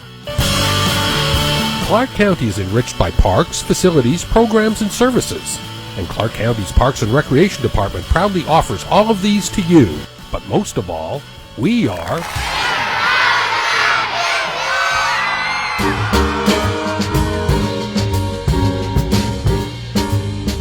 Hi, my name is Maureen. I'm an artist. I graduated from UNLV, the MFA program here. I'm currently living in Los Angeles. I will be having a show at the Government Rotunda. So the show is called See the Forest for the Trees. So it's about seeing the larger details and the smaller details and making a full cohesive, narrative based on everything that is encompassed in that. So I was thinking about a lot of growth and the astroturf, so growth and fake growth. So on the astroturf, I envisioned these, I really kind of saw them as paintings that were going to be kind of growing out of this kind of fake environment that I'm putting in their Government Rotunda. But they'll be displayed similar to trellises. So they'll have a very rough frame around them so that they're standing upright. But it's a funny way of saying that these paintings would facilitate growth, or that through these grids, like you could actually grow plants on them, or like the colors themselves are growing on them. In light of recent events in the past year or so, well, this is the election, but I've really thought about my paintings and how I've been trying to create like trompe-l'oeil spaces and kind of like seeing through the paintings, but they're through a flat surface. But with the laser cutter, I'm able to actually piece together these paintings and do it in a way that you can actually see through the layers, and so there's no facade. It's really like up front, very frontal paintings, and I've never really seen it done before, and it's also something I've never done before, and it's been really, really exciting to kind of see how it breaks down and how it can actually like work into my work. I've been trying to create really like democratic spaces that really invite people to kind of interact and walk around and really engage with painting in more than one flat wall. And especially with the rotunda being such an open space, thinking about the space being able to look up, being able to sit down on AstroTurf and to like look up into the space, look through the paintings, see how the different layers of the paintings as they kind of stack while you're sitting there. It's a completely different opportunity that you would get in any other gallery. Started here at UNLV. We got a laser cutter 2 years ago and I helped set it up. And I was really fortunate to become the lab tech for it. I fell in love with the process. It's all through Illustrator, so you have a full control over, it's basically a really fancy printer that can cut images in whatever you plug into it. So the way that I've kind of integrated it into my paintings is thinking about how I would take, pieces of tape from my previous work and try and make out these large grids or pieces of paint and break those down into the actual forms that they are, load those into Illustrator, and this can actually cut what my hand would make using a paintbrush. Vegas actually had a really large influence on the color palette that I've been using in the past 5 years, 3 years, 3 years, especially the 3 years at UNLV. It's a lot to compete with Vegas, and there's the subtle colors of the desert and then the neon right on top of it, and so getting that high contrast has really kind of amped up my palette a little bit. But also the signage and billboards, and even just like on the drive out from LA to Vegas, you see a lot of the layers of signs as they go through and how stark they are against the landscape. So a lot of that geometry of like having a 2D surface against a vast space is really beautiful to me. They are somewhat subtly political, but they're also in a way that is supposed to be enjoyable in a way that it makes you really see both sides of something. You really have to engage with the artwork in the round to be able to fully understand or experience all the different layers that are happening throughout the pieces. I would love to see you at the closing reception, which will be on May 5th, I believe from 7 to 9 p.m.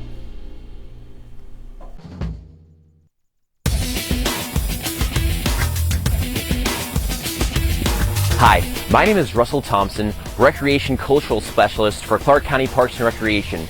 Our department provides a wide range of different activities for people of all ages, and it's springtime here in Las Vegas, so it's a great way to go outside, get some fresh air, and get a little exercise. Today we're here at the Coleman Senior Center, which is located near Lake Mead and Nellis, playing bocce ball and horseshoes. And what's awesome about these games is a few different things. Number one, it's free because it's come out to play, grab some equipment. Bocce ball is a relaxed but strategic game with an ancient lineage. Although probably emerging from ancient Egypt, bocce started to hit its stride with the Romans, and it gained massive popularity with the influx of Italian immigrants at the turn of the 20th century. Started in my teens, actually even younger than my teens, because I was in an Italian neighborhood. And they built their own bocce ball courts up on the school grounds. And there's many rules for bocce ball, so we play local rules because the object of the game is to have fun. We want everybody to have fun. And you can see here now, people are having fun. All right? So they get to throw the white ball, and then the person that threw the white ball, which is the Polino, gets to throw their bocce ball right after it.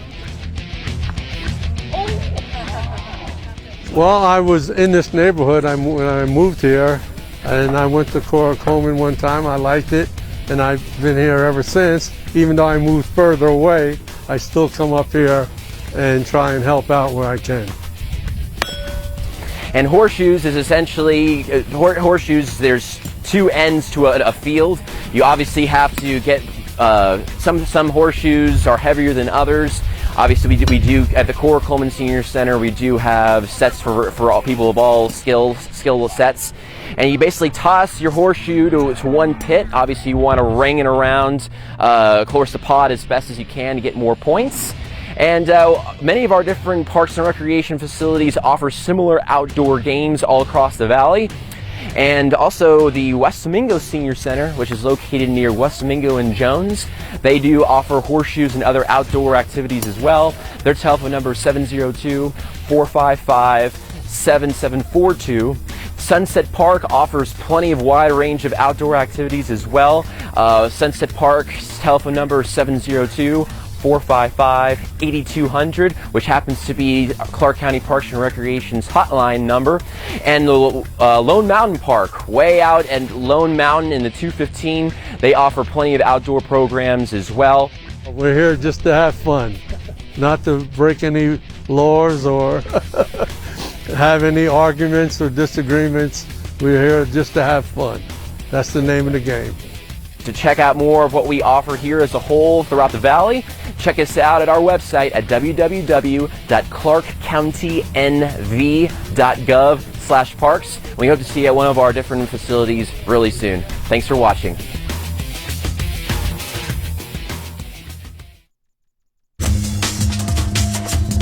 It's the best cultural center in all of Clark County. Welcome to Winchester.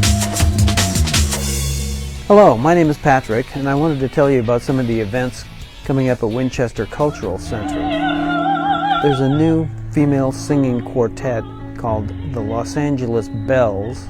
They've been working with a couple of composers and arrangers who have really prestigious contemporary composers who've written and scored music for the movies, the Harry Potter movies, and also for singer Enrique Iglesias. And the Los Angeles Bells will be here at Winchester with Marco Antonio Varela. So Marco Antonio Varela and the Los Angeles Bells will be here Saturday, March 25th. And they're going to do two back-to-back shows, one at 2 p.m. and one at 7 p.m. And general admission is $15. Here at Winchester Center, we have lots of dance classes, and the students in those classes have formed themselves into a group that's performed here many times, the Star Catchers.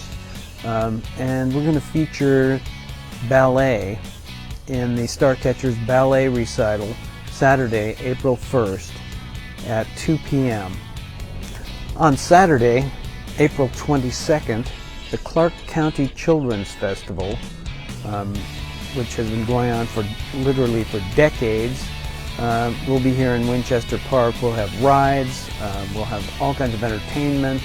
The event is free. There's some charges for food and some of the rides, but it's always a wonderful time. Kind of a neighborhood and community event. The very next day, Sunday, April 23rd, we have the band Meshuggah Klezmorim. It's a klezmer band. Meshuggah means crazy, so they're crazy musicians. They're extraordinary musicians. Sunday, April 23rd, 2 p.m. Tickets are $10 in advance or $12 on the day of the concert. Hope to see you here. Hi, this is Justin with Clark County Galleries.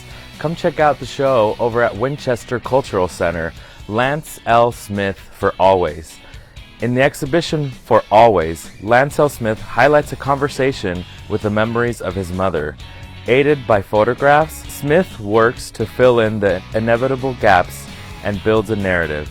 He uses repetition and the details of personal adornment combined with parallels of his own body and experience. Down at the Clark County Government Center Rotunda, Maureen Halligan presents See the Forest, March 13th through May 5th. The reception will be May 5th from 6 to 9 p.m. See the Forest comprises of playfully placed astroturf to represent a park. 5 paintings comprised of laser-cut images deconstruct common objects into abstract shapes and forms. Lighthearted in color and form, the layering of the paintings invite viewers to walk around, sit with, and survey the paintings from all angles and both sides to see a bigger picture.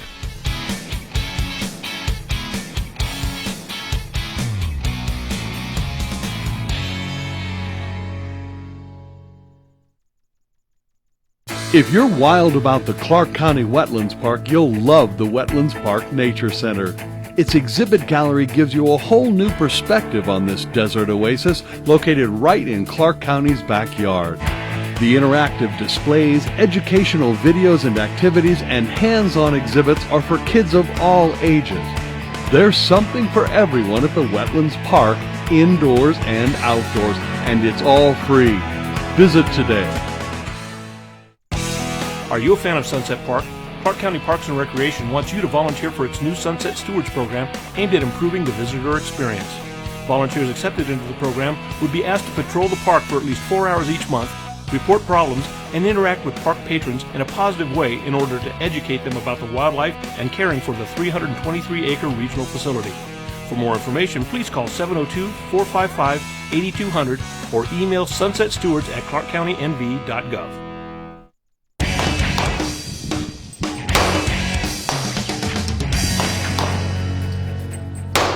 Hi, I'm Steve Carmichael, Program Administrator for the Clark County Shooting Complex. It's springtime, the weather is great, we've got a lot of programs and activity to tell you about. All centers are now open Wednesday and Thursday night till 10 p.m. and 8 a.m. to 5 p.m. Friday, Saturday, and Sunday. A lot of new springtime leagues started up. We've got archery leagues on Wednesday night, we've got a trap shooting league on Wednesday night, and we've got a rimfire league starting up right away on Thursday night up at our education center. A lot of learn to shoot programs going on. You can come out for a very nominal fee, learn how to shoot a 9mm handgun, learn how to shoot trap, or learn how to shoot archery. Be sure and check our website for information on all these great events. Also want to tell you about a new event that's coming up April 25th. It's our Annie Oakley Women's Shooting Program. Ladies, this is just for you. This is a great program. It's going to be sponsored and hosted by the Nevada Firearms Coalition. We're using all lady instructors. This is Ladies' Night Out, and the best news of all, it doesn't cost you anything. You can come out, you'll be issued ammunition, firearms, and great instruction from lady shooters to show you how to handle handguns. It doesn't cost you a thing. It starts April 25th and will run every Tuesday night after that. It's ongoing. There's no end date on this, so please come out and try our Annie Oakley shooting program. I think you'll really enjoy it.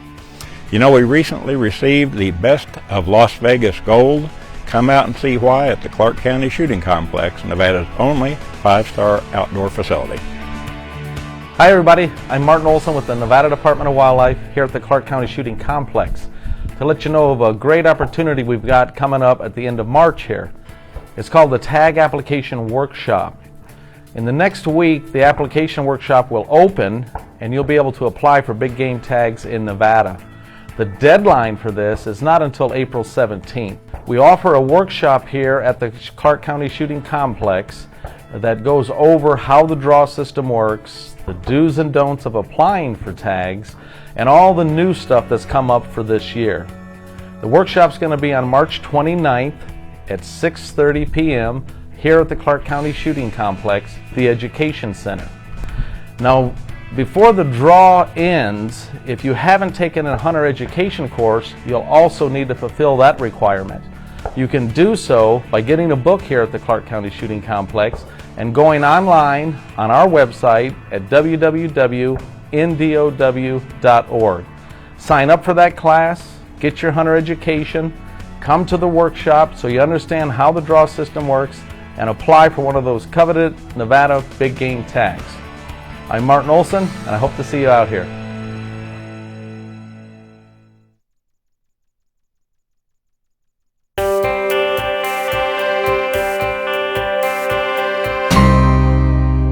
Hi, I'm Bruce Isaacson, Clark County Poet Laureate, and I'm here today with Charlene Moskal. Now, Charlene has had a career in another art form, but you started with our workshop and made progress really amazingly quickly, and have become a great a wonderful writer. So, tell me, what was it like to just take up right in the middle and start a new art form, start poetry? I think that I've always been involved in writing in some form, but the other art form was somebody else's words, and I guess it was time for me to have my own words and be able to find my voice, and poetry has allowed me to do that. That's great. Poetry is definitely your own word. Kim, will you give us some of those words? Will you read a poem for us? Well, yeah. Okay. Great, thanks. Okay. Sweetie, the universal truth universally is we all grow old, or are supposed to. It isn't always pleasant. In fact, I think it never is. And those who say it is are lying through the very few teeth they have left, yellowed like fine ivory, scaffolded in metal. We creak getting out of a chair, a bed. We sit and stand accompanied by grunts and small nonverbal protestations. We fart indiscriminately and turn around to see who'd done it. But sweetie, the one thing we feel we never lose is our relevance. And though our eyes are diminished, we can see clearly into yours. We see, sweetie, the condescending smile hiding the, does she have any idea what we're talking about? We feel, though our fingers are often numb to turning pages, the turn back, the desire to not be touched, as if age were dust from a dead man that might rub off on you. Well, sweetie, just hope it does. Because let's face it, I am you.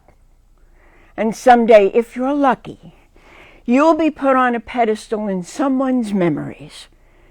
They will see you not in vibrant colors, but with the hues of age.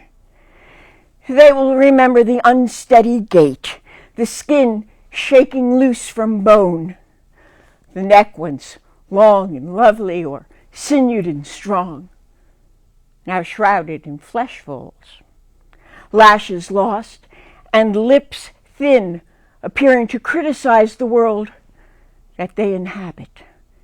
And then, sweetie, if you are really lucky, they will put all that aside and speak of who you were. They will remember to regard you as the progenitor of all they are. And when at night they look into their mirror, they see you staring back. That's great, Charlene. Thank you so much. Thank you. Hey, every Saturday down at Winchester Cultural Center at 2 o'clock, we're holding poetry workshops. Charlene has been a frequent attendant, and it's a good place to go in and explore the world of writing. Also, I'd want to remind you that at Publicus downtown, every other Friday night, they have the Poetry Slam going. You can find that on Facebook or just search Battleborn Slam. Hope to see you at Poetry.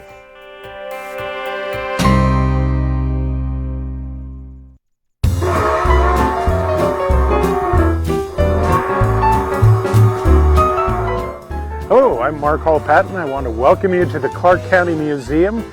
Today I want to talk about the rolling stock at the museum. Now, when people think of rolling stock, they may think, well, I don't know what that is. Well, that's actually railroad cars. It's not actually necessarily railroad engines, but of course we do have our switcher engine here at the museum. But with Las Vegas having been founded as a railroad town, we wanted to have other pieces that you could come out and see. So let's take a walk around the grounds and see some of the other pieces of rolling stock that are part of the Clark County Museum collection. So one of the first cars that you'll see as you're walking into the grounds here is our Pullman car. Now, this dates to the 1920s, and it's actually on loan to the museum by the State Railroad Museum. We don't use this one as a historic recreation except on the exterior. On the interior, it's actually open, and we use it as a green room for our amphitheater here.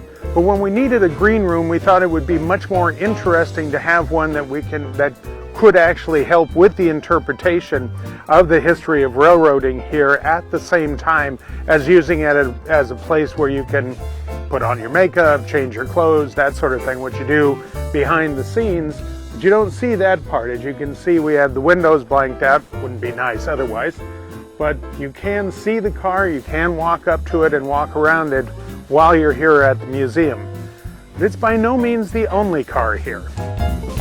Now when you come down to the other end of the grounds here, you see behind me the Boulder City Depot. The depot was built in 1931, actually in Boulder City, and we moved it out here in 1974 to preserve it and restore it, and it was the origins of the museum on this site. But you can't have a depot without having some railroad rolling stock next to it. And you can see we have one car on this side, that's basically the east side, and that's a combination car. On the west side we have both a caboose that you can go through and a box car. So let's take a little closer look at those pieces. Right, here we are on the east side of the depot, and this is actually a combination car. This was partially baggage, probably partially a railroad post office car in its day. They did use these on the Union Pacific. This one was actually given to the museum by the Alper family, and one of our volunteers worked with the Union Pacific to get us the trucks or the wheels that you see underneath it. This one was actually sitting out in the dirt just being used as an outbuilding.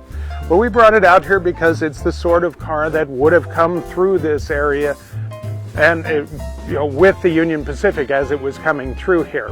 But we have some other cars on the other side, so let's take a look at those. And on this side, the west side of the depot, we have two more cars. We have our caboose, which was built in 1944 and given to the museum so that we could have it here. It's actually open for you to go through and see how a caboose looked. Cabooses were very important on the railroads because the guys who were in the caboose were the ones that were watching for hot boxes on the railroads, or where the wheels would catch on fire, because you didn't want to fire somewhere over the course of a long railroad train, because you would have a lot of problems with that. So they would watch that. Eventually that was taken over by electronics and cabooses went away, but for many, many years these were a standard part of every railroad. So we have this that you can go through and see how a caboose looks like inside. But we also have a boxcar, and this is a standard boxcar. You'll still see these in use today.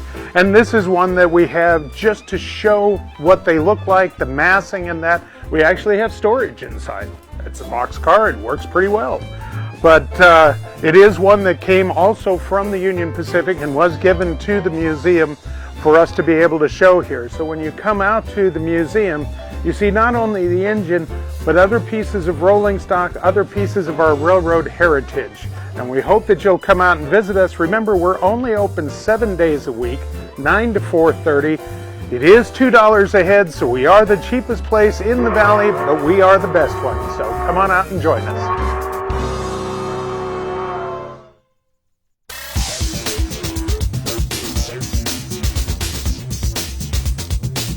Hi, I'm Aurora Buffington, exercise physiologist here at Lewis Family Park. While we have many sunny days here in southern Nevada, there's a short window of time where the temperature is mild and pleasant enough to exercise outdoors without the extreme temperatures. Stay tuned to hear a few good reasons to get outdoors and exercise. Reason number 1, exercising outdoors promotes mental well-being. One systematic review found that exercising in natural environments was associated with greater feelings of revitalization and positive engagement. decreases in tension, confusion, anger, and depression, and increased energy. It also helps improve your brain function. While it's true that exercise in general is great for your mind, it's even better when it's done outdoors. Exercise outdoors is perceived as being more enjoyable, helping to reduce negative feelings that may be associated with exercise. Reason number 2, exercising outdoors helps keep your fitness regimen exciting. It can provide a variety of terrain and ever-changing conditions to help reduce accommodation, the physiological response that occurs when your body gets used to doing the same exercise over and over. Outdoor workouts can yield a higher work output, meaning a higher intensity, but at a rate of perceived exertion similar to its indoors counterpart. Plainly put, that means you can work out harder, but feel like you aren't. Reason number 3, exercising outdoors has additional benefits too. Exercising outdoors is also free. It's a great way to work out and save money. Besides walking, running, or bicycling, there are lots of other ways to make the outdoors your gym. Working out outdoors also helps keep you socially connected, providing a great way to meet others or exercise with others. And of course, Clark County Parks and Recreation maintains 105 parks and over 1,800 acres of open play spaces to help you stay physically active and enjoy the outdoors. Well, that's all for now. I'm Aurora Buffington, encouraging you to take advantage of the beautiful weather and get outdoors and exercise at a Clark County Parks and Recreation location near you, where fitness happens.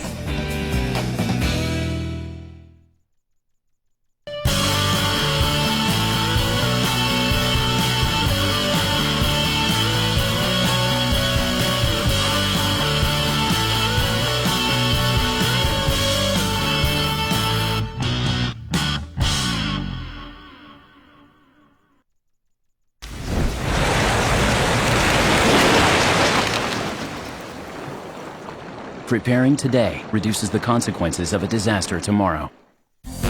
Want to know what's happening in your community? Stay in touch. Log on to ClarkCountyNV.gov and subscribe to free electronic newsletters created by your county commissioner so you can stay informed about what's happening in your district and your neighborhood. New building developments, fun neighborhood events, how to access services, people making a difference. It's all there when you subscribe, and it'll come right to your computer. Subscribe today, ClarkCountyNV.gov. I am for the child who lives in motels, cars, and shelters, now in foster care, a group home, where he sleeps not on a bed, but on a temporary cot. He is the child I am for. I am a CASA volunteer. I am you.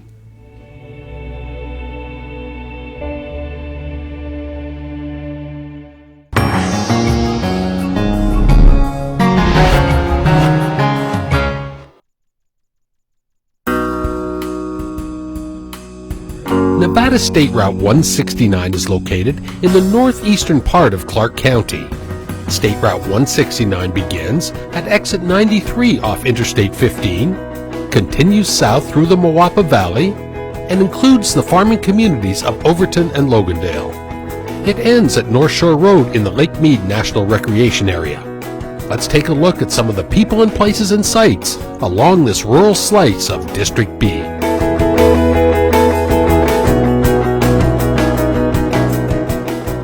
And just a few miles west of 169 is the Logandale Trail System, 45,000 acres of stunning southern Nevada scenery. And of course the place has trails, more than 200 miles of them, for nearly every type of recreational usage. They love it. I mean, it is a little slice of heaven that you don't even know about until you literally come over that road, you know, and it's like, wow, it's here. Elise McAllister and Bonnie Levitt are massive supporters of the Logandale Trail System. The pair are employees at Partners in Conservation, a non-profit organization that bridges the gap between rural communities and government entities to develop recreation and promote conservation on public lands. You have all manner of OHV use that uses it, and then you have hiking, photography, picnicking, camping. We've had a couple of marathons here. The Logandale Trail System offers stunning views and scenic vistas, with majestic red rocks and sweeping sand dunes rising from the desert floor. Home to hundreds of species of native plants and animals, exploration opportunities are plentiful for human guests. On busy weekends, there's 40, 50, 60 different campsites here, and people literally, find a flat spot and pull over. Situated adjacent to the more well-known state park at Valley of Fire, this place was once a secret area of seclusion and leisure for Mawapa Valley residents until a couple decades ago when off-roaders discovered the trails and convinced the Bureau of Land Management to designate the Logandale Trail System as public lands. That's the wonderful thing with public land, is that it really is public for everybody. And so since they started working with the BLM back then, and all these structures and stuff here are kind of from that time period, and then the reputation's grown, and internet and everything's just really highlighted it. Hardcore Jeep and rock crawling enthusiasts are frequent visitors, but any four-wheel drive vehicle will reward a Sunday driver with spectacular panoramas and a bouncy crawl over well-trod trails. Clark County Public Works is responsible for the road leading up to the trailhead, but improving and maintaining the Logandale Trail System is truly a cooperative effort. Volunteers work with Elise and Bonnie on cleanups and routine maintenance. In the past 15 years, more than $2 million worth of infrastructure, including global positioning, indoor restrooms, fencing, and blazed trails, are just some of the man-made amenities found at this Clark County gem. And we like to use volunteers to do as much of the work as possible, and that way we like to have what we call horizontal education, where people get involved in something and they learn while they're doing it. The Logandale Trail System is located just an hour away from downtown Las Vegas.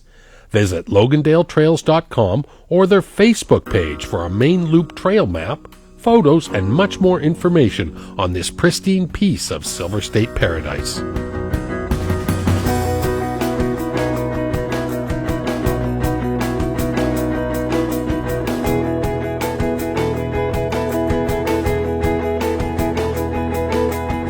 State Route 169 is in essence the main street in the communities of Logandale and Overton, and there's a lot of Nevada history in this area. Interesting people with interesting stories. Let's learn a little bit more about this place, the old Logandale School.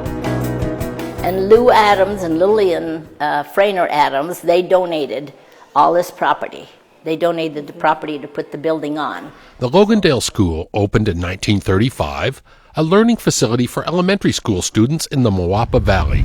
Today, the stone building is still used to teach lessons, as a preschool for Valley children. Local members of the Art Guild meet weekly in an old classroom, but most notably, the old Logandale School is a museum chock full of cultural and ancestral photos and artifacts, remnants of the rich history in the area. And once you know me, when I set my teeth in something, I'm like a bulldog. Virginia Lanny Tobiason, known to one and all as Beezy, is a one-woman walking, talking Wikipedia of Muddy Valley history. Can you believe that? Beezy and Robin Mon are the driving forces behind the Old Logandale School Historical and Cultural Society, an appropriate acronym of OLSHACS. History is so important, and this valley still has so many old families that live here that we're finding there's such a disconnect from our young people to their ancestors. We're finding it even among the school and the pirate pride that we've always had. And so what we're trying to do is just bring it back, that these were real people. They gave you your heritage. His name was Hugh Lord, and he was bound determined that that water would never ever come up to his house. OLSHAC's mission is to restore and preserve the historic buildings and artifacts in the community. Less than 20 years ago, the old Logandale School was slated to be torn down, just another forgotten and neglected lost slice of Nevada's pioneering past. So that's when Beezy got busy to save the building. It was in probably 1998 they were going to demolish the building. Clark County School District said that, there was asbestos in it and they were just going to doze it and get rid of it. The school was literally falling apart, and then I've always collected all this stuff, and I decided, you know what, I'm going to fight for this building because we need a museum for this community. And so it took me 12 years. Beezy's love of the valley and heeding her mother's urging Beasy spent years researching, writing, and compiling stories. She co-authored 3 extensive books about the people and places in the Muddy with her friend, Georgia May Bagshaw Hall. Do you know that you have a ghost in this building? And I said, well, yeah, I do. I know it, yeah. Like many old buildings, the old Logandale School is said to be haunted. A young girl who drowned nearby is said to lurk in the school. You might expect her to be located in the hair-raising basement. Instead, she's a friendly apparition and spends her time spooking visitors in the main hallway. Well, and we've had a paranormal group contact us. They love the old buildings, and they've been going around the valley, and they called me and asked if they could come. They've come twice, and the report I get afterwards is don't be afraid, that everything's very friendly, and we did have action, but it's all friendly. And now I don't mind being here, and I can be here alone. My husband will not come here at night with me. The old gymnasium still looks much like it did when the boys' basketball teams were winning championships in the 1930s. It's now a meeting place, wedding hall, and gathering spot for the entire community. This room here is something that I've always wanted to do because it's a Native American. This room is dedicated to the contributions of the native population. The Paiutes and Mawapa tribes played formative roles in early development in the valley. Indians were such a part of this valley. They worked and first hassled right along with the settlers here, and then became very much a part of their lives. The old Logandale School and Museum is open to the public Monday through Friday from 10 a.m. to 4 p.m. Just an hour's drive from Las Vegas, this place is located at 3011 North Mawapa Boulevard in Logandale, Nevada. It's a great way to learn more about this remarkable part of the Silver State. From everybody that's come in, I've never had one person say, oh, this place is no good.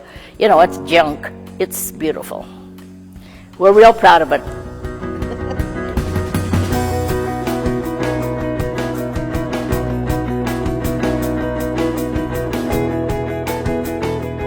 Many of the buildings here along 169 have gone through many names. Back in 1938, when this gymnasium was built, it served the students of Mawapa Valley High School, and it was known as the New Gym. Now it sits on the campus of Mac Lyon Middle School, and of course, people around here call it the Old Overton Gym. The gym has always been the Overton Gym. It's even on the out front of the building. It says Overton Gym. I played football, basketball, baseball, and track. During your years on the court there, I hear Virgin Valley used to kick your butts quite often. Oh, not that often. We held our own pretty good with Virgin Valley. Ben Robison, class of 1961, remains a proud Mawapa Valley pirate and still reflects fondly on his athletic and scholastic accomplishments that took place in this historic gymnasium decades ago. Constructed in 1938, the old gym's Italian Renaissance Revival architecture was a classic design. For more than 40 years, the gym was home to all high school and community athletic events, until the new Overton Gym opened in 1964. Today, this stately structure hosts Clark County School District and county parks and rec programs nearly every day, and remains a vital part of the fabric of the Mawapa Valley community. Unless you have been in a small town and understand small town community and relationship to schools, you won't get a feel for what the school means to a community. Dr. Larry Moses' Mawapa Valley roots aren't quite as deep as Mr. Robison, but the longtime educator was the principal at the new Mawapa Valley High School for 7 years before retiring from the Clark County School District. Dr. Moses was one of the original members involved in a nonprofit organization dedicated to saving the place called the Society for the Preservation of the Old Overton Gym, or SPOOG. I think Ben and some of the guys came to me and said, you know, we have the old Overton Gym, which is they're threatening to tear down, and we need to restore that. That was 2001. Over the next few years, the members of SPOOG raised nearly $900,000 through fundraisers and government grants. Thousands of hours of work, mostly by local volunteers, helped bring the old gym back to life. Much of the successful restoration was due to the community's sweat equity and in Dr. Moses' case, a few drops of blood. Because I've never been in construction in my life. Now, the writing of the grants was easy for me, and the presentation of the grant was easy for me because that's something I did. I wrote and I did those kind of things. But I actually picked up hammers and began to knock walls down, and I learned that you don't leave your hammer on top of the ladder when you move the ladder because it falls off and hits you in the head, and I did that 3 times before I learned that lesson. All the time I was growing up, a lot of my classes were up here in this room right here. The second floor weight room is stocked with donated health and fitness equipment and is available for public use for a small fee. This was part of the squad room for the football team. And when you came up here, you always wanted to... And Ben remembers the stench like it was yesterday. The Pirate football team's old squad room is now a mere dance room, with locals offering lessons to younger dancers. Today's Gary Batchelor Gymnasium at Moapa Valley High School is a palace compared to the old gym. The blue and gold colors and swashbuckling logos are sources of pirate pride for current students and for the community. But for old-timers like Mr. Robison, the modern additions to the old gym don't erase the old memories, even the painful ones. It ended right over there. It ended right over there? Yeah, I got hit playing basketball, broke 2 ribs and ruptured my spleen. That ended it. I had a small scholarship to go play at Dixie College. And I still went to Dixie College, but I didn't play basketball. That ended my basketball career. The old Overton Gym is located at 353 West Thomas Street in Overton. For more information on this place, visit www.oldogym.com.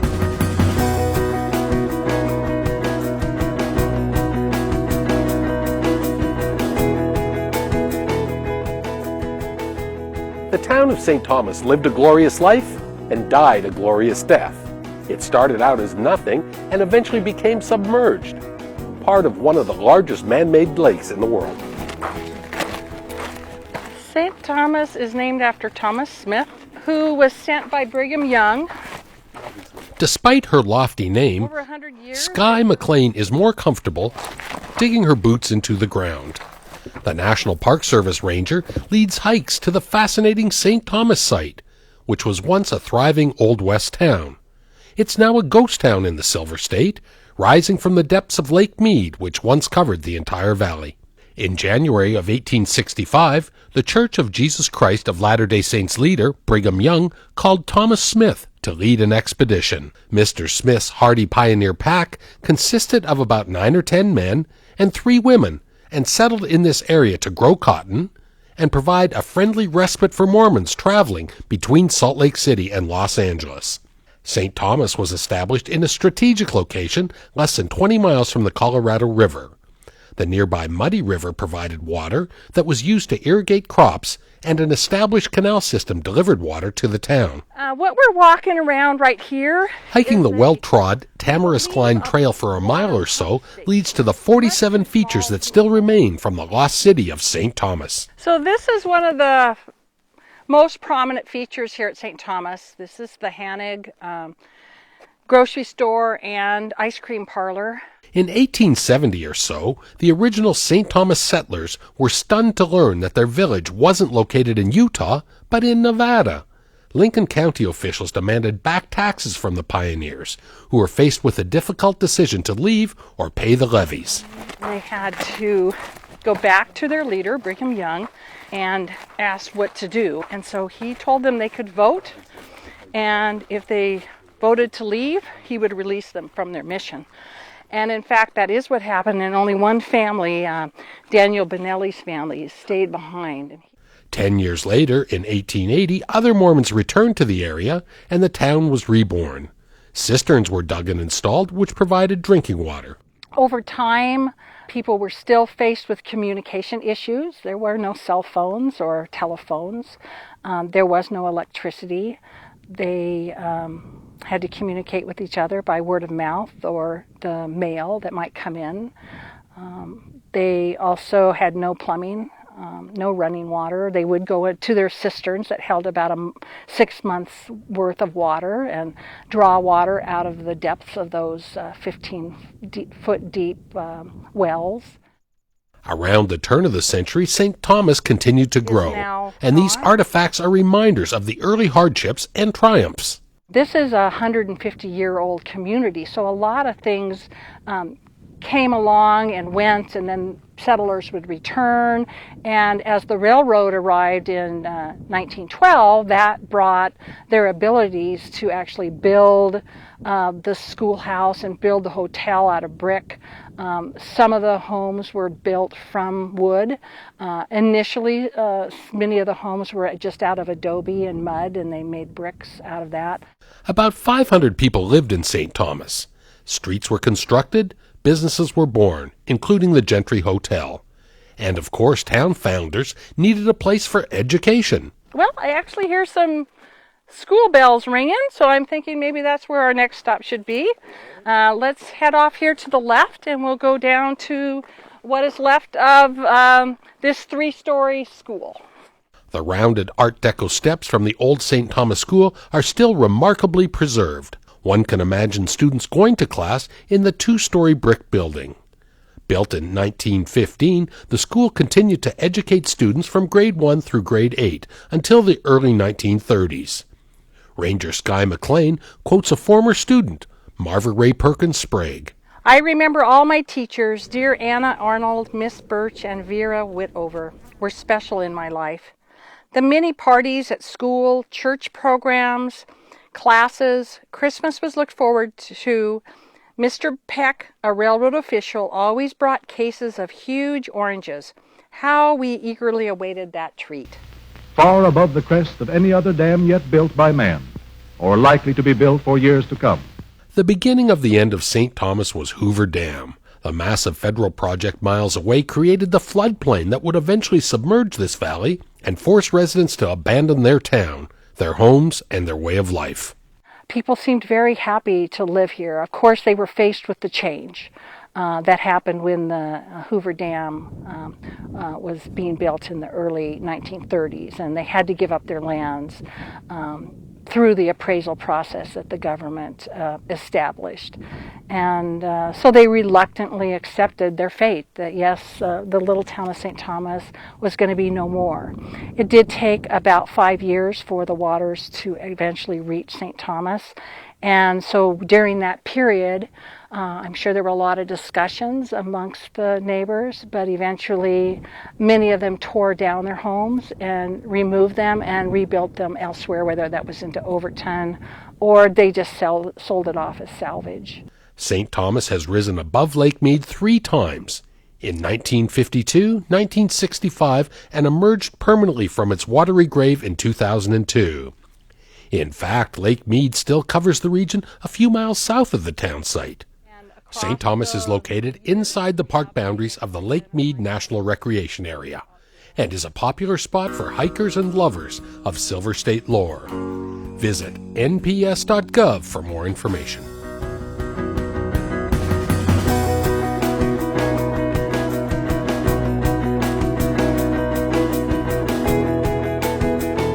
Probably the most stunning location along 169 is this place, the Valley of Fire.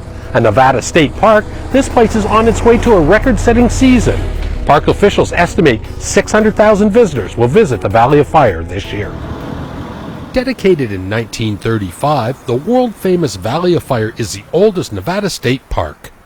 Its name is evident by the magnificent red rocks and sandstone formations that were shifting sand dunes since dinosaurs dominated the landscape 150 million years ago. So over the years, erosion from wind, but primarily water, has continued to shape the landscape into what we see today. As I touched on, this is Aztec sandstone. That's considered the softest sandstone, so that's why we get so many strange, whimsical, and carved out pockets and formations here in the park. Coming to work at the Valley of Fire, Chris Johnson's office is one of the most unique places on the planet. The undulating landscape is a stunning sensation. The vivid colors are electric and can seem to be ablaze. This recreational paradise is a destination for everyone, from hardcore hikers and campers to short-term shutterbugs. So the most popular activity is definitely going to be hiking, camping, picnicking, and just enjoying the scenic vista points, enjoying the visitor center/museum. And this park really attracts a wide variety of people. Some of that probably due to the proximity to Las Vegas. You get a lot of people out here that might not normally go to a national park or a state park, so it kind of introduces them to that whole world. And this has really become a internationally known park at this point. A large chunk of our visitors are actually from European countries, Asian countries, so we get a lot of people from abroad as well.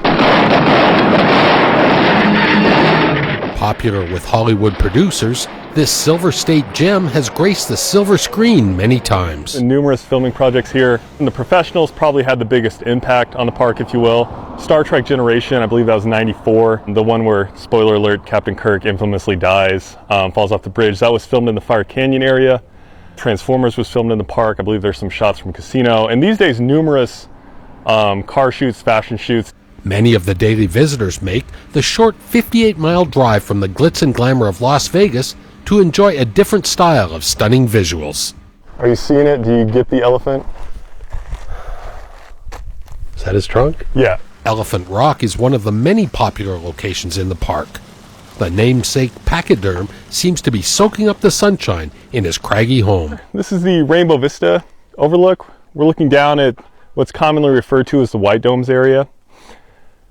Generally, that's considered the most scenic part of the park now to a lot of people, probably the most unique part of the park. As we can see, it's where you get all the multicolored formations, really stark contrast to what we see down on the valley floor. And the White Domes area was once inaccessible to many until a road was constructed in 1994. Providing an exceptional park experience for all ages to enjoy is a vital part of the Nevada State Park's mission. Valley of Fire's harsh setting means only hardy desert plant species survive, and the expected rattlesnakes, lizards, coyotes, and foxes dominate the animal population.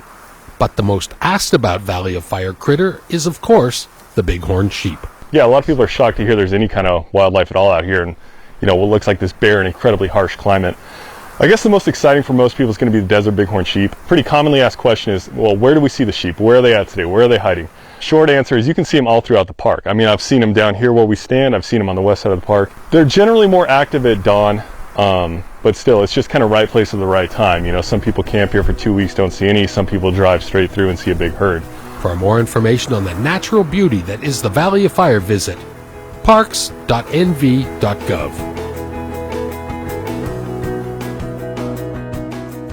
We hope you've enjoyed this look at a few of the features along Nevada State Route 169. We encourage you to take the short drive from the Vegas Valley, have a hike, enjoy some gorgeous scenery, and learn a little bit more about the history of Nevada and our Mojave Desert and Clark County. I'm Randy Swallow.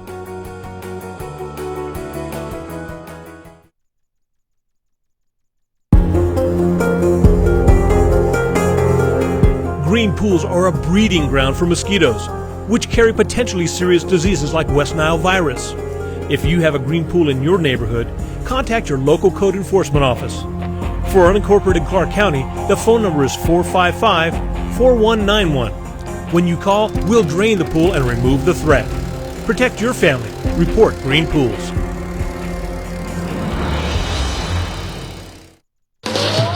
The Clark County Fire Department responds to thousands of calls for help each year. The key to saving lives in any emergency situation is education. That's why the Fire Department teams up with its community partners to host open houses at different fire stations. Our open houses are held on Saturdays every other month.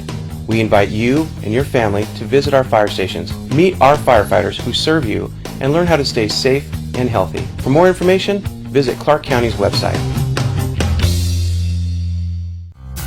Welcome to Club Ride. Club Ride is a free employee benefits program that encourages and rewards the employees that would like to or currently carpooling, walking, biking, taking transit, or even motorcycling to and from work. Club Ride has excellent programs and services for commuters, such as Guaranteed Ride Home, Club Ride discounts, Easy Rider, and the monthly price drawings. Club Ride Rewards is a program that rewards commuters every month for clean green commutes to and from work. As a Club Ride member, you can win cash and prizes every month. It's a great thing. Oh, we love winning the awards. We've been carpooling over 11 years now. We were doing it before it was the thing to do. I think I'm the better driver. No, I'm the better driver. Carpooling was just kind of a natural thing. We could ride to work, we could talk to one another on our way, and saved us time and gas. But that extra prize makes it extra fun.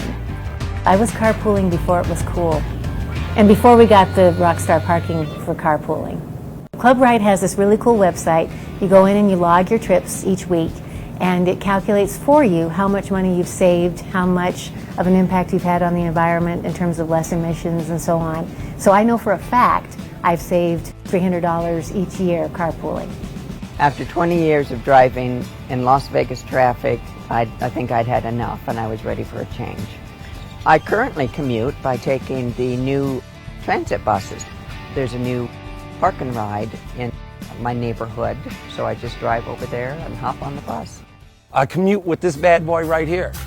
My employer not only supports it, she lets me park my bicycle right in my closet at work.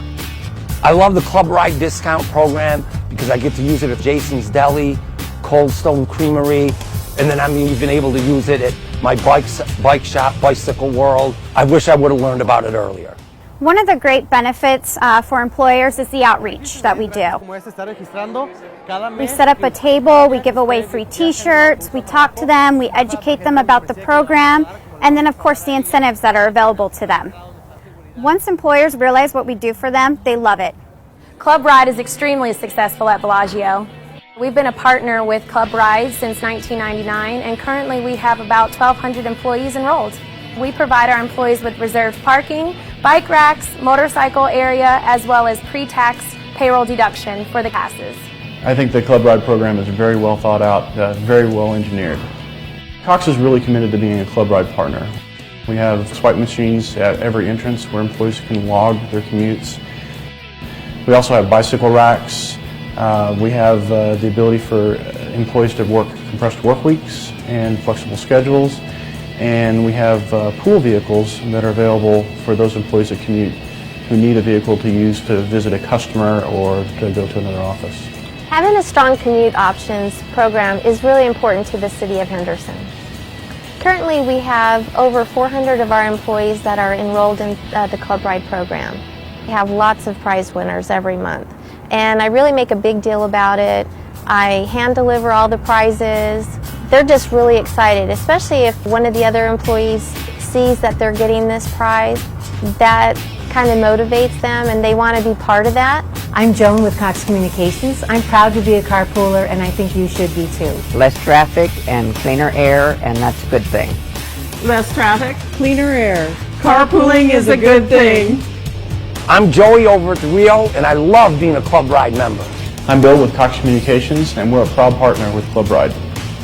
Commute options are a good thing. Partner with Club Ride today.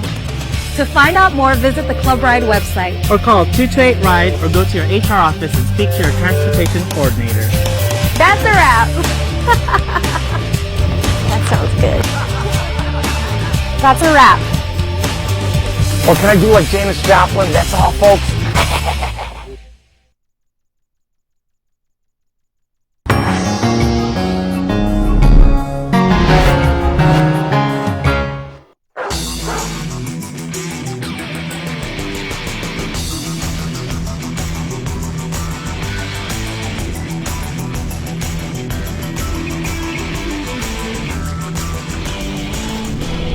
Hello, I'm Randy Swallow. Welcome to County Critters. Critters showcases our animals and the men and women who give our canines, kitties, and other best friends the attention and love they so richly deserve. Of course, that includes the dedicated professionals at the Lead Animal Shelter and Clark County's Animal Control Department. We have a great episode of County Critters. We'll tell you about a fantastic local organization, Adopt a Rescue Pet, that does just that. They save an average of about 1,000 homeless animals each year. Critters goes out to one of their adoption fairs. And we also travel to Moapa Valley and visit Wendy's Ranch and Rescue, an animal sanctuary that offers adoptions of a unique type of household pet. But first, we'll take a ride with Clark County Animal Control Officer Stephanie Clevenger as she deals with a variety of calls and animal situations on a typical shift, including the removal of a squatter's dog from an abandoned house and corralling and safely returning a shifty chihuahua.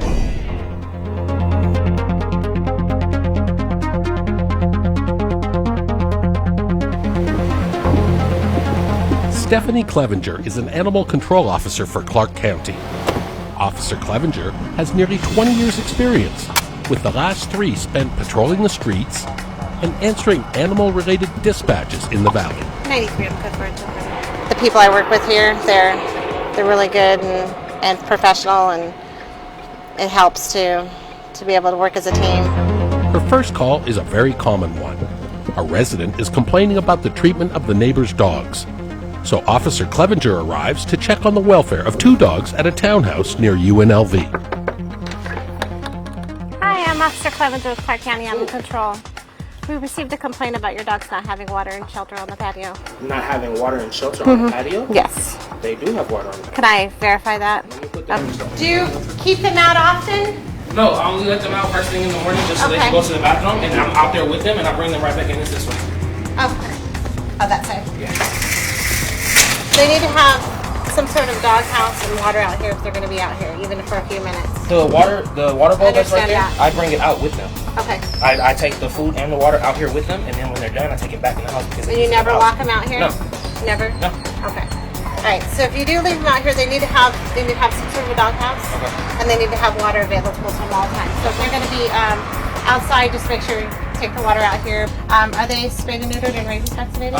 One of them is, one of them is not. I just got him recently. Okay. And then the other one I actually just found. Okay. Because when I was walking him, I saw her, and she kind of just followed me. Okay. So I don't know if she is or not. I haven't taken her to So the you vet haven't yet. taken either one of them to the vet? The boy I've taken to the vet probably 2 or 3 months ago. Okay. But they told me he's too young to have his shots. Okay. Because he's only 5 months. So Okay. they say he's too young.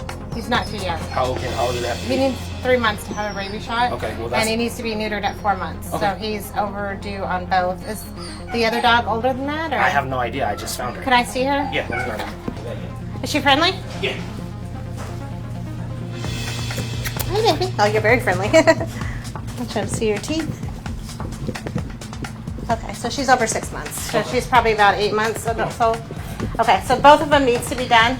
So anytime we come out on a call that we have to verify the rabies and sterilization, if they are not done, what we get you is a fix-it ticket. You have 3 weeks to get them done, and then you show us proof and they'll void it out. So I'll need to do that. So I need to see your ID. If the dogs were left out in the patio, he would be in violation because there was no food or no shelter or water out there.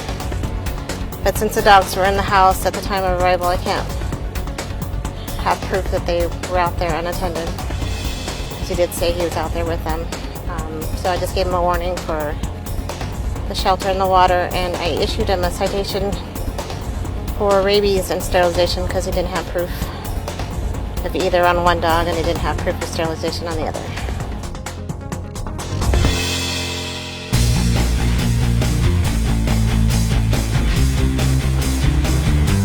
Come here, baby. Come here. Come here, puppy. Officer Clevenger spots a wandering chihuahua charging towards busy traffic on Harmon Avenue. The little guy is scared, but seems to know the neighborhood, meaning he probably has escaped from a nearby yard. Officer Clevenger uses her truck and a variety of maneuvers to try and capture the frightened four-legged runaway. Go home. You're never going to catch him. I tried to catch him twice. Oh, he's been hanging around for a while? Yeah, he lives over here. I think he lives on the next street. I think he lives on that street, but I'm not positive. Okay, he's going down the street. Good. The scrappy dog continues his morning run and eventually settles at a house believed to be his home. A woman arrives, and despite the language gap, she says the chihuahua belongs to her daughter. Better? Yours? Here? Okay. After speaking with the officer that was translating for me, he said that she lives in the studio apartment on the side of the house, and the owner, which is her daughter, lives in the main house that owns the dog. And so she said her daughter will be back at 5, so I'm going to try to come back at 5 to speak with the daughter to issue citations for the dog being out and for the dog not being sterilized or rabies vaccinated. I did take her ID just in case if I can't get a hold of anybody or nobody else exists, that I can press charges doing a request for prosecution or come back and cite the mother if I have nobody else. But right now we have a priority call to meet with the constable with an eviction. So you're the owner of the house? I'm the executor of the estate. Okay. A few minutes later, and a few miles away, Officer Clevenger responds to assist a Las Vegas constable. The resident has died, and suddenly a man and his dog are illegally occupying the house. The constable will evict the trespasser, Hello? and animal control will remove the delinquent dog. Hello, anybody here? The power has been shut off, so there's potential for danger. It's unknown if the squatter is still inside, but lurking in the shadows is a bewildered pooch. You might want to be There he is. careful. She is. Yeah, she's over there. She's... Okay, we're good. It's okay, baby. It's all right. Good girl. You're a good girl? You're a good girl? Come here. You're a good girl.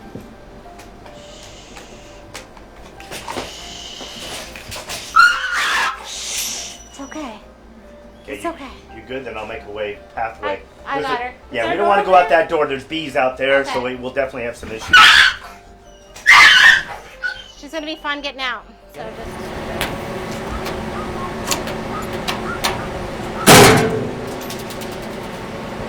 Come on, go for a ride.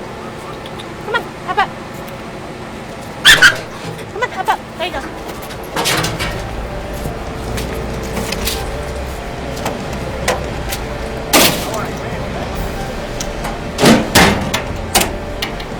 Petrified pregnant mixed pit bull is eventually delivered to the impound area at the lead animal shelter.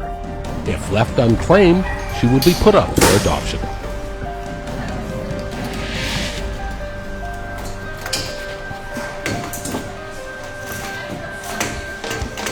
You can find more animal control information on the county website at ClarkCountyNV.gov.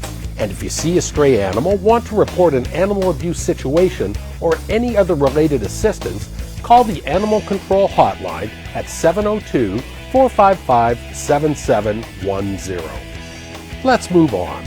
Adopt a Rescue Pet is a non-profit animal rescue group that's been in Clark County since 2000. In that time, ARP has saved thousands of homeless animals, more than 15,000 to be more accurate.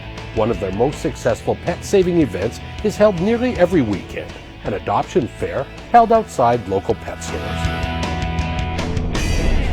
She was found in a field. She was completely matted and couldn't hardly tell that she was a dog, actually.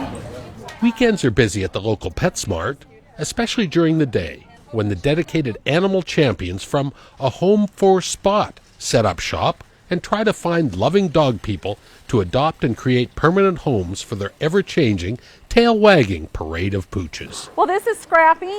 He's quite active, little boy. Their motto is, don't shop, adopt.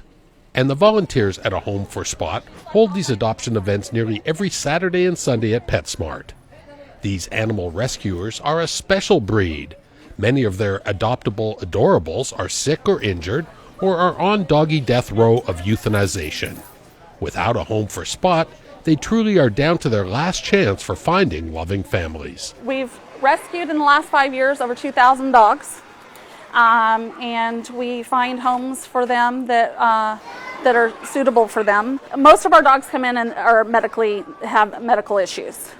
So we rehabilitate them, get the medical that they need, and then once they're ready for adoption, we bring them here, or we do a private adoption for them. You're going to go with Pepper. Congratulations. All the paperwork is provided, and A Home for Spot charges reasonable adoption fees. Those fees cover the cost of the dog's microchipping, spay or neutering, and any veterinary charges. And of course, finding new homes is their number one priority, but fostering, volunteering, and donations for the nonprofit doggy shelter are always welcome. They can come in and volunteer for us. You can foster. We are in desperate need of fosters right now for our dogs.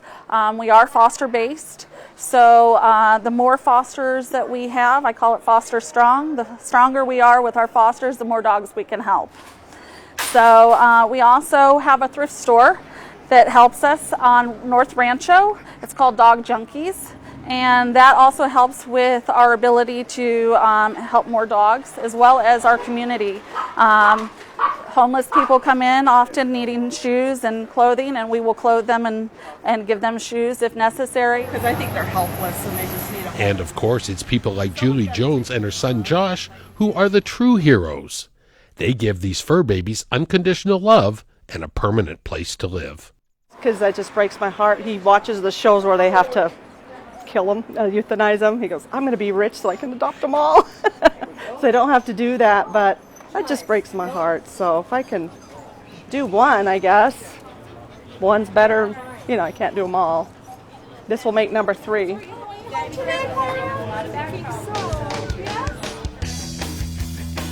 For more information on how you can volunteer, donate, or find a new best friend, visit Adopt a Rescue's webpage at adoptarescuepet.vegas. On past Critter shows, we've introduced you to a number of dog adoption organizations, the Southern Nevada Boston Terrier Rescue and the Vegas Shepherd Rescue, just to name 2. But today, instead of canine rescue, we're talking porcine rescue. That's right, Wendy's Ranch and Rescue is a pig sanctuary. It's located in Moapa Valley, and we recently took a tour and met Beyonce, Andrew Jackson, and Wendy's founder, Janice Redondo. Well, our use permit is for 30 pigs, and if you build it, they will come. We're already at 30 pigs. We are mainly a potbelly pig rescue and sanctuary. I didn't start out to be a sanctuary, but I can tell you there were so many dumped and unwanted potbelly pigs that may never be available for adoption. You'll meet some of them a little bit later. So we ended up having to come up here to Overton, Nevada and become a rescue/sanctuary. So the ones that aren't going to be going anywhere have a place to live out the rest of their lives and be happy and healthy and well cared for. Let's talk about the adoptions in a second, but now you brought up the point obviously right away. I mean, people don't know what they're getting into, it sounds like, when they get a little piglet, right? Talk a little bit about that. Absolutely, that's what this is all about.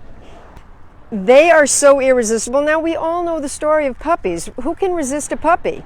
You get a Great Dane puppy, you get a Rottweiler puppy, you get something and they're so adorable. And you just think, no matter what, I'm going to love this animal. But then you get them to probably an inappropriate place, an apartment, a townhome. God forbid you go to a single family residence, but in an HOA, and they view pigs as hogs, livestock. They don't see them as household pets and the smaller version of potbelly pigs. So you get it home, and a week goes by, 2 weeks goes by, a month, maybe 2 months, and then this pig starts to grow. And if you have not spayed or neutered it, which is mandatory in all of Southern Nevada, thank goodness, you're going to have all sorts of behavioral issues. You're going to have biting and urinating, and they can tip over a refrigerator once they know that the food is inside of it. So then what do? You know, and I have to feel bad for people that have gotten themselves into that situation for the pig, and I continually try to educate, but I just feel, Randy, some days like we're not even making a dent. And I mean, how widespread is it? I see on your website, we'll talk about that at some other point also, but I mean, there are Craigslist breeders, unscrupulous breeders that go out there and are trying to make money off people's lack of knowledge and stupidity about pigs? Every day, nationwide. If you do some research for this segment, or your viewers do some research, there's pig sanctuaries and rescues from coast to coast. And they're getting bigger, and they're getting more and more animals, and at some point, something's got to give. Folks have got to do their homework really before they get any pet. But these pigs, they're very special creatures, and it takes not so much a special person, but it takes the appropriate environment to be able to have one. And they live well into their 20s, Randy. Some have lived into their 30s. So you are talking, this isn't a cat, a dog that maybe sometimes 8 years, 12 years, 15 years if you're lucky. These pigs live a very long time. They're going to be in your family for a good part of your life. This is Ziggy Stardust, and he was adopted by a friend of ours who is in her 70s, and she recently lost her mom, so she's back in California taking care of all of that stuff, and when Carla comes back, she's going to take Ziggy back. So he's just kind of here temporarily, but this is about all they love. They just want some attention. They absolutely love belly rubs, but male pigs will grow tusks their whole lives. And these have to be trimmed because they don't mean to hurt you, but they can hurt you pretty badly just walking into you with those tusks. Is this a mainstream pet though, Janice? I mean, obviously you've got acres and acres here. What about me, someone with a regular sized backyard in the city? Is this a pet? Is this a proper pet for them? That's a tough question because for the right person, I'll tell you yes. You could, in a single family residence with a nice yard, a good sized yard, and in the city of Las Vegas, and let me thank Councilman Bob Beers and Councilman Bob Coffin, they helped us allow more than one pig, depending on the size of your lot in Las Vegas, because pigs do much better in pairs, just like other pets do. They just do better in pairs. In the city of Las Vegas, for a long time, you were only allowed one pig, and those fine gentlemen helped us change that. So you can, in the right environment, with a spayed and neutered, very young pig or pigs, have them for their entire life. But is this the kind of pig that is this the kind of pet that you're going to take to the dog park and go jogging with and take in your car over to your friend's house? Probably not. And those are the kind of things you need to know before you fall in love with a piglet. So this is Elliot, and Elliot is one of the first feral pigs that I'd ever seen in Nevada. He's probably 2 or 3 now. And he was for sale on Craigslist for quite a while, and the family then got stressed out because they had 4 boys that they couldn't get rid of, and the neighbors were complaining, so they put them on there for free, and that makes me nervous. When I see free pigs online, I do worry about them getting into the wrong hands, so we went to get them. Why did you fall in love with piglets, and why do pig people get them as pets? They're amazing creatures, so smart, so sentient, so much like humans. All their internal organs we use in medical research. They're amazingly like us internally. I fell in love with pigs as a little tiny girl because I grew up down the street in Massachusetts from a hog farm and saw the horrors really of just factory farming, even back in in this beautiful land that we had back in Massachusetts. So I always had a soft spot in my heart for the factory farmed hogs. When I started working for Commissioner Tom Collins, RC Pig Farm, which is going away, was in our district, so he brought me there. And a little tiny 2-day-old red piglet who was dying because she had an upper respiratory infection, just basically a cold. I took her home, and that was 8.5 years ago, and it just changed my life forever. And that's how I learned about potbelly pigs and the plight and the lie, and that's how we got where we are today. We have an 1,100-pound farm hog who calls this place home. He's from Lead. I got him from Lead 7 years ago. You're a big sleeper, aren't you? Yes, you just love to sleep all day long. You're so spoiled. And he's a good example of bad tusks. You see those tusks? Those tips need to be taken off of there because they are super sharp. You put your finger on there and ouch. Hi, Boo. Hi, love. Can you say hello? No? Are you just sleeping? It's just too warm today, huh? What do they eat? What do they drink? I'm sure they eat a little bit more than a Chihuahua, but probably a little less than an elephant, right? Some days, no. I don't think they eat less than an elephant. Yes, there's a very specific diet of potbelly pig, grain. It's a pelleted feed, and there's several different varieties, but Missouri makes a youth for babies, an active adult for their young years, and then an elder for the older pigs. You can supplement Timothy hay, any kind of low-fat vegetables, dark green lettuces. You got to be careful with the grapes and the strawberries and all the things that again, they're so much like us. Whatever you shouldn't gorge on, you shouldn't let your pig really have it all. Come on, Ellie Boo. Elliot. Come here, Ellie. Come here, Ellie. Ellie. Spin. Woohoo! He's such a good boy. Can you sit? Can you sit? Can you sit? You're going to spin again. Hello, Stevie. You're a good boy. When he was little, he could do figure 8s between your legs, but he can't do that to me anymore. Tell me about your organization. Do you operate just like a boxer or a Boston Terrier rescue? Janice? Absolutely. Yep. So some of these guys and sows are available for adoption on your website. What do they have to do? What does someone have to do that wants to be interested in one? I've decided over the years that the pigs often choose the people. While folks can look on the website at pigs and Pet Finder that are available for adoption, I like folks to come out here so that they can get a really good idea of what they're getting into. Because when you go to a breeder and you see these adorable tiny pigs that are born from very, very young moms and dads, and they try to tell you, well, look at the mom and dad, they're only 35 pounds, the babies aren't even going to be this big. Well, there's a good chance the babies may not even live, because when you breed a pair of pigs that are 5 or 6 months old, you're headed for some heartache, probably with health issues. But so back to adopting, it makes more sense to come out here, take a look at the animals. Like I've said, we had a gal just down the street in Logandale who came over looking for a piglet. We have a giant spotted gray and black pig named Jasper. She fell in love with him. He loved her. He lives at their place now. It was a great success story. So there's an adoption application to be filled out. We do a home check. I'll check twice the first year that you have the pig to make sure that things are going well. The adoption fees vary. I really just want to get these animals into a good home. If folks want to donate some money, that's a plus, but we're not trying to make any money. I just want to get them into a good home.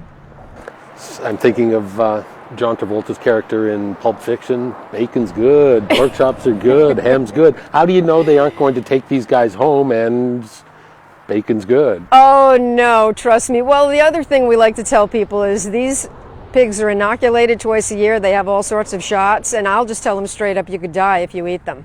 I don't know if it's true or not, but I know it certainly would make you not feel too good. No, trust me, we vet folks, the new right buzzword, we vet folks pretty well to make sure that they're looking for a pet that they will have for the rest of its life. And finally, anyone that's watching this, how can they help out your organization? Obviously, not everyone can take home one of these beautiful animals. How can they help Wendy's Ranch and Rescue, Janice? Go to the website. We have a Facebook page. You're welcome to email me. We're not open to the public, but we do have friends and folks come over, so you can come help us on the weekends. You can donate cash, of course. We always accept pig feed, cat food. I don't do dog food because I have the dogs on a specific diet, and we don't mix it up. But the cats pretty much take any bags of dry cat food. PetSmart gift cards, Jones Feed gift cards, anything that helps the animals. And we are a 100% volunteer organization. Every dime that you give to Wendy's Ranch and Rescue goes right to their care, whether it's veterinarian care, transportation, feed. It just goes directly to the animals. To see available pigs for adoption and volunteer opportunities, visit wendys.org for more information. And finally, we leave you with our critter of the month, Scooter. Scooter is a scrappy terrier mix and is the constant companion and top dog in the life of Peter Corner of Las Vegas. He loves walks and chicken snacks, and well, both Pete and Scooter, that is. Pete adopted Scooter through his friend Misty Rose and her organization Fairy Dog Mother. Scooter is 9 years old, and as you can see, he loves to relax and rejuvenate after his jaunts around the neighborhood. Well, that's our show. For anything you've seen on this program or anything relating to your county critters, visit our website at ClarkCountyNV.gov. On behalf of all of us here at Clark County Television, I'm Randy Swallow. We'll see you again next time here on County Critters.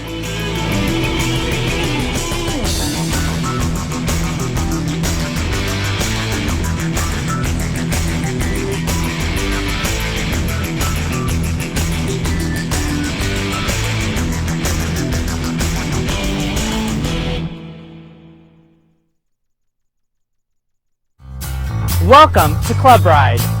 Club Ride is a free employee benefits program that encourages and rewards the employees that would like to or currently carpooling, walking, biking, taking transit, or even motorcycling to and from work. Club Ride has excellent programs and services for commuters, such as Guaranteed Ride Home, Club Ride Discounts, Easy Rider, and the monthly price drawings. Club Ride Rewards is a program that rewards commuters every month for clean, green commutes to and from work. As a Club Ride member, you can win cash and prizes every month. It's a great thing. Oh, we love winning the awards. We've been carpooling over 11 years now. We were doing it before it was the thing to do. I think I'm the better driver. No, I'm the better driver. Carpooling was just kind of a natural thing. We could ride to work, we could talk to one another on our way, and saved us time and gas. But that extra prize makes it extra fun. I was carpooling before it was cool, and before we got the Rockstar parking for carpooling. Club Ride has this really cool website.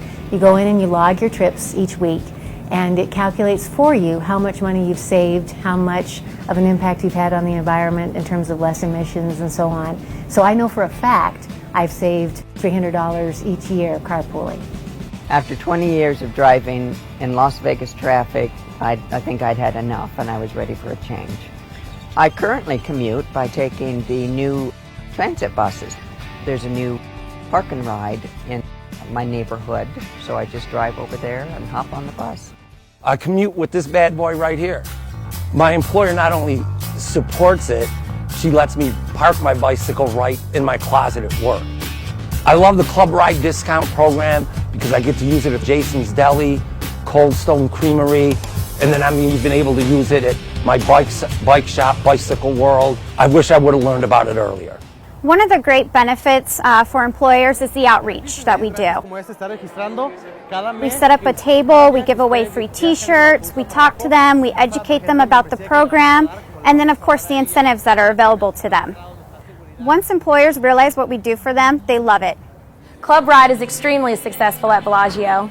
We've been a partner with Club Ride since 1999, and currently we have about 1,200 employees enrolled. We provide our employees with reserved parking, bike racks, motorcycle area, as well as pre-tax payroll deduction for the passes. I think the Club Ride program is very well thought out, very well engineered. Cox is really committed to being a Club Ride partner. We have swipe machines at every entrance where employees can log their commutes. We also have bicycle racks. We have the ability for employees to work compressed work weeks and flexible schedules. And we have pool vehicles that are available for those employees that commute who need a vehicle to use to visit a customer or to go to another office. Having a strong commute options program is really important to the city of Henderson. Currently, we have over 400 of our employees that are enrolled in the Club Ride program. We have lots of prize winners every month, and I really make a big deal about it. I hand deliver all the prizes. They're just really excited, especially if one of the other employees sees that they're getting this prize. That kind of motivates them and they want to be part of that. I'm Joan with Cox Communications. I'm proud to be a carpooler, and I think you should be too. Less traffic and cleaner air, and that's a good thing. Less traffic, cleaner air. Carpooling is a good thing. I'm Joey over at the Rio, and I love being a Club Ride member. I'm Bill with Cox Communications, and we're a proud partner with Club Ride. Commute options are a good thing. Partner with Club Ride today. To find out more, visit the Club Ride website. Or call 228-RIDE or go to your HR office and speak to your transportation coordinator. That's a wrap. That sounds good. That's a wrap. Or can I do like Janis Joplin? That's all, folks.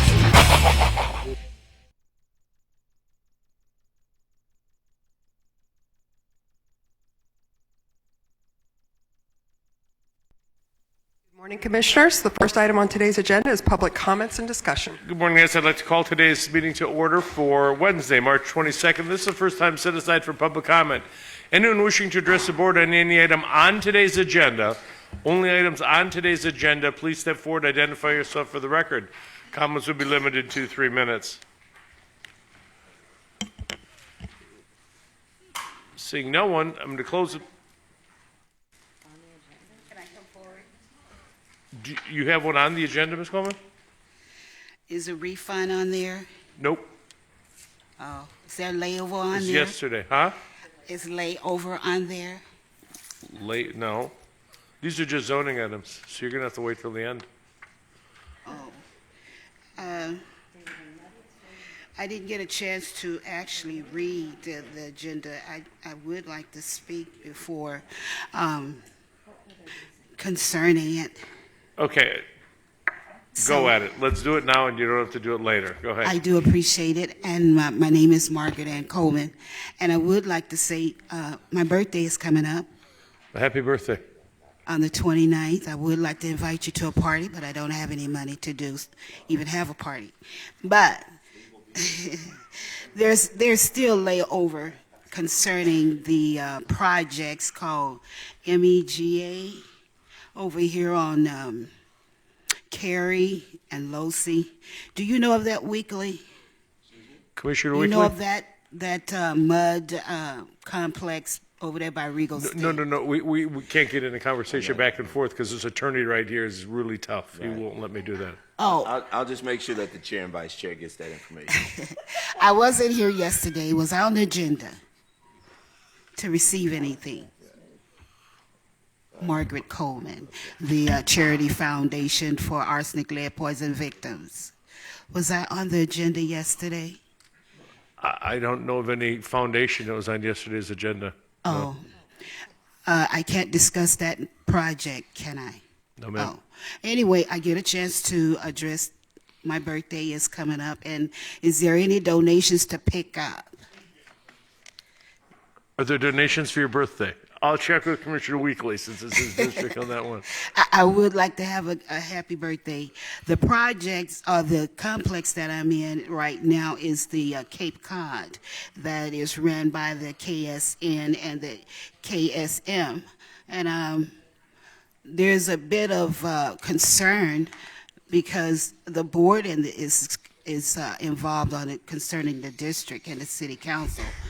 I wanted to see, I'm in credit-free living due to the fact I have presented my court order and I have presented everything to go forward to receive free living. My pension's been taken $78,000 from the Veteran Administration. I'm not understanding why I'm going through these changes.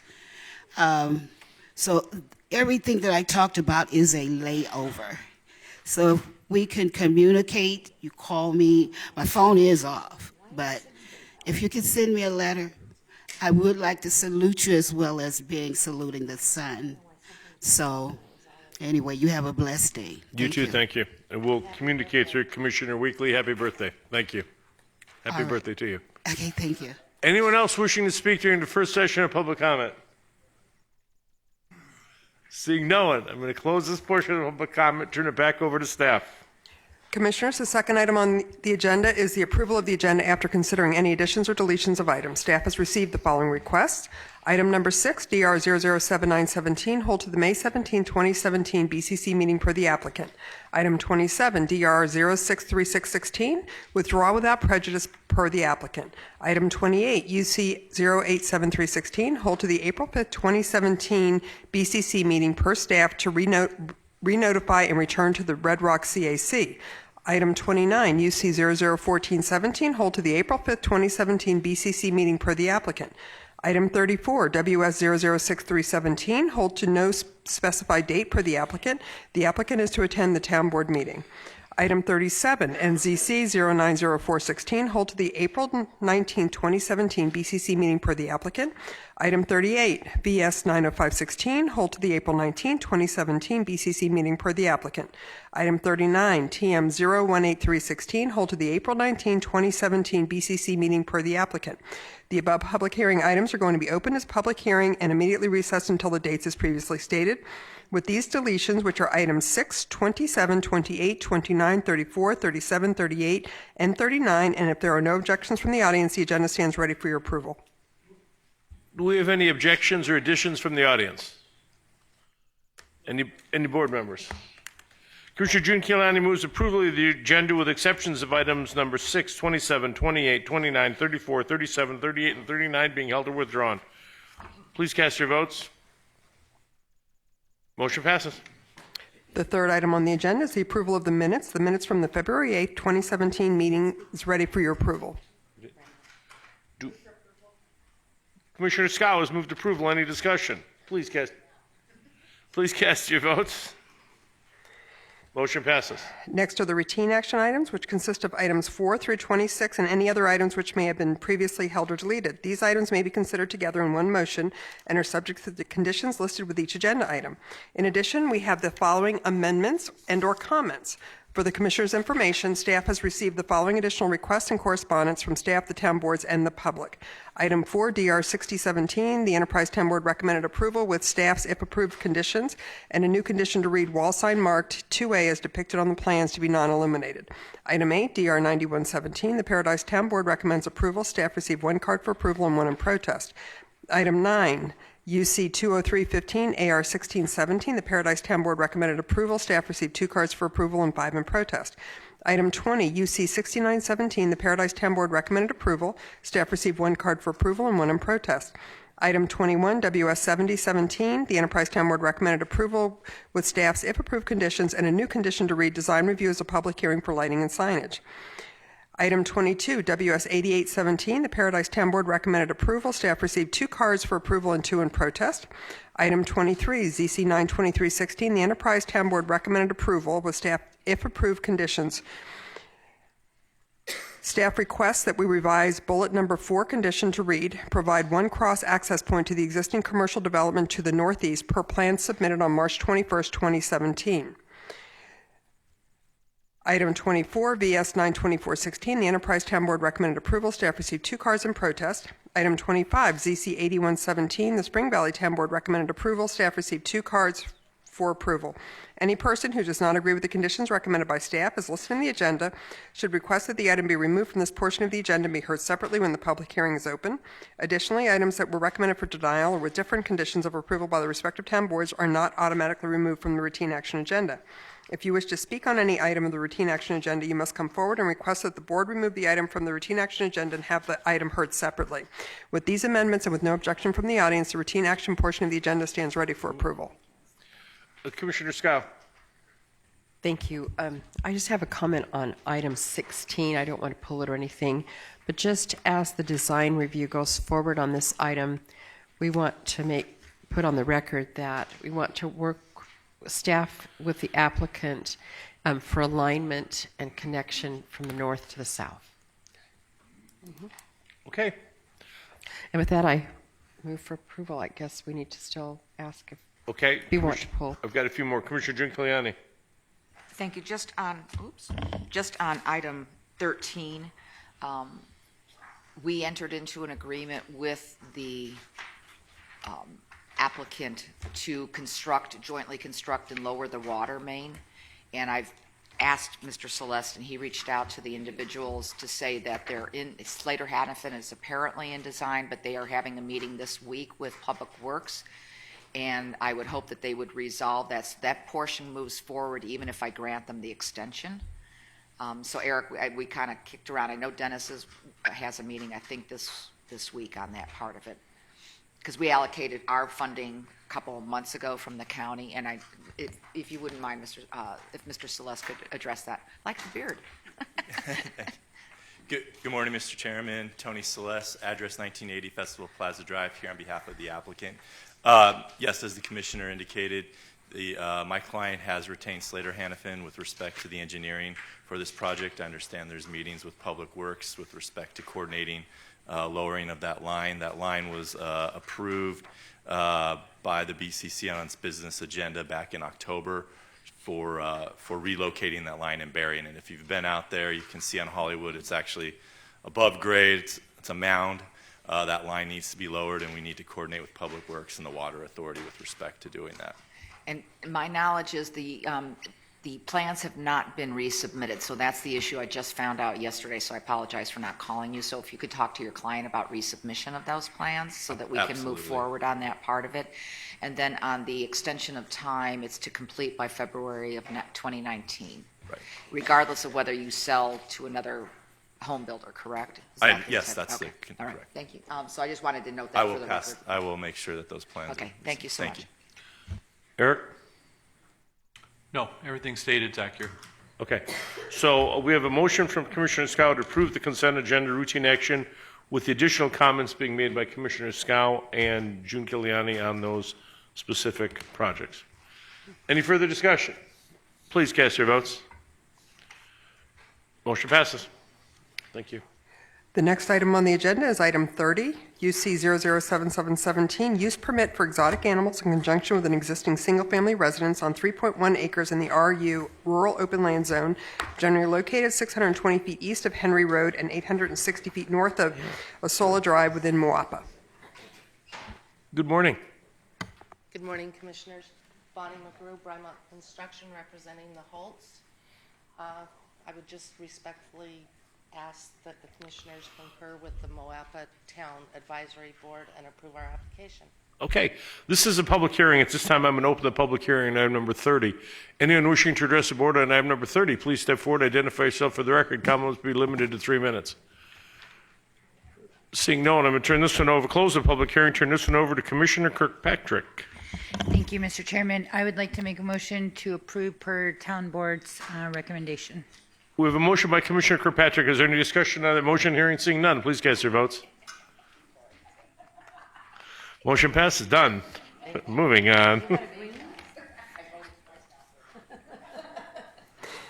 Item 31, UC 9017, use permits for the following: proposed swap meet, live entertainment, a proposed fairgrounds, and a proposed recreation facility with accessory food, beverage, and retail sales. Waivers of development standards for the following: reduced separation from live entertainment to a residential use, waive landscaping, design reviews for the following: swap meet, fairground, and recreational facility with live entertainment on 4.6 acres in a C2 general commercial zone in the Mud 3 Overlay District, generally located on the west side of Boulder Highway, 1,000 feet south of Indios Avenue within Paradise. Is the applicant here? Do we have an applicant on item number 31? Commissioner, you want me to trail this one, or do you want to? I talked to Mr. Anderson yesterday. I assumed they were going to be here. He didn't tell me differently, but let's give him, just trail it, but I'm prepared to act on it. If Ms. Emerson, can we trail 31 and we'll come back to it? Yes, sir. Please, thank you. Next is item 32, WS 52616, holdover waiver of development standards to appeal the administrative denial of the offsite improvement bond extension of time in conjunction with an approved flood-controlled detention basin.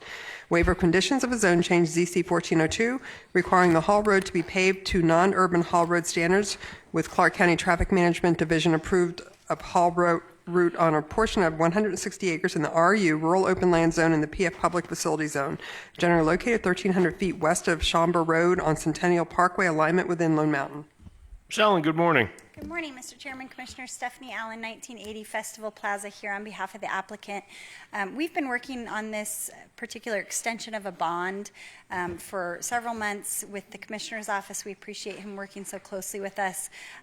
This morning, we'd ask that the holdover waiver of development standards be approved, and I hope that we've worked that out, and I'm happy to answer any questions. Thank you. That complete your presentation? Yes, sir. This is a public hearing. At this time, I'm going to open the public hearing on item number 32. Anyone wishing to address the board on item number 32, please step forward, identify yourself for the record. Comments be limited to 3 minutes. Seeing no one, I'm going to close the public hearing, turn it over to Commissioner Brown. Thank you, Mr. Chairman. We're going to approve the holdover with the following conditions. Obtain a right-of-way grant sufficient for a minimum of 24 feet in width of paving at the cost and expense of the developer, or through a proportionate share of cost with any other property utilizing that haul route. Secondly, construction of the roadway should commence within 18 months. We are denying the waiver of conditions per Marcy, and it will require our standard paving material. That is all acceptable with us. We appreciate Including the denial by Marcy in there? You got that one? Yep, yes. The formal denial. Okay, we have a motion by, is that sufficient? Denial by Marcy? Yes, it is. Okay. We have a motion from Commissioner Brown. Any discussion? Hearing seeing none, please cast your votes. Motion passes. Thank you very much. Appreciate it. And it seems like Marcy has just walked back in after we discussed her previously on this item. Did you have a comment to add, Marcy? No, I do not. Ms. Henson, anything? No? Okay, thank you. Not tortoises, that was yesterday. Yes, sir. Yes, ma'am. Item 33, WS 2917, holdover waiver of development standards to temporarily waive full offsite improvements including curb, gutter, sidewalk, lighting, and partial pavement in conjunction with the previously approved Resort Hotel Resorts World on portions of 87.2 acres in the H1 Limited Resort and Apartment Zone in the Mud 1 Overlay District, generally located on the west side of Las Vegas Boulevard South, the east side of Sammy Davis Jr. Drive, and the north side of Resorts World Drive within Winchester. Mr. Brown and Mr. Borgell. Brown and Borgell. Sounds like a law firm. Brown and Borgell. Good morning. Good morning. For the record, Jay Brown, 520 South 4th Street, representing the applicant. With me, as you say, is Greg Borgell.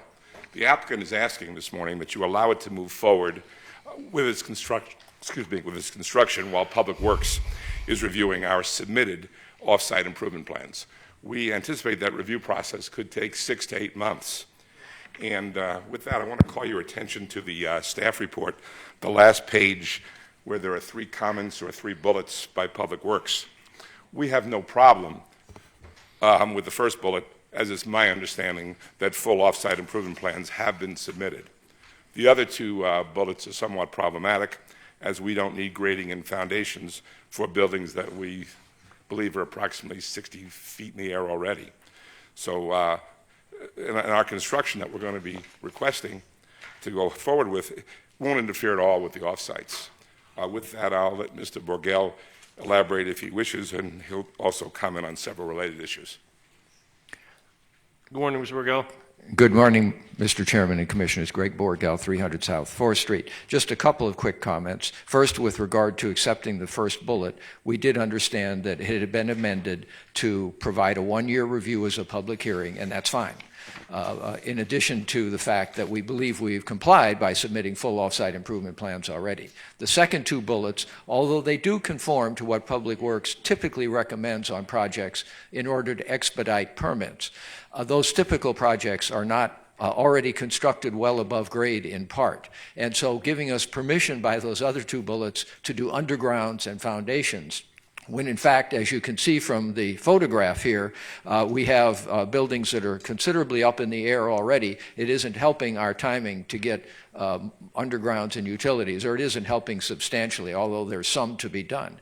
So reinforcing Mr. Brown's comments, we would ask that you not impose those second and third bullets and otherwise follow the if approved recommendation of staff with the first bullet and, by the way, the unanimous recommended approval by the Winchester Town Board. And as Mr. Brown said, we understand that we can't do anything that would affect the right-of-way or the pedestrian realm, which might be subject to the off-site improvement plans that we're filing. This is a request to build on our site entirely, but not be limited to undergrounds and foundations. Does that complete your presentation? Yes, sir. Thank you. At this time, I'm going to open the public hearing on item number 33. Anyone wishing to address the board on item number 33, please step forward, identify yourself for the record. Comments will be limited to 3 minutes. Seeing no one, I'm going to close the public hearing, turn this one over to Commissioner Giuncaliani. Thank you, Mr. Chair. Normally, I would go with Public Works, but we talked about this is a unique situation. I'd like them to get moving on the building, so I understand the denial component of it from staff.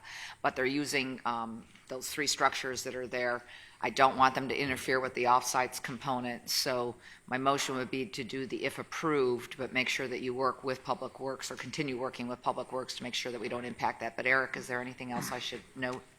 I was just going to ask, the 2 bullets that they don't want to comply with, so if we eliminate them completely, it gives them all building permits with no reservation whatsoever. So are we going to revise those conditions? Because if we take them out completely, they get all building permits with no consideration to the offsites.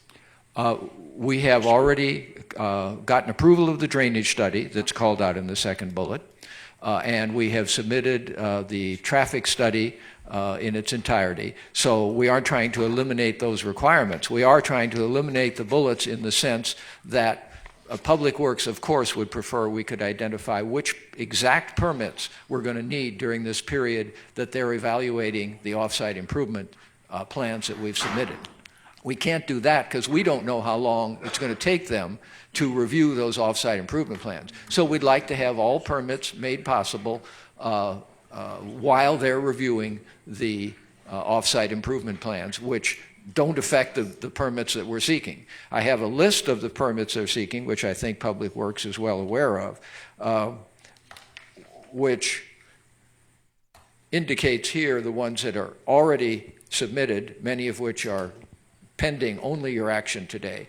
And then the next sequence that runs out for the period of time that we think it's going to take to have the off-site improvement plans approved by the county. And if it's helpful to Public Works for us to turn this in for the record so they know what permits we're seeking during the time period, we brought copies for that purpose. But we didn't want to be caught in the mode of, well, you can go 20 feet high on this building and 30 feet high on this one, because we don't know how high we can go until which we'll not know until Public Works has the off-site improvement plans done. We'd be guessing where we would be when they're done, because we're guessing when they'd be done. Mr. Eric, have you seen this list that he's got? I have not. Can you hand him? You got copies? Could you hand Absolutely. a copy of that, please? We did share it with the senior staff of the Public Works Department previously. Well, Eric's pretty senior, He's so pretty senior. Greg, he's our guy. Greg, He's our guy. I'm just telling you the Public Works Department has had it. Well, he's our Public Works Department. He's our guy. He's our guy.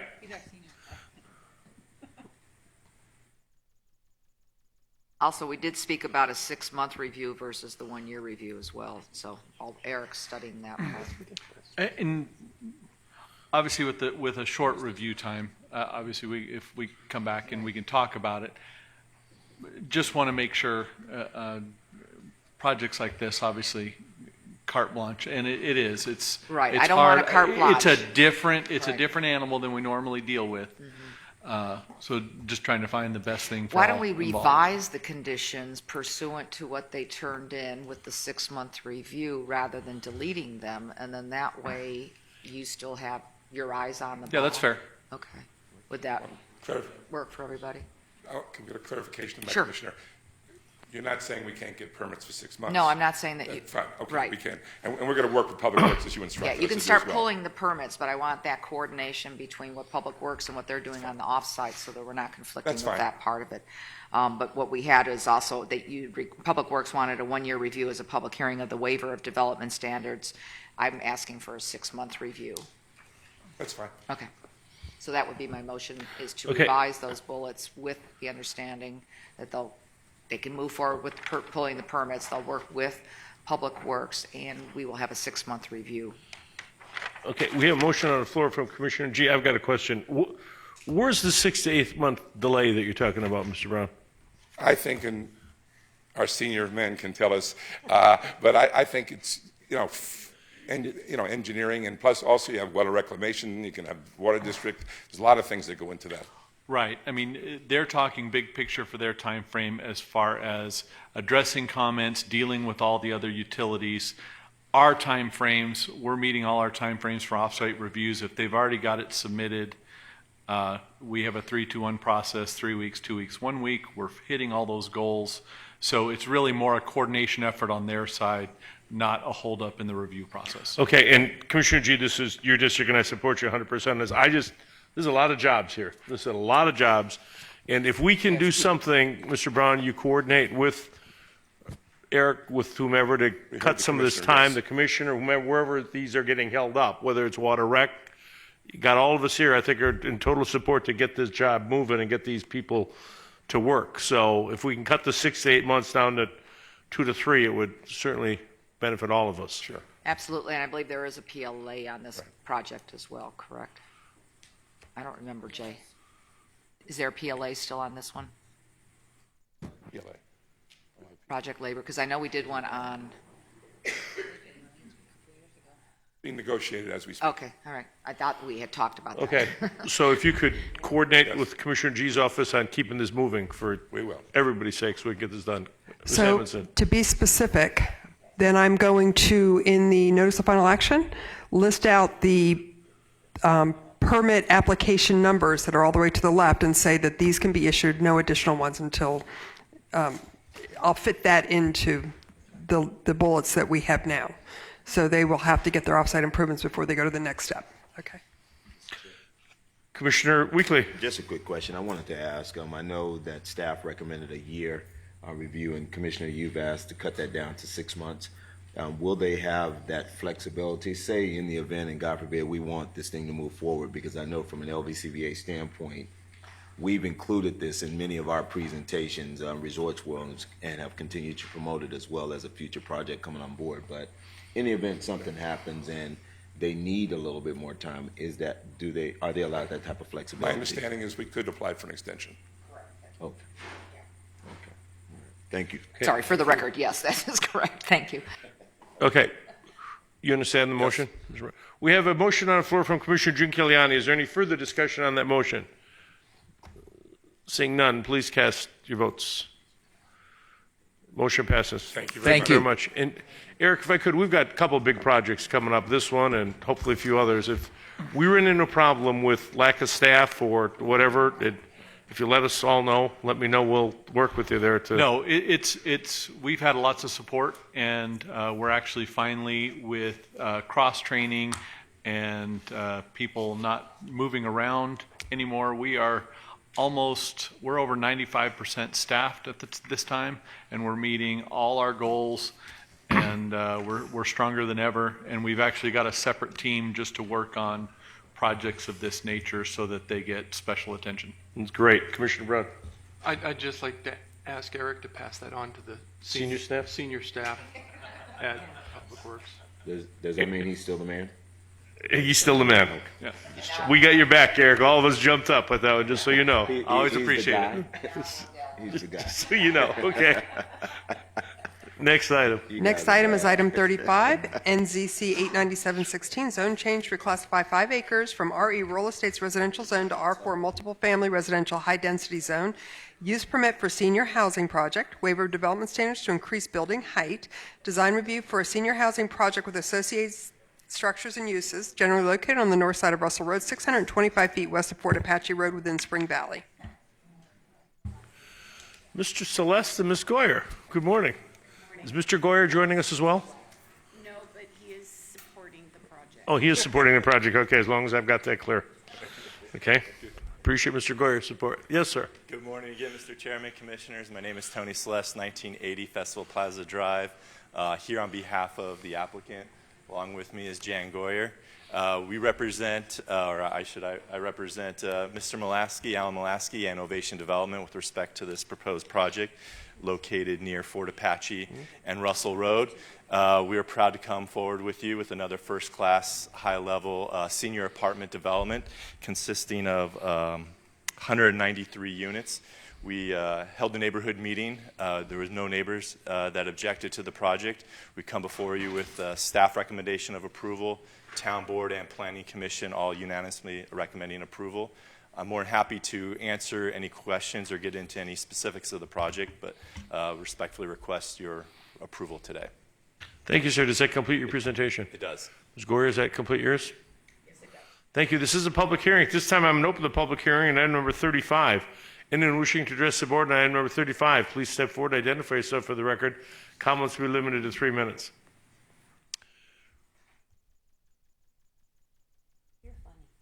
Seeing and hearing no one, I'm going to close the public hearing on item number 35. Turn this one over to Commissioner Brager. Thank you, and I appreciate I've had a number of meetings on this project. Make a motion for approval following, it could be either town board and staff. It seems like everybody liked this. We have a motion on the floor from Commissioner Brager. Any discussion on the motion? Seeing none, please cast your votes.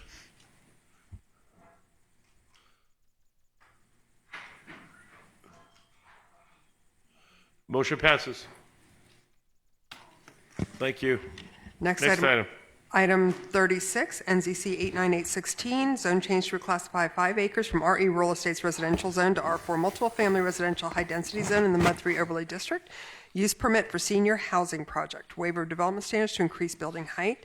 Design review for a senior housing project with associated structures and uses generally located on the north side of Tropicana Avenue, 330 feet west of Grand Canyon Drive within Spring Valley. Mr. Celeste, Ms. Goyer, welcome back. We're We're still here. Good morning, Commissioner. Tony Celeste, 1980 Festival Plaza Drive. Along with me, Jan Goyer, here on behalf of, again, Mr. Alan Molaski, Innovation Development. Again, another first-class senior housing development we're proposing near Tropicana and Grand Canyon. One thing I do want to highlight in this is that we are adjacent to residence, single-family to the north. We've taken into consideration that and been very sensitive to that fact. So with respect to the northern portion of the buildings, those are reduced to only 2 stories, 26 feet, consistent with the heights to our neighbors to the north, and then it steps back towards Tropicana at 3 stories, 39 feet. Again, we had a neighborhood meeting. Neighbors were actually supportive of the project. Staff recommended approval. Town Board, Planning Commission unanimously recommended approval as well. We respectfully request your approval today.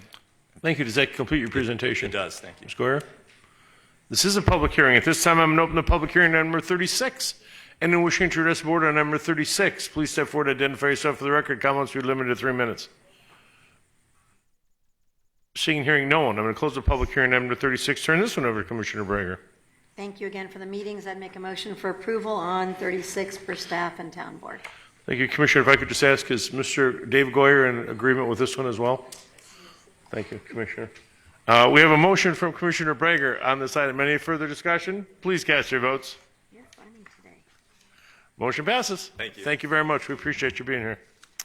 The next item is item 40, WS 77116, holdover appeal waivers of development standards for the following: public water service requirement, drainage study requirement in conjunction with a minor subdivision map on 4.2 acres in the RE Rural Estates Residential RMP1 zone, generally located on the southeast corner of Brent Lane and Torrey Pines Drive within Lone Mountain. Good morning. Cunningham, good morning.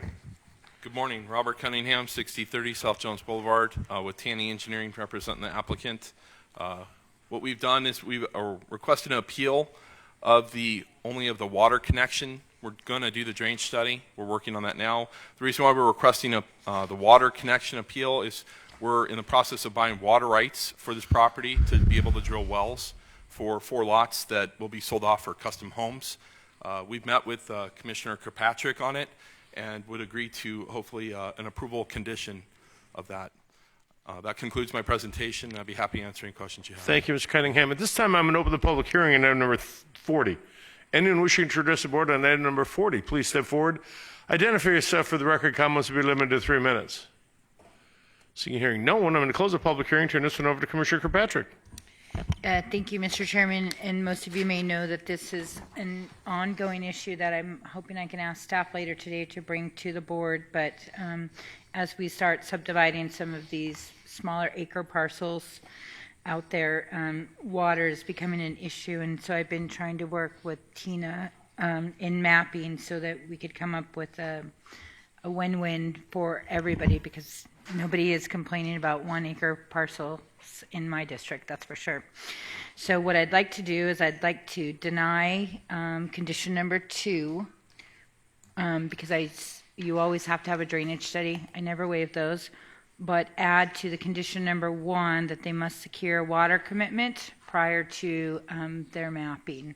So that way they can continue to work with the state engineer's office or Las Vegas Valley Water District, whichever it is, and we can keep you moving forward. Commissioner, just to help out the mapping staff, is that the water commitment prior to allowing their Mylar to come into staff or prior to recordation? Prior to what? Recordation. So is that prior to them recording it, or is that prior to staff allowing them to come recording in it. I'm with sorry. the final step? Okay. Right, recording it, because I think the drainage study is going to take a little bit of time. Right. So staff will approve the map, but they will hold on to it until they can prove that they have. The water commitment. Okay, Mr. Thank Cunningham. you for clarification. Just had a question of clarification. They're securing water rights. Is that what you're referring to, or water commitment? Are they one and the same, or are you referring At to least something else? what I'm asking for is to ensure that everybody knows and that when you subdivide that acre comes with water. That's Yep, what I'm... absolutely. Yes, the water So rights will however come you with do that. it, we just need some documentation that shows that that parcel would have rights. water. Correct. It's water rights. Not, the commitment comes from the water district. It'll be water rights. Water rights. Counselor. Thank you. Dang, I now learned the lingo, so I'm ready. My motion still stands. Do you understand, Mr. Cunningham, the motion? Yes, I do. Thank you, sir. We have a motion on the floor from Commissioner Kirkpatrick. Any discussion? Seeing none, please cast your votes.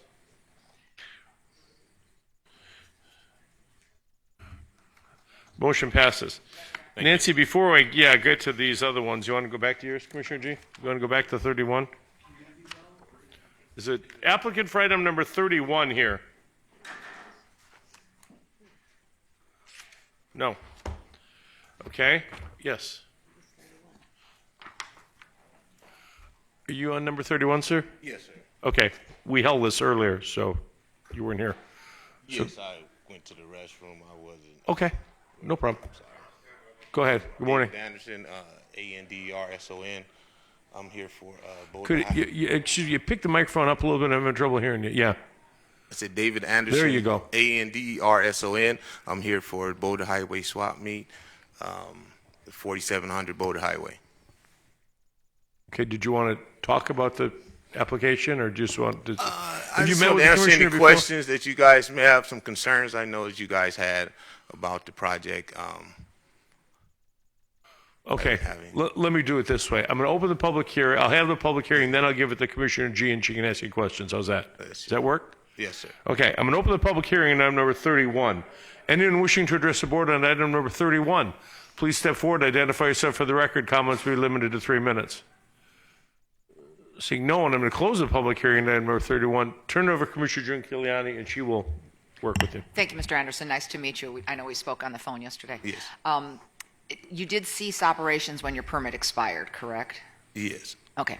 So at least you comply with that part. It just looks, as we talked about, like a mess. So that's why part of what staff was taking a look at is one uniform tenting or uniform coverage so that it doesn't look as bad as it does. I have pictures here. I don't know if that can be put up on the piece. I wanted to deny this. I really don't like it there on Boulder Highway. It was a special thing to get you going and raise some funding. But you did make a case yesterday that you wanted to try to work with us. So I'm still struggling myself with this. I believe you said you had 25 permanent vendors. So I'm wondering, staff, if I did approve, could I limit it to the 25 permanent vendors, so that way at least then the uniformity will allow him to go forward with a plan, much more so than the hodgepodge that's currently out there. And I kind of looking in the wording, because we look for a uniform theme for temporary structures, and maybe by limiting it to his permanent leasees that he has. They do pay sales tax. They do have their licenses, so he's complied with that part of it. I don't want any live entertainment. The food trucks have to be temporary, not permanently. They are. There. They are. And I think that you said the health district did Yes. their certification on Everything's that through the part. No sale of the live animals. I think you had 2 signs in the Boulder Highway right-of-way that needed to be eliminated They according already to staff. been removed. Did you take care of those? Yes. Okay. So as much as I really don't want to do this, maybe staff can help me with this. I want to do the staff recommendations, but I want a 1-year review, and I may not extend it after that, but I do want it instead of the 3 years, Sammy, that was in the notations. The 3 year, we had a 1 year to commence and review as a public hearing. The Okay. 3 years was for the landscaping. So if at the 1 year review you determine that you don't want it to go on, that would be moot. In addition, we can add a condition to limit it to 25 vendors. That way we're not having to figure out which vendors. Just 25 vendors total. You noted that you didn't want live entertainment, so that bullet that limited the time, we will just change it to no live entertainment, and we will eliminate the next bullet, which is speaking to stage and speakers for live entertainment. We'll just eliminate that bullet. Right, they did need to go there. Yes. Okay. Does that help you get going, or do you want to, I can go 30, that way if you have some growth from some of the vendors? I'm wondering if I could just work with uniform in the 25, but also if new vendors come, they would follow suit with that.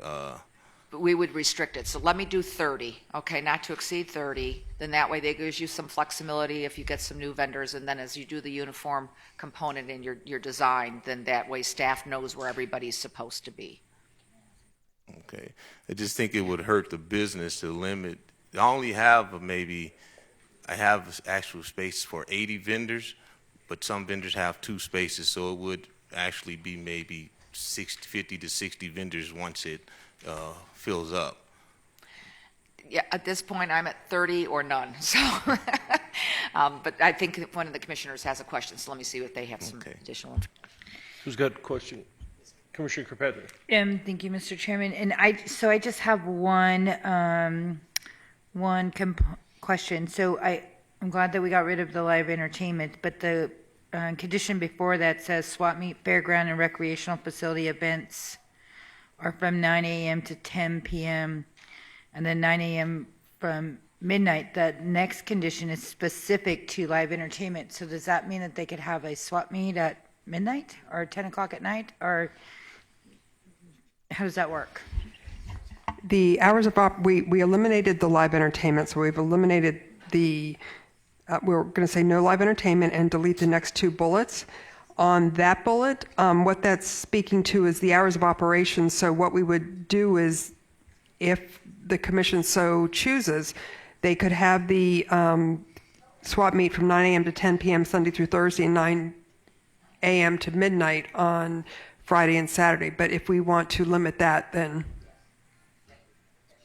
10 o'clock should be the hours at all of that. Thank you for catching that. I've got a question, Commissioner. Sir. Who's going to go? Do the food trucks count in the vendors? Not that I care. I just want to. No. So who's going to go out and staff's not going to go count these things? So how are you going to do that?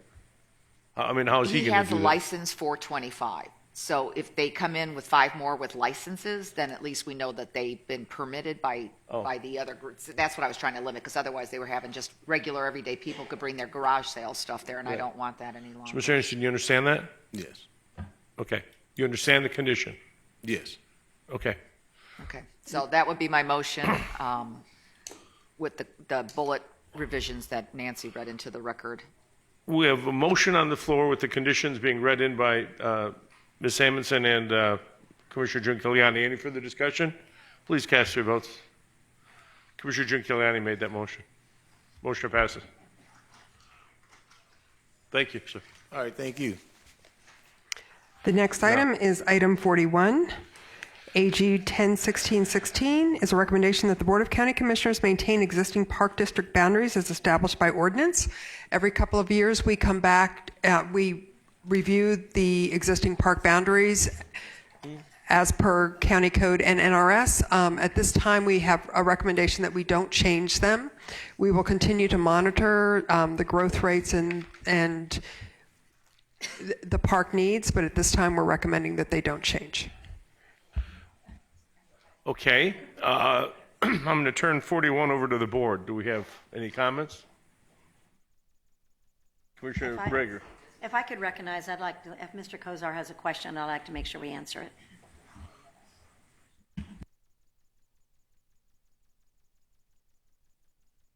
Yeah, Mike Kozar, resident of Southern Highlands here in Las Vegas. Question for you related to the parks. According to the agenda item, there was a study done with analysis information, at least that's what's implied. Prior to this study, the agenda item coming, or when I saw it released, I asked for that information. The extent of what I was given was simply this document. I was told no other information was available for me, and so my question becomes, where's the information and study analysis? Okay, our future planner here, Mario. Mr. Mario Bermudez with Comprehensive Planning. At this time, there is no backup. With everything that's going on with parks, we didn't have time to really do an analysis. We will be doing that in the next couple of years to present that to the board to address the park district boundaries. So we have no analysis or boundaries, but we're going to do it in a couple of years? I don't understand. No, we reviewed where the boundaries are today as well as how the growth rate's been going, but we don't have, Mr. Kozar is asking for a document that's an analysis. Our planning staff as well as our park staff looked at and reviewed where the boundaries are. Okay. Do we have a current boundary? Yes, we do. Why can't he get that? You can have it. Oh, I think that's what, it's not what you're asking for. Okay. No, I was looking for, there's an implication here that in fact the information, new demographics were looked at, new studies were done with regards to the amount of parks, et cetera, and that a determination was made that no new boundaries are needed. I'm looking for that information, not the old study. Okay, that information doesn't exist. They're going to do that moving forward, but we don't have it now. Okay, but the commission's being asked to make a decision based on no new information. The commission is maintaining the current boundaries because we don't have any knowledge of any changes, but he's going to do that in the next couple of years. Is that what I understand? That's what we're doing here. Okay, Commissioner Giuliani. Thank you. I kind of see what he's saying because it says staff has reviewed and analyzed the park districts as required by statute and ordinance. Is there anything that says your eyes were on this and this is what you looked at and concluded that currently there's no change in boundary lines that we need, but you're going to do the in-depth study over the next year or so? That's to correct. Determine that. And again, it's a matter of staff looked at the map, looked at the boundaries, looked at the growth rate, that sort of thing. But if you're looking for a review and a report and an analysis, we didn't get that in depth at this time. So we are proposing that we are going to have to do it again in 2 years. So in the next 2 years, we're going to be looking at. It might have to actually be sooner if we act on something to do for parks, funding parks for completions and some things along those lines as well. And I think what Mr. Kozar is asking for is the Southern Highlands component to be in that. Is that correct, Commissioner Brager? Actually, he's looking for what it stated in the agenda item. The agenda item, as stated by staff, is that they are maintaining the same district boundaries as we had yesterday, last week, last year, and they'll be doing that new analysis. But if we try to get a different formula for funding so that we can do more in all of our districts, then it might be something we can always ask the staff to do that before that time period that they're giving us. So is Southern Highlands in our district boundaries at this point? It is, but it's not RCT funds except for a couple of developments at the periphery that the board specifically recommended that the RCT funds go towards parks in Southern Highlands. Southern Highlands does not take advantage of any RCT funds. What they get is every time they build a park, they come in with an analysis and they give us what the cost of the park was, and then they are credited so that when builders come in, they don't provide RCT credits, or they don't provide RCT funds to go into that district, but it's kind of, you have a formula and a bunch of credits and finance. So does that exist someplace? That formula and the fund, because we asked you to do the analysis, right, of whether we wrote anything or not. So I can send that to you. Yes, we do. Finance tracks it. Yes. Okay, and maybe that's part of what Mr. Kozar was provided that. Okay. Yes. All right. Then I had a follow-up question. For those of us who really don't get RCT taxes because we just don't have growth, be it Commissioner Weekly, Kirkpatrick, myself, and there might be fringes of even Mrs. Scowls, actually. Policy-wise, could we at least start looking at when we have money, or when if we do something with bonding, or if we do some capital dollars, that there could be an offset or at least an acknowledgement that we don't have the growth and don't qualify for RCT, so maybe there could be some funding that comes in to equate to the RCT in those districts? And I don't know if that's ever been discussed previously or not. That could be a discussion. However, that's not under planning's purview. That would come out of the county manager's. Yes, Okay, finance. So I just throw that out there as a discussion, and maybe we can follow that up with finance. Because, you know, if there's $100,000 in the pot, maybe there's a policy we could enact that says then this will be allocated out of 437 or wherever it might be to help those areas that are landlocked and don't really have any construction. So I just throw that out, and we can follow up on that on finance down the road. Thank you. Okay, Commissioner Brager. Part of the problem, as I see it, and I'll just, for Commissioner Sisolak and I, yes, we have a lot of growth, but the RCT taxes don't do enough. Plus, we don't have, and I know it looks like District F is always getting a lot, but we do have tons of growth, and there's areas that still don't have anything. But we don't have I don't have a senior center or a community center in District F. Desert Breeze, for all of District F, Charleston to the California border has Desert Breeze. And so there's nowhere for people to go in regards to the recreational, between even if we had one that was between our two districts. So it's something, when we discussed before, how do we get that funding so that we can be to where Commissioner Weekly, yourself, and Commissioner Kirkpatrick, the park portion, but those other things are multi-millions worth of dollars, and we don't have one. And Desert Breeze is, 25, 30 years old already, and it's still not even finished. So it's just, that's why I like what we had discussed before, and how do we find those funds? Absolutely. I think we've got to come up with a plan for parks, rec centers. Those are things that our constituents all want, and we may be able to come up with a funding mechanism to be able to finish the ones we've started, Desert Breeze, Which is closer to Little you. Sunset, Hollywood, those types, and then take a look at what's missing in each district, because sometimes it's privately owned, so it's built, and people think it's part of the county, and it really isn't. Even in Summerlin, I don't know what all's there, but many of those were privately done, so there are access, but what you're saying is there's just a dearth of anything out there. So I think that's got to be a conversation as we move forward on our budgeting side of it. Thank you. Okay, any further discussion? Commissioner Scow.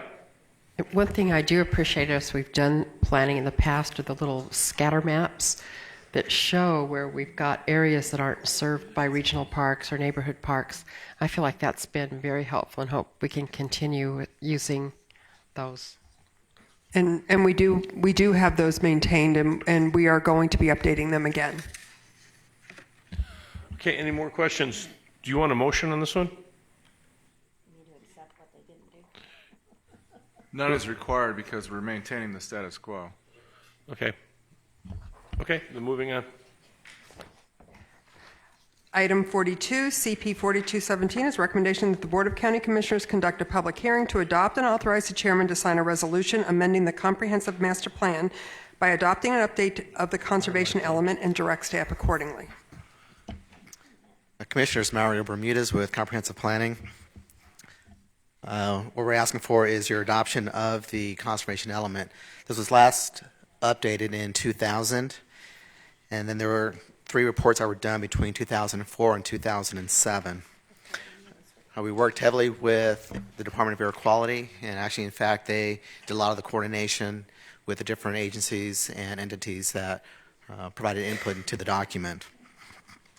Now, the issues that the element addresses are land resources, water resources, vegetation and wildlife resources, air quality, waste, and agriculture.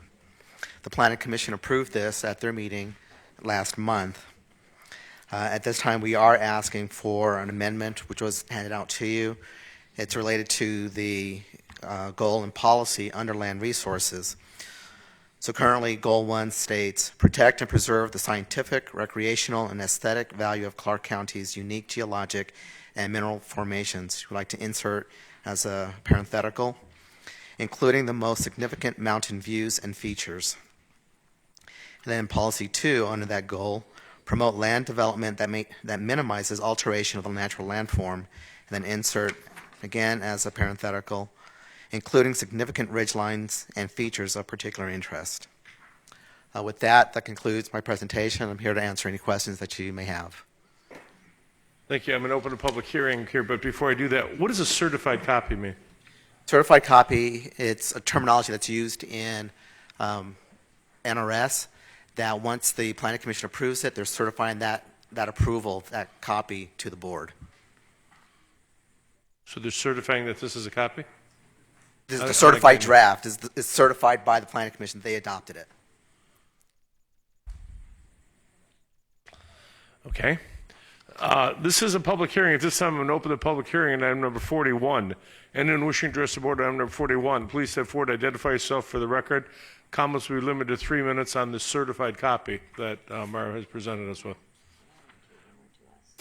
Seeing no one, I'm going to close the public hearing and turn it over to the board. Commissioner Brager and then Jim Kiliani.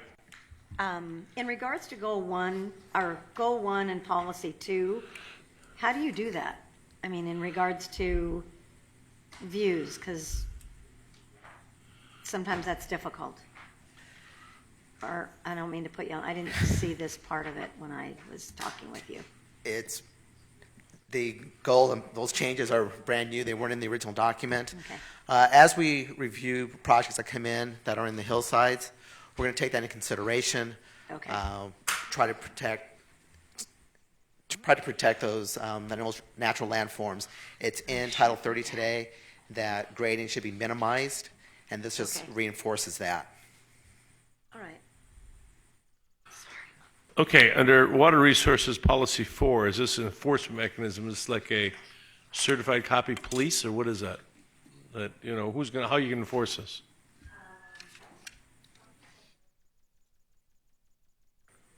Somebody drive around? We know people handle the stuff we got now. These are not code provisions. It's the comprehensive, I guess you could say, policy plan. So, no, we're not going to have people driving around enforcing our conservation element, but we use this as our guiding document when we're looking at new development or redevelopment. So that's where this policy and this goal will come into play. Okay, but I don't want to use just to, basically bust somebody's chops. We're going to cite them for some. What is the enforcement? What is a penalty here, Rob? What? I don't know. I was going to recommend maybe a little bit different language. Yeah, I don't. That language. We got the lawyer here. What do you recommend? I don't. Enforcement sounds like there's going to be some penalty if you don't do it. Well, I guess, Mr. Chairman, if I may, but I don't understand, we already do that, right? So we already have, through Southern Nevada Water Authority, we already have a mechanism where we do enforce people if they don't have the proper landscaping. It's different. And the irrigation systems when they I think first that's get started. different. Rob, what? Well, I was thinking delete the first 6 words all the way up to ensure. We delete the words establish an enforcement mechanism to ensure, and just replace that with encourage. So it'd read encourage proper installation of landscaping and irrigation systems in new construction. I think that instead of establishing an enforcement mechanism, I think, well, I know it's just a policy, so, but I am concerned about the policy of establishing an enforcement mechanism. We don't have one. What are we going to? Right, and it would be very difficult to establish that enforcement mechanism. Commissioners, Marcy Hinson with the Department of Air Quality, and as a former SNWA Conservation Department alum, that's where this originates from. We reached out to all of our agency partners because obviously Southern Nevada Water Authority, Las Vegas Valley Water District are responsible for water resource planning and enforcement of mechanisms to ensure that low water use landscaping is being put into new developments, and that we're adopting the most recent irrigation technology to reduce water use. And so the conservation element is a planning document that needs lots of coordination by partner agencies.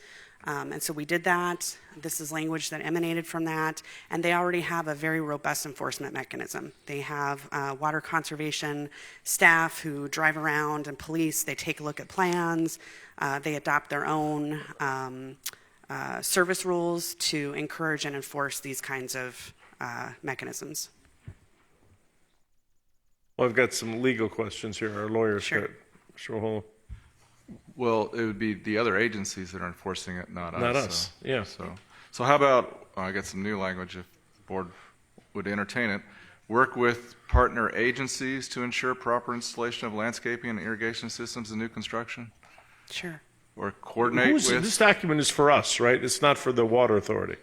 Right, it's our planning document, that's correct, but it's a planning document that requires coordination among other agencies who have jurisdiction over some of these resources. So maybe use the language coordinate with other I'm agencies. fine with coordinate. I'm fine with that. I just want to make this sounds like we're establishing an enforcement division that's going to drive around and look at stuff with writing tickets or something. I don't know what you're planning on doing with it, but So we're going to change the language to coordinate with partner agencies to ensure proper installation of landscaping and irrigation systems in new construction. I'm good with that. Okay. Commissioner Giuliani. Is there any place that we could look at the hillside component, a little bit more strict about it's not encouraged in certain areas, and I'm talking about on my east side up at Sunrise Mountain. We've got some issues there, and I think you have some as well, and Commissioner Scows. So I'm wondering if there's some language we could add someplace about, because you have, what's that language I was just looking at? Would not, under land resources, policy 2? Policy 2 might be Wouldn't one that that minimizes the alteration, yeah. Just so that we can strengthen those words regarding that hillside for extra set of eyes. It might be a discussion that we have at a later date related to Title 30 and the hillside development. So there might be some modifications to that portion of our code that there is when developers come in the hillside, they have, the way that it's written, they get the impression that as long as they give us a plan, that they can qualify. that they can do whatever they want, they can qualify for whatever they want, and maybe we need to tighten up Title 30 requirements. So that's just a thought, but I think we could add some language with review of, extra set of eyes on hillside. And then I have a question on the mining part of it. That place that we all went to, he just got it out of bank receivership. And he's not a good actor in the entire state of Nevada when I talk to everybody. And so I don't know if there's anything we need to strengthen in this document, not just for him, but that mining in certain areas. There's an expectation for commissioners. They can go to the state and get granted a mining permit. That does not entitle them to be able to do anything unless we say they can. And we've got a person who's does this all around the state, and everybody, as soon as I mention the name, they all go, "Oh, yeah." That's not a good actor, and he's been threatening my constituents, telling them he's going to turn off their water because he just got which North Las Vegas does the water, and they said he can't do that. But I mean, it's just this constant fear factor that he tends to use. So I just was curious. With that particular parcel, unless he rezones it, it cannot be utilized for mining anyway. So it's. I know. We just have to catch him because he put in his own roads. He had his own equipment up there. He was doing work without anybody permitted. So I have to keep my eyes on him. So do you feel comfortable that our geologic and mining language is strong? I feel comfortable with that. And again, if you would like, we will bring back the hillside discussion at a later date. 30. Okay. Thank you, Mr. Chair. Commissioner Weekly. Thank you, Mr. Chairman, and Ms. Nancy and Mario. Is there any pending legislation that's being discussed right now as it relates to what we're talking about right now? Because I believe that, and help me, ladies, is it the Senate Natural Resources Committee? I was reading some of the legislation pieces that we were given by staff, and I believe that there is some discussion that's going on dealing with groundwater and the consumptive, how do you say the word, consumptive use of water? How does that relate to what we're talking about here today, or does it at all? It does when it comes to reviewing the plans, because if NRS changes, of course, we have to abide by whatever requirements are in there. But when you first mentioned it, I thought you were talking about, there is a bill in the legislature that is related to actually the mountain range that Commissioner Giunciliani is discussing. So the hillside? Yes, it's for Frenchman's Mountain and Sunrise Mountain. There is something in the legislature right now talking about the preservation of that area. I would probably, Mr. Chairman, want to make sure that we're in alignment with maybe what's being discussed right now, because I think it's always tough when we're proposing or addressing our codes and we're in the middle of a legislative session, because there might be changes that may come down and affect us. So. Is this time sensitive? It's not time sensitive, but this is not a code change. Anything that comes out of the legislative session, we do come back with a code rewrite within a couple of months. This is just a general policy document. Okay, Commissioner Scow. Thank you. Thank you, Mr. Chair. On Goal 1, Policy 2, along with what Commissioner Giunciliani was talking about, is this focusing more on aesthetics? Because I know that there's issues with water flow, drainage, erosion, things like that. Should that be included in here, or are we just talking about aesthetics?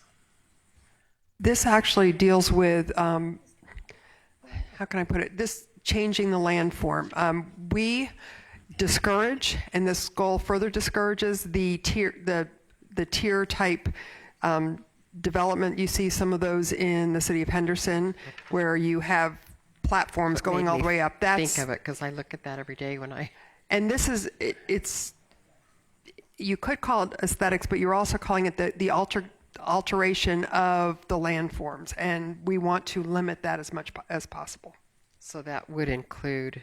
That would include what? Drainage and Yes, erosion. absolutely. Okay, thank you. I got a question for Rob here. What does, under Goal 1, Policy 2, Rob, what does that mean?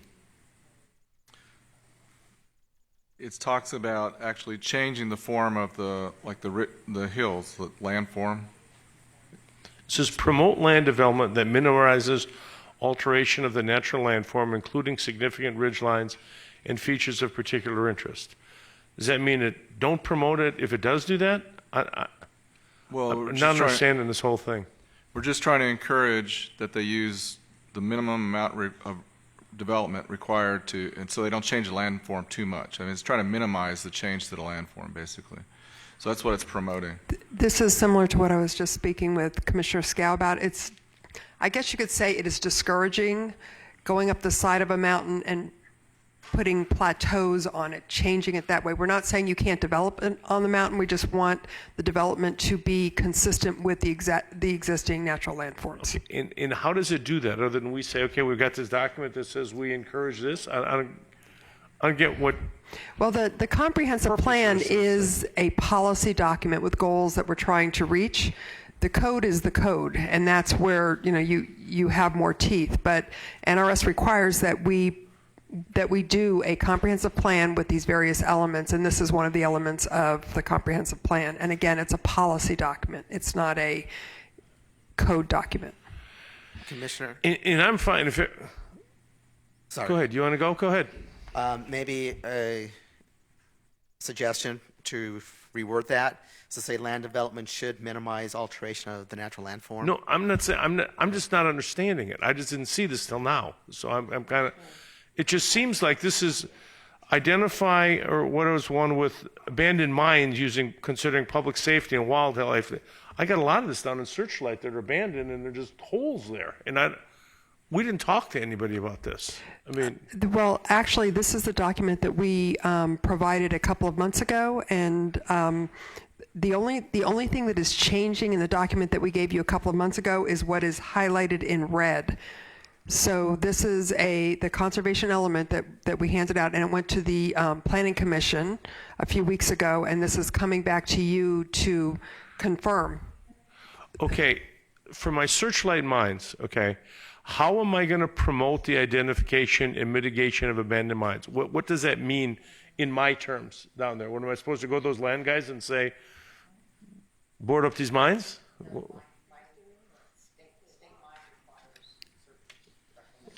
Well, they're not doing anything because we've got mine holes out there. We had this when I had the gold mine down there, that there's just abandoned mines that are just, Mr. Chairman, if I may, defend the legislature, and the reason behind this is because Clark County at the time, they were just building hundreds and hundreds of homes and not taking into consideration any of the natural features that we have as a whole.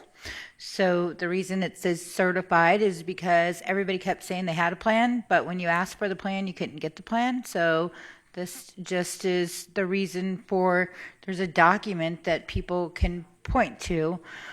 But I think, at least in my mind, we do conservation all day long, whether it be at the Southern Nevada Water Authority, whether we do it at SNRP, because we have to have conservation within, when we talk about water features, when we talk about land use. And this really is just saying, if a developer comes in mind, take these things into consideration so that staff has a little more to put in the backup on kind of the expectation of the board. And then the board still has the discretion, unless it's in the title, to do things with that. Is that not correct? I mean, this really is just saying, hey, across the nation, like everybody else, Clark County does have a plan on things that we want to preserve and keep as we allow for development to move forward. Is that a fair statement? Yes, that's a fair statement. I think the way we would enforce it is if, first of all, we had a current development proposal and happen to have a mine on it, then of course we could look to this policy to mitigate the hazards of that mine in when we consider the development proposal. And then the second way we could then implement this would be if the mine arose to the level of a nuisance, then we can then go to our nuisance ordinance and maybe enforce it that way. But I think those are our only tools right now to implement this policy. But still, I think it's a policy that we probably should have on the books. So. And if I may follow up, also there, it does give us the ability to at least collaborate with other agencies because they may not be aware, right? We do have a little bit of an issue with abandoned mines in Clark County. Most people don't realize, and just trying to get them mitigated for safety hazards out at Nelson's Landing, and I think that's probably your district, Mr. Chair. There were some UTV riders out there, and so we were able, they live on the east side. They notified me, I notified the state, notified planning, so that everybody knew that we needed to take precautions. But this just kind of brings all of those issues up so you can ask all the right questions to ensure that we're looking at all of that. And there's a bill by Mr. Yeager, there's a bill by Mr. Ornshaw, there's some bills in Senate where conservation, and let's not forget we also have the conservation group that meets that I think Shane sits on. So this is not, in my mind, new, but it's good policy to have these things within a discussion as we have development, personally. Commissioner Brown. Thank you, Mr. Chairman. The red is what we've changed over the last few months. So policy 2, and at least the perception, including significant ridge lines and features of particular interest. That sounds like Red Rock and Jim Rhodes's proposal and all that. Although this is a goal and a policy, the timing of this, someday we'll hear this whole thing again, but I just don't want to give the impression that there's so much misinformation out there. This is the kind of included line that would have someone at this microphone saying, this commission adopted a policy to minimize along significant ridge lines. Well, I don't know how many significant ridge lines there are in town, but So that one seems to be front and center. And again, that's one that the added is just an added, but it doesn't have to be put on. But here's, again, it depends on the perception. But from us looking at it. Excuse me, Nancy, I've got the legal thing here before we. No, and I agree with that comment, but also the first parentheses. I don't know if this is the time to do that right now because we're in the middle of a litigation and all the other issues around, say, Red Rock, that the accusation be this is directed just toward that property. Although in our concept plan approval, we did address those issues by limiting development along ridge lines. I am a little bit concerned that we're adding this language at this point. Why are you adding the language, Nancy? That I would defer to Mario. To Mario? Why are we adding the language, Mario? During the briefings, we were asked if we could look at those, the goals and the policies there with natural or land resources to see if we could come up with some stronger language related to hillside protection. Rob? And I don't think those two red parentheses, the language in the parentheses, I don't know if that's really necessary at this time. So that'd be my point. I think I'd feel more comfortable not adding that language at this point. Oh, my concern would be, and this commission sat through 7 hours of testimony, and a lot of the comments and statements, it was misinformation, and this would just lead to additional misinformation. If whether it's Jim Rhodes or whomever along these ridge lines and sensitive areas, if they own private property, they have the right to develop that property, or at least the opportunity. And I don't know what, 1 home per 2 acres. So if someone came in that same scenario and wanted to build 1 home per 2 acres, what would this goal and policy. I just, the timing of it, it's just going to add more misinformation and give the perception that we are not circumventing, but we're creating additional goals and policies to prevent something like that from happening or ever happening. That's where I'd raise the concern. And I agree with that concern. So what do you recommend? I don't think we need that language, the including language, both of them under Goal 1 and Policy 2. I don't think it's necessary, and especially at this time. I don't know if it's ever necessary, but especially at this point. Okay, Commissioner G. Yeah, I know. And then- In my meetings, I asked for this or some conceptual, so I want it out there. It wasn't for Red Rock necessarily. We have Mesa, we have my Sunrise Mountain was really what I was trying to deal with. So it's not trying to impact a legal case. I still believe that this is better language for us policy-wise.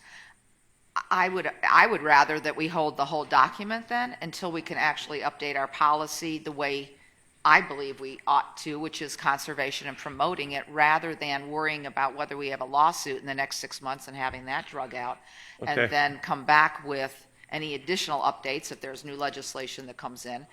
But I don't think, with no disrespect to legal, just because you've got a lawsuit out there doesn't mean we shouldn't have a proper policy regarding conservation in the area. So rather than having it piecemealed apart, then I would suggest we hold it until the session's Okay, done. And then we have a come back motion to with that. hold. That ends the debate here. We have a motion on the floor to hold. Is there any no, there is no discussion. Please cast your vote on the motion to hold item number 42 rather. We don't, whoa. I've got the wrong number up here. I've got 41 up on the screen. Need the clerk to make it 42.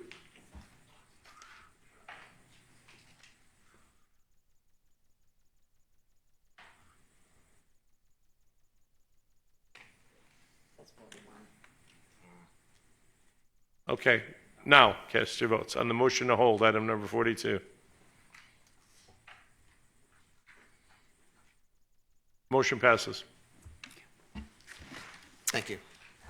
Item Thank you. 43 is an ordinance for introduction. Ordinance 22917 is a recommendation that the Board of County Commissioners introduce an ordinance to consider adoption of a development agreement with Ryland Homes LLC for a single-family residential development, Mountains Edge and Tenaya. We request this be set for public hearing for April 5th, 2017. I'll introduce the ordinance and set the public hearing for April 5th, 2017 at 9 a.m. The next 44, 45, and 46 are ordinances for public hearing, and they can be heard together. They are a recommendation that the Board of County Commissioners conduct a public hearing to consider ordinances to amend the official zoning map reclassifying certain properties as approved by the Board of County Commissioners through various zone change applications on December 20th, 2016 in Assessor's Books 163 and 176, and in Assessor's Book 161, 163, 176, and 177. This is a public hearing. At this time, I'm going to open the public hearing on items number 44, 45, and 46. Anyone wishing to address the board on any or all of those items, please step forward, identify yourself for the record. Comments will be limited to 3 minutes. Seeing no one, I'm going to close the public hearing on 44, 45, and 46 and turn over to the board. Commissioner June Kiliani has moved approval of items number 44, 45, and 46. Any discussion on that motion? Seeing none, please cast your votes. Motion passes. Public comment? This is the second time set aside for public comment. Anyone wishing to address the board on any item, please step forward, identify yourself for the record. Comments will be limited to 3 minutes. Okay, one of you. I tried to defer, but You got it.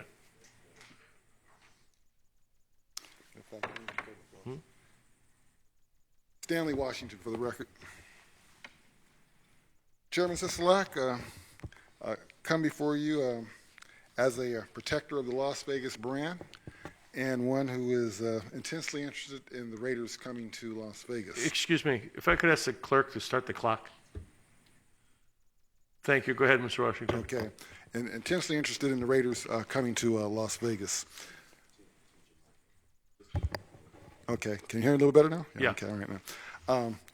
Today, at this morning, article came out Mercury News that the city of Oakland and the fans have pressuring the NFL owners to come up with the 9 votes to stop the vote or to deny the vote on Monday. The vote is supposed to take place on Monday. Ronnie Lott is not only addressing Raider Nation fans, but he's addressing fans of the entire NFL to put pressure on the other 31 owners to go ahead and back down the play. In the process, the Las Vegas brand is being disparaged in the comments that are taking place. There was a rally that was held at the Oakland Airport yesterday. They had about 100 folks there. They plan on having more moving up to the Monday vote. Question becomes now, as the nation is basically being told that Las Vegas is really not good for the move, the question is, what are we going to be doing as a community in response to this attack? So while Ronnie Lott, I respect him fully for his playing abilities, and he has every right to go ahead and advocate for Oakland, but on the same token, on this side of the fence, I have every right to go ahead and match his play. I have 7 flyers here for a rally that I've basically been telling about everybody, starting from all the gamers, everybody exempt, that we need to be responding, letting the owners and the nation know that Las Vegas is not only ready, but certainly belongs in the NFL family. I want to go ahead and have you pass those out. It's for Friday at Fremont Street. It's an easy one. As you know, we had the rally at the UNLV when we had Howie Long come out and rally before the legislative vote. And I believe now that we need to go ahead and do the same thing and bring the community together as we rally the owners' vote. Signal to the owners, signal to the nation that we are in fact ready, and that all the BS that's being put out right now by Ronnie Lott and all the rest of them goes by the wayside. So, I'm bringing it to your attention. It's Ronnie Lott having his say, Stan Washington having his say as we come about. I encourage, as this benefits everyone, to, if you for nothing more than 5 minutes, come through Fremont Street and be counted. They started with 100 at the airport. They're going to be having more. So they should go ahead and reach 1,000, but we should be making a statement to the owners and to the nation that we mean business and we are in fact ready. And that's what I have to say, sir. Thank you very much. For your comments. We appreciate it. Next speaker.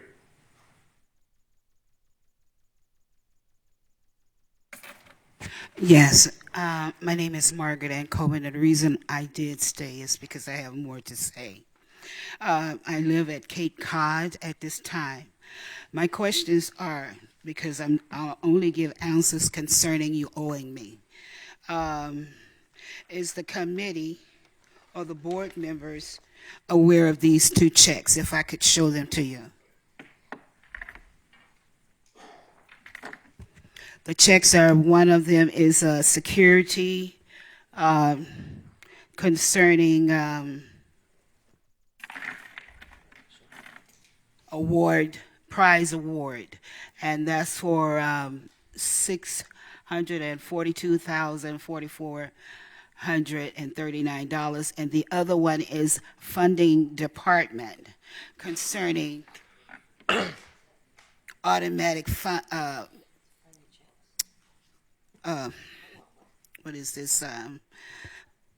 Concerning money service account division funding departments. It's automatic financial services, and this is was given to me as a layover.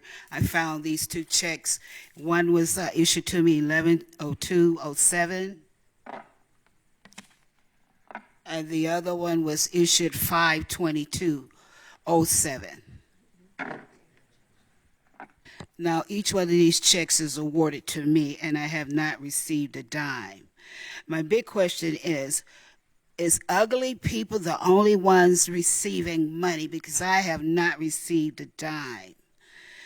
Because of my hard time collecting from the state, that's why I asked you the question. Since 1980 to 2017, I have risen the issue concerning my workman's comp and my pension that was credited and due for over 34 years now, that I have been neglected to by the state to receive. My next question is the board duty to sit up there and plot killing of death? I have a Twitter on the phone stating that Margaret Coleman's funeral is set at the age of 66. I'm the only Margaret Coleman that I know of in this state of Nevada. The rest of them are fictitious characters, and they're manipulated, and they have taken property, they have taken money. And I'm quite sure, I look at you because you know. I look at each one of you, you know. So my statement is, there's only questions at this time. Is there a check ready? Share comments. Mr. Kozar.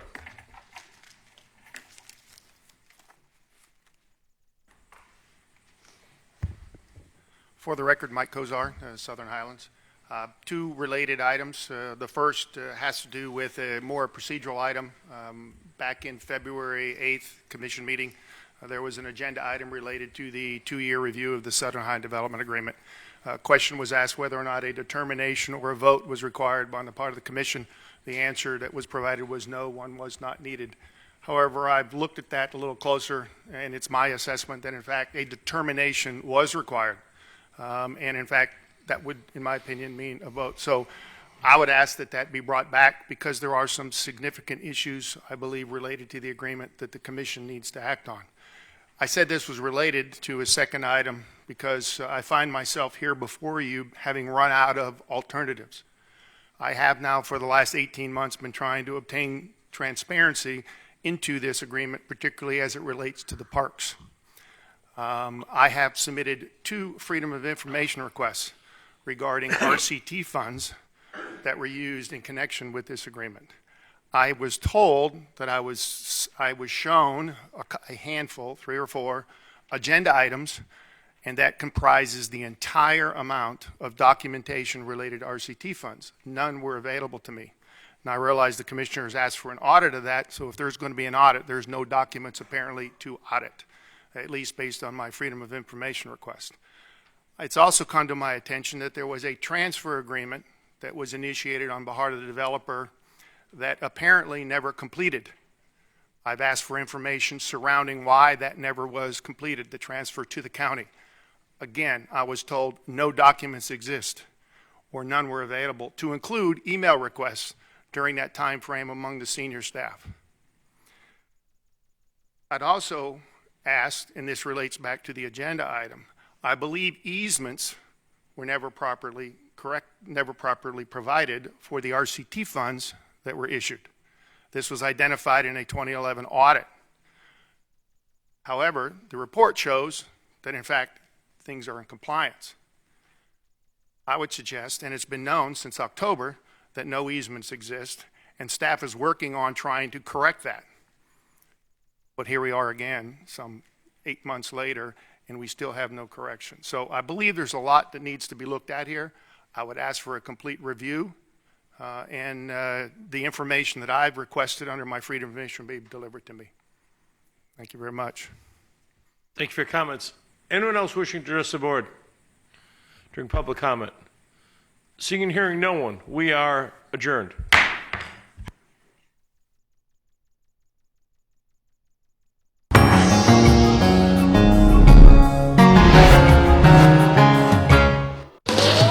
The Clark County Fire Department responds to thousands of calls for help each year. The key to saving lives in any emergency situation is education. That's why the Fire Department teams up with its community partners to host open houses at different fire stations. Our open houses are held on Saturdays every other month.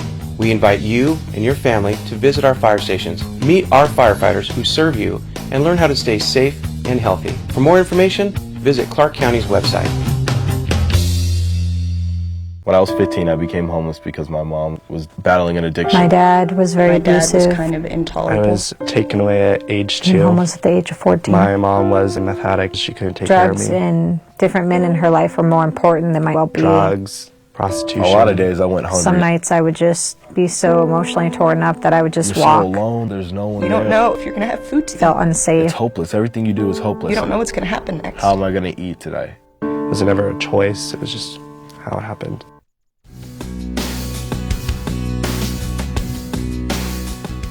Hey, it's Carrot Top, and you're watching CCTV 4, Clark County.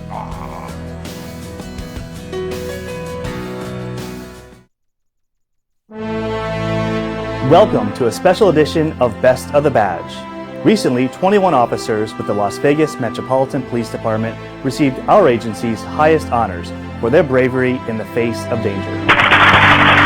You know, as soon as I fell to the ground, death didn't come into my head at all. My family.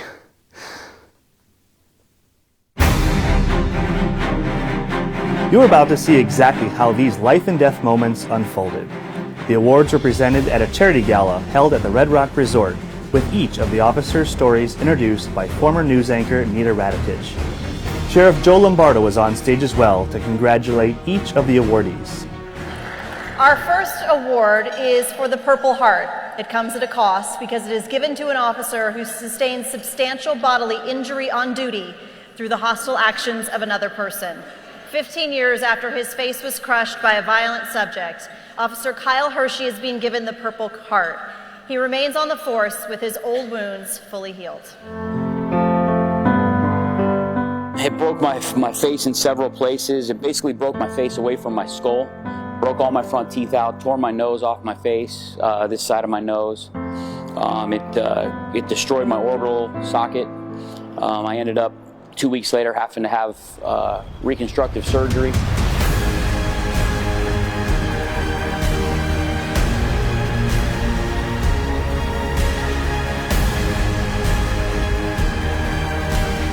It was an emotional roller coaster for me. I went through moments where I was extremely angry. I went through moments where I felt that it wasn't fair for somebody to treat a police officer like this. I went through moments of fear for my wife and child, but I was able to forgive him for what he did, and I feel like that's truly what saved me, what allowed me to continue on in my career and to continue to serve the community the way that I should, without anger or any kind of bias towards individuals.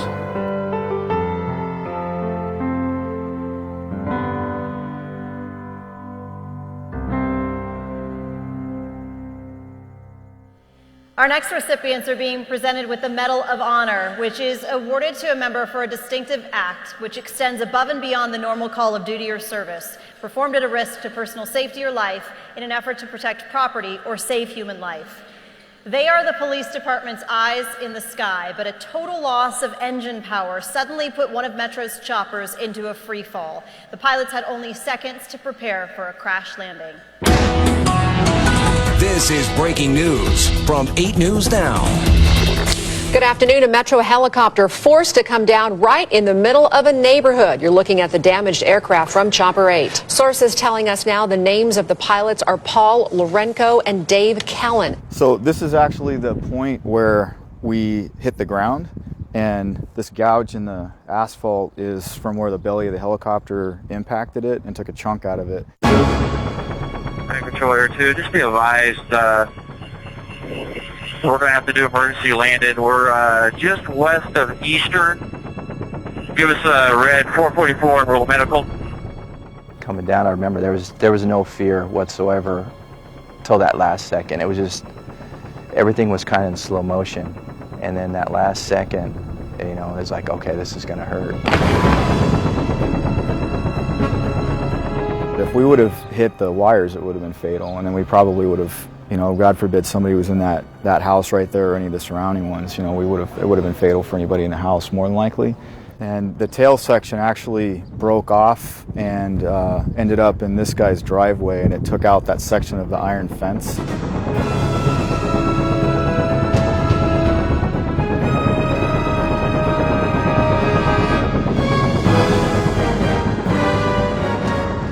when we hit the ground, it was really violent. And I don't know about Paul, but I immediately felt a ton of pain in my back. I ended up breaking my back in the accident.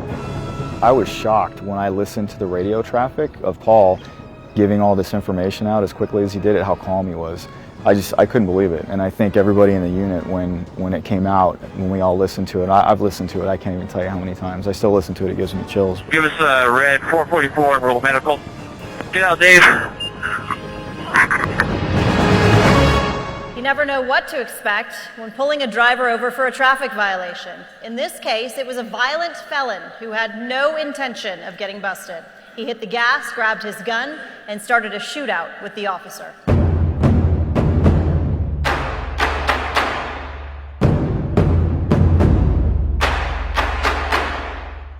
I think it was good training that definitely kicked in, and I did things that I didn't realize that I did, and good training kicked in and helped me not screw it up too bad and helped me avoid getting shot. As soon as he started firing at me, it's like, wow, this guy's trying to kill me.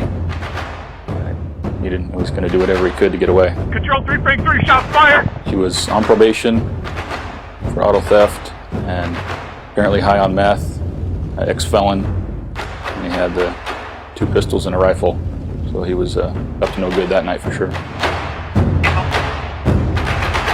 I was happy that I didn't hesitate. You know, you always wonder, if you're faced with a deadly force situation, would I hesitate or would I respond appropriately? And I was happy to report that I didn't hesitate, and the training kicked in, and I'm grateful for good training.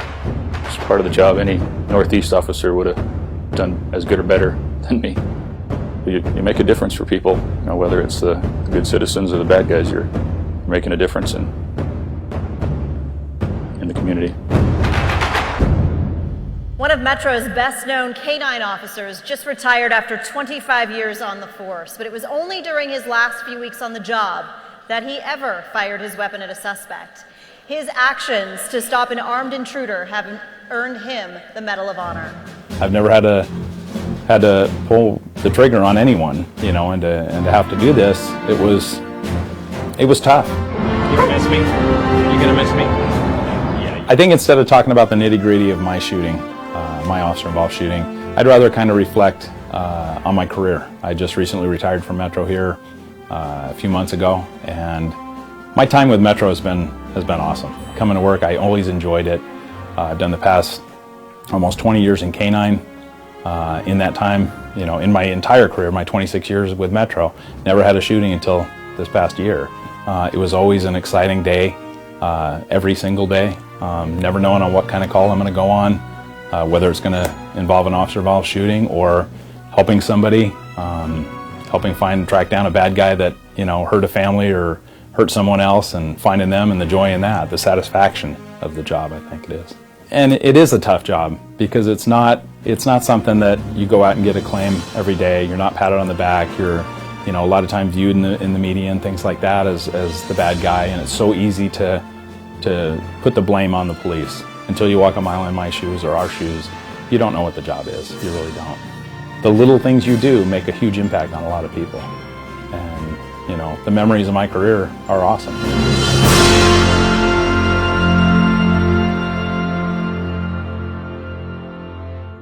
Chasing down a drug-addicted armed robber in Laughlin, our next officer tried valiantly to de-escalate the situation, but the gunman seemed to want a deadly confrontation and refused to surrender.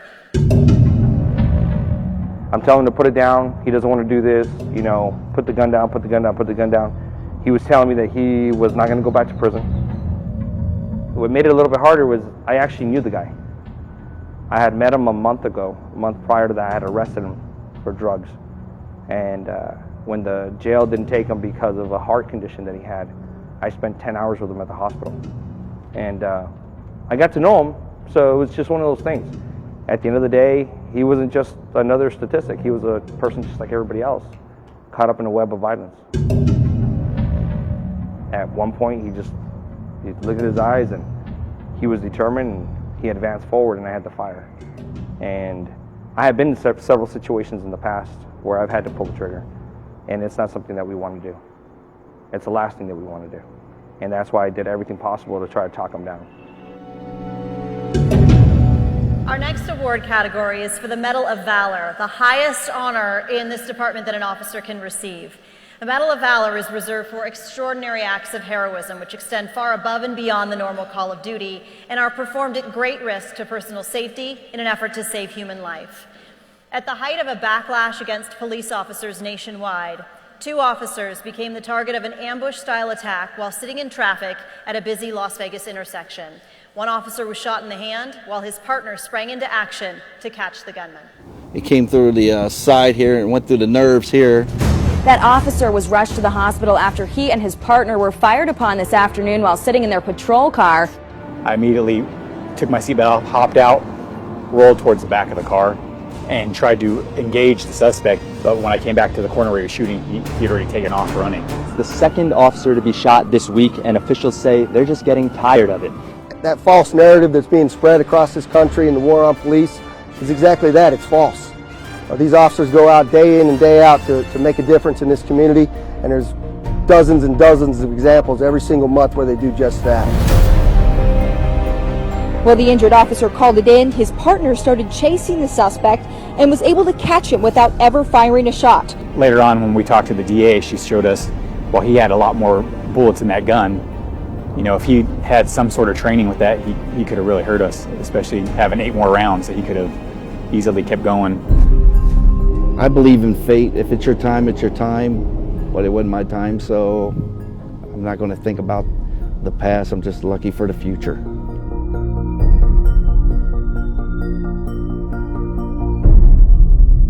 Working in the crowded Clark County Detention Center is a dangerous job.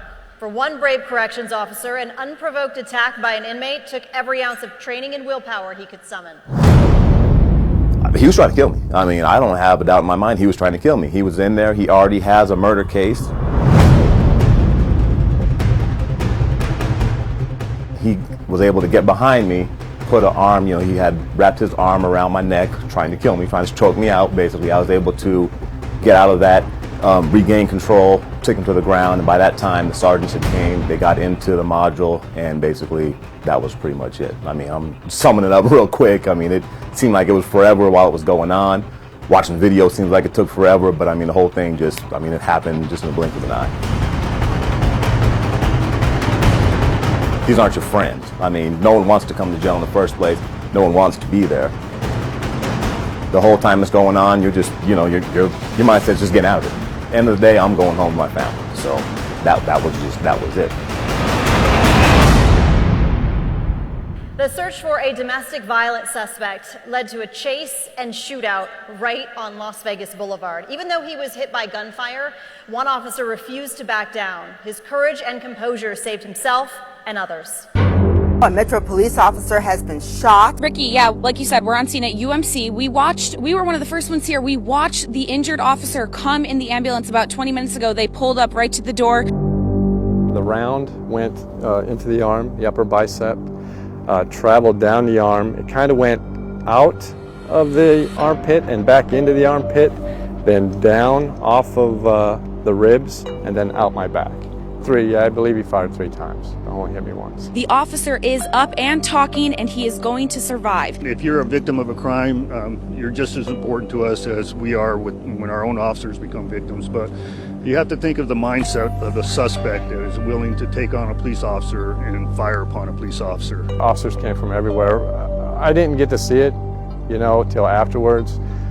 I heard some of it while I was in actually the hospital in trauma. You know, after they did the CAT scan and stuff, they had me laying there, and I could hear other officers showing up at the hospital. I could still hear the radio traffic where they're looking for that guy, and I could just hear the team effort and the input that they were telling me, everyone involved.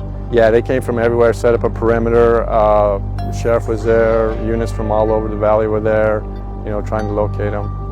You know, it was a great group effort. Only to be captured a few hours later. No, I don't think I'm different. You know, I'm just grateful. You know, that the training that the department has given me through the years, that it did kick in. You know, I didn't just freeze up. You know, I was able to, you know, realize, hey, this is a threat. You know, you're not, you know, doomed, and survive.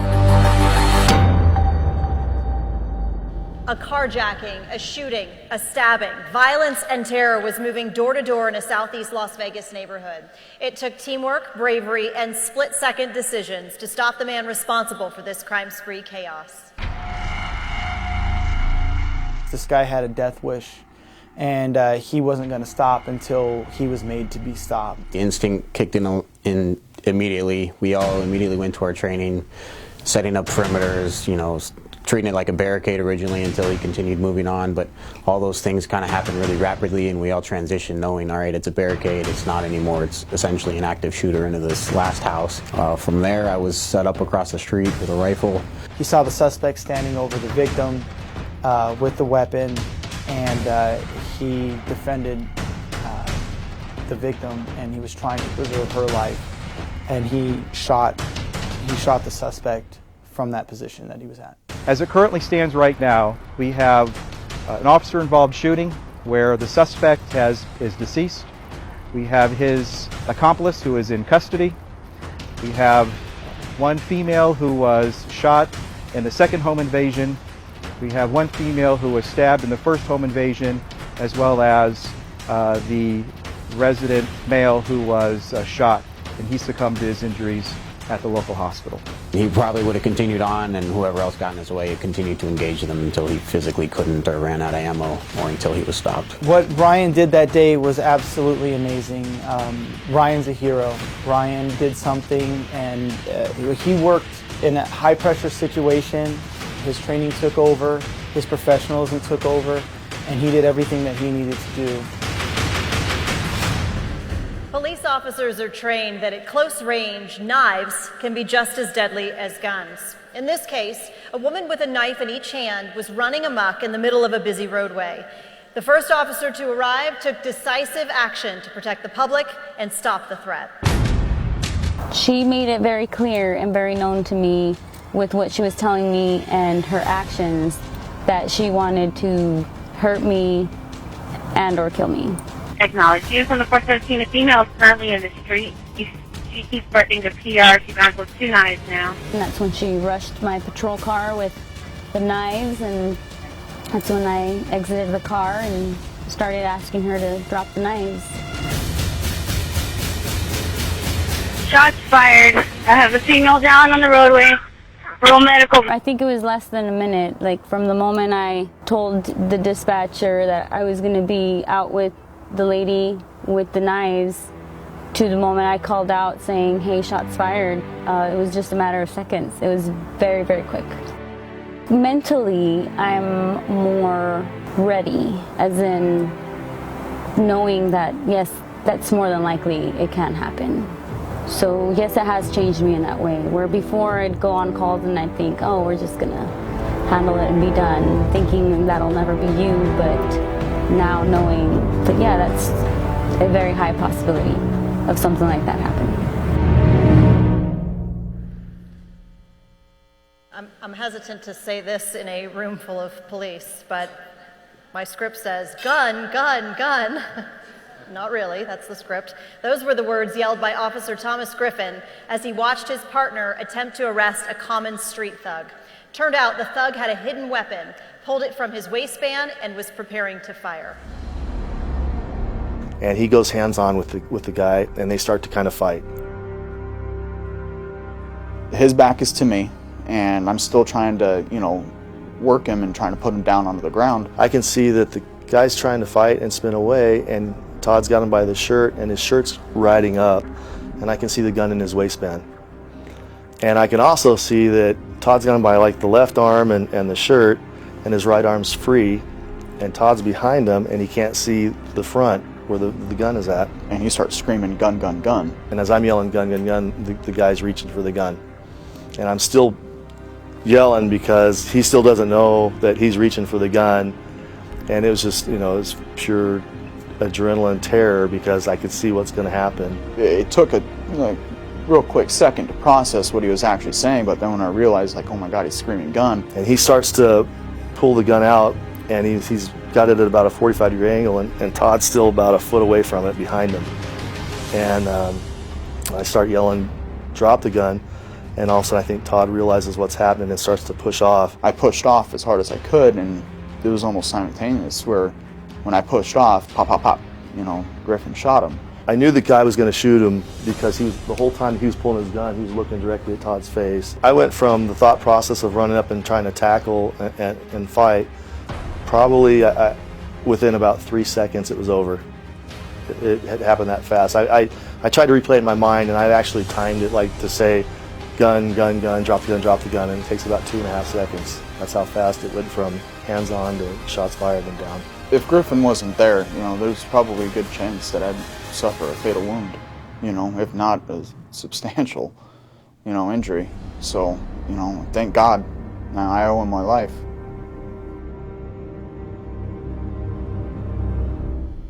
Initially, a busted taillight was the only violation, but when officers pulled the driver over, he flew into a violent rage, fighting with the officer and forcing backup officers to rush to the scene.